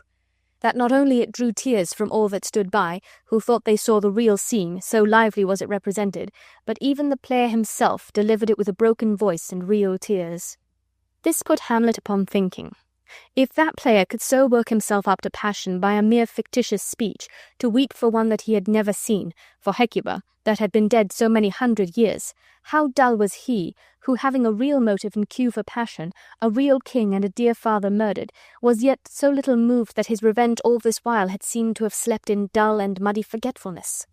And while he meditated on actors and acting and the powerful effects which a good play represented to the life has upon the spectator, he remembered the instance of some murderer who, seeing a murder on the stage, was by the mere force of the scene and resemblance of circumstances so affected that on the spot he confessed the crime which he had committed. And he determined that these players should play something like the murder of his father before his uncle, and he would watch narrowly what effect it might have upon him, and from his looks he would be able to gather with more certainty if he were the murderer or not. To this effect he ordered a play to be prepared, to the representation of which he invited the king and queen. The story of the play was of a murder done in Vienna upon a duke. The duke's name was Gonzago, his wife's Batista. The play showed how one Lucianus, a near relation to the duke, poisoned him in his garden for his estate, and how the murderer in a short time after got the love of Gonzago's wife. At the representation of this play the king, who did not know the trap which was laid for him, was present with his queen and the whole court, Hamlet sitting attentively near him to observe his looks. The play began with a conversation between Gonzago and his wife, in which the lady made many protestations of love and of never marrying a second husband if she should outlive Gonzago, wishing she might be accursed if she ever took a second husband, and adding that no woman did so but those wicked women who kill their first husbands. Hamlet observed the king his uncle change colour at this expression, and that it was as bad as wormwood both to him and to the queen. But when Lucianus, according to the story, came to poison Gonzago sleeping in the garden, the strong resemblance which it bore to his own wicked act upon the late king, his brother, whom he had poisoned in his garden, so struck upon the conscience of this usurper that he was unable to sit out the rest of the play, but on a sudden calling for lights to his chamber, and affecting or partly feeling a sudden sickness, he abruptly left the theatre. The king being departed, the play was given over. Now Hamlet had seen enough to be satisfied that the words of the ghost were true and no illusion, and in a fit of gaiety, like that which comes over a man who suddenly has some great doubt or scruple resolved, he swore to Horatio that he would take the ghost's word for 1,000 pounds. But before he could make up his resolution as to what measures of revenge he should take, now he was certainly informed that his uncle was his father's murderer, he was sent for by the queen his mother to a private conference in her closet. It was by desire of the king that the queen sent for Hamlet, that she might signify to her son how much his late behaviour had displeased them both, and the king, wishing to know all that passed at that conference, and thinking that the too partial report of a mother might let slip some part of Hamlet's words, which it might import the king to know, Polonius, the old counsellor of state, was ordered to plant himself behind the hangings in the queen's closet, where he might, unseen, hear all that passed. This artifice was particularly adapted to the disposition of Polonius, who was a man grown old in crooked maxims and policies of state, and delighted to get at the knowledge of matters in an indirect and cunning way. Hamlet being come to his mother, she began to tax him in the roundest way with his actions and behaviour, and she told him that he had given great offence to his father, meaning the king his uncle, whom, because he had married her, she called Hamlet's father. Hamlet, sorely indignant that she should give so dear and honoured a name as father seemed to him to a wretch who was indeed no better than the murderer of his true father, with some sharpness replied, "Mother, you have offended my father." The queen said that was but an idle answer. "As good as the question deserved," said Hamlet. The queen asked him if he had forgotten who it was he was speaking to. "Alas," replied Hamlet, "I wish I could forget. You are the queen, your husband's brother's wife, and you are my mother. I wish you were not what you are." "Nay then," said the queen, "if you show me so little respect, I will set those to you that can speak," and was going to send the king or Polonius to him. But Hamlet would not let her go, now he had her alone, till he had tried if his words could not bring her to some sense of her wicked life, and taking her by the wrist he held her fast and made her sit down. She, affrighted at his earnest manner, and fearful lest in his lunacy he should do her a mischief, cried out, and a voice was heard from behind the hangings, "Help! Help! The queen!" Which Hamlet hearing, and verily thinking that it was the king himself there concealed, he drew his sword and stabbed at the place where the voice came from, as he would have stabbed a rat that ran there, till, the voice ceasing, he concluded the person to be dead. But when he dragged forth the body, it was not the king, but Polonius, the old officious counsellor, that had planted himself as a spy behind the hangings. "Oh me!" exclaimed the queen. "What a rash and bloody deed have you done!" "A bloody deed, mother," replied Hamlet, "but not so bad as yours, who killed a king and married his brother." Hamlet had gone too far to leave off here. He was now in the humour to speak plainly to his mother, and he pursued it. And though the faults of parents are to be tenderly treated by their children, yet in the case of great crimes the son may have leave to speak even to his own mother with some harshness, so as that harshness is meant for her good and to turn her from her wicked ways, and not done for the purpose of upbraiding. And now this virtuous prince did in moving terms represent to the queen the heinousness of her offence in being so forgetful of the dead king his father, as in so short a space of time to marry with his brother and reputed murderer. Such an act as, after the vows which she had sworn to her first husband, was enough to make all vows of women suspected and all virtue to be accounted hypocrisy, wedding contracts to be less than gamesters' oaths, and religion to be a mockery and a mere form of words. He said she had done such a deed that the heavens blushed at it, and the earth was sick of her because of it. And he showed her 2 pictures, the one of the late king, her first husband, and the other of the present king, her second husband, and he bade her mark the difference. What a grace was on the brow of his father, how like a god he looked, the curls of Apollo, the forehead of Jupiter, the eyes of Mars, and a posture like to Mercury newly alighted on some heaven-kissing hill. This man, he said, had been her husband. And then he showed her whom she had got in his stead, how like a blight or a mildew he looked, for so he had blasted his wholesome brother. And the queen was sore ashamed that he should so turn her eyes inward upon her soul, which she now saw so black and deformed. And he asked her how she could continue to live with this man and be a wife to him who had murdered her first husband and got the crown by as false means as a thief. And just as he spoke, the ghost of his father, such as he was in this lifetime, and such as he had lately seen it, entered the room, and Hamlet, in great terror, asked what it would have, and the ghost said that it came to remind him of the revenge he had promised, which Hamlet seemed to have forgot. And the ghost bade him speak to his mother, for the grief and terror she was in would else kill her. It then vanished, and was seen by none but Hamlet, neither could he by pointing to where it stood, or by any description make his mother perceive it, who was terribly frightened all this while to hear him conversing, as it seemed to her, with nothing. And she imputed it to the disorder of his mind. But Hamlet begged her not to flatter her wicked soul in such a manner as to think that it was his madness, and not her own offences, which had brought his father's spirit again on the earth. And he bade her feel his pulse, how temperately it beat, not like a madman's. And he begged of her, with tears, to confess herself to heaven for what was past, and for the future to avoid the company of the king, and be no more as a wife to him. And when she should show herself a mother to him, by respecting his father's memory, he would ask a blessing of her as a son. And she, promising to observe his directions, the conference ended. And now Hamlet was at leisure to consider who it was that in his unfortunate rashness he had killed. And when he came to see that it was Polonius, the father of the lady Ophelia, whom he so dearly loved, he drew apart the dead body, and, his spirits being now a little quieter, he wept for what he had done. The unfortunate death of Polonius gave the king a pretence for sending Hamlet out of the kingdom. He would willingly have put him to death, fearing him as dangerous, but he dreaded the people who loved Hamlet, and the queen who, with all her fault, doted upon the prince her son. So this subtle king, under pretence of providing for Hamlet's safety that he might not be called to account for Polonius's death, caused him to be conveyed on board his ship bound for England, under the care of 2 courtiers, by whom he despatched letters to the English court, which in that time was in subjection and paid tribute to Denmark, requiring for special reasons there pretended that Hamlet should be put to death as soon as he landed on English ground. Hamlet, suspecting some treachery, in the night time secretly got at the letters, and, skilfully erasing his own name, he, in the stead of it, put in the names of those 2 courtiers, who had the charge of him, to be put to death. Then, sealing up the letters, he put them into their place again. Soon after the ship was attacked by pirates, and a sea-fight commenced, in the course of which Hamlet, desirous to show his valour, with sword in hand, singly boarded the enemy's vessel, while his own ship, in a cowardly manner, bore away, and leaving him to his fate, the 2 courtiers made the best of their way to England, charged with those letters, the sense of which Hamlet had altered to their own deserved destruction. The pirates who had the prince in their power showed themselves gentle enemies, and knowing whom they had got prisoner, in the hope that the prince might do them a good turn at court in recompense for any favour they might show him, they set Hamlet on shore at the nearest port in Denmark. From that place Hamlet wrote to the king, acquainting him with the strange chance which had brought him back to his own country, and saying that on the next day he should present himself before his majesty.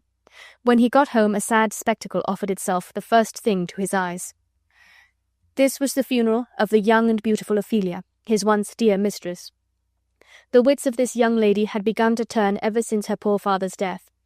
That he should die a violent death, and by the hands of the prince whom she loved, so affected this tender young maid that in a little time she grew perfectly distracted, and would go about giving flowers away to the ladies of the court, and saying that they were for her father's burial, singing songs about love and about death, and sometimes such as had no meaning at all, as if she had no memory of what happened to her. There was a willow which grew slanting over a brook, and reflected its leaves on the stream. To this brook she came one day when she was unwatched, with garlands she had been making, mixed up of daisies and nettles, flowers and weeds together, and clambering up to hang her garland upon the boughs of the willow, a bough broke, and precipitated this fair young maid, garland and all that she had gathered, into the water, where her clothes bore her up for a while, during which she chanted scraps of old tunes, like one insensible to her own distress, or as if she were a creature natural to that element. But long it was not before her garments, heavy with the wet, pulled her in from her melodious singing to a muddy and miserable death. It was the funeral of this fair maid which her brother Laertes was celebrating, the king and queen and whole court being present, when Hamlet arrived. He knew not what all this show imported, but stood on one side, not inclining to interrupt the ceremony. He saw the flowers strewed upon her grave, as the custom was in maiden burials, which the queen herself threw in, and as she threw them she said, "Sweets to the sweet, I thought to have decked thy bride-bed, sweet maid, not to have strewed thy grave. Thou shouldst have been my Hamlet's wife." And he heard her brother wish that violets might spring from her grave, and he saw him leap into the grave all frantic with grief, and bid the attendants pile mountains of earth upon him, that he might be buried with her. And Hamlet's love for this fair maid came back to him, and he could not bear that a brother should show so much transport of grief, for he thought that he loved Ophelia better than 40,000 brothers.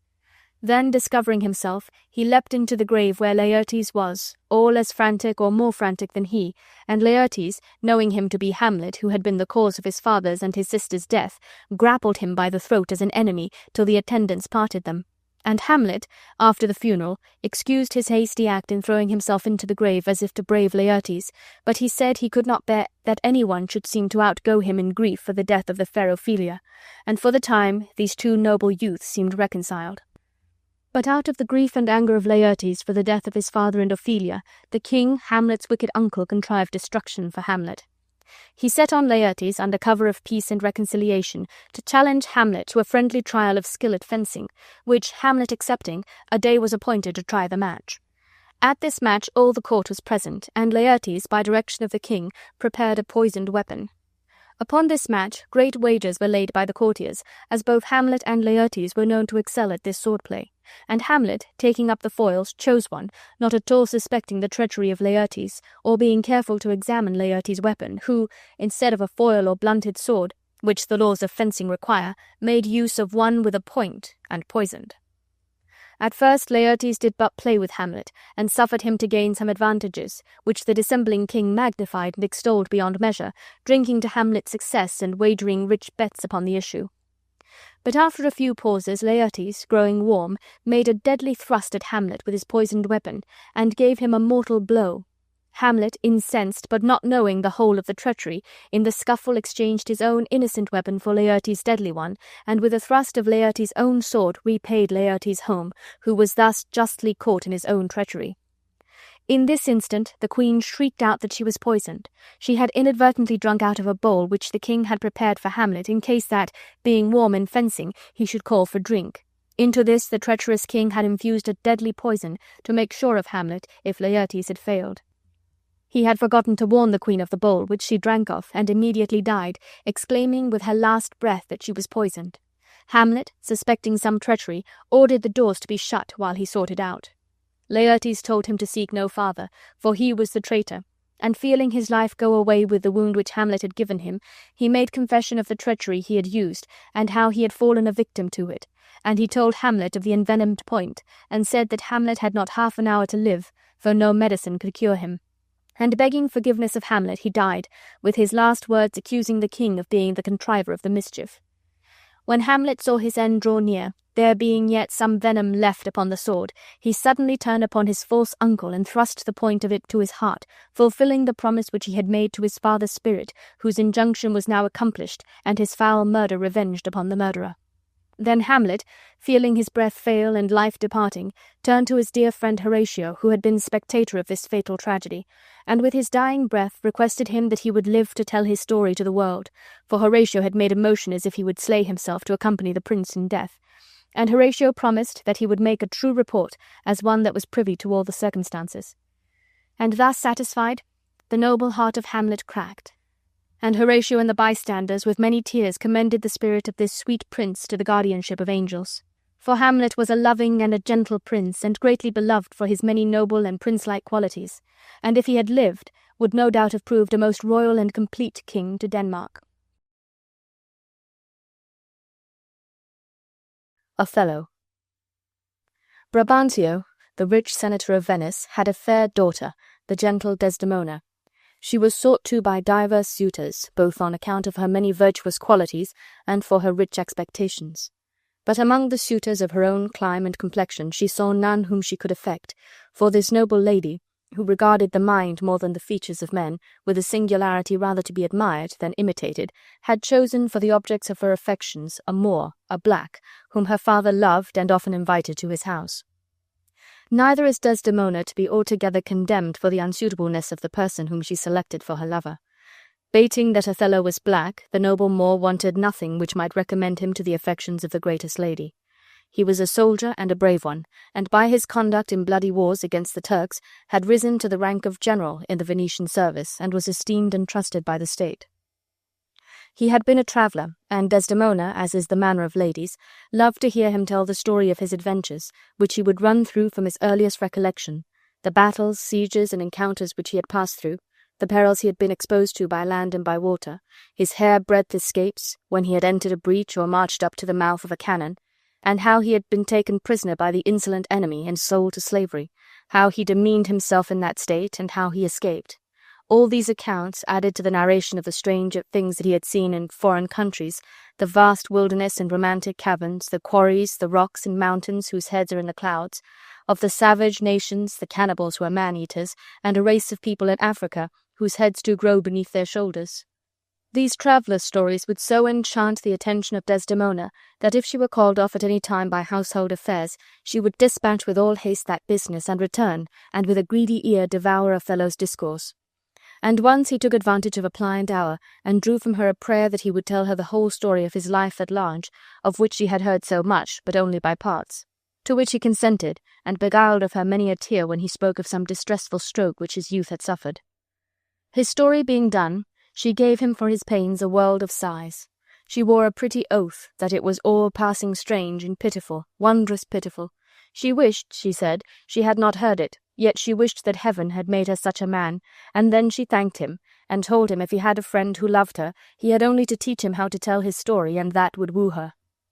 Upon this hint, delivered not with more frankness than modesty, accompanied with certain bewitching prettiness and blushes, which Othello could not but understand, he spoke more openly of his love, and in this golden opportunity gained the consent of the generous Lady Desdemona privately to marry him.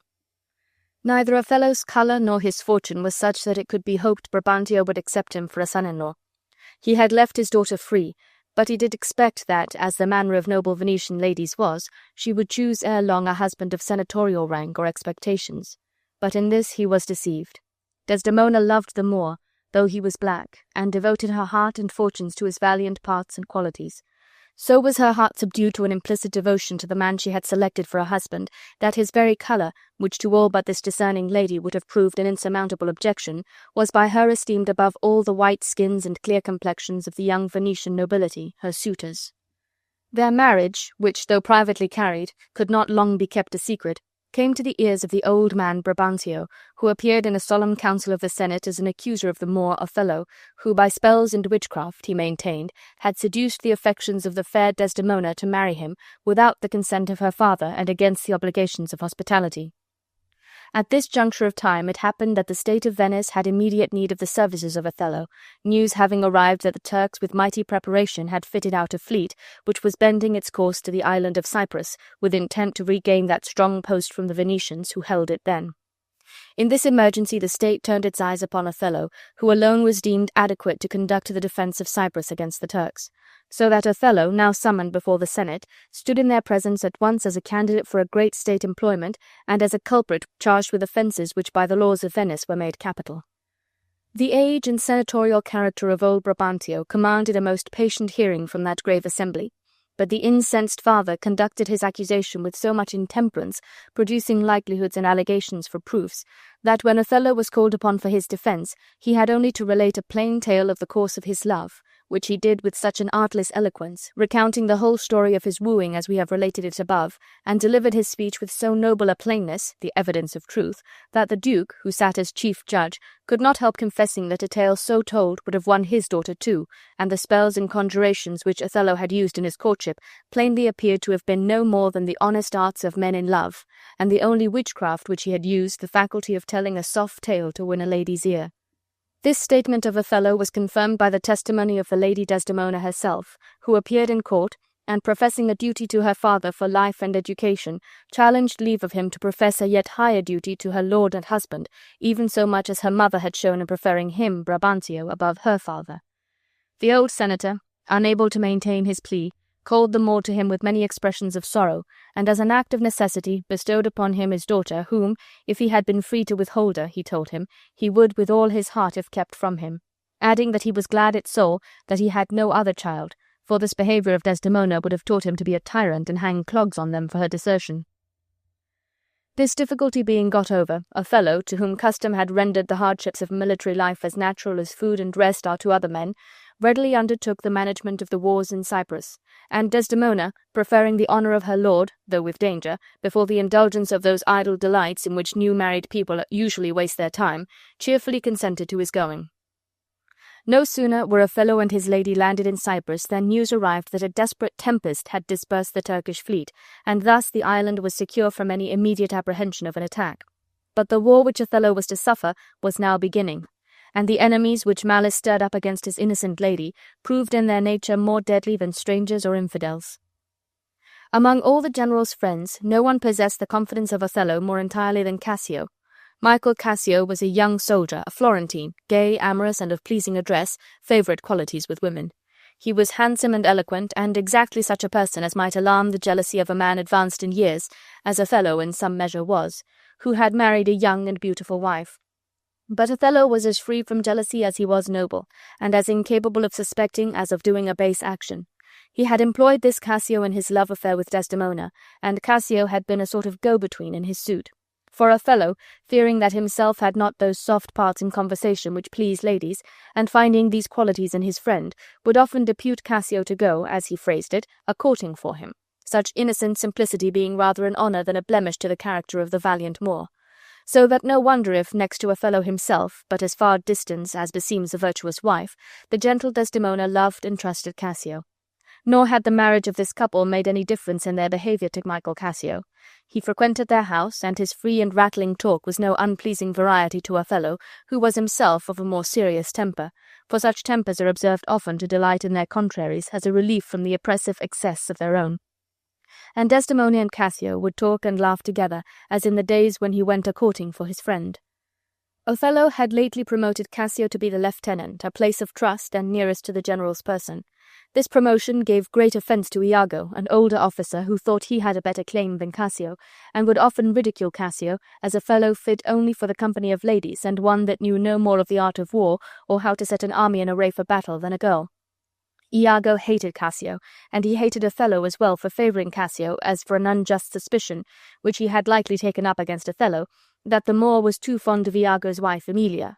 From these imaginary provocations the plotting mind of Iago conceived a horrid scheme of revenge, which should involve Cassio, the Moor, and Desdemona in one common ruin. Iago was artful, and had studied human nature deeply, and he knew that of all the torments which afflict the mind of man, and far beyond bodily torture, the pains of jealousy were the most intolerable, and had the sorest sting. If he could succeed in making Othello jealous of Cassio, he thought it would be an exquisite plot of revenge, and might end in the death of Cassio, or Othello, or both. He cared not. The arrival of the general and his lady in Cyprus, meeting with news of the dispersion of the enemy's fleet, made a sort of holiday in the island. Everybody gave himself up to feasting and making merry. Wine flowed in abundance, and cups went round to the health of the black Othello and his lady, the fair Desdemona. Cassio had the direction of the guard that night, with a charge from Othello to keep the soldiers from excess in drinking, that no brawl might arise to fight the inhabitants or discuss them with the new landed forces. That night Iago began his deep-laid plans of mischief. Under colour of loyalty and love to the general, he enticed Cassio to make rather too free with the bottle, a great fault in an officer upon guard. Cassio for a time resisted, but he could not long hold out against the honest freedom which Iago knew how to put on, but kept swallowing glass after glass, as Iago still plied him with drink and encouraging songs, and Cassio's tongue ran over in praise of the lady Desdemona, whom he again and again toasted, affirming that she was a most exquisite lady, until at last the enemy which he put into his mouth stole away his brains, and upon some provocation given him by a fellow whom Iago had set on, swords were drawn, and Montano, a worthy officer who interfered to appease the dispute, was wounded in the scuffle. The riot now began to be general, and Iago, who had set on foot the mischief, was foremost in spreading the alarm, causing the castle bell to be rung, as if some dangerous mutiny instead of a slight drunken quarrel had arisen. The alarm bell ringing awakened Othello, who, dressing in a hurry and coming to the scene of action, questioned Cassio of the cause. Cassio was now come to himself, the effect of the wine having a little gone off, but was too much ashamed to reply, and Iago, pretending a great reluctance to accuse Cassio, but, as it were, forced into it by Othello, who insisted to know the truth, gave an account of the whole matter, leaving out his own share in it, which Cassio was too far gone to remember, in such a manner as, while he seemed to make Cassio's offence less, did indeed make it appear greater than it was. The result was that Othello, who was a strict observer of discipline, was compelled to take away Cassio's place of lieutenant from him. Thus did Iago's first artifice succeed completely. He had now undermined his hated rival and thrust him out of his place, but a further use was hereafter to be made of the adventure of this disastrous night. Cassio, whom this misfortune had entirely sobered, now lamented to his seeming friend Iago that he should have been such a fool as to transform himself into a beast. He was undone, for how could he ask the general for his place again? He would tell him he was a drunkard. He despised himself. Iago, affecting to make light of it, said that he, or any man living, might be drunk upon occasion. It remained how to make the best of a bad bargain. The general's wife was now the general, and could do anything with Othello, that he were best to apply to the lady Desdemona to mediate for him with her lord, that she was of a frank, obliging disposition, and would readily undertake a good office of this sort, and set Cassio right again in the general's favour. And then this crack in their love would be made stronger than ever. A good advice of Iago, if it had not been given for wicked purposes, which will after appear. Cassio did as Iago advised him, and made application to the lady Desdemona, who was easy to be won over in any honest suit, and she promised Cassio that she would be his solicitor with her lord, and rather die than give up his cause. This she immediately set about in so earnest and pretty a manner that Othello, who was mortally offended with Cassio, could not put her off. When he pleaded delay, and that it was too soon to pardon such an offender, she would not be beat back, but insisted that it should be the next night, or the morning after, or the next morning to that at farthest. Then she showed how penitent and humbled poor Cassio was, and that his offence did not deserve so sharp a check.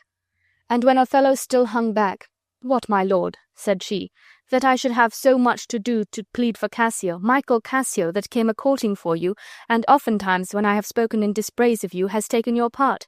I count this but a little thing to ask of you. When I mean to try your love indeed, I shall ask a weighty matter." Othello could deny nothing to such a pleader, and only requesting that Desdemona would leave the time to him, promised to receive Michael Cassio again in favour. It happened that Othello and Iago had entered into the room where Desdemona was, just as Cassio, who had been imploring her intercession, was departing at the opposite door, and Iago, who was full of art, said in a low voice as if to himself, "I like not that." Othello took no great notice of what he said. Indeed, the conference which immediately took place with his lady put it out of his head, but he remembered it afterward. For when Desdemona was gone, Iago, as if for mere satisfaction of his thought, questioned Othello whether Michael Cassio, when Othello was courting his lady, knew of his love. To this the general answering in the affirmative, and adding that he had gone between them very often during the courtship, Iago knitted his brow as if he had got fresh light on some terrible matter, and cried, "Indeed." This brought into Othello's mind the words which Iago had let fall upon entering the room and seeing Cassio with Desdemona. And he began to think there was some meaning in all this, for he deemed Iago to be a just man and full of love and honesty, and what in a false knave would be tricks in him seemed to be the natural workings of an honest mind, big with something too great for utterance. and Othello prayed Iago to speak what he knew, and to give his worst thoughts words. "And what," said Iago, "if some thoughts very vile should have intruded into my breast, as where is the palace into which foul things do not enter?" Then Iago went on to say what a pity it were if any trouble should arise to Othello out of his imperfect observations, that it would not be for Othello's peace to know his thoughts, that people's good names were not to be taken away for slight suspicions, and when Othello's curiosity was raised almost to distraction with these hints and scattered words, Iago, as if in earnest care for Othello's peace of mind, besought him to beware of jealousy. With such art did this villain raise suspicions in the unguarded Othello by the very caution which he pretended to give him against suspicion. "I know," said Othello, "that my wife is fair, loves company and feasting, is free of speech, sings, plays, and dances well. But where virtue is, these qualities are virtuous. I must have proof before I think her dishonest." Then Iago, as if glad that Othello was slow to believe ill of his lady, frankly declared that he had no proof, but begged Othello to see her behaviour well when Cassio was by, not to be jealous nor too secure neither, for that he, Iago, knew the dispositions of the Italian ladies, his countrywomen, better than Othello could do, and that in Venice the wives let heaven see many pranks they dared not show their husbands. Then he artfully insinuated that Desdemona deceived her father in marrying Othello, and carried it so closely that the poor old man thought that witchcraft had been used. Othello was much moved with this argument, which brought the matter home to him, for if she had deceived her father, why might she not deceive her husband? Iago begged pardon for having moved him, but Othello, assuming an indifference while he really was shaken with an inward grief at Iago's words, begged him to go on, which Iago did with many apologies, as if unwilling to produce anything against Cassio, whom he called his friend. He then came strongly to the point, and reminded Othello how Desdemona had refused many suitable matches of her own clime and complexion, and had married him, a Moor, which showed unnatural in her and proved her to have a headstrong will. And when her better judgment returned, how probable it was she should fall upon comparing Othello with the fine forms and clear white complexions of the young Italians, her countrymen. He concluded with advising Othello to put off his reconcilement with Cassio a little longer, and in the meanwhile to note with what earnestness Desdemona should intercede in his behalf, for that much would be seen in that. So mischievously did this artful villain lay his plots to turn the gentle qualities of this innocent lady into her destruction, and make a net for her out of her own goodness to entrap her, first setting Cassio on to entreat her mediation, and then out of that very mediation contriving stratagems for her ruin. The conference ended with Iago's begging Othello to account his wife innocent until he had more decisive proof, and Othello promised to be patient, but from that moment the deceived Othello never tasted content of mind. Poppy, nor the juice of mandragora, nor all the sleeping potions in the world, could ever again restore to him that sweet rest which he had enjoyed but yesterday. His occupation sickened him. He no longer took delight in arms.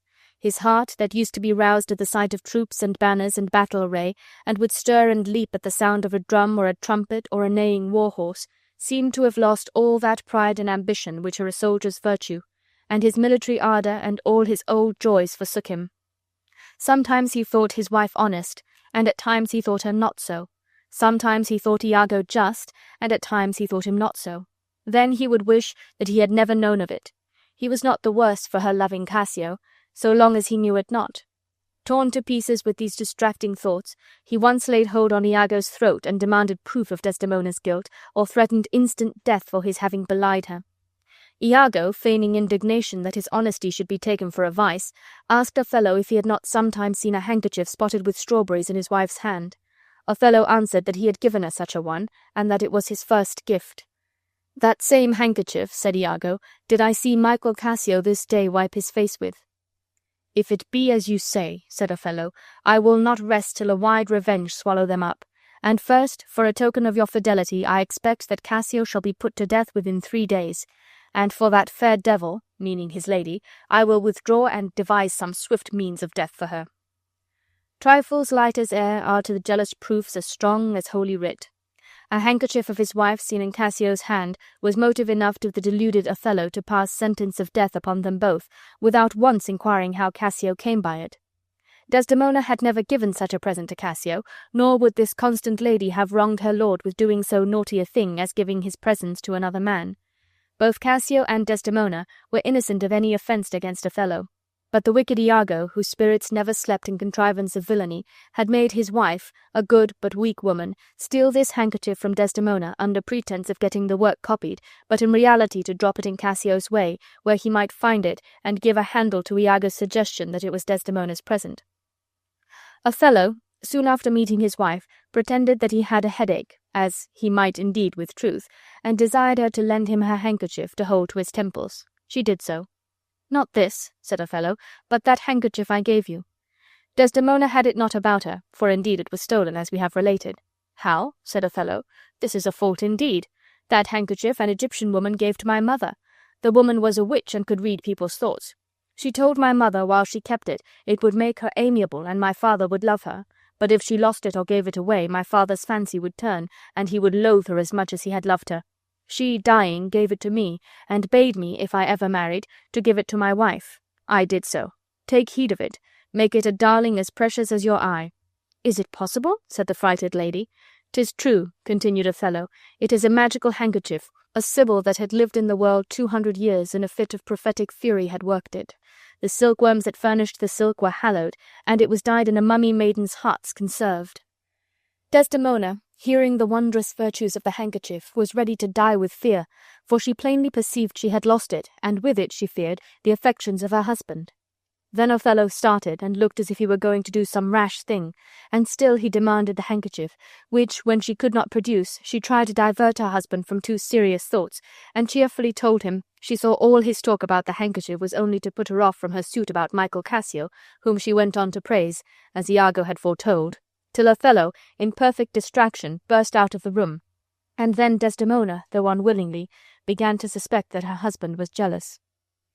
What cause she could have ministered to him she knew not, and then she accused herself for accusing the noble Othello, and thought, to be sure, that some untoward news from Venice or some state troubles had puddled his spirits and made his temper not so sweet as formerly. And she said, "Men are not gods, and we must not look for that observance from them when they are married, which they show us on the bridal day." And she beshrewed herself for so unkindly judging of his unkindness.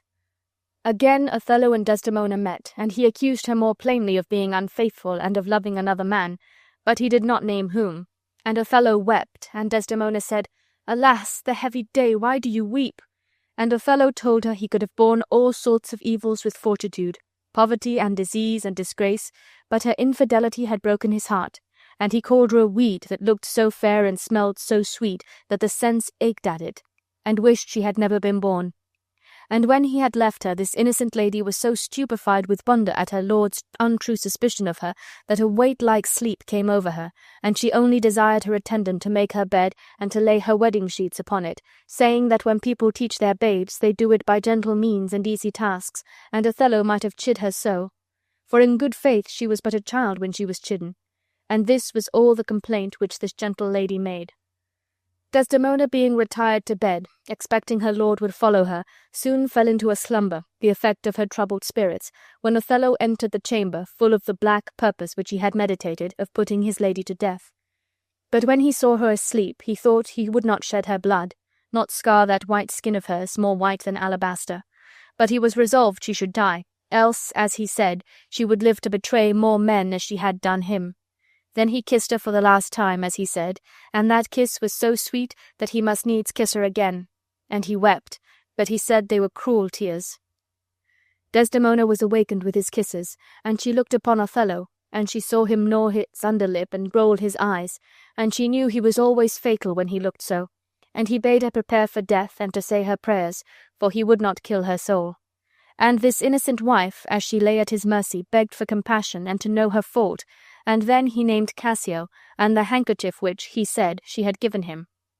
And as the guiltless lady was proceeding to clear herself, he suddenly would hear no more, but covering her up in the bedclothes, stifled her till she died. In this instant of time was brought into the house Cassio, wounded and bleeding, whom Iago had set one of his creatures on to assassinate, but the fellow not succeeding in his attempt to kill Cassio, whom he wounded but not mortally, and being himself killed by Iago to prevent discovery, in his pockets were found certain letters which made the guilt of Iago and the innocence of Cassio clear beyond all doubt. And Cassio now came to beg pardon of Othello, and to ask wherein he had offended him, that he had employed Iago to murder him. This discovery was as a thunderstroke to Othello, who now plainly saw that he was no better than a murderer, and that his wife, poor innocent lady, had been ever faithful to him. The extreme anguish of which discovery making life insupportable, he fell upon his sword, and throwing himself upon the body of his dear injured lady, expired. These rash acts raised much passion of horror and amazement in the bystanders, for Othello had borne a fair reputation, until he was wrought upon by the arts of a villain which his own noble nature never gave him leave to suspect. He was a loving and a doting husband. He had loved not wisely, but too well, and his manly eyes, when he learned his mistake, though not used to weep on every small occasion, dropped tears as fast as the Arabian trees their gum. And when he was dead, all his former merits and his valiant acts were remembered. Nothing now remained for his successor but to put the utmost censure of the law in force against Iago, who was executed with strict tortures, and to send word to the state of Venice of the lamentable death of their renowned general. Pericles, Prince of Tyre. Pericles, Prince of Tyre, became a voluntary exile from his dominions, to avert the dreadful calamities which Antiochus, the wicked emperor of Greece, threatened to bring upon his subjects and city of Tyre, in revenge for a discovery which the prince had made of a shocking deed which the emperor had done in secret, as commonly it proves dangerous to pry into the hidden crimes of great ones. Leaving the government of his people in the hands of his able and honest minister Helicanus, Pericles set sail from Tyre, thinking to absent himself till the wrath of Antiochus, who was mighty, should be appeased. The first place which the prince directed his course to was Tarsus, and hearing that the city of Tarsus was at that time suffering under a severe famine, he took with him a store of provisions for its relief. On his arrival he found the city reduced to the utmost distress, and he, coming like a messenger from heaven with his unhoped-for succour, Cleon, the governor of Tarsus, welcomed him with boundless thanks. Pericles had not been here many days before letters came from his faithful minister warning him that it was not safe for him to stay at Tarsus, for Antiochus knew of his abode, and by secret emissaries dispatched for that purpose sought his life. Upon receipt of these letters, Pericles put out to sea again, amid the blessings and prayers of a whole people who had been fed by his bounty. He had not sailed far when his ship was overtaken by a dreadful storm, and every man on board perished except Pericles, who was cast by the sea waves naked on an unknown shore, where he had not wandered long before he met with some poor fishermen, who invited him to their homes, giving him clothes and provisions. The fishermen told Pericles the name of their country was Pentapolis, and that their king was Simonides, commonly called the Good Simonides, because of his peaceable reign and good government. From them he also learned that King Simonides had a fair young daughter, and that the following day was her birthday, when a grand tournament was to be held at court, many princes and knights being come from all parts to try their skill in arms for the love of Tyre, this fair princess. While the prince was listening to this account, and secretly lamenting the loss of his good armour, which disabled him from making one among these valiant knights, another fisherman brought in a complete suit of armour that he had taken out of the sea with his fishing net, which proved to be the very armour he had lost. When Pericles beheld his own armour, he said, "Thanks, fortune, after all my crosses you give me something to repair myself. This armour was bequeathed to me by my dead father, for whose dear sake I have so loved it that whithersoever I went I still have kept it by me, and the rough sea that parted it from me, having now become calm, hath given it back again, for which I thank it, for since I have my father's gift again, I think my shipwreck no misfortune." The next day Pericles, clad in his brave father's armour, repaired to the royal court of Simonides, where he performed wonders at the tournament, vanquishing with ease all the brave knights and valiant princes who contended with him in arms for the honour of Tyre's love. When brave warriors contended at court tournaments for the love of kings' daughters, if one proved sole victor over all the rest, it was usual for the great lady for whose sake these deeds of valour were undertaken to bestow all her respect upon the conqueror, and Tyre did not depart from this custom, for she presently dismissed all the princes and knights whom Pericles had vanquished, and distinguished him by her especial favour and regard, crowning him with the wreath of victory as king of that day's happiness. And Pericles became a most passionate lover of this beauteous princess from the first moment he beheld her. The good Simonides so well approved of the valour and noble qualities of Pericles, who was indeed a most accomplished gentleman and well learned in all excellent arts, that though he knew not the rank of this royal stranger, for Pericles, for fear of Antiochus, gave out that he was a private gentleman of Tyre, yet did not Simonides disdain to accept the valiant unknown for a son-in-law when he perceived his daughter's affections were firmly fixed upon him. Pericles had not been many months married to Tyre before he received intelligence that his enemy Antiochus was dead, and that his subjects of Tyre, impatient of his long absence, threatened to revolt and talked of placing Helicanus upon his vacant throne. This news came from Helicanus himself, who, being a loyal subject to his royal master, would not accept of the high dignity offered him, but sent to let Pericles know their intentions, that he might return home and resume his lawful right. It was matter of great surprise and joy to Simonides to find that his son-in-law, the obscure knight, was the renowned Prince of Tyre.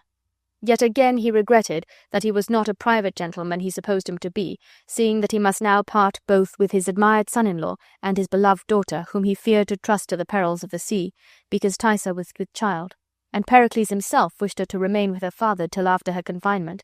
But the poor lady so earnestly desired to go with her husband that at last they consented, hoping she would reach Tyre before she was brought to bed.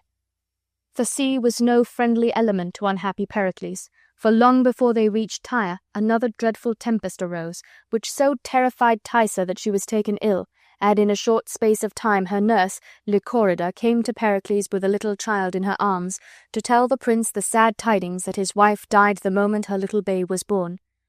She held the babe towards its father, saying, "Here is a thing too young for such a place. This is the child of your dead queen." No tongue can tell the dreadful sufferings of Pericles when he heard his wife was dead. As soon as he could speak, he said, "Oh, you gods, why do you make us love your goodly gifts and then snatch those gifts away?" "Patience, good sir," said Lycorida. "Here is all that is left alive of our dead queen, a little daughter, and for your child's sake be more manly. Patience, good sir, even for the sake of this precious charge." Pericles took the newborn infant in his arms, and he said to the little babe, "Now may your life be mild, for a more blusterous birth had never a babe. May your condition be mild and gentle, for you have had the rudest welcome that ever prince's child did meet with. May that which follows be happy, for you have had as chiding a nativity as fire, air, water, earth, and heaven could make to herald you from the womb. Even at the first, your loss," meaning in the death of her mother, "is more than all the joys which you shall find upon this earth, to which you are come a new visitor, shall be able to recompense." The storm still continuing to rage furiously, and the sailors having a superstition that while a dead body remained in the ship the storm would never cease, they came to Pericles to demand that his queen should be thrown overboard, and they said, "What courage, sir! God save you!" "Courage enough," said the sorrowing prince. "I do not fear the storm. It has done to me its worst. Yet for the love of this poor infant, this fresh new seafarer, I wish the storm was over." "Sir," said the sailors, "your queen must overboard. The sea works high, the wind is loud, and the storm will not abate until the ship be cleared of the dead." Though Pericles knew how weak and unfounded this superstition was, yet he patiently submitted, saying, "As you think meet. Then she must overboard, most wretched queen."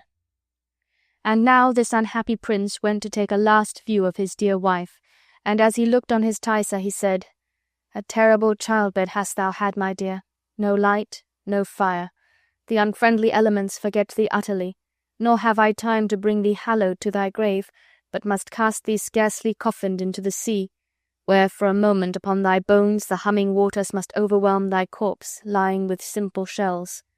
O Lycorida, bid Nestor bring me spices, ink, and paper, my casket and my jewels, and bid Nicandor bring me the satin coffin. Lay the babe upon the pillow, and go about this suddenly, Lycorida, while I say a priestly farewell to my Tyre." They brought Pericles a large chest, in which, wrapped in a satin shroud, he placed his queen, and sweet-smelling spices he strewed over her, and beside her he placed rich jewels and a written paper telling who she was, and praying if haply any one should find the chest which contained the body of his wife, they would give her burial. And then with his own hands he cast the chest into the sea. When the storm was over, Pericles ordered the sailors to make for Tarsus. "For," said Pericles, "the babe cannot hold out until we come to Tyre. At Tarsus I will leave it at careful nursing." After that tempestuous night when Tyre was thrown into the sea, and while it was yet early morning, as Cerimon, a worthy gentleman of Ephesus and a most skilful physician, was standing by the seaside, his servants brought to him a chest which they said the waves had thrown on the land. "I never saw," said one of them, "so huge a billow as cast it on our shore." Cerimon ordered the chest to be conveyed to his own house, and when it was opened, he beheld with wonder the body of a young and lovely lady, and the sweet-smelling spices and rich casket of jewels made him conclude that it was some great person who was thus strangely entombed. Searching farther, he discovered a paper from which he learned that the corpse which lay as dead before him had been a queen and wife to Pericles, Prince of Tyre. And much admiring at the strangeness of that accident, and more pitying the husband who had lost this sweet lady, he said, "If you are living, Pericles, you have a heart that even cracks with woe." Then observing attentively Thaïsa's face, he saw how fresh and unlike death her looks were, and he said, "They were too hasty that threw you into the sea," for he did not believe her to be dead. He ordered a fire to be made, and proper cordials to be brought, and soft music to be played, which might help to calm her amazed spirits if she should revive. And he said to those who crowded round her, wondering at what they saw, "Oh, I pray you, gentlemen, give her air. This queen will live. She has not been entranced above 5 hours, and see, she begins to blow into life again. She is alive. Behold, her eyelids move. This fair creature will live to make us weep to hear her fate." Thaïsa had never died, but after the birth of her little baby had fallen into a deep swoon, which made all that saw her conclude her to be dead.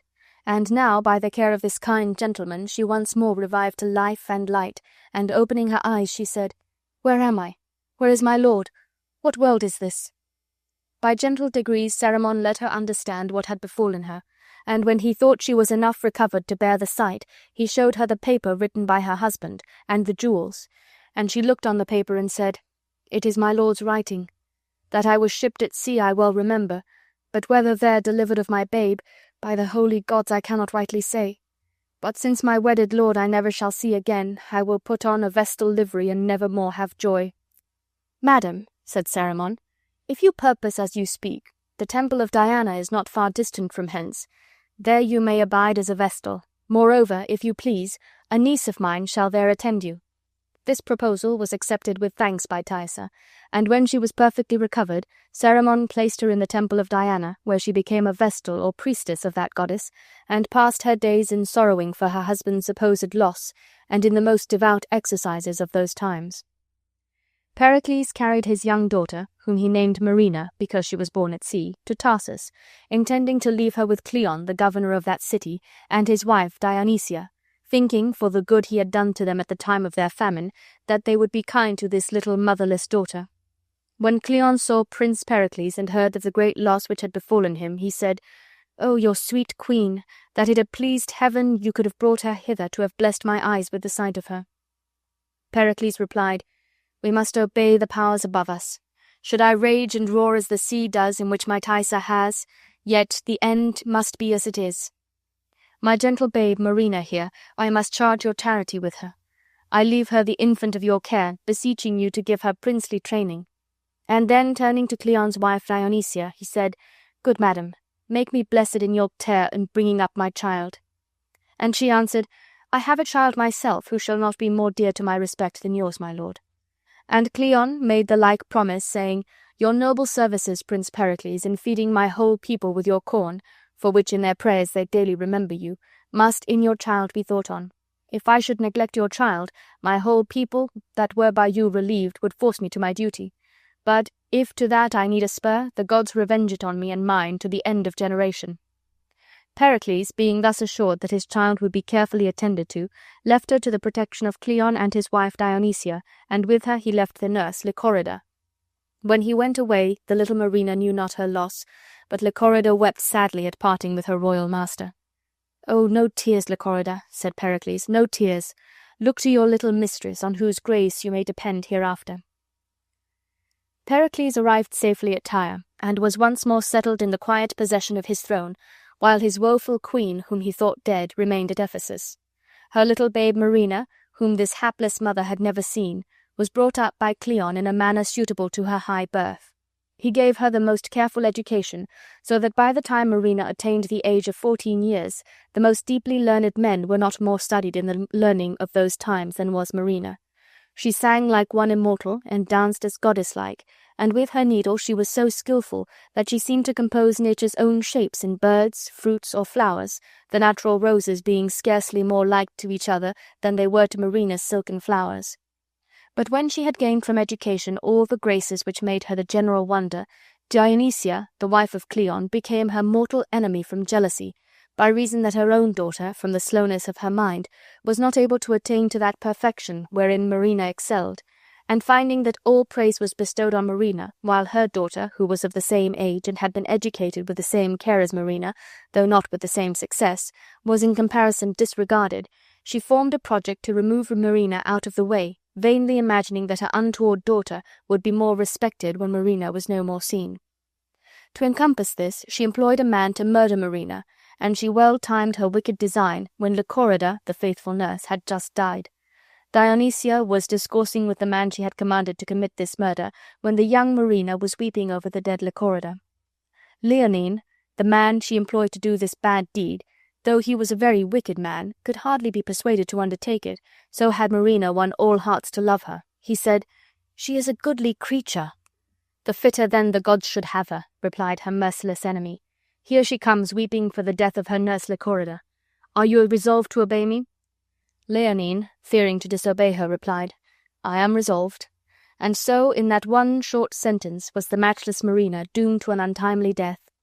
She now approached with a basket of flowers in her hand, which she said she would daily strew over the grave of good Lychorida. The purple violet and the marigold should as a carpet hang upon her grave, while summer days did last. "Alas for me," she said, "poor unhappy maid, born in a tempest when my mother died. This world to me is like a lasting storm, hurrying me from my friends." "How now, Marina?" said the dissembling Dionysia. "Do you weep alone? How does it chance my daughter is not with you? Do not sorrow for Lychorida, you have a nurse in me. Your beauty is quite changed with this unprofitable woe. Come, give me your flowers. The sea air will spoil them, and walk with Leonine. The air is fine and will enliven you. Come, Leonine, take her by the arm and walk with her." "No, madam," said Marina, "I pray you let me not deprive you of your servant," for Leonine was one of Dionysia's attendants. "Come, come," said this artful woman, who wished for a pretence to leave her alone with Leonine. "I love the prince your father, and I love you. We every day expect your father here, and when he comes and finds you so changed by grief from the paragon of beauty we reported you, he will think we have taken no care of you. Go, I pray you, walk and be cheerful once again. Be careful of that excellent complexion which stole the hearts of old and young." Marina, being thus importuned, said, "Well, I will go, but yet I have no desire to it." As Dionysia walked away, she said to Leonine, "Remember what I have said." Shocking words, for their meaning was that he should remember to kill Marina. Marina looked toward the sea, her birthplace, and said, "Is the wind westerly that blows?" "Southwest," replied Leonine.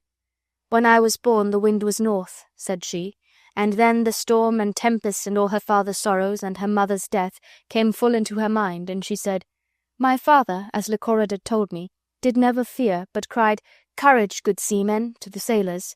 Galling his princely hands with the ropes, and clasping to the masts, he endured a sea that almost split the deck." "When was this?" said Leonine. "When I was born," replied Marina. "Never were wind and waves more violent." And then she described the storm, the action of the sailors, the boatswain's whistle, and the loud call of the master, which, said she, trebled the confusion of the ship. Lychorida had so often recounted to Marina the story of her hapless birth that these things seemed ever present to her imagination. But here Leonine interrupted her with desiring her to say her prayers. "What mean you?" said Marina, who began to fear, she knew not why. "If you require a little space for prayer, I grant it," said Leonine, "but be not tedious. The gods are quick of ear, and I am sworn to do my work in haste." "Will you kill me?" said Marina. "Alas, why?" "To satisfy my lady," replied Leonine. "Why would she have me killed?" said Marina. "Now as I can remember, I never hurt her in all my life. I never spake bad word, nor did any ill turn to any living creature. Believe me now, I never killed a mouse nor hurt a fly. I trod upon a worm once against my will, but I wept for it. How have I offended?" The murderer replied, "My commission is not to reason on the deed, but to do it." And he was just going to kill her when certain pirates happened to land at that very moment, who, seeing Marina, bore her off as a prize to their ship. The pirate who had made Marina his prize carried her to Mytilene and sold her for a slave, where, though in that humble condition, Marina soon became known throughout the whole city of Mytilene for her beauty and her virtues, and the person to whom she was sold became rich by the money she earned for him. She taught music, dancing, and fine needleworks, and the money she got by her scholars she gave to her master and mistress, and the fame of her learning and her great industry came to the knowledge of Lysimachus, a young nobleman who was governor of Mitylene, and Lysimachus went himself to the house where Marina dwelt to see this paragon of excellence whom all the city praised so highly.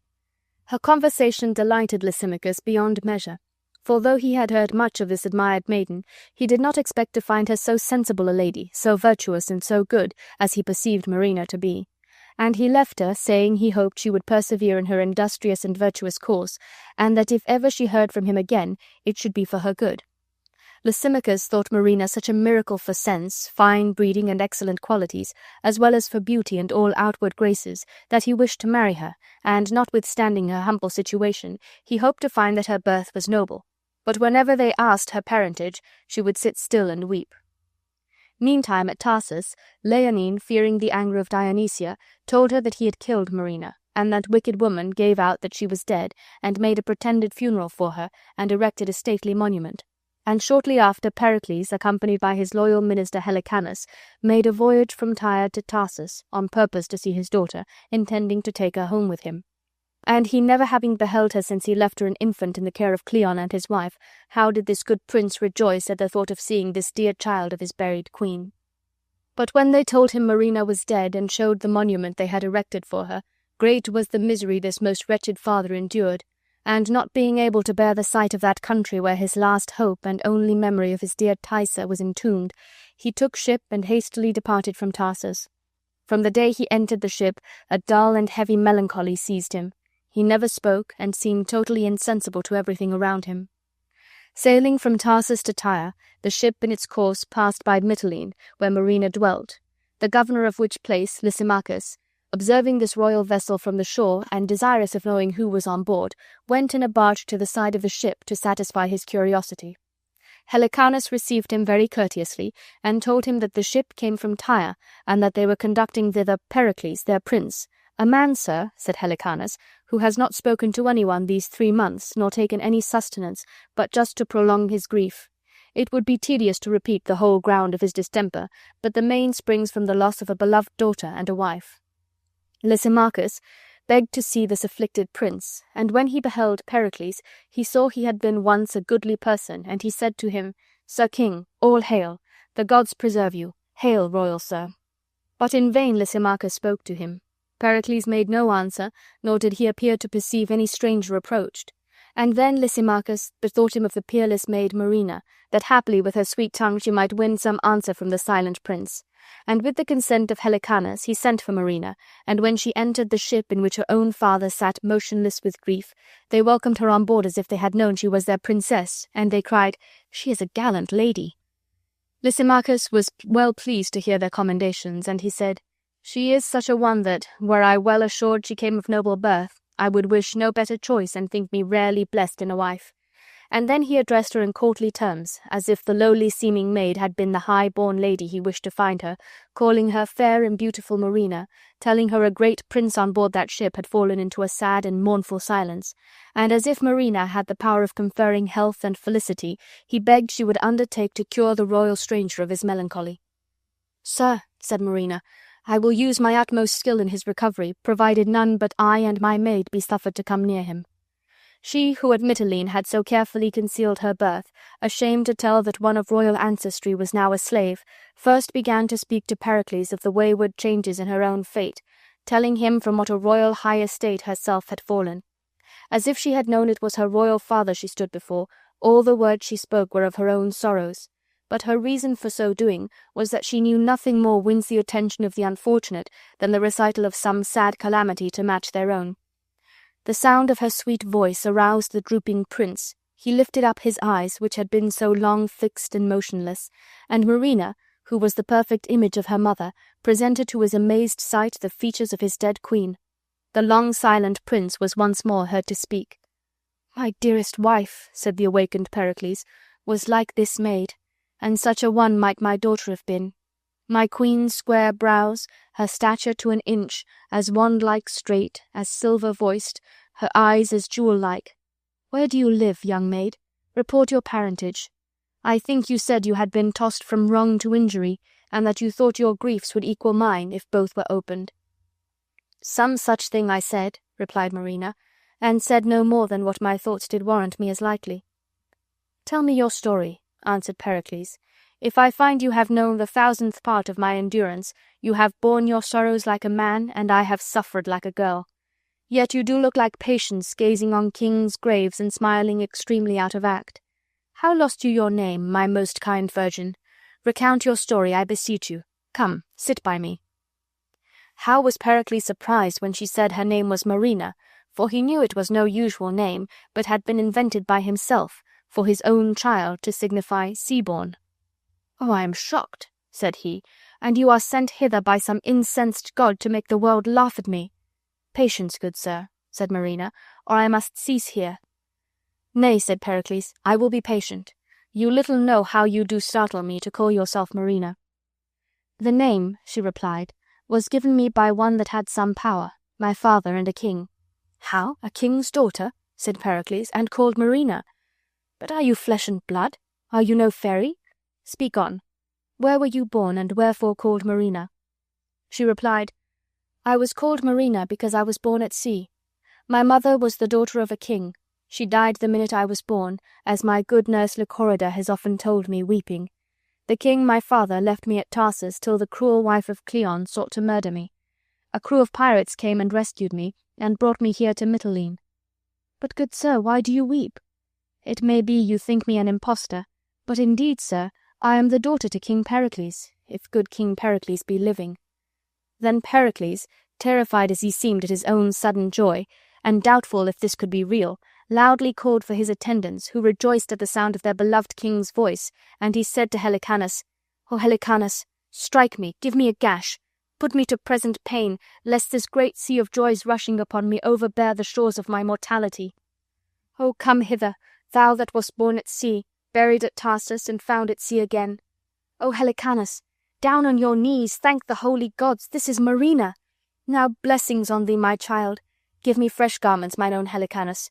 She is not dead at Tarsus, as she should have been by the savage Dionysia. She shall tell you all when you shall kneel to her and call her your very princess. Who is this?" observing Lysimachus for the first time. "Sir," said Helicanus, "it is the governor of Mitylene, who, hearing of your melancholy, came to see you." "I embrace you, sir," said Pericles. "Give me my robes. I am well with beholding. O heaven bless my girl! But hark, what music is that?" For now, either sent by some kind god or by his own delighted fancy deceived, he seemed to hear soft music. "My lord, I hear none," replied Helicanus. "None?" said Pericles. "Why, it is the music of the spheres." As there was no music to be heard, Lysimachus concluded that the sudden joy had unsettled the prince's understanding, and he said, "It is not good to cross him. Let him have his way." And then they told him they heard the music, and he now complaining of a drowsy slumber coming over him, Lysimachus persuaded him to rest on a couch, and placing a pillow under his head, he, quite overpowered with excess of joy, sank into a sound sleep, and Marina watched in silence by the couch of her sleeping parent. While he slept, Pericles dreamed a dream which made him resolve to go to Ephesus. His dream was that Diana, the goddess of the Ephesians, appeared to him and commanded him to go to her temple at Ephesus, and there before her altar to declare the story of his life and misfortunes. And by her silver bow she swore that if he performed her injunction he should meet with some rare felicity. When he awoke, being miraculously refreshed, he told his dream, and that his resolution was to obey the bidding of the goddess. Then Lysimachus invited Pericles to come on shore and refresh himself with such entertainment as he should find at Mitylene, which courteous offer Pericles accepting, agreed to tarry with him for the space of a day or two, during which time we may well suppose what feastings, what rejoicings, what costly shows and entertainments the governor made in Mitylene to greet the royal father of his dear Marina, whom in her obscure fortunes he had so respected. Nor did Pericles frown upon Lysimachus' suit, when he understood how he had honoured his child in the days of her low estate, and that Marina showed herself not averse to his proposals. Only he made it a condition, before he gave his consent, that they should visit with him the shrine of the Ephesian Diana, to whose temple they shortly after all three undertook a voyage, and the goddess herself filling their sails with prosperous winds, after a few weeks they arrived in safety at Ephesus.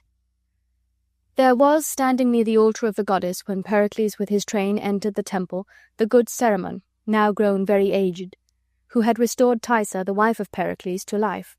And Tyre, now a priestess of the temple, was standing before the altar. And though the many years he had passed in sorrow for her loss had much altered Pericles, Tyre thought she knew her husband's features, and when he approached the altar and began to speak, she remembered his voice, and listened to his words with wonder and a joyful amazement. And these were the words that Pericles spoke before the altar. Hail, Diana! To perform thy just commands I here confess myself the Prince of Tyre, who frighted from my country at Pentapolis wedded the fair Tyre. She died at sea in childbed, but brought forth a maid-child called Marina. She at Tarsus was nurse with Dionysia, who at 14 years thought to kill her. But her better stars brought her to Mytilene, by whose shores as I sailed her good fortunes brought this maid on board, where by her most clear remembrance she made herself known to be my daughter. Tyre, unable to bear the transports which his words had raised in her, cried out, You are, O royal Pericles!" and fainted. "What means this woman?" said Pericles. "She dies! Gentlemen, help!" "Sir," said Cerimon, "if you have told Diana's altar true, this is your wife." "Reverend gentlemen, no," said Pericles. "I threw her overboard with these very arms." Cerimon then recounted how, early one tempestuous morning, this lady was thrown upon the Ephesian shore, how opening the coffin he found therein rich jewels and a paper, how happily he had recovered her and placed her here in Diana's temple. And now, Tyre, being restored from her swoon, said, "O my lord, are you not Pericles? Like him you speak, like him you are. Did you not name a tempest, a birth and death?" He, astonished, said, "The voice of dead Tyre." "That Tyre am I," she replied, "supposed dead and drowned." "O true Diana!" exclaimed Pericles in a passion of devout astonishment. "And now," said Tyre, "I know you better. Such a ring as I see on your finger did the king my father give you, when we with tears parted from him at Pentapolis."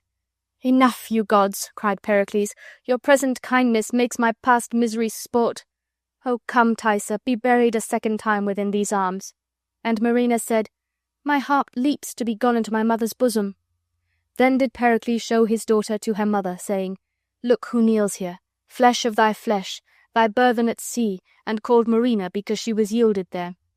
"Blessed and my own," said Tyre, and while she hung in rapturous joy over her child, Pericles knelt before the altar, saying, "Pure Diana, bless thee for thy vision. For this I will offer oblations nightly to thee." And then and there did Pericles, with the consent of Tyre, solemnly affiance their daughter, the virtuous Marina, to the well-deserving Lysimachus in marriage. Thus we have seen in Pericles, his queen and daughter, a famous example of virtue assailed by calamity, through the sufferance of heaven to teach patience and constancy to men, under the same guidance becoming finally successful and triumphing over chance and change. In Helicanus we have beheld a notable pattern of truth, of faith, and loyalty, who, when he might have succeeded to a throne, chose rather to recall the rightful owner to his possession, than to become great by another's wrong. In the worthy Cerimon, who restored Tyre to life, we are instructed how goodness, directed by knowledge, in bestowing benefits upon mankind, approaches to the nature of the gods. It only remains to be told that Dionysia, the wicked wife of Cleon, met with an end proportionable to her deserts. The inhabitants of Tarsus, when her cruel attempt upon Marina was known, rising in a body to revenge the daughter of their benefactor, and setting fire to the palace of Cleon, burned both him and her and their whole household, the gods seeming well pleased that so foul a murder, though but intentional and never carried into act, should be punished in a way befitting its enormity. End of Lamb's Tales from Shakespeare.